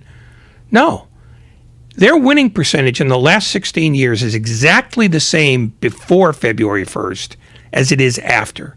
And that's over 16 years of this nonsense. It's not a small sample size. No, it's a massive sample. They are exactly the team that left Rochester 60 years ago. You want a small sample size? I will boil down and break down the difference between the Golden State Warriors and the Sacramento Kings. One play.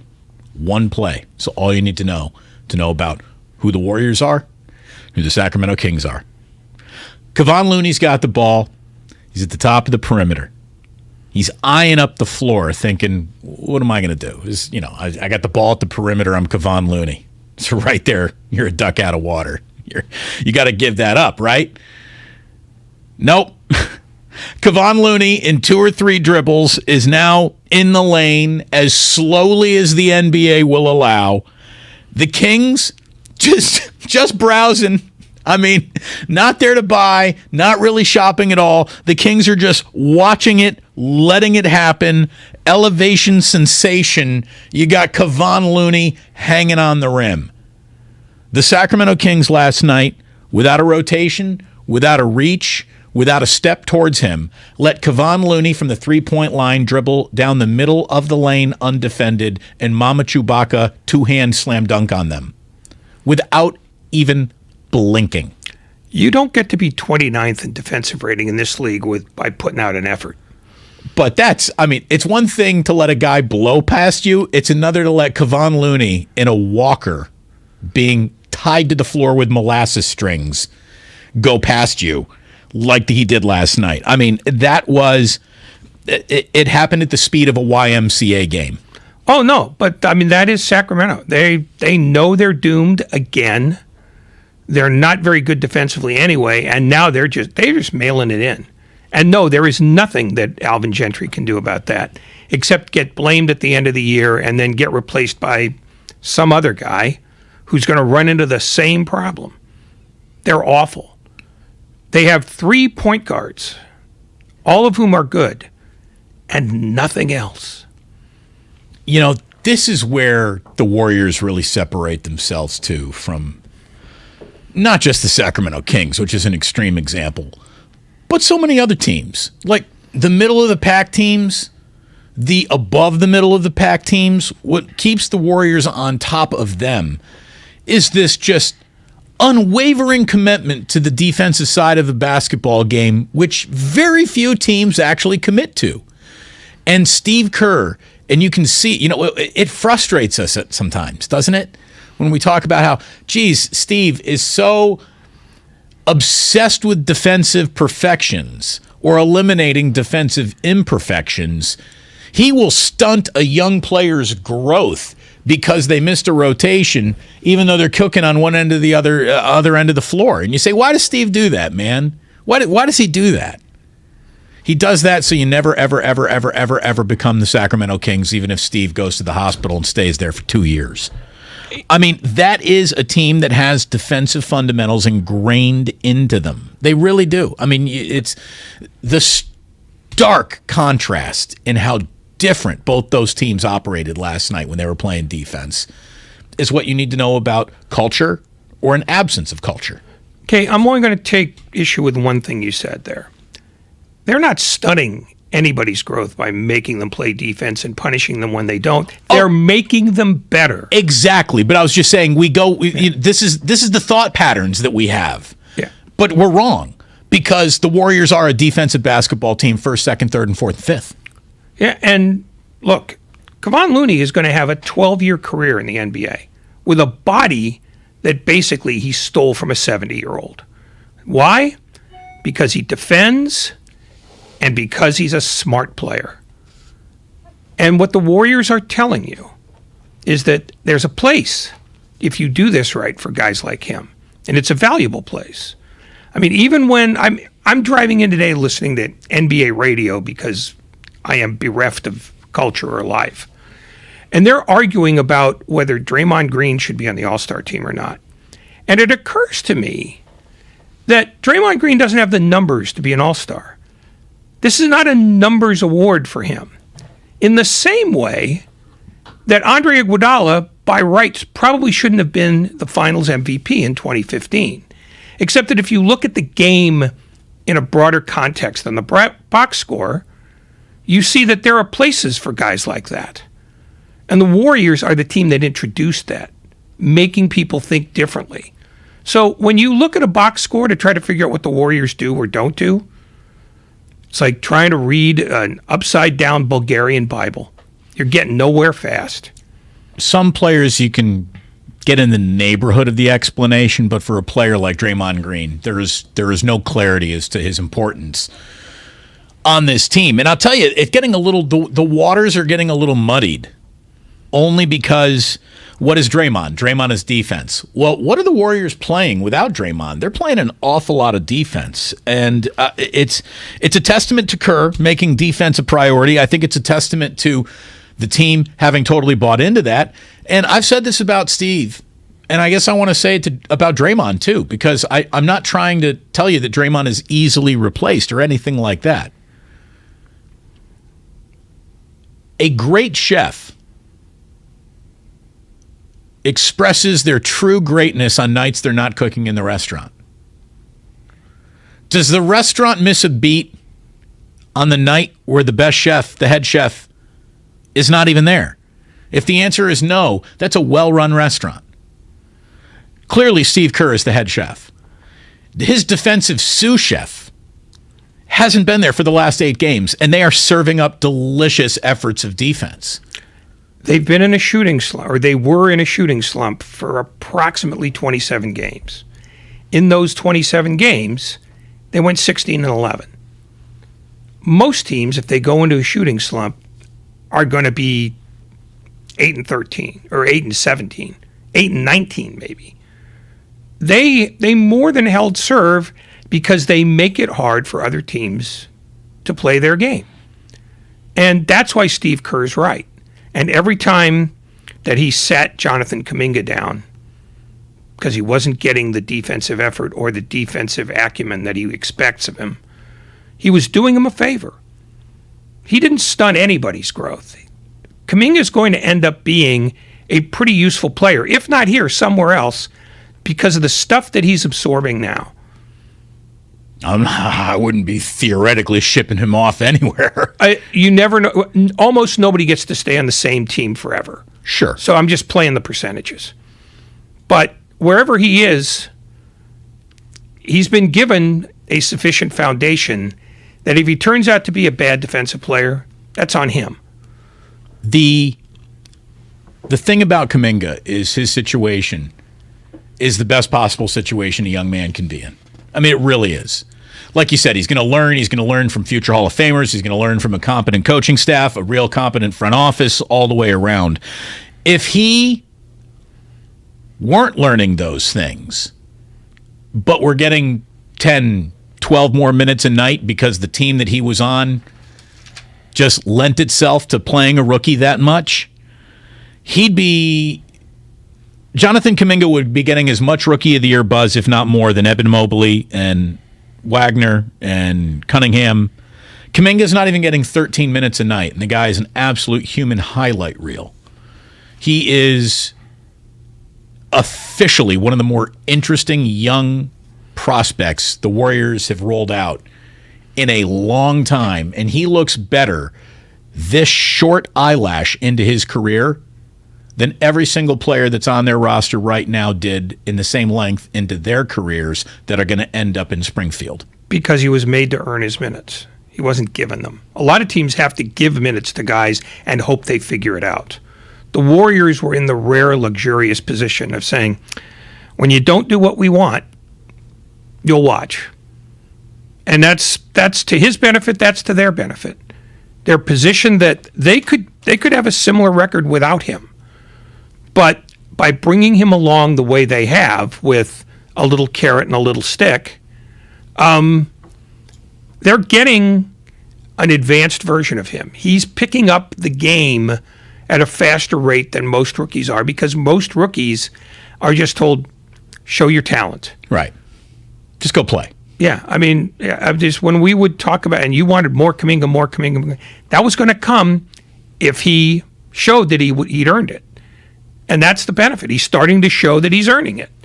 And even if it's 13 minutes rather than 20 or 25 on a particular night, they're expecting it to be 13 quality minutes. I mean, that's a huge benefit to him.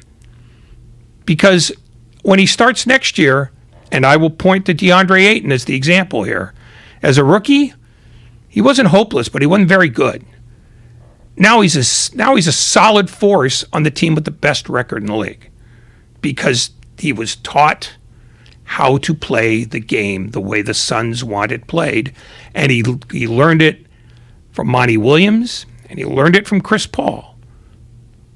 They told him, this is what we want, this is what you do for us. And he paid attention. Ayton? Yeah. Here's the thing, though. At least center is his natural position.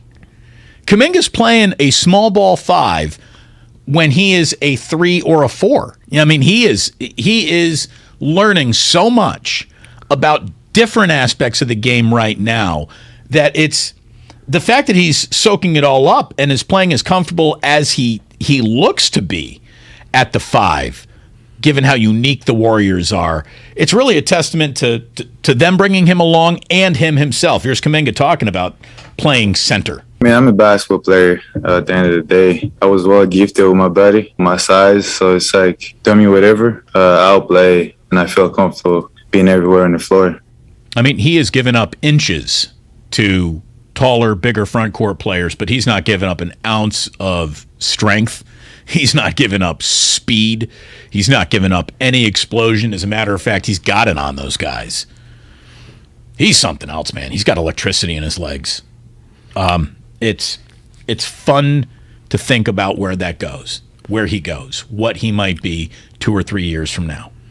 And him being a small ball 5 is essentially what the Warriors center is almost all the time. I mean, Andrew Bogut was a traditional center because he had traditional center skills. But the Warriors historically have had small ball centers. I mean, going back probably to the end of Joe Barry Carroll's career, they've always been smaller because that is essentially their history. You know, Don Nelson started that, and it sort of carried through.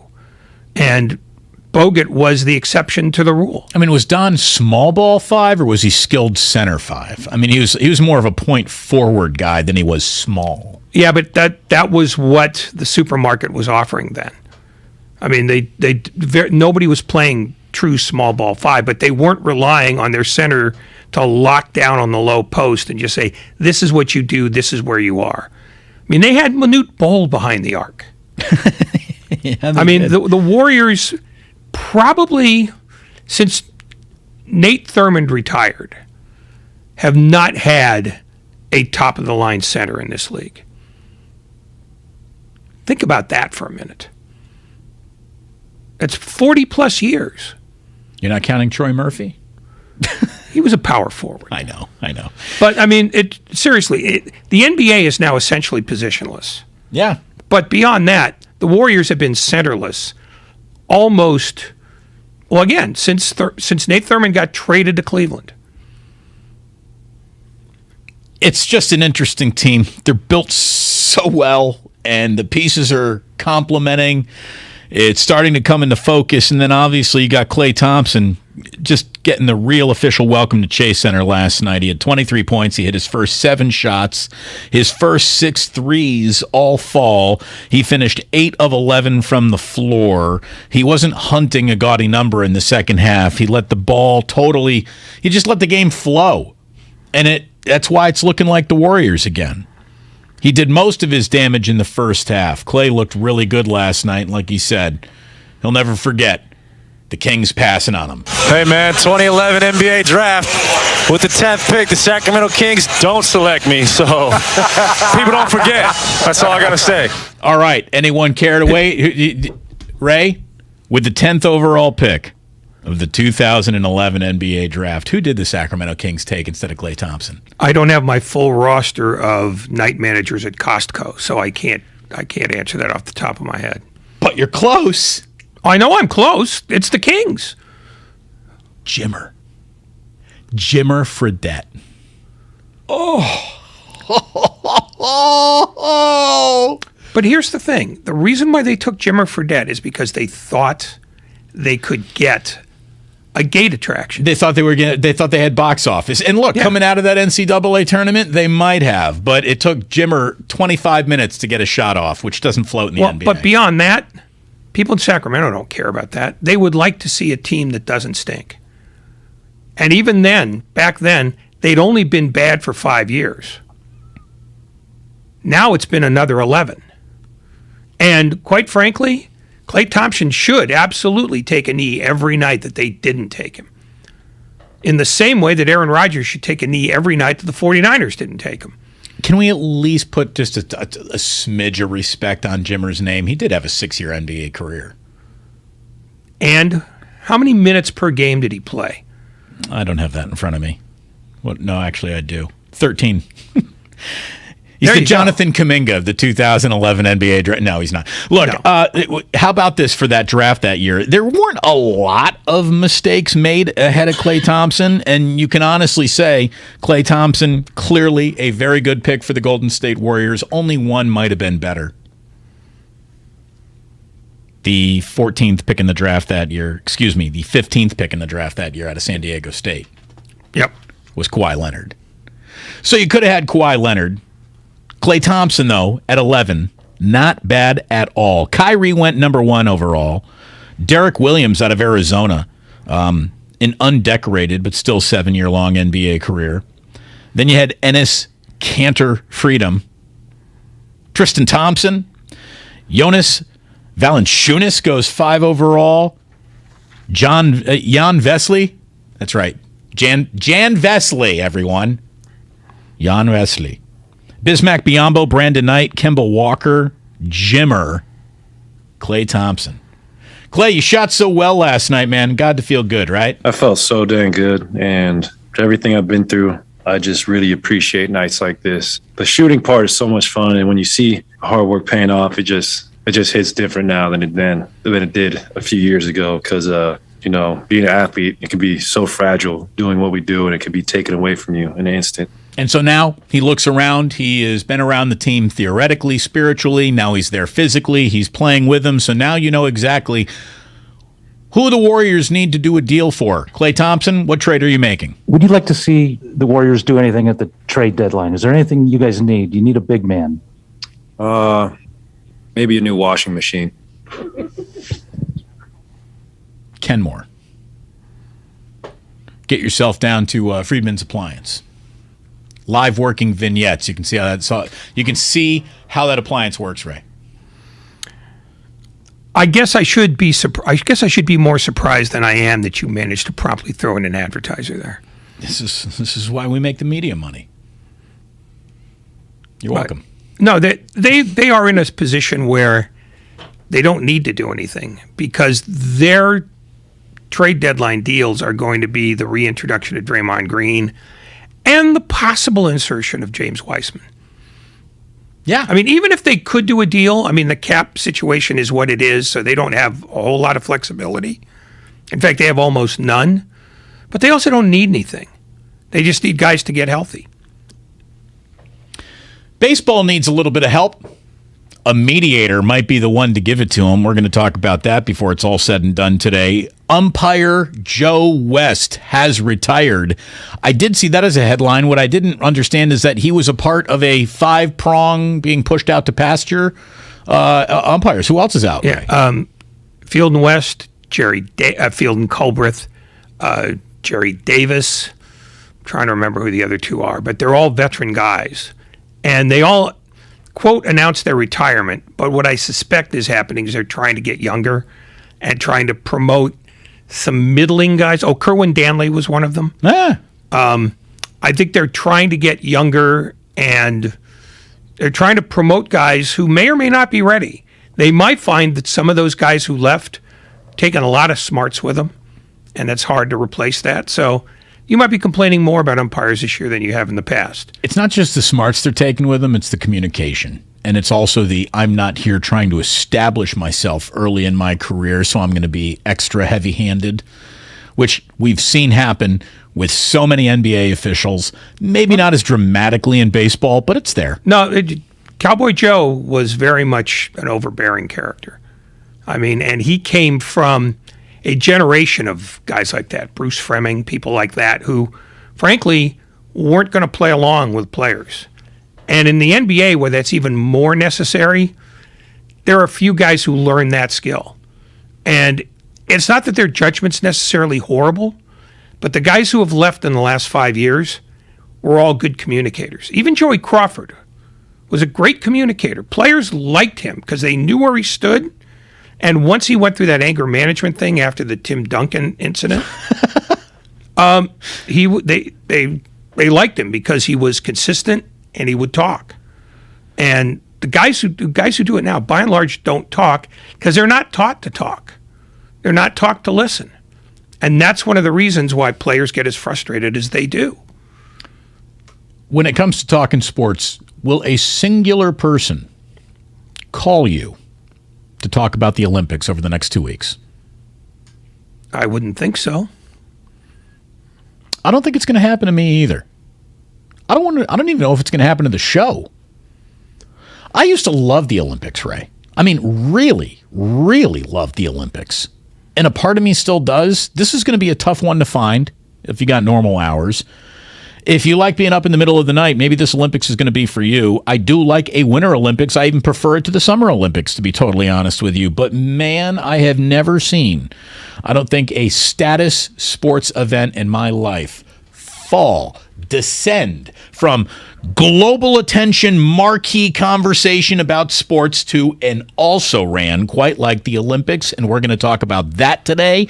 We've got Ramona Shelburne and Brian Baldinger joining us at 4:15 and 5:15 respectively, so don't you go anywhere. This is Damon and Ratto on 95.7 The Game. We're brought to you by Fremont Bank.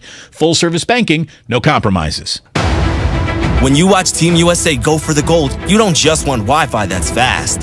You want Michaela Schifrin fast. You want Eat My Powder blink and you'll miss it iSki faster than you drive fast. You want Wi-Fi speeds faster than a gig, power all your devices and watch every single wow-worthy moment fast. You want gig speed internet from Xfinity. Watch Team USA with Wi-Fi speeds faster than a gig. Or get started with Xfinity 50 megabit per second internet for $19.99 a month for 12 months with a 1-year contract. This offer ends March 31st, so go to Xfinity.com, call 1-800-XFINITY, or visit an Xfinity store today. Requires paperless billing and autopay. Restrictions apply. Not available in all areas. New Xfinity Connect customers only. Equipment taxes and fees extra and subject to change. After 1 year, regular rates apply. Gig Wi-Fi requires gigabit internet and compatible gateway. Gig speed Wi-Fi is shared.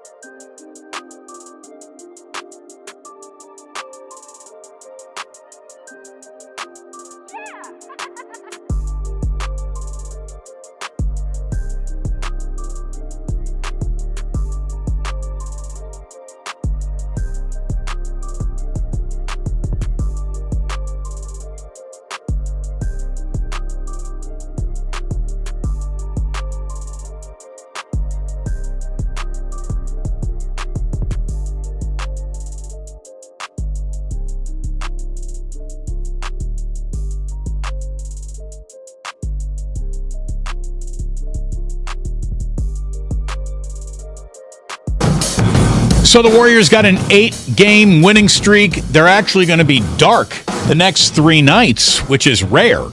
So no football this weekend beyond the Pro Bowl, which may God have mercy on your soul if that really interests you. So what you watching?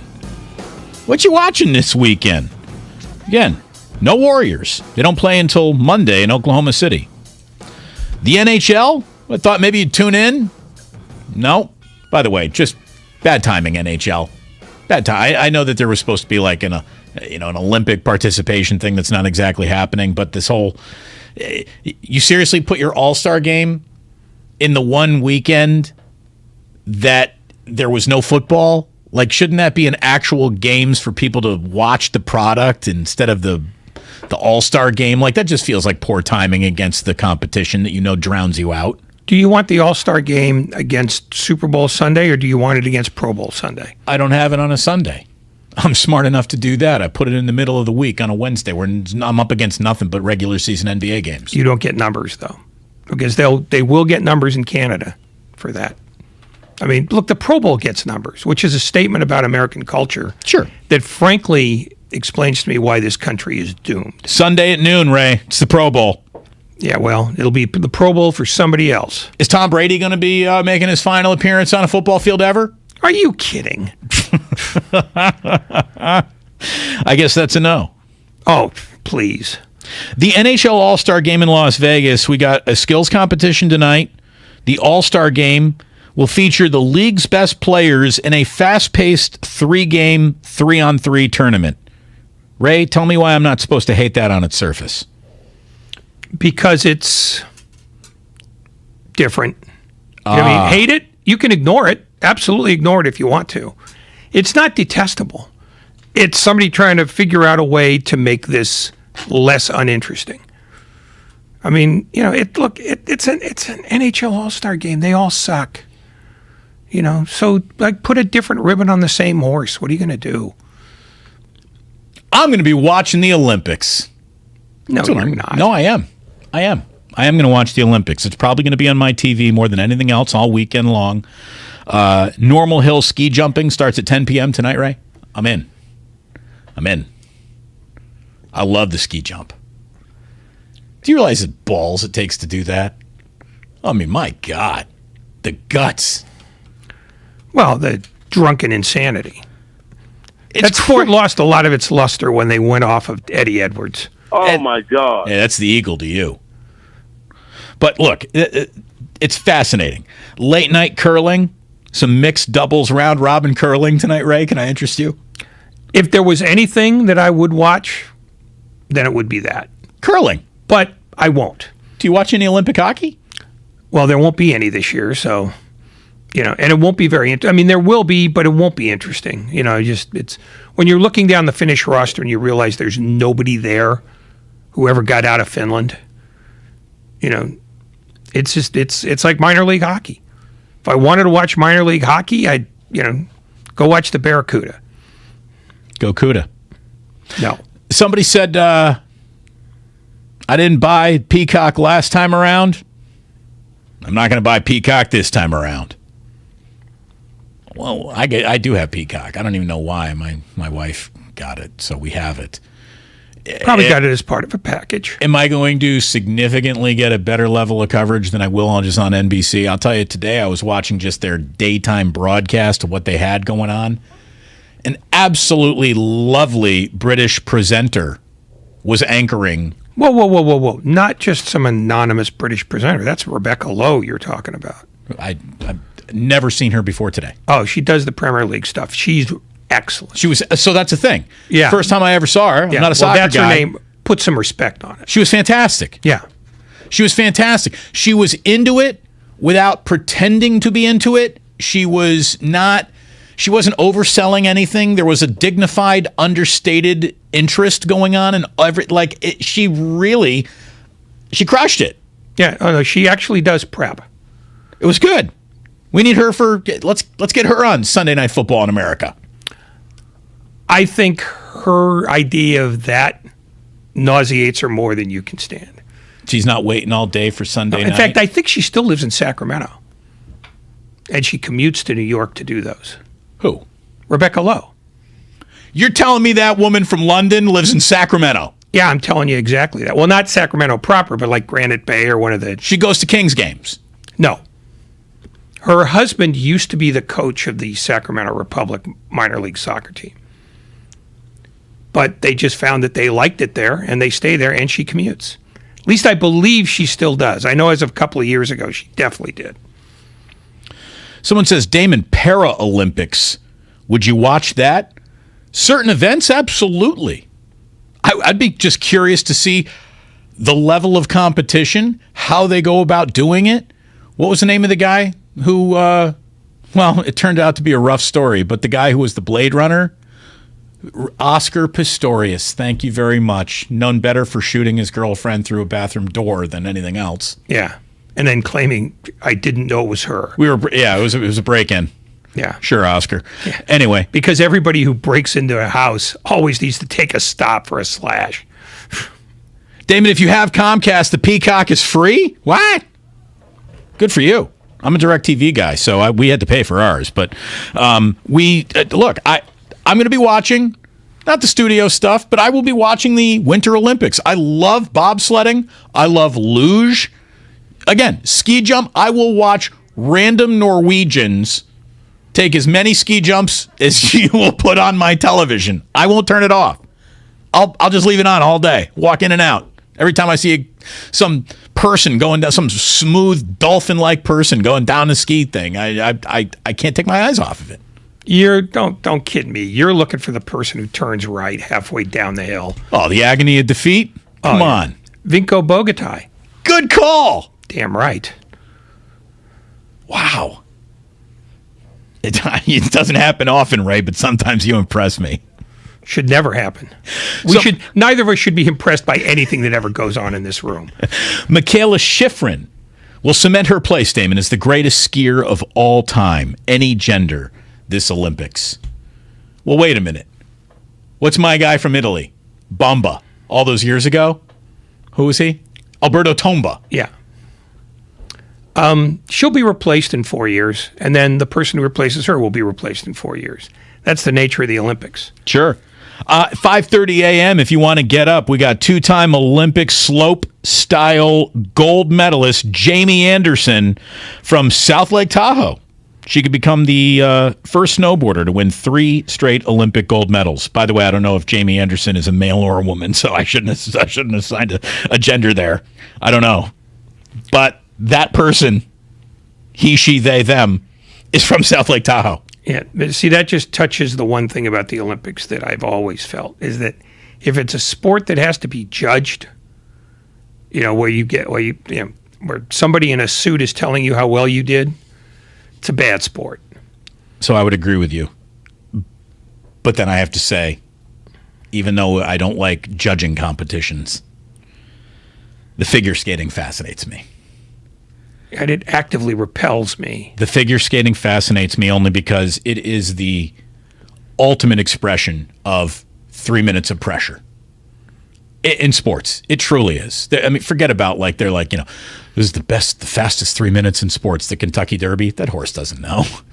Every single one of those skaters realizes, okay, so everything that I've ever done in my life either comes true or fades to black in the next 3 minutes.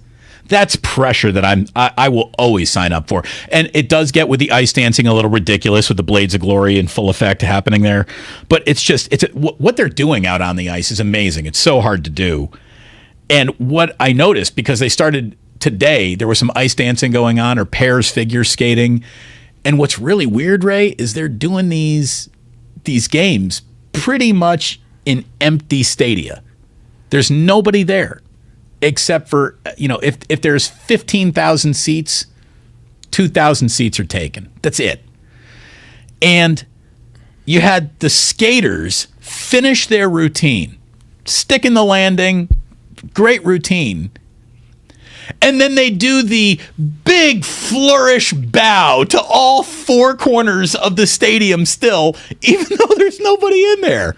I'm like, I'm watching it this morning. I'm drinking coffee. I'm eating an English muffin. Jillian and I are watching the damn Olympics. And I'm like, who are they bowing to? Who are they bowing to? They're bowing to the 9 judges. But and then the janitorial staff. Well, that's the thing. So bow to the judges and then skate off. They're doing a 360-degree, in-the-round, grand bowing, arm flourish on everything, and there's nobody in there. But I'm sure if they don't do that, they'll be marked down by some uptight East Germany. Well, they don't even have East Germany anymore. What am I talking about? So some Czech judge. The damn judge from Liechtenstein. Yeah. Oh, Liechtenstein never gets a judge there. By the way, welcome everybody to your 4 o'clock hour.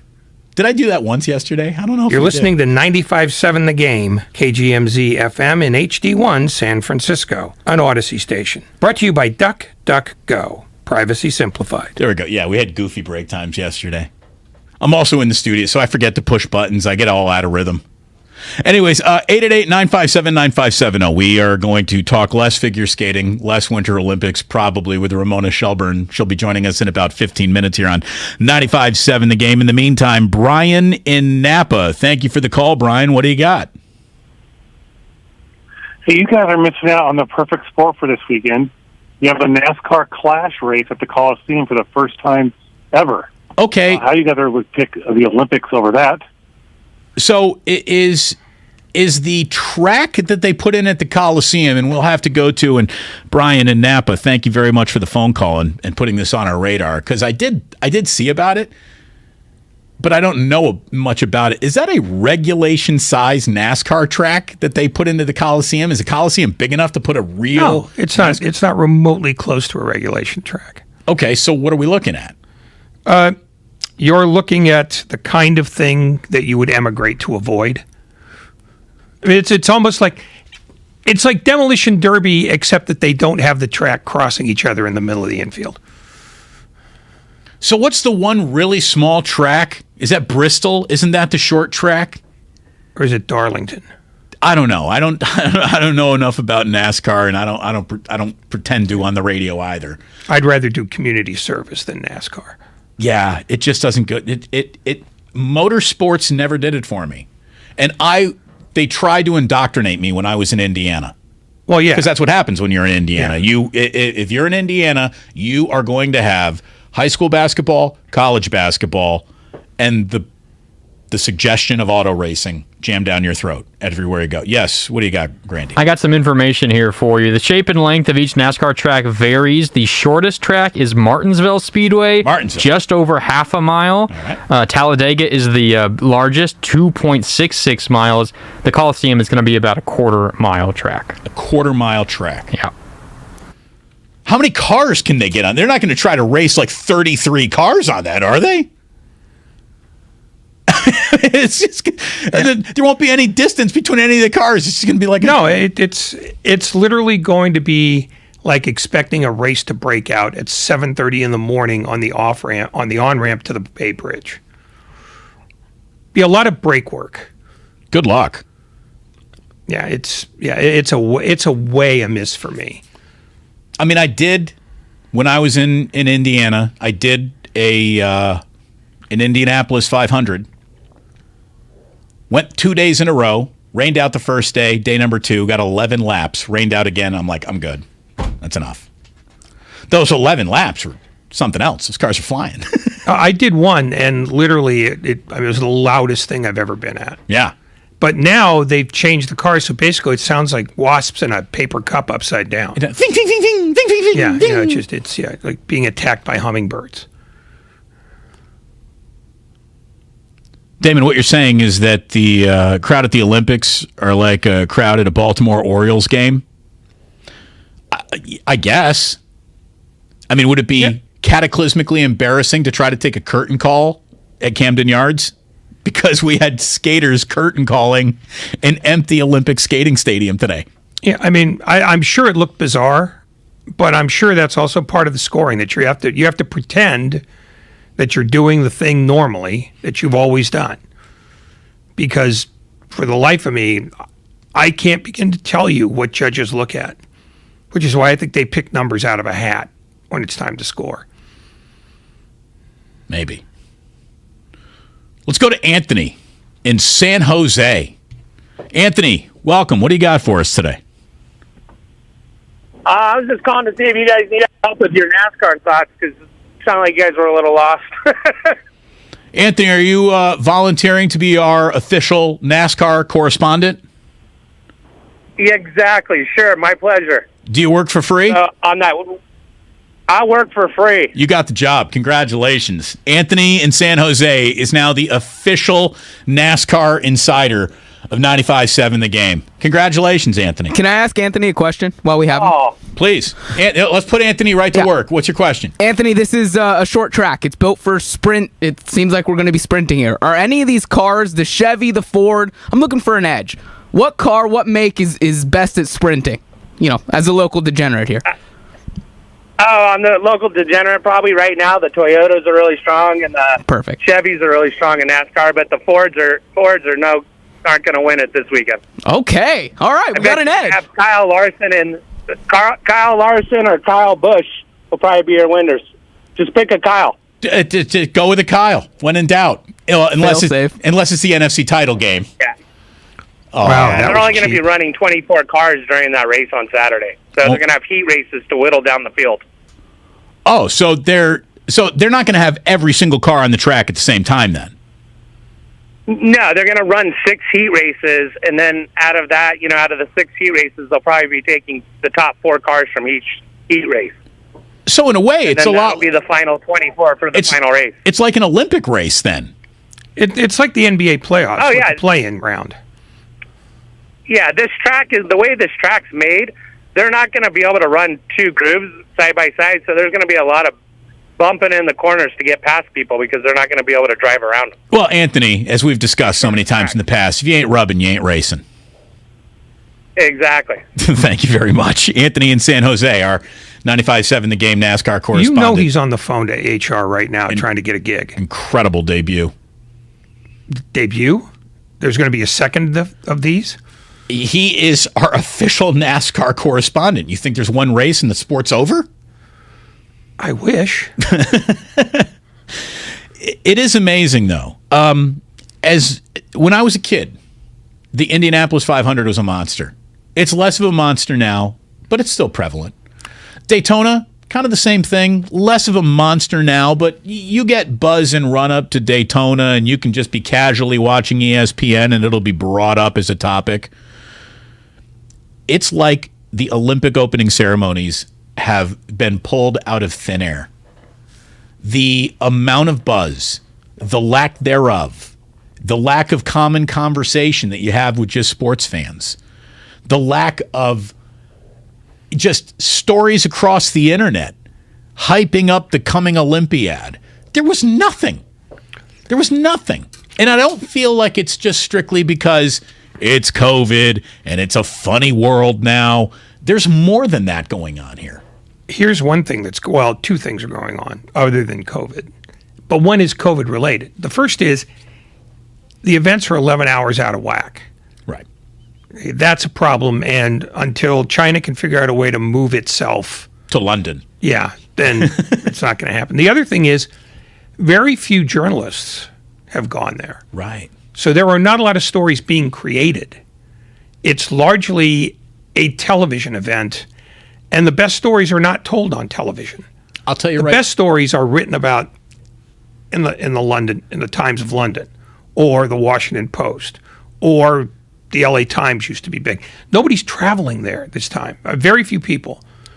Going back to the Summer Games, let's just say the Summer Games and the entire Olympiad is represented in a pie. Except for just a little wedge of that pie, the only reason why I know an awful lot about what happened at last year's Summer Olympics is because Pat Forty was there writing about his daughter on the swim team. Mm-hmm. And so you do need that journalist that you like, boots on the ground, actually there. Yeah. And it used to be a prestige trip. Oh, totally. And now it is not. And one other thing, the Winter Olympics are in Beijing because nobody else wanted to bid on it. Exactly. Nobody wants the Olympics anymore. The Olympics used to be a potential cash cow until people looked at the books and realized, no, the cities get bled white. Well, I mean, that's the thing. You have to spend $2 billion before a single ticket's sold. Yeah, for that all-important luge center that you're not going to use ever again. But Lillehammer said, no, thank you. Don't even come here. We'll arrest you at the airport if you try. It's nobody wants the Olympics anymore. Well, so Jillian and I just last weekend, we went up to Tahoe. They used to call it Squaw. Now it's Palisades, all right? And talking with just locals up there. Hey, do you think they could ever pull off an Olympics up here again? No chance. They want no part of it. None. Yeah. No, I mean, like, it would be cool if they could just use the mountain, but that ain't it. That's not it. You have to build $1 billion state-of-the-art stadium. You have to build like seven, four of them. Yeah, exactly. Yeah, because you have to build an arena, which will, not only house the skating sports, but the curling and everything else. They got the little Winter Olympic Museum up there from 1960. You would have thought it was coming from the 20s.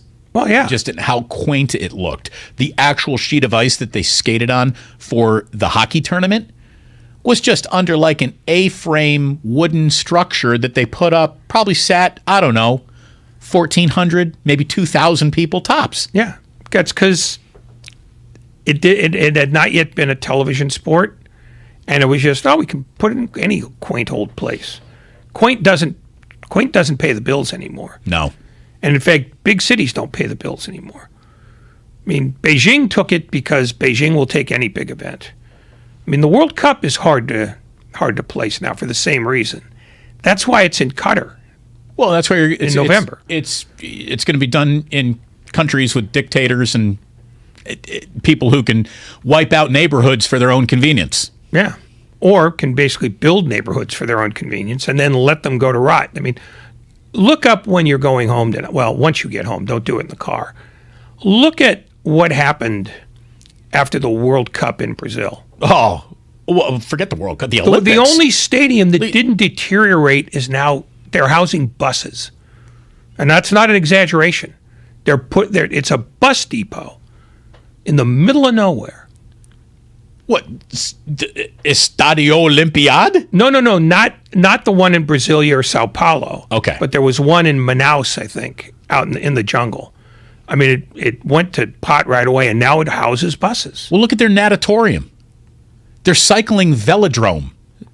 I mean, you got weeds coming through the velodrome track. Well, how many uses do you have for a velodrome other than a bike race? What other things are you going to hold there? Pinewood Derby. Marathon dancing?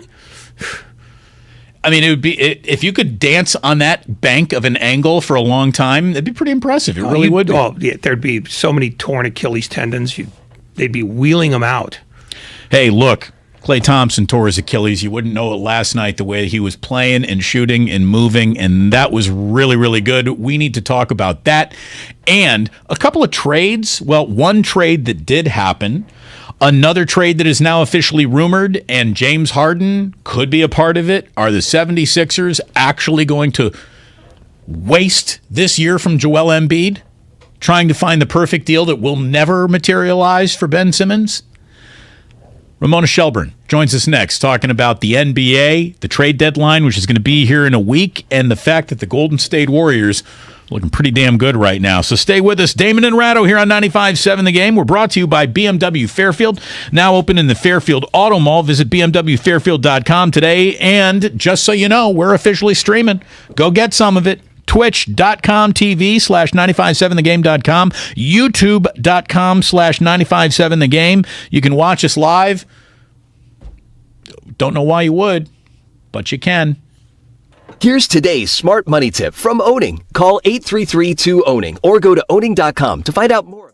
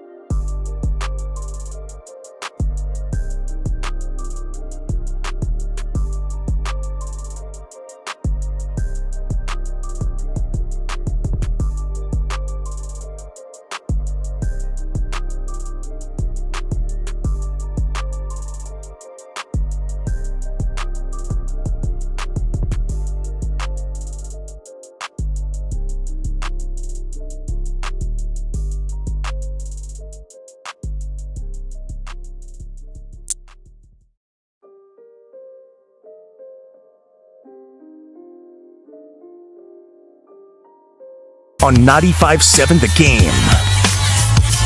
Welcome. When it comes to covering the NBA, Ramona Shelburne, state of the art. You can find her down in Los Angeles, where she is one of the preeminent queens of all things sports broadcasting down there. And it's great to have her back on here with Damon and Ratto. Ramona, thank you very much for joining us. How are you? What's up, guys? I'm good. How are you? We're doing really, really well. Man, we can't help but notice that the Warriors, who are having, let's just call it some shooting splits struggles more than really struggling to win basketball games, they have turned all that into an 8-game winning streak, and it's happening without Draymond Green, who we all just saw just get named to yet another All-Star game, and congratulations to him.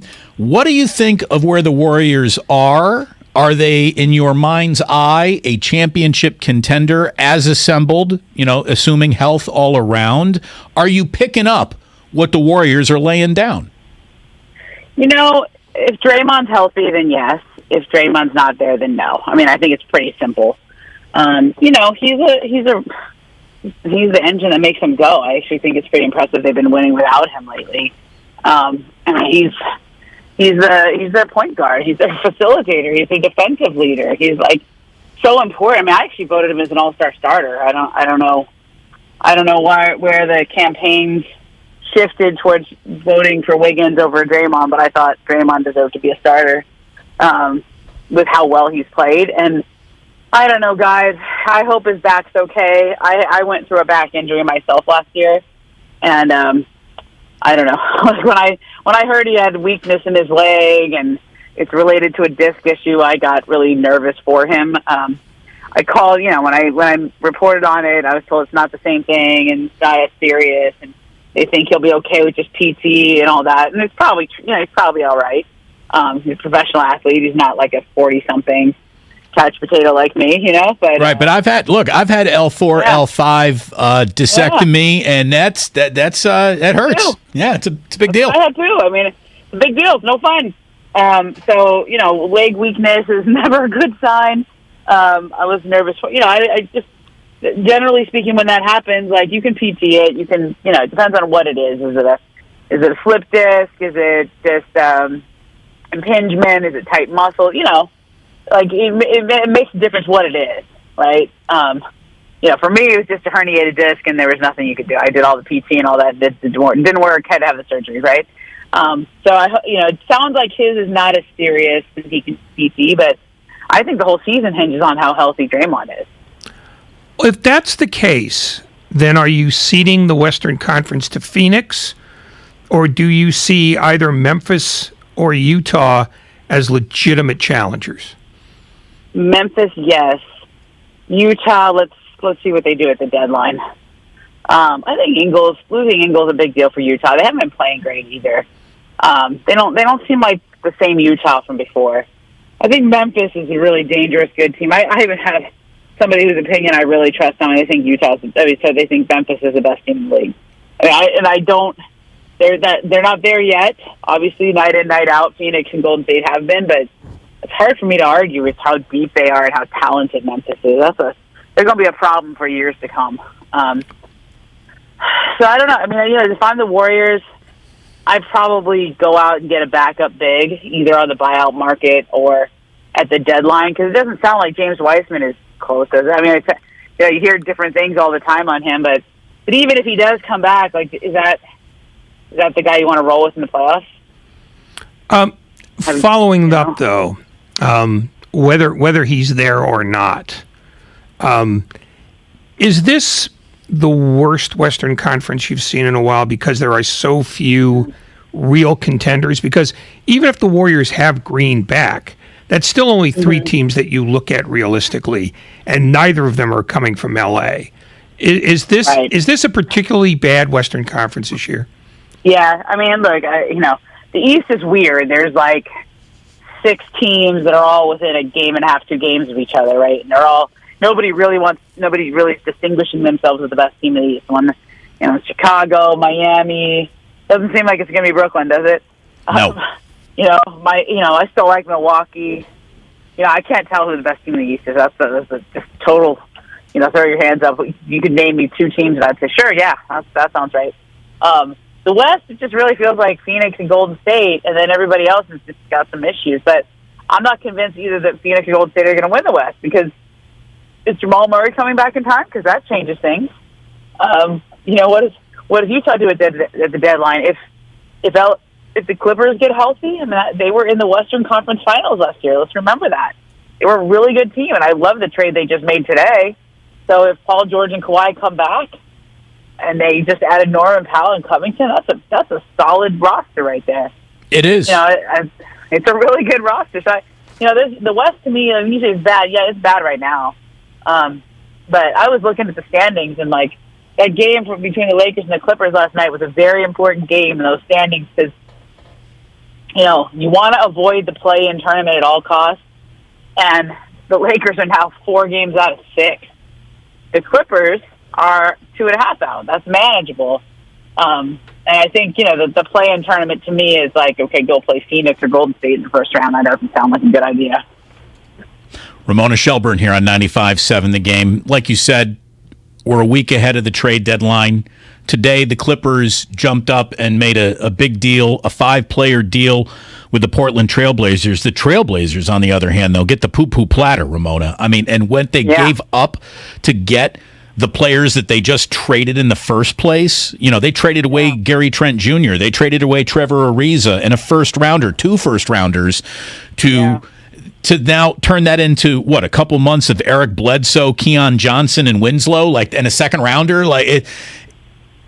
If I could give any advice to an NBA player who would want advice from a sports talk radio host, it would be, Dame Lillard, I appreciate your loyalty, but it's time to pack that garbage up and get to a competent basketball team. The Blazers are a mess. You know what? I initially thought the same thing you did when I saw the trade. I'm like, wow, they just gave away Norm Powell and Covington. Those are pretty good players, but they got under the luxury tax, and that's important for a couple of reasons. They got to pay Anthony Simons. I mean, they really like Simons a lot, and they want to clear some space for him. And I don't know that they're done trading. I mean, this Portland team, they're really incentivized to change things up, right? Shake things up. So, I think you're going to hear a lot about McCollum and Yusuf Nurkic and a lot of their guys, because that mix they have doesn't work, and it's really expensive. Why? If you're a team and you're not winning, how about just play the young kids? I mean, maybe Keon Johnson's a good player. He's 19. They went and got a young player. They got off all that money. They're not doing the trade for Bledsoe. They're doing the trade to clear space for Simons to play, and also clear money to pay him in the off season. But I want to. Portland may look vastly different after the trade deadline. Let's see what they do the rest of the time. Is that because they have a new general manager in Joe Cronin, or is that because Jody Allen wants to get under the tax so badly that she's willing to potentially gut the team to do it? I mean, they're under the tax now, right? That trade right there. They got under the tax without giving up Nurkic or McCollum. It's a pretty good accomplishment, actually. If you think about it, Nurkic and McCollum are probably their 2 more important players. I don't know how much they're McCollum, a contract makes his trade value dicey. He makes a lot of money, in other words. Nurkic, last year of his contract, got to be a free agent, so you can't get quite as much for him. But I think that, she wants to get on the text. Some of the time I go, you should always pay for a championship team, et cetera, et cetera. That team's not going anywhere. We've seen enough of that team. You can look at that team, and they've run it back several times, and it just doesn't win. So I don't blame an owner for wanting to get under the tax if you have a team that's going nowhere. You might as well give yourself some flexibility, get out of the tax, try to get some young players, take a look at them. They've discovered Anthony Simons because Dame's been hurt. So let's see what else you can discover. Maybe the guys they got are good. And for the Clippers, Steve Ballmer has more money than God. He's just whatever. They'll pay the tax. It's fine. They just went and got 2 really decent players for. They'd been trying to trade Bledsoe. That hadn't been working out very well. So the fact that they got off Bledsoe's contract and got something of value for him, they didn't have to incentivize somebody to take Bledsoe. That was a home run trade for them. All they had to do was pay a bunch of luxury tax, so they don't care. Talking some hoops with Ramona. So when it comes to the Nets apparently capitulating to talking about James Harden and a Ben Simmons deal. I mean, who blinks first, Brooklyn or Philly? Without getting into the news part of it, because I don't want to confirm any other reporter's report, okay? Confirm or deny or anything like that. I don't want to comment on it. But I think it's a really interesting story that's been playing out for the last couple of weeks. The way he played the other night was weird, wasn't it? Who, Harden? Yeah. Well, we were just watching that because they played the Kings, and then the Kings came down here and got clocked by the Warriors. So, yeah, that was weird. Yeah, it was weird. I mean, I understand the second night of a back-to-back, but I mean, some of those plays were like, oh, come on, man. Right, 4 points. I can get 4 points. No, I couldn't. Yeah, it wasn't even the 4 points. It was like, you see there's a thread on Twitter of just like his effort and some of his plays. It was just like, wow, that's how it's going to be. And he's not playing tonight with a hamstring. It's just, I don't know. I'm not sure about this trade. I mean, I've done a lot of work, obviously, on a Ben Simmons story this week. Who, like, are both of their values? Like, what are both of their values right now? Harden's an all-star, I guess, but if this is 2 years in a row that things haven't gone well in your team, I mean, he's going to be he could be a free agent, player option, then he's due for a giant contract extension. He's 32. Simmons, 25 years old, still a really dynamic, brilliant basketball player, but the way he's handled this situation with the Sixers has to give you a little pause, right? If you're thinking of trading for him, like, how do you know if he's going to be okay with the shooting is a real thing and sitting out, leaving $19 million on the table? I mean, that's a big thing to do for your player. So I don't know. I don't know where both their values are. It's a weird situation, and I don't know. Usually, you hear big things and they don't get done. So let's see what the next week brings. Speaking of Simmons, has he done more damage by the holdout than he's done by what he did in the playoffs last year, or vice versa?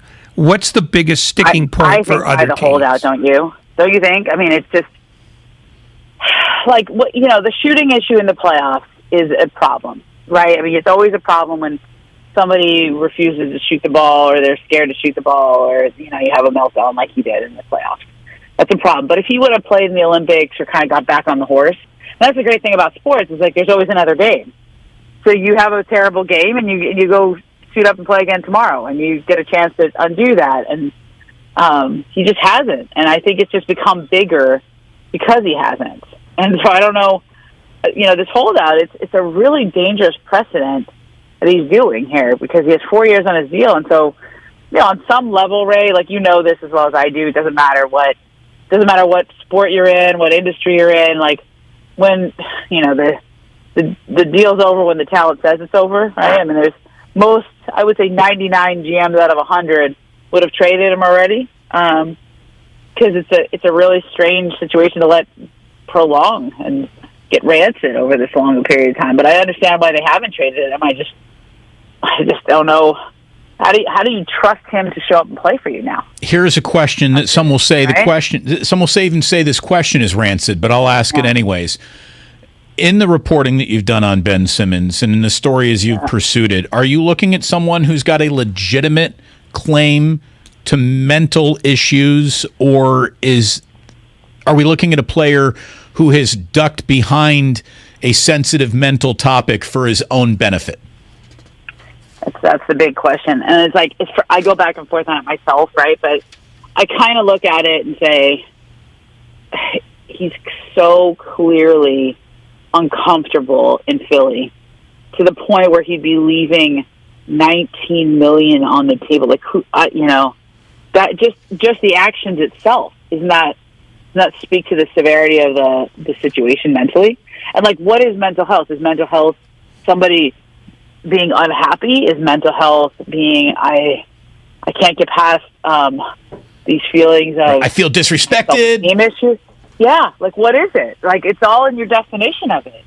I mean, he's definitely seeing a therapist. I mean, I don't know. I see a therapist sometimes, like not all the time, but at certain points. I feel like most people, when you tell people, I see a therapist, doesn't mean you have a diagnosis. just means that people need to talk sometimes, or people need help, support, mental support, whatever it is. Like, it kind of depends on what your definition of mental health is. And I think in sports, we look at it as, okay, man, you got to suck it up and get through the booze, and you got to get through. I mean, it's different now in this generation. It's just different. Don't you have you heard the expression, "I need a mental health day"? I mean, we all say that all the time, right?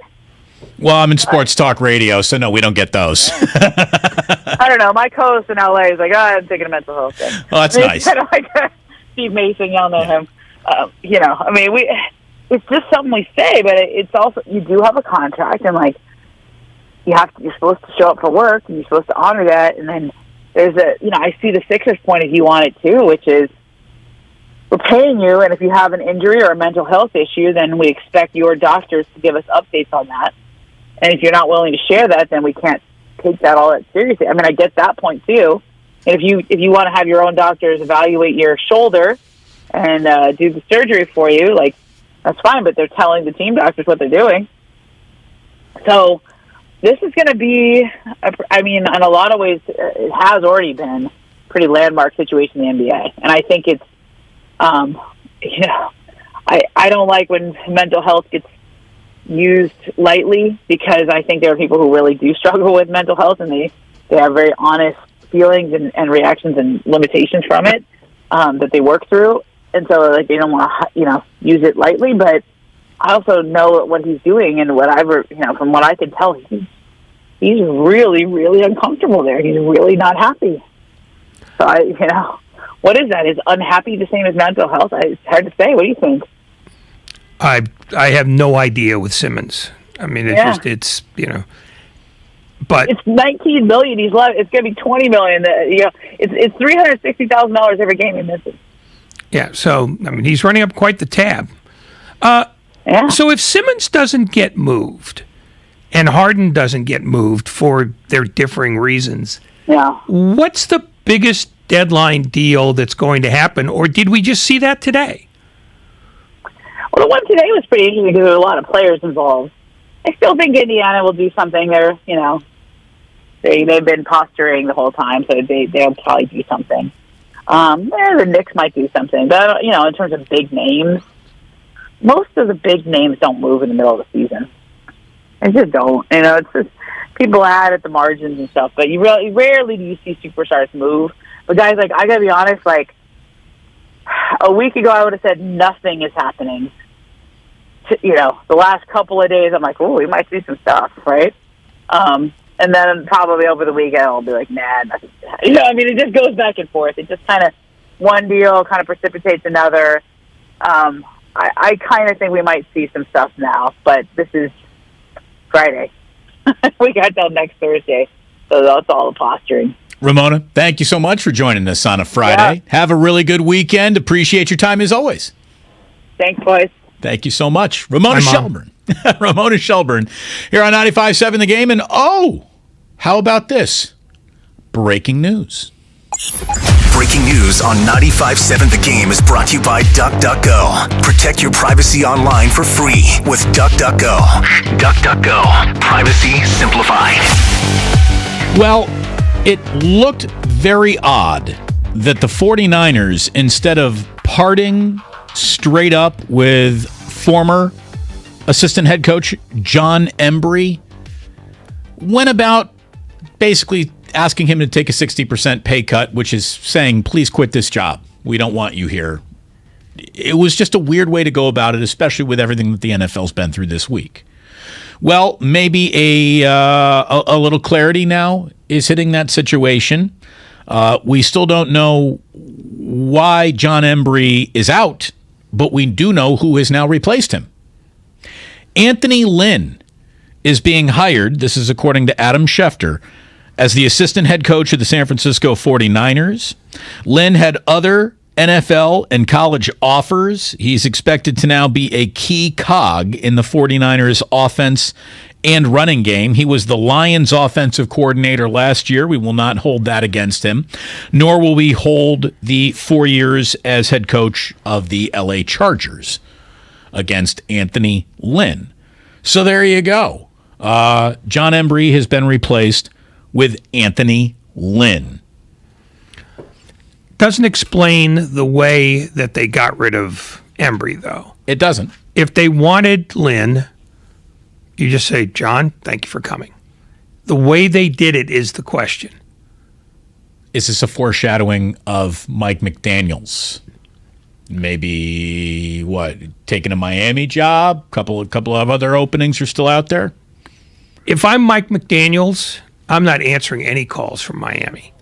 That thing is such a roiling cesspool right now that taking that job means you don't think you'll ever be a coach anywhere else. And if you do take that job, you won't be a coach anywhere else. I mean, I don't know, Ray. It's $6 million, state tax free at the bare minimum. It's a financial game changer. But if you believe you're good at what you do, as he surely does, there will be other job offers. This was his first time in the hiring in cycle. the process. Right.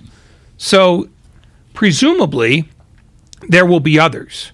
I think taking the Miami job it's not a death sentence, but it's damn close to it. And even for 2 years at $6 million apiece, you're working for an owner who, by any description, is profoundly unhinged, and you will not enjoy the experience at all. Look, I don't think I would go running into that building, but at the same time, there are 32 of these openings in the world.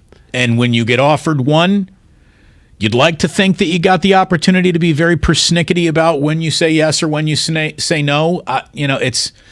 Hey, betting on myself has always done well for me. I'm guessing you feel the same way. I'm guessing that he would too, but it's head coach of the Miami Dolphins. It might not be very good this week. You've never been hired for a job where they tell you to get the worst possible ratings you can get. Actually, I mean, no, that happened. That happened organically. But you've never taken a job where they said, "We want you to fail." No, and we want you to fail publicly. I mean, that's why the Miami job is basically untouchable, because it is such a hot mess. And the best you can hope for is a paralyzing ownership change where, and I know you don't believe this, but this is very possible, you might end up with an owner who's worse than Stephen Ross. Exactly. I mean, that's how bad that job is. Anthony Lynn. What do we know of his reputation that we are now, I feel almost, it's like required to craft a spicy hot take about this Anthony Lynn? I really don't have one. I'll say this. I like the way he went about talking to other grown men when I saw him on Hard Knocks. That's straight up. I thought Anthony Lynn, from a football strategy standpoint, from a running game coordinator, from an offensive guru standpoint, I'm not here to judge what he is or isn't in any of that, but he seemed to be a grown-ass man who had grown-ass conversations with other grown men. So, hopefully it's a good hire that works out well for a team that is pointed in the right direction with a quarterback that should be the next greatest quarterback in the history of football. If you cross your fingers and hope. You're out of your mind. Hey, could happen.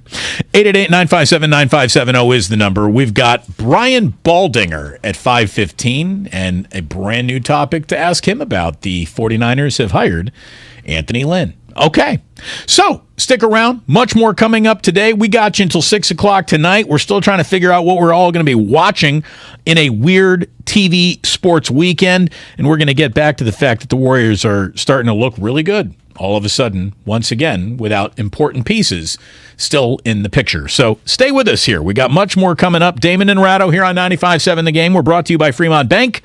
Full-service banking, no compromises. What's up, everybody? Nick Costos here at the Bet River Sports Betting Minute, brought to you by Bet River Sportsbook, your hometown sportsbook.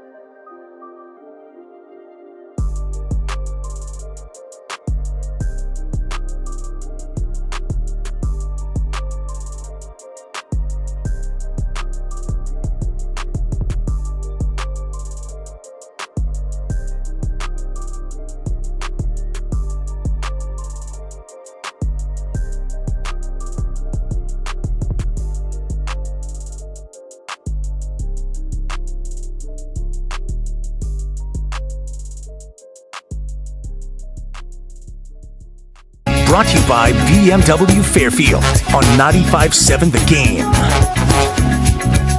Game. So, look, we normally don't do requests, but we'll hop into one right here. Because the question has been asked on the Comcast Business text line. Can you guys briefly talk about what you think makes an owner good or bad? How about this? Just for the sake of argument, let's just restrict it to NFL owners. We'll just stay with NFL owners. Because they're all kind of playing by the same rules, where baseball owners kind of take it or leave it. You got your own rule book, the amount of money you want to spend anyways. So at least there's uniformity in football that should mean everyone's kind of operating at the same level, same pace.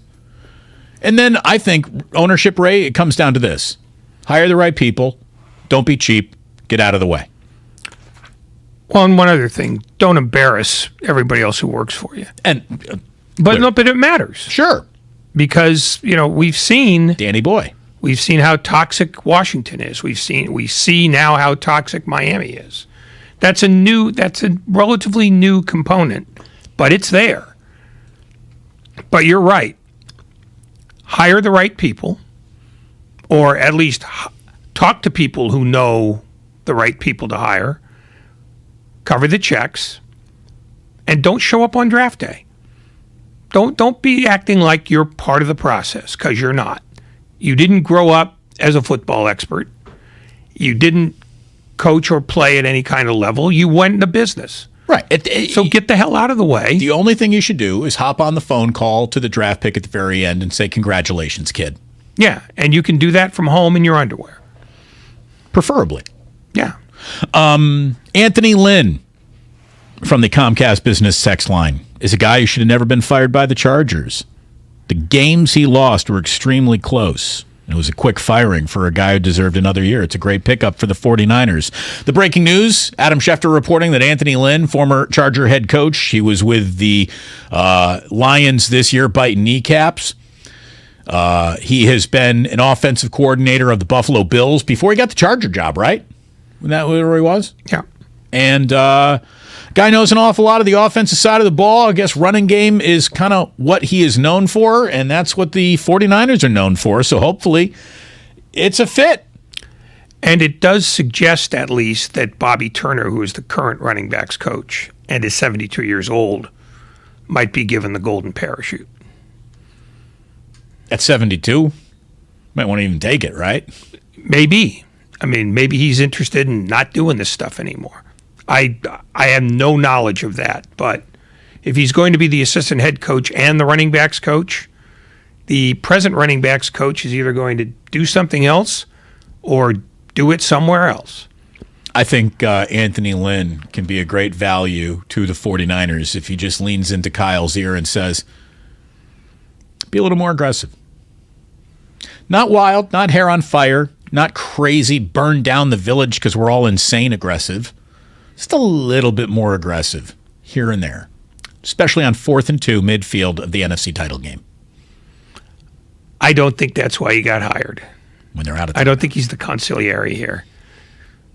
Not a wartime consigliere. I think if he makes a suggestion like that, Kyle will sit him down and explain to him what the limits of being an assistant head coach really are, because it's mostly just the title.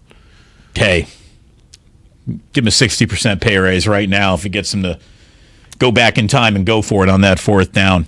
If he can go back in time, he doesn't have to be an assistant anything. I mean, he basically is defying physics. It'd be impressive.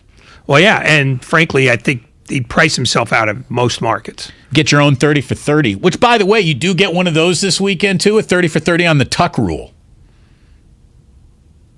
You ready to relive that, Ray? I watched it live from the sideline, so yeah, why not? Wait, you were on the sideline that game, huh? Well, not in the booth? Came down already? With about 6 minutes to go, which is when they usually would let you go down. And yeah, for the most part, the only thing I remember up until that happened was I was glad I wore snowshoes because you were ankle deep in it. That was a ready, right, true, and proper screwing of the Raiders. I think you can look at that two ways. I think it was the correct application of a terrible rule. I've never seen anyone even try to apply that rule. It's been applied once since that I remember. But I had never seen it before then. Certainly not at a moment of pivotal.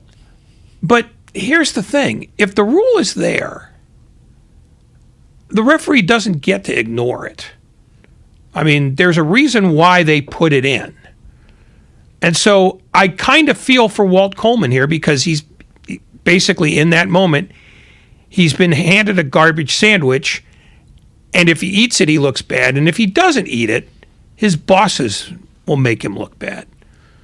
So, yeah, I think the fact that they no longer have the tuck rule tells you how ineffective it was. But at some point, they put it in because they thought it was important. So I blame that more on the competition committee. I think the best thing to be said about that moment in time is when an entire bar, and we're not talking about old Ricky's down in San Leandro where Raiders fans used to the late congregate. Great Yeah, exactly. We're not talking about that bar. We're talking about any bar in America. When everyone in a bar screams fumble, it's a fumble. Well, but that gets back to what we always talk about when it's time to talk about officials.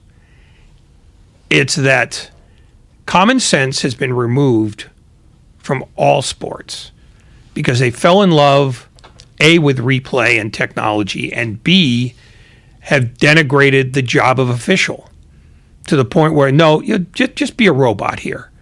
Well, robots don't do that job well. You either figure out, what makes sense in a football sense, or, you're basically a monkey.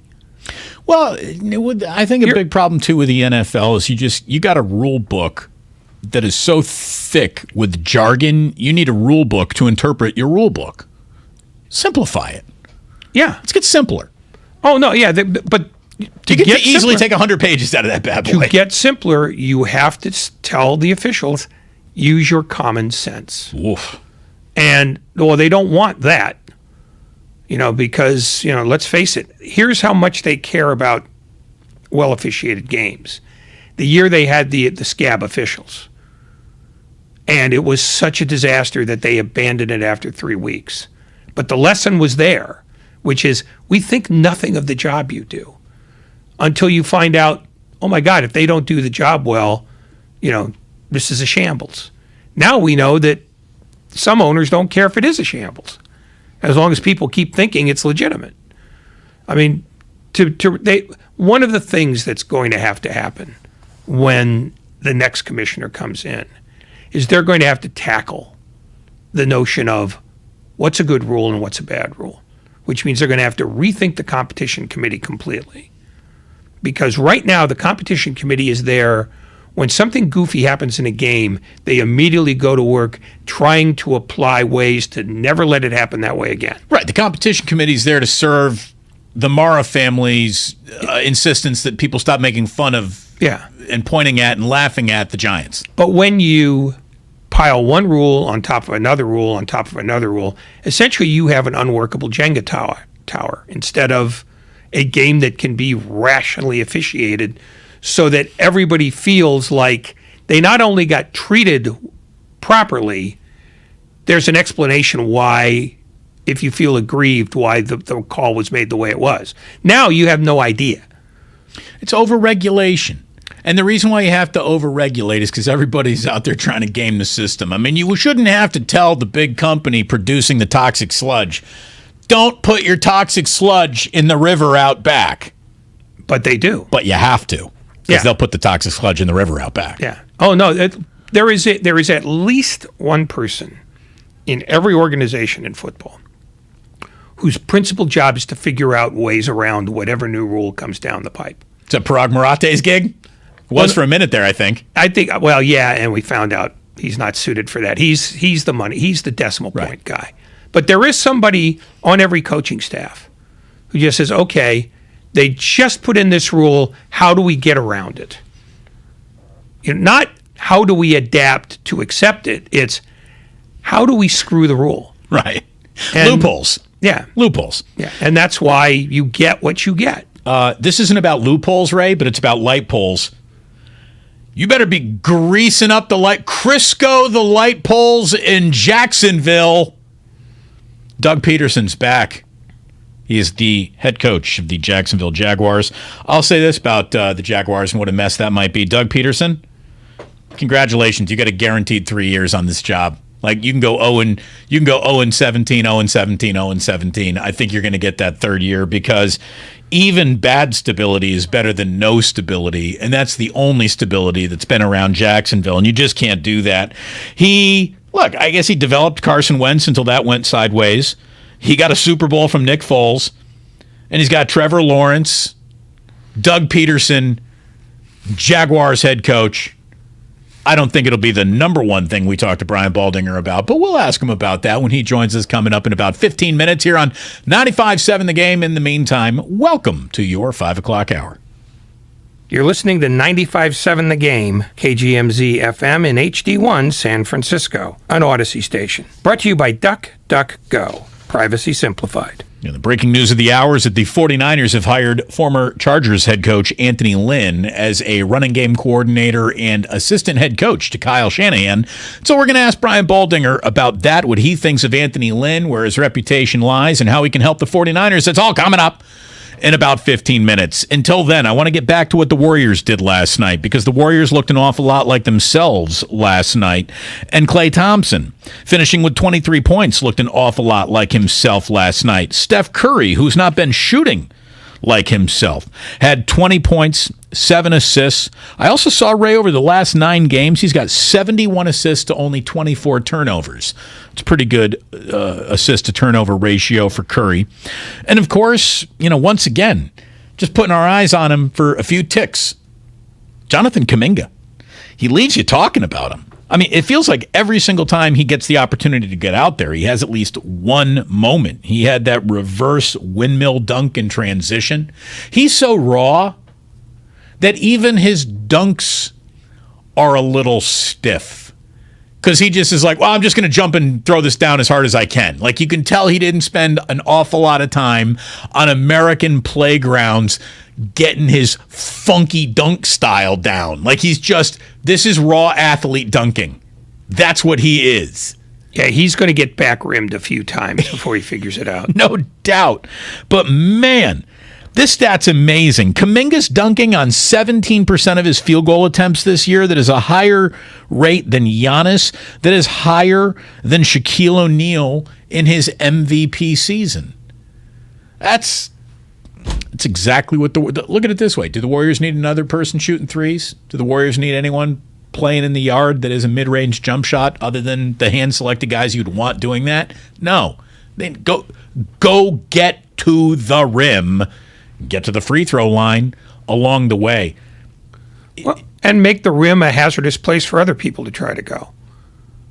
That's the other thing that they want from Kuminga. As much as he can jump and do offensive things, in this system, the center is not the focal point of the offense at any point.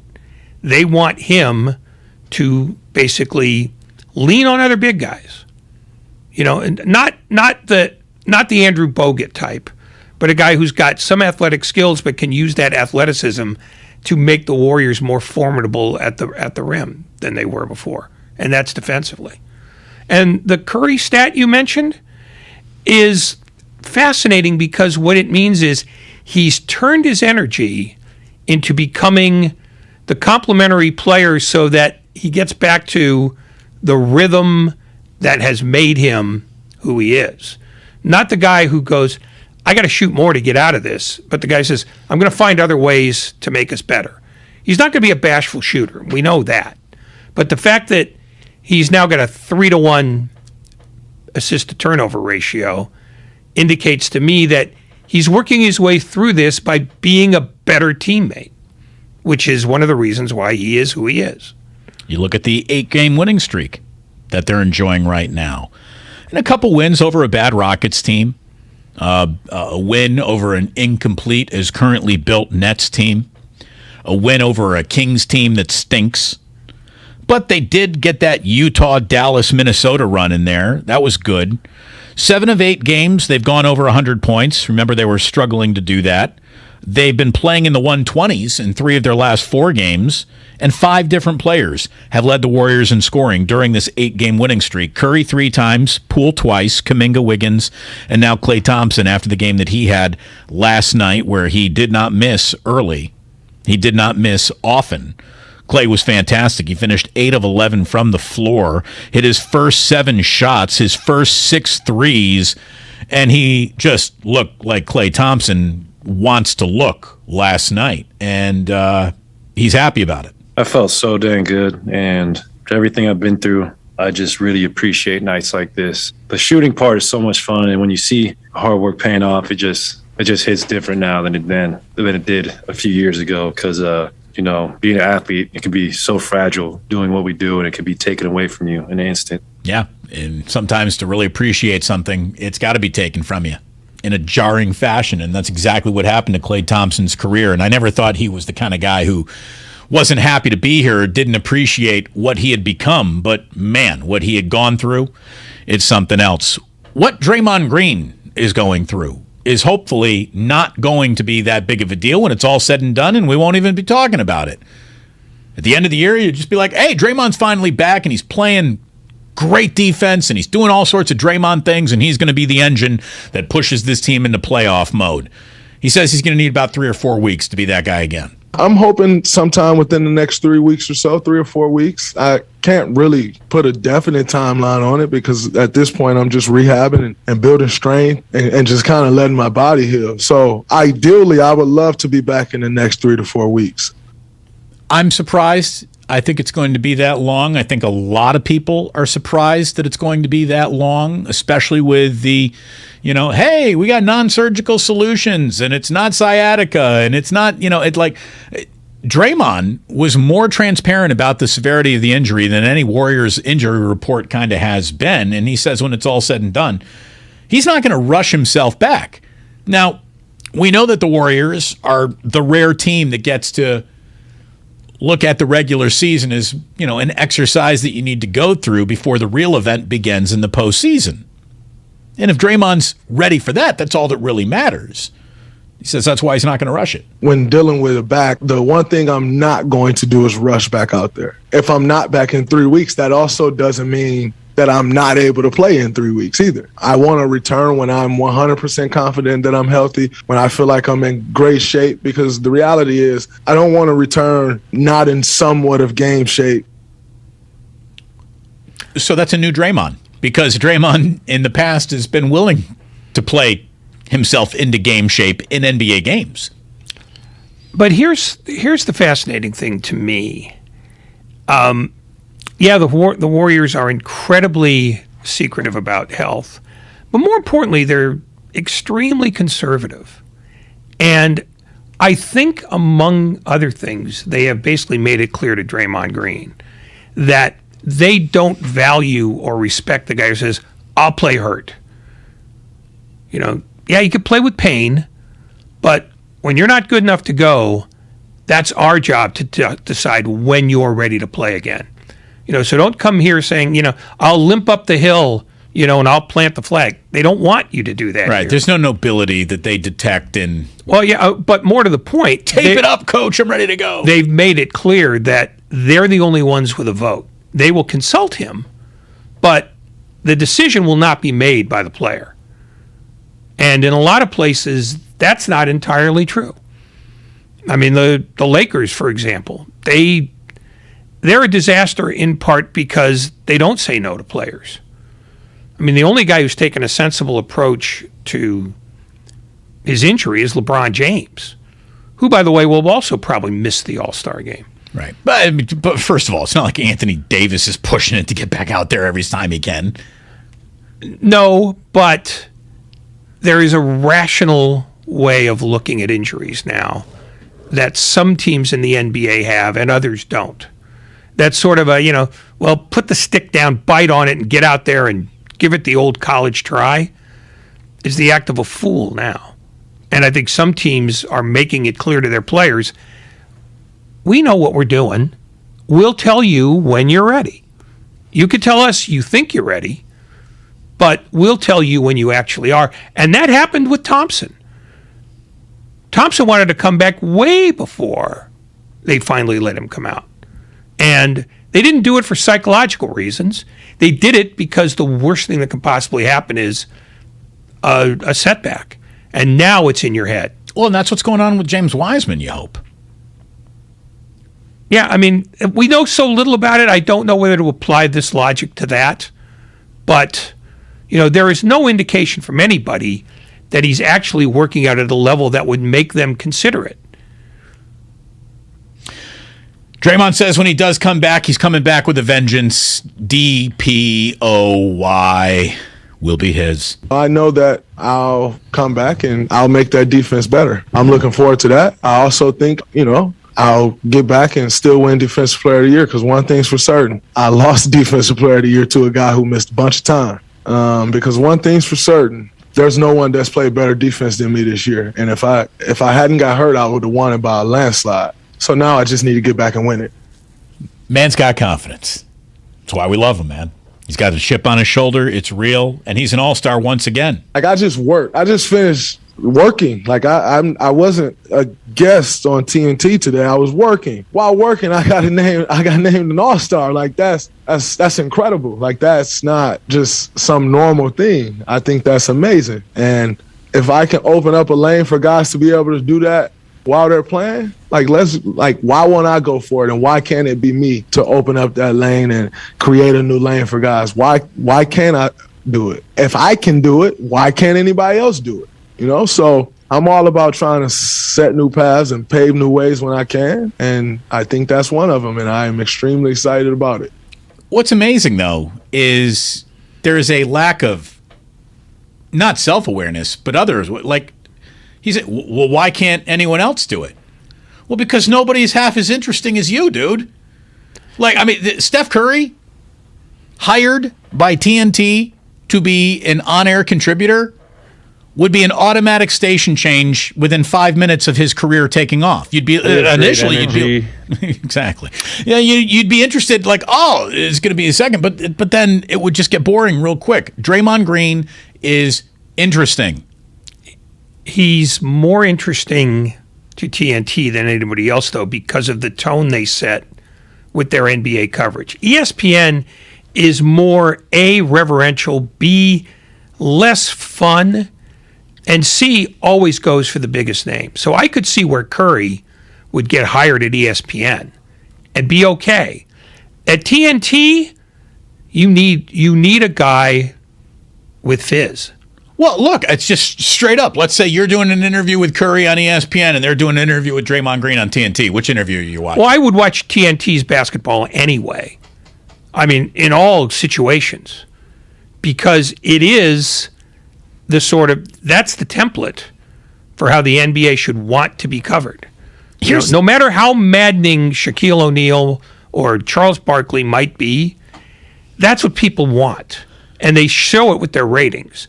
But you can't just go there and do X's and O's.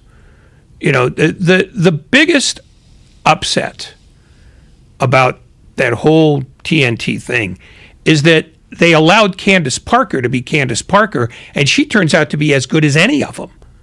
But they have a specific type, and Draymond Green is that specific type. I think ESPN would struggle to figure out what to do with Draymond Green, even though you would think he's gold for them. They don't get it. They don't get presenting basketball at ESPN, and they never have. I mean, I don't know, Ray, if I'm going to go that far. I've seen a lot of good basketball games on ESPN. Not games, Pre-game, post-game. That's what we're talking about. We're not talking about games. I thought the jump was good. The jump is something that I watched often, and it wasn't because, I think Rachel Nichols is great, or, our friend Nick Friedel is on it. I thought it was a good show. I thought they handled it pretty well. It set the right tone for the middle of the day as your NBA news capsule, here's what's happening today program. I thought they did a pretty good job with that. It was okay, but they had too many guys that you don't want to hear from. I mean, Kendrick Perkins, pass all day long. Yeah, but he was a regular there. And why? Because he played. It wasn't because he had tremendous insights. And in fact, the further out he tried to get, the worse he made it. Right. I mean, Draymond's better than him. And if but what I'm saying is, they would hire it's Draymond. horses for courses. They would have a problem with Draymond Green because they like to color inside the lines.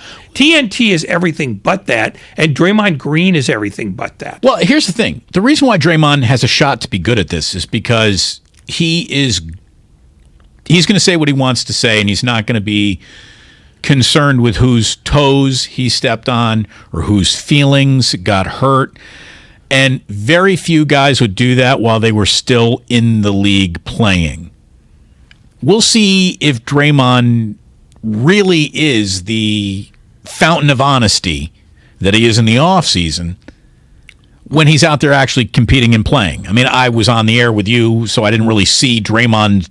I'm listening to it, the sound bites that we have, but I didn't see his sit down last night on TNT. I haven't seen a full one of those yet. But he's done those shows before at TNT. And he's been great. And has fit in perfectly because TNT, is just it's simply structured better for him. Because he isn't afraid to talk, but neither is Barkley, neither is O'Neal, neither is Kenny Smith. And the guy who holds it all together is Ernie Johnson. It's the perfect show for what the NBA should aspire to be, and Draymond Green is an infinitely better fit there than he is at ESPN. Because ESPN is always awkward about it. The jump aside, it's in the middle of the day. It's a little bit like the NFL today. You could tailor it that way so that you don't have to take a wild swing. But their pregame shows and their postgame shows. Well, I shouldn't say postgame shows because that's largely Scott Van Pelt doing SportsCenter. But their pregame shows are a drag, just a flat drag. Kinda. Well, you know what it's like when you get the opportunity to work with a stellar host. It makes your career sing. You know what that's like. You know what that's like. Trust me. Oh, yes, I know what that's like. I was really hoping I could be silent somewhat longer. No, but I'm serious about this. It's a little bit like Klay Thompson getting drafted by the Kings instead of the Warriors. There are horses for courses, and even if it's a great thoroughbred, if you got a bad trainer, you're winning no races. Amen. We got our man Brian Baldinger. By the way, NFL Network ready to join us. Yes. One last basketball note, please. Karis LeVert has 24 points in the first quarter, 28 at half, and the Pacers are still losing to the Bulls. That to me, that just amuses me greatly. It's rough being Karis LeVert tonight, but go get yours, Karis. Yeah, I mean, he could 50 on him. He could end up with 45, and they'll lose by 15. That's the Pacers way. That is the Pacers way, and he might be a guy who's an ex-Pacer very soon. We have Brian Baldinger with us here talking some football. We're going to go on back to football, especially with a little breaking news today concerning the San Francisco 49ers that they have reached out to Anthony Lynn and have tapped him to be their assistant head coach along with Kyle Shanahan and a big part of their running game since that's his forte. We love saying hello to Brian Baldinger. What's going on, man? Well, hello, Damon, Ray. Good to be with you guys. I guess, are they anticipating losing Mike McDaniels? Is that what that is all about? That was going to be like my second question to you because it feels like maybe a preemptive strike of that happening. We know that they dismissed John Embry just this week, which was an odd week to go about doing something like that. And we'll get into all of that in just a moment here, Brian. But what can you tell us about Anthony Lynn, how you regarded him as a coach, how you regarded him as a coordinator, and what you think his strengths and weaknesses are. Well, Anthony Lynn, I like Anthony Lynn personally a lot. I think he carries a lot of weight. I think his voice is strong. He's a former player. He's been an assistant coach for a long time. He was an interim head coach. It got him the head coaching job with the Chargers. And they went to the playoffs, with a 12-4 record a couple of years ago. And I thought he had a good staff. But he once, I remember doing a film session with Melvin Gordon. And I go, what's it like to have a head coach that's a former running back? And he goes, well, when you come out of Wisconsin, nobody ever throws you the football at Wisconsin. I had to work in my hands, and Anthony Lynn showed me how to, the drills and the exercises. I think Anthony Lynn just brings a lot of experience, in all different departments. I think he gets along real well with players. I think he's hard on players, the way you got to be hard on them at times. And so I think he can oversee pretty much everything, the offense, the running game, the offensive line. I think he'll have his eyes in a lot of areas. The hiring of him as not just the running backs coach, which makes me wonder what happens to Bobby Turner, but giving him the assistant head coach title, it makes me wonder, is that just a title or does it carry real weight in the NFL? Nah, it can carry some weight. The head coach has so many responsibilities, Ray, that he's not always... he's always in the team room, but a lot of times, your offense will be meeting, your coaches, the head coach is out doing whatever he's got to do and the responsibilities, and it's good to have another voice that can stand in front of a room and get everybody's attention. I think it's more than a title. It might be, the type of title so that they don't lose them, because I'm sure Anthony Lynn is going to be, especially after a year or whatever. I mean, he could be in demand at some point. Sometimes the titles deflect that individual from going on to someplace else. So I think there's some of that involved too, that you can maintain and hold on to them and build with them.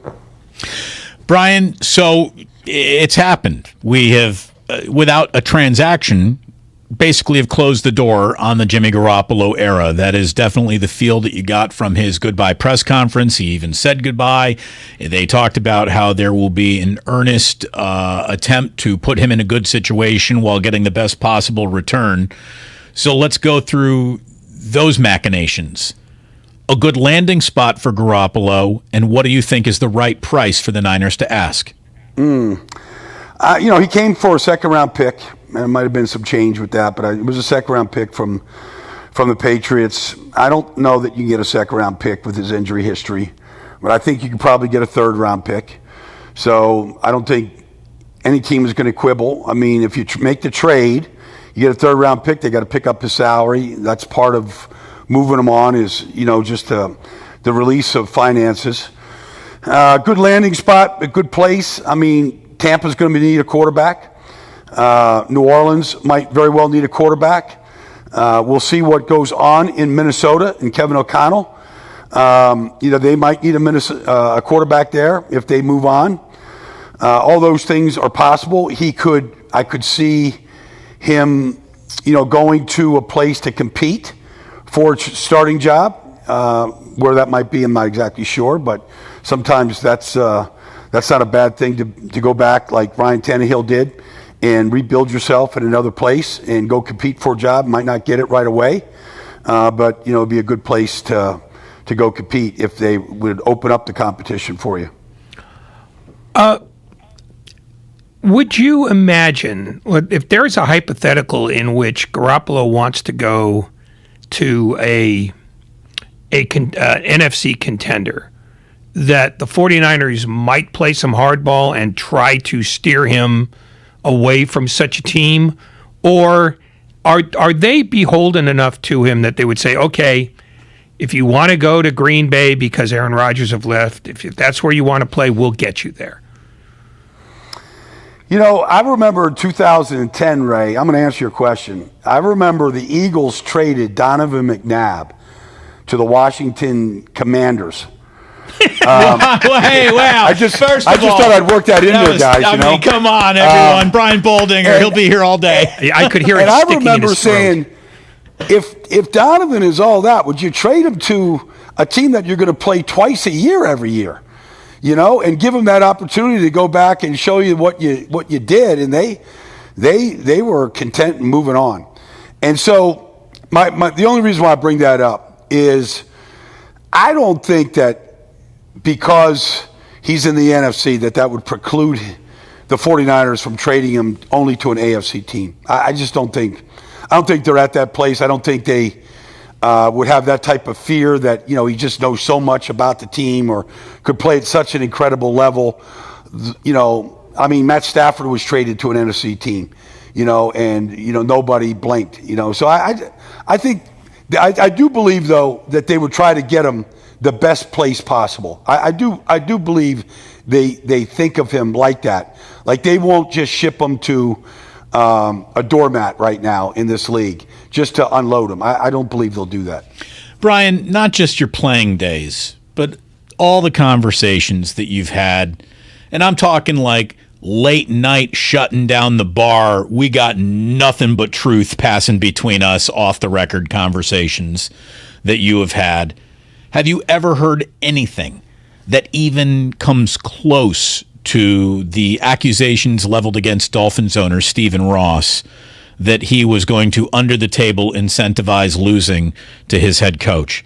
Has anything like that ever even hit your ear in your football life? Nope. And the only thing I could think of was I live in Philadelphia. I mean, we're the home of the original tank. It was all about getting Joel Embiid and Ben Simmons in basketball. And so it was, but it was never verbalized that there was an incentive to the coach then that we're going to give you X amount of dollars if you win 20 games this year and we get the first pick. But we all knew that there was a tank going on. They kept shipping out great players, so that it made them harder and harder to compete. We have heard, the fans, echo suck for luck and tank for Tua and all those things, and that's just a fan talking.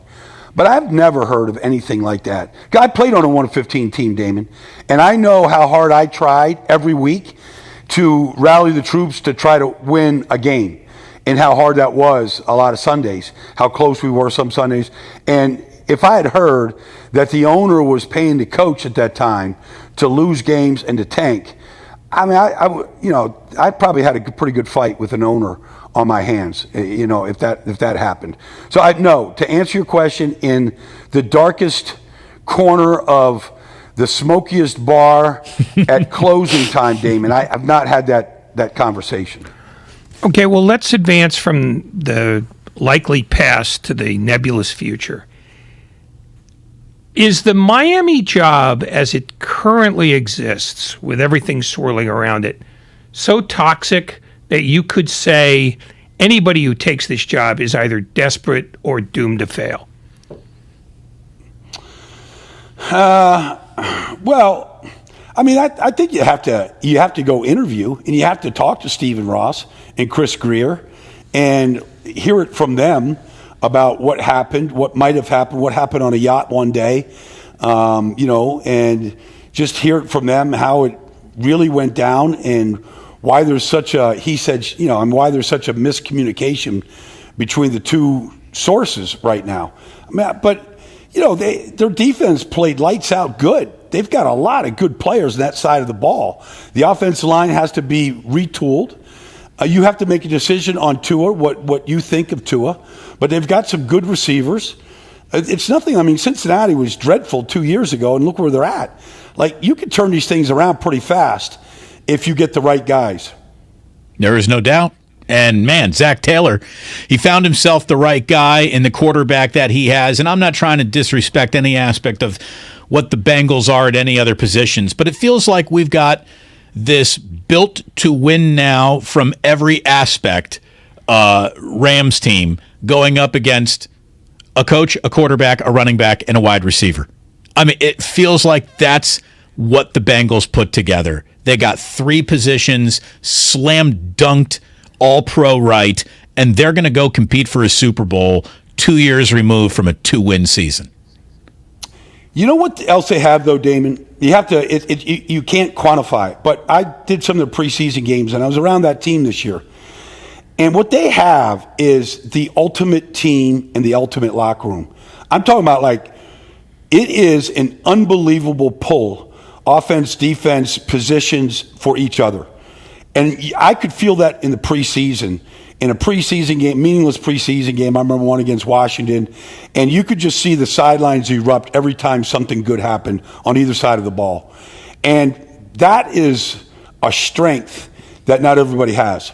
And so that's why they could score one stinking touchdown against the Tennessee Titans and beat a really good football team, really sound team, and how they could hold Kansas City to 3 points in the second half, on the road. So while it may, the stars are in those positions that you just mentioned, but they have a great team and they play really well together as a team. They have all year long. The Rams are, they're built for this moment, period.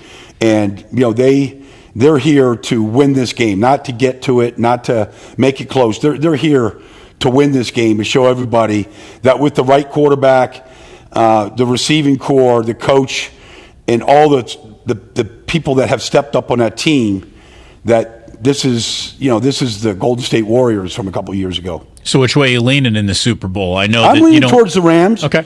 I'm leaning toward the Rams here. I haven't made any official announcement yet, but I'm leaning to the Rams. I mean, they didn't run the ball. People will say, well, they couldn't run the ball against the 49ers. Well, they ran it when they had to. They ran it on 2nd and 1.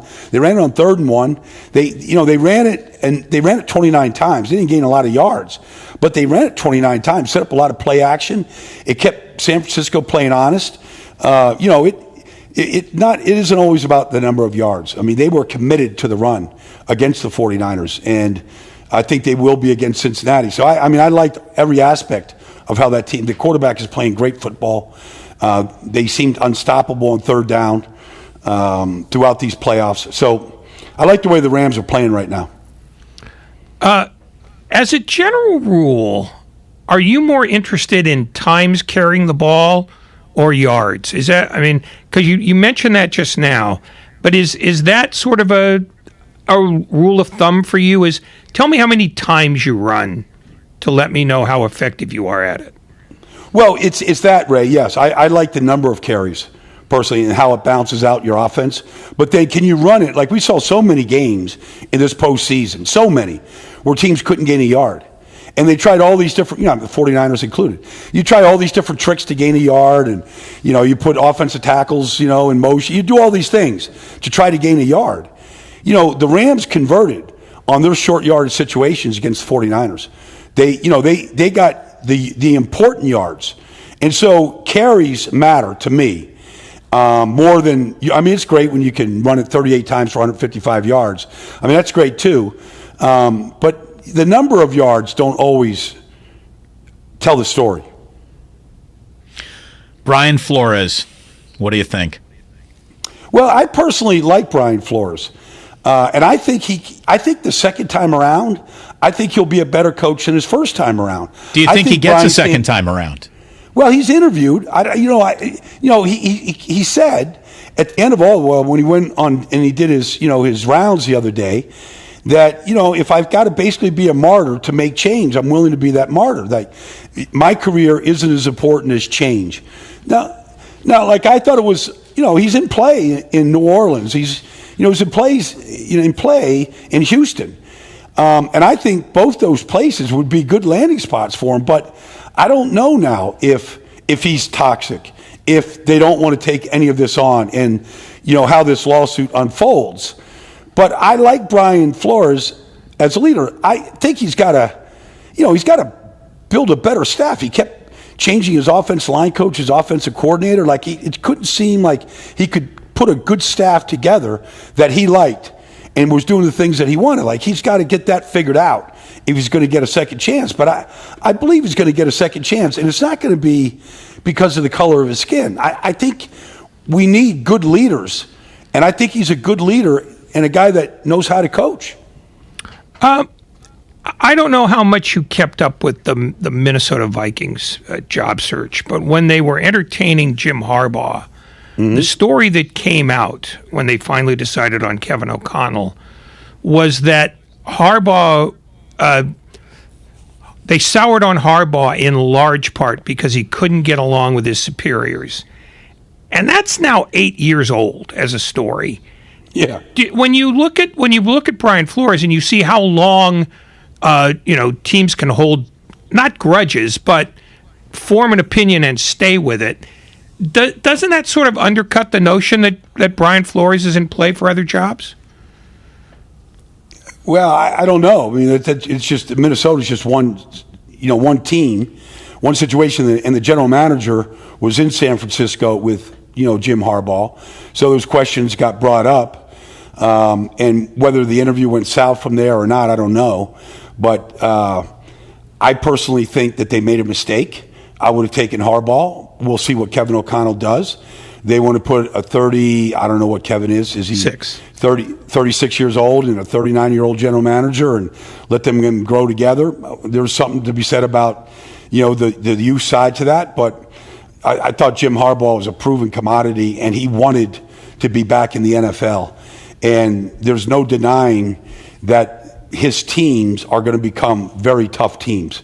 Physically tough, the way that they practice, the way that they play, they take on his personality. These personalities are difficult, you you're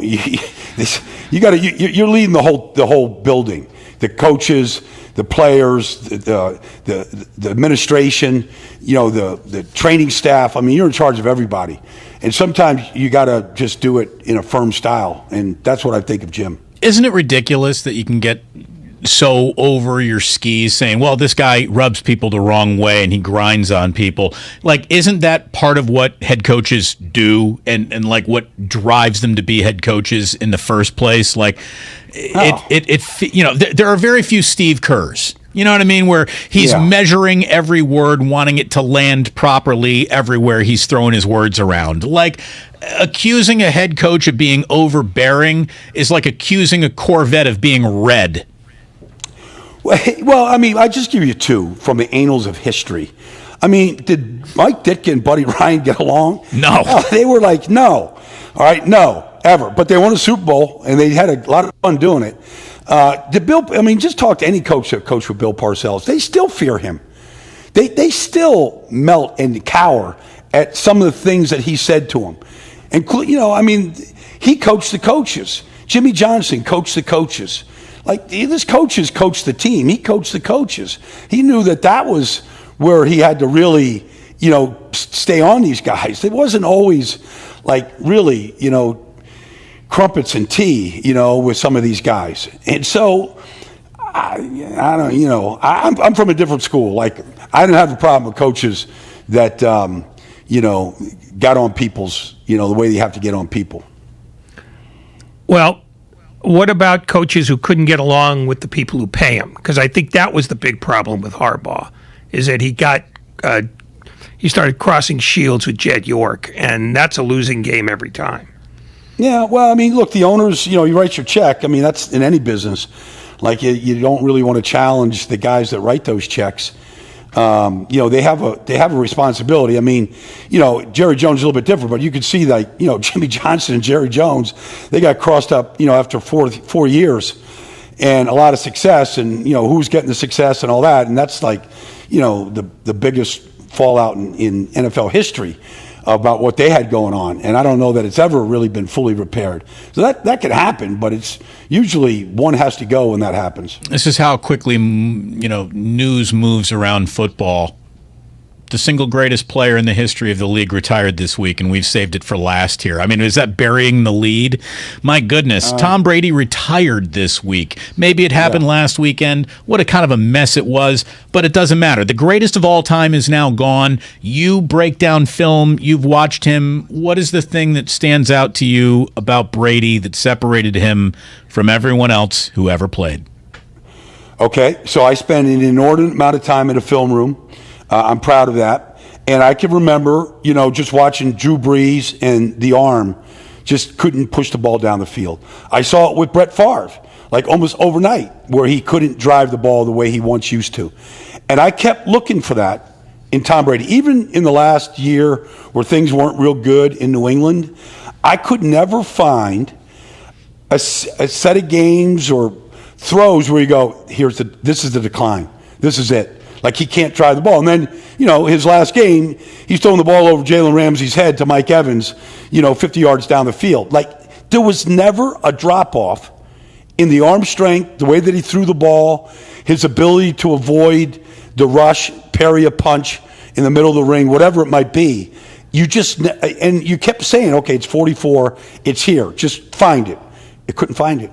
Could never find it. The level of consistency that he played at is really unmatched in any sport.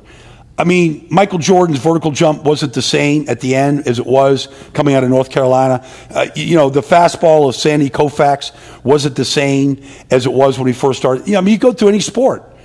Like, there was never a decline in his ability. And that's what stood out to me about Tom Brady. There you go. Father Time, no longer undefeated. It's the greatest streak in sports, officially snapped by Brady, and I just think it's amazing. At the time when he won his first Super Bowl, the youngest to ever win it, his last Super Bowl, the oldest to ever win it. That's pretty good coming and going. Brian, thank you so much. Enjoy the Pro Bowl? Yeah. Sure. Well, I got to do a show around the Pro Bowl tomorrow. I'm going to watch it.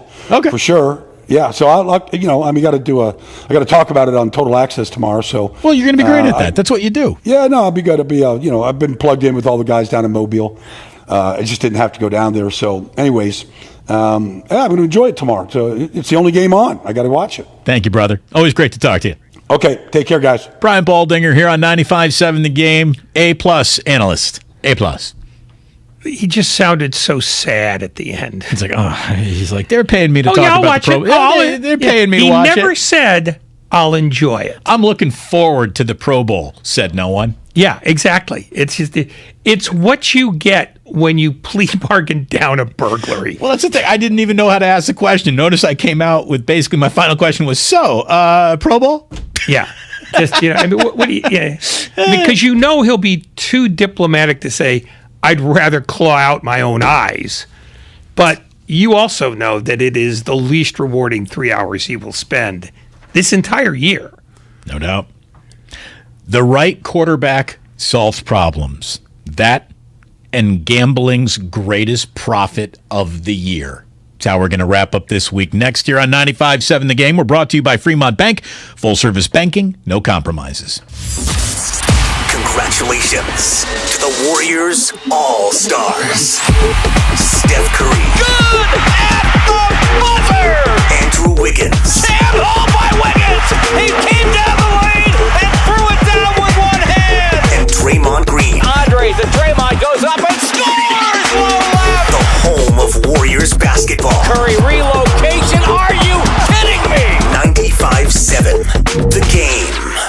Find what you love at the Mila Innovation Center at Friedman's Appliance in Pleasant Hill. Out of your dreams and into your kitchen. Select the qualifying built-in kitchen appliance package that is right for you. With unrivaled technology and luxury-grade quality. When you bring home a Mila, you're bringing home true innovation. Now, for a limited time, save up to $1,800 with a purchase of a qualifying Mila appliance package. Visit the Mila Innovation Center at Friedman's Appliance in Pleasant Hill or at friedmansappliance.com. Discover windows and doors for every style home at Dolan's, featuring Marvin. From contemporary innovations to architectural styles for your comfort and security. You'll enjoy new sanctuary in your home with these inspired windows and doors. Explore the many possibilities at a Dolan's showroom in Burlingame or Walnut Creek. See Marvin displays. Talk to a window and door expert. For more Marvin information, visit dolanlumber.com. That's dolanlumber.com. Delivery throughout the Bay Area and wine country.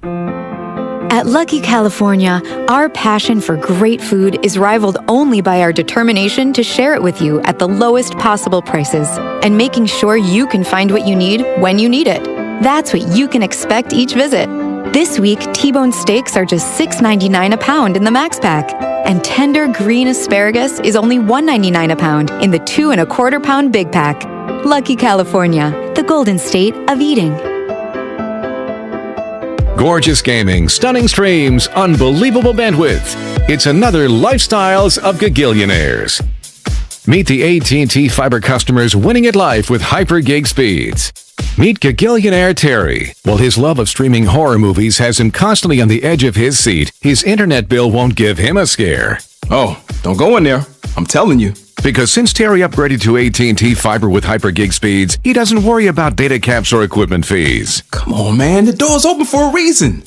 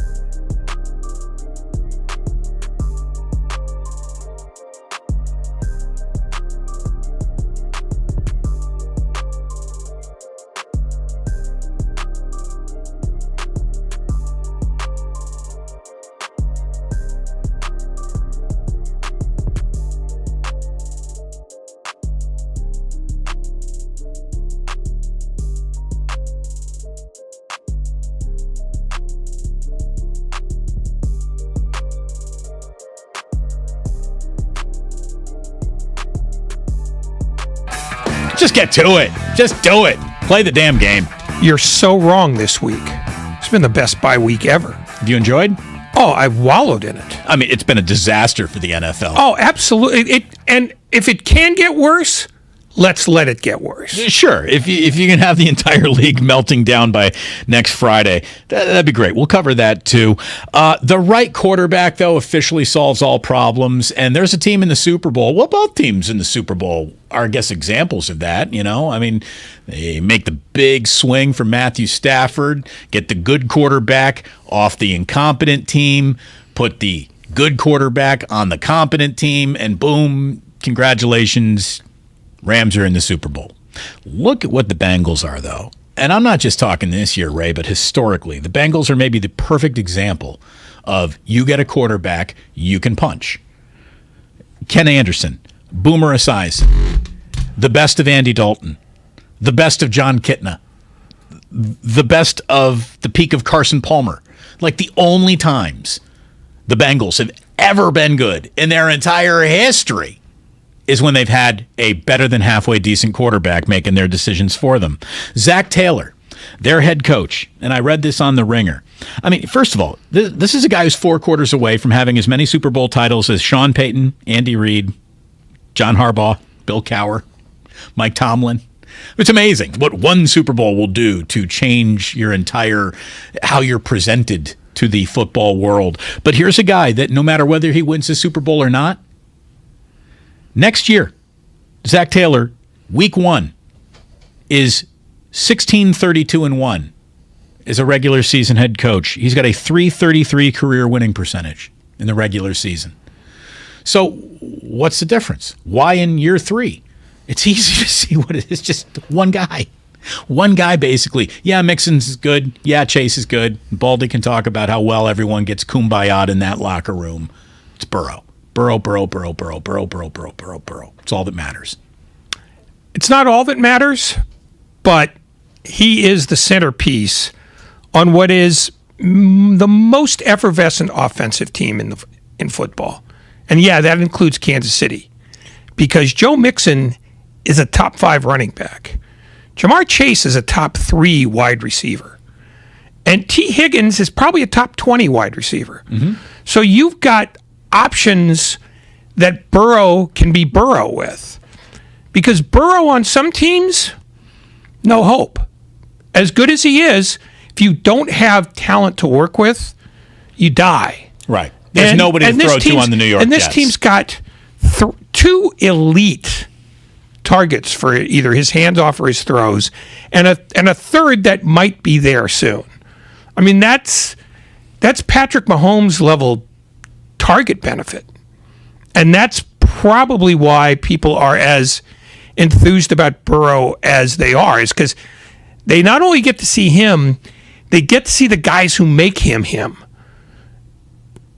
Let me tell you why Trey Lance is exciting. Because Trey Lance has so many more weapons than what Joe Burrow has right now. If that guy comes in and finds a rhythm with Debo, with Eli Mitchell, with George Kittle, the way that the 49ers could actually sing if they do everything that you expect them to do, but have a bona fide stud quarterback who's not afraid to make a big play. Oh my God, that's when the Niners go back to the Super Bowl. So lots of interesting things to look forward to. We are looking forward to Super Bowl week next week. Yeah, baby. Let's end this week, though, Ray, with gambling's greatest profit of the year, if not all time. Everyone likes a parlay, right? One better won more than $500,000 by hitting an insane parlay during championship weekend. Do you know what this is? Have you heard about this one? Yeah.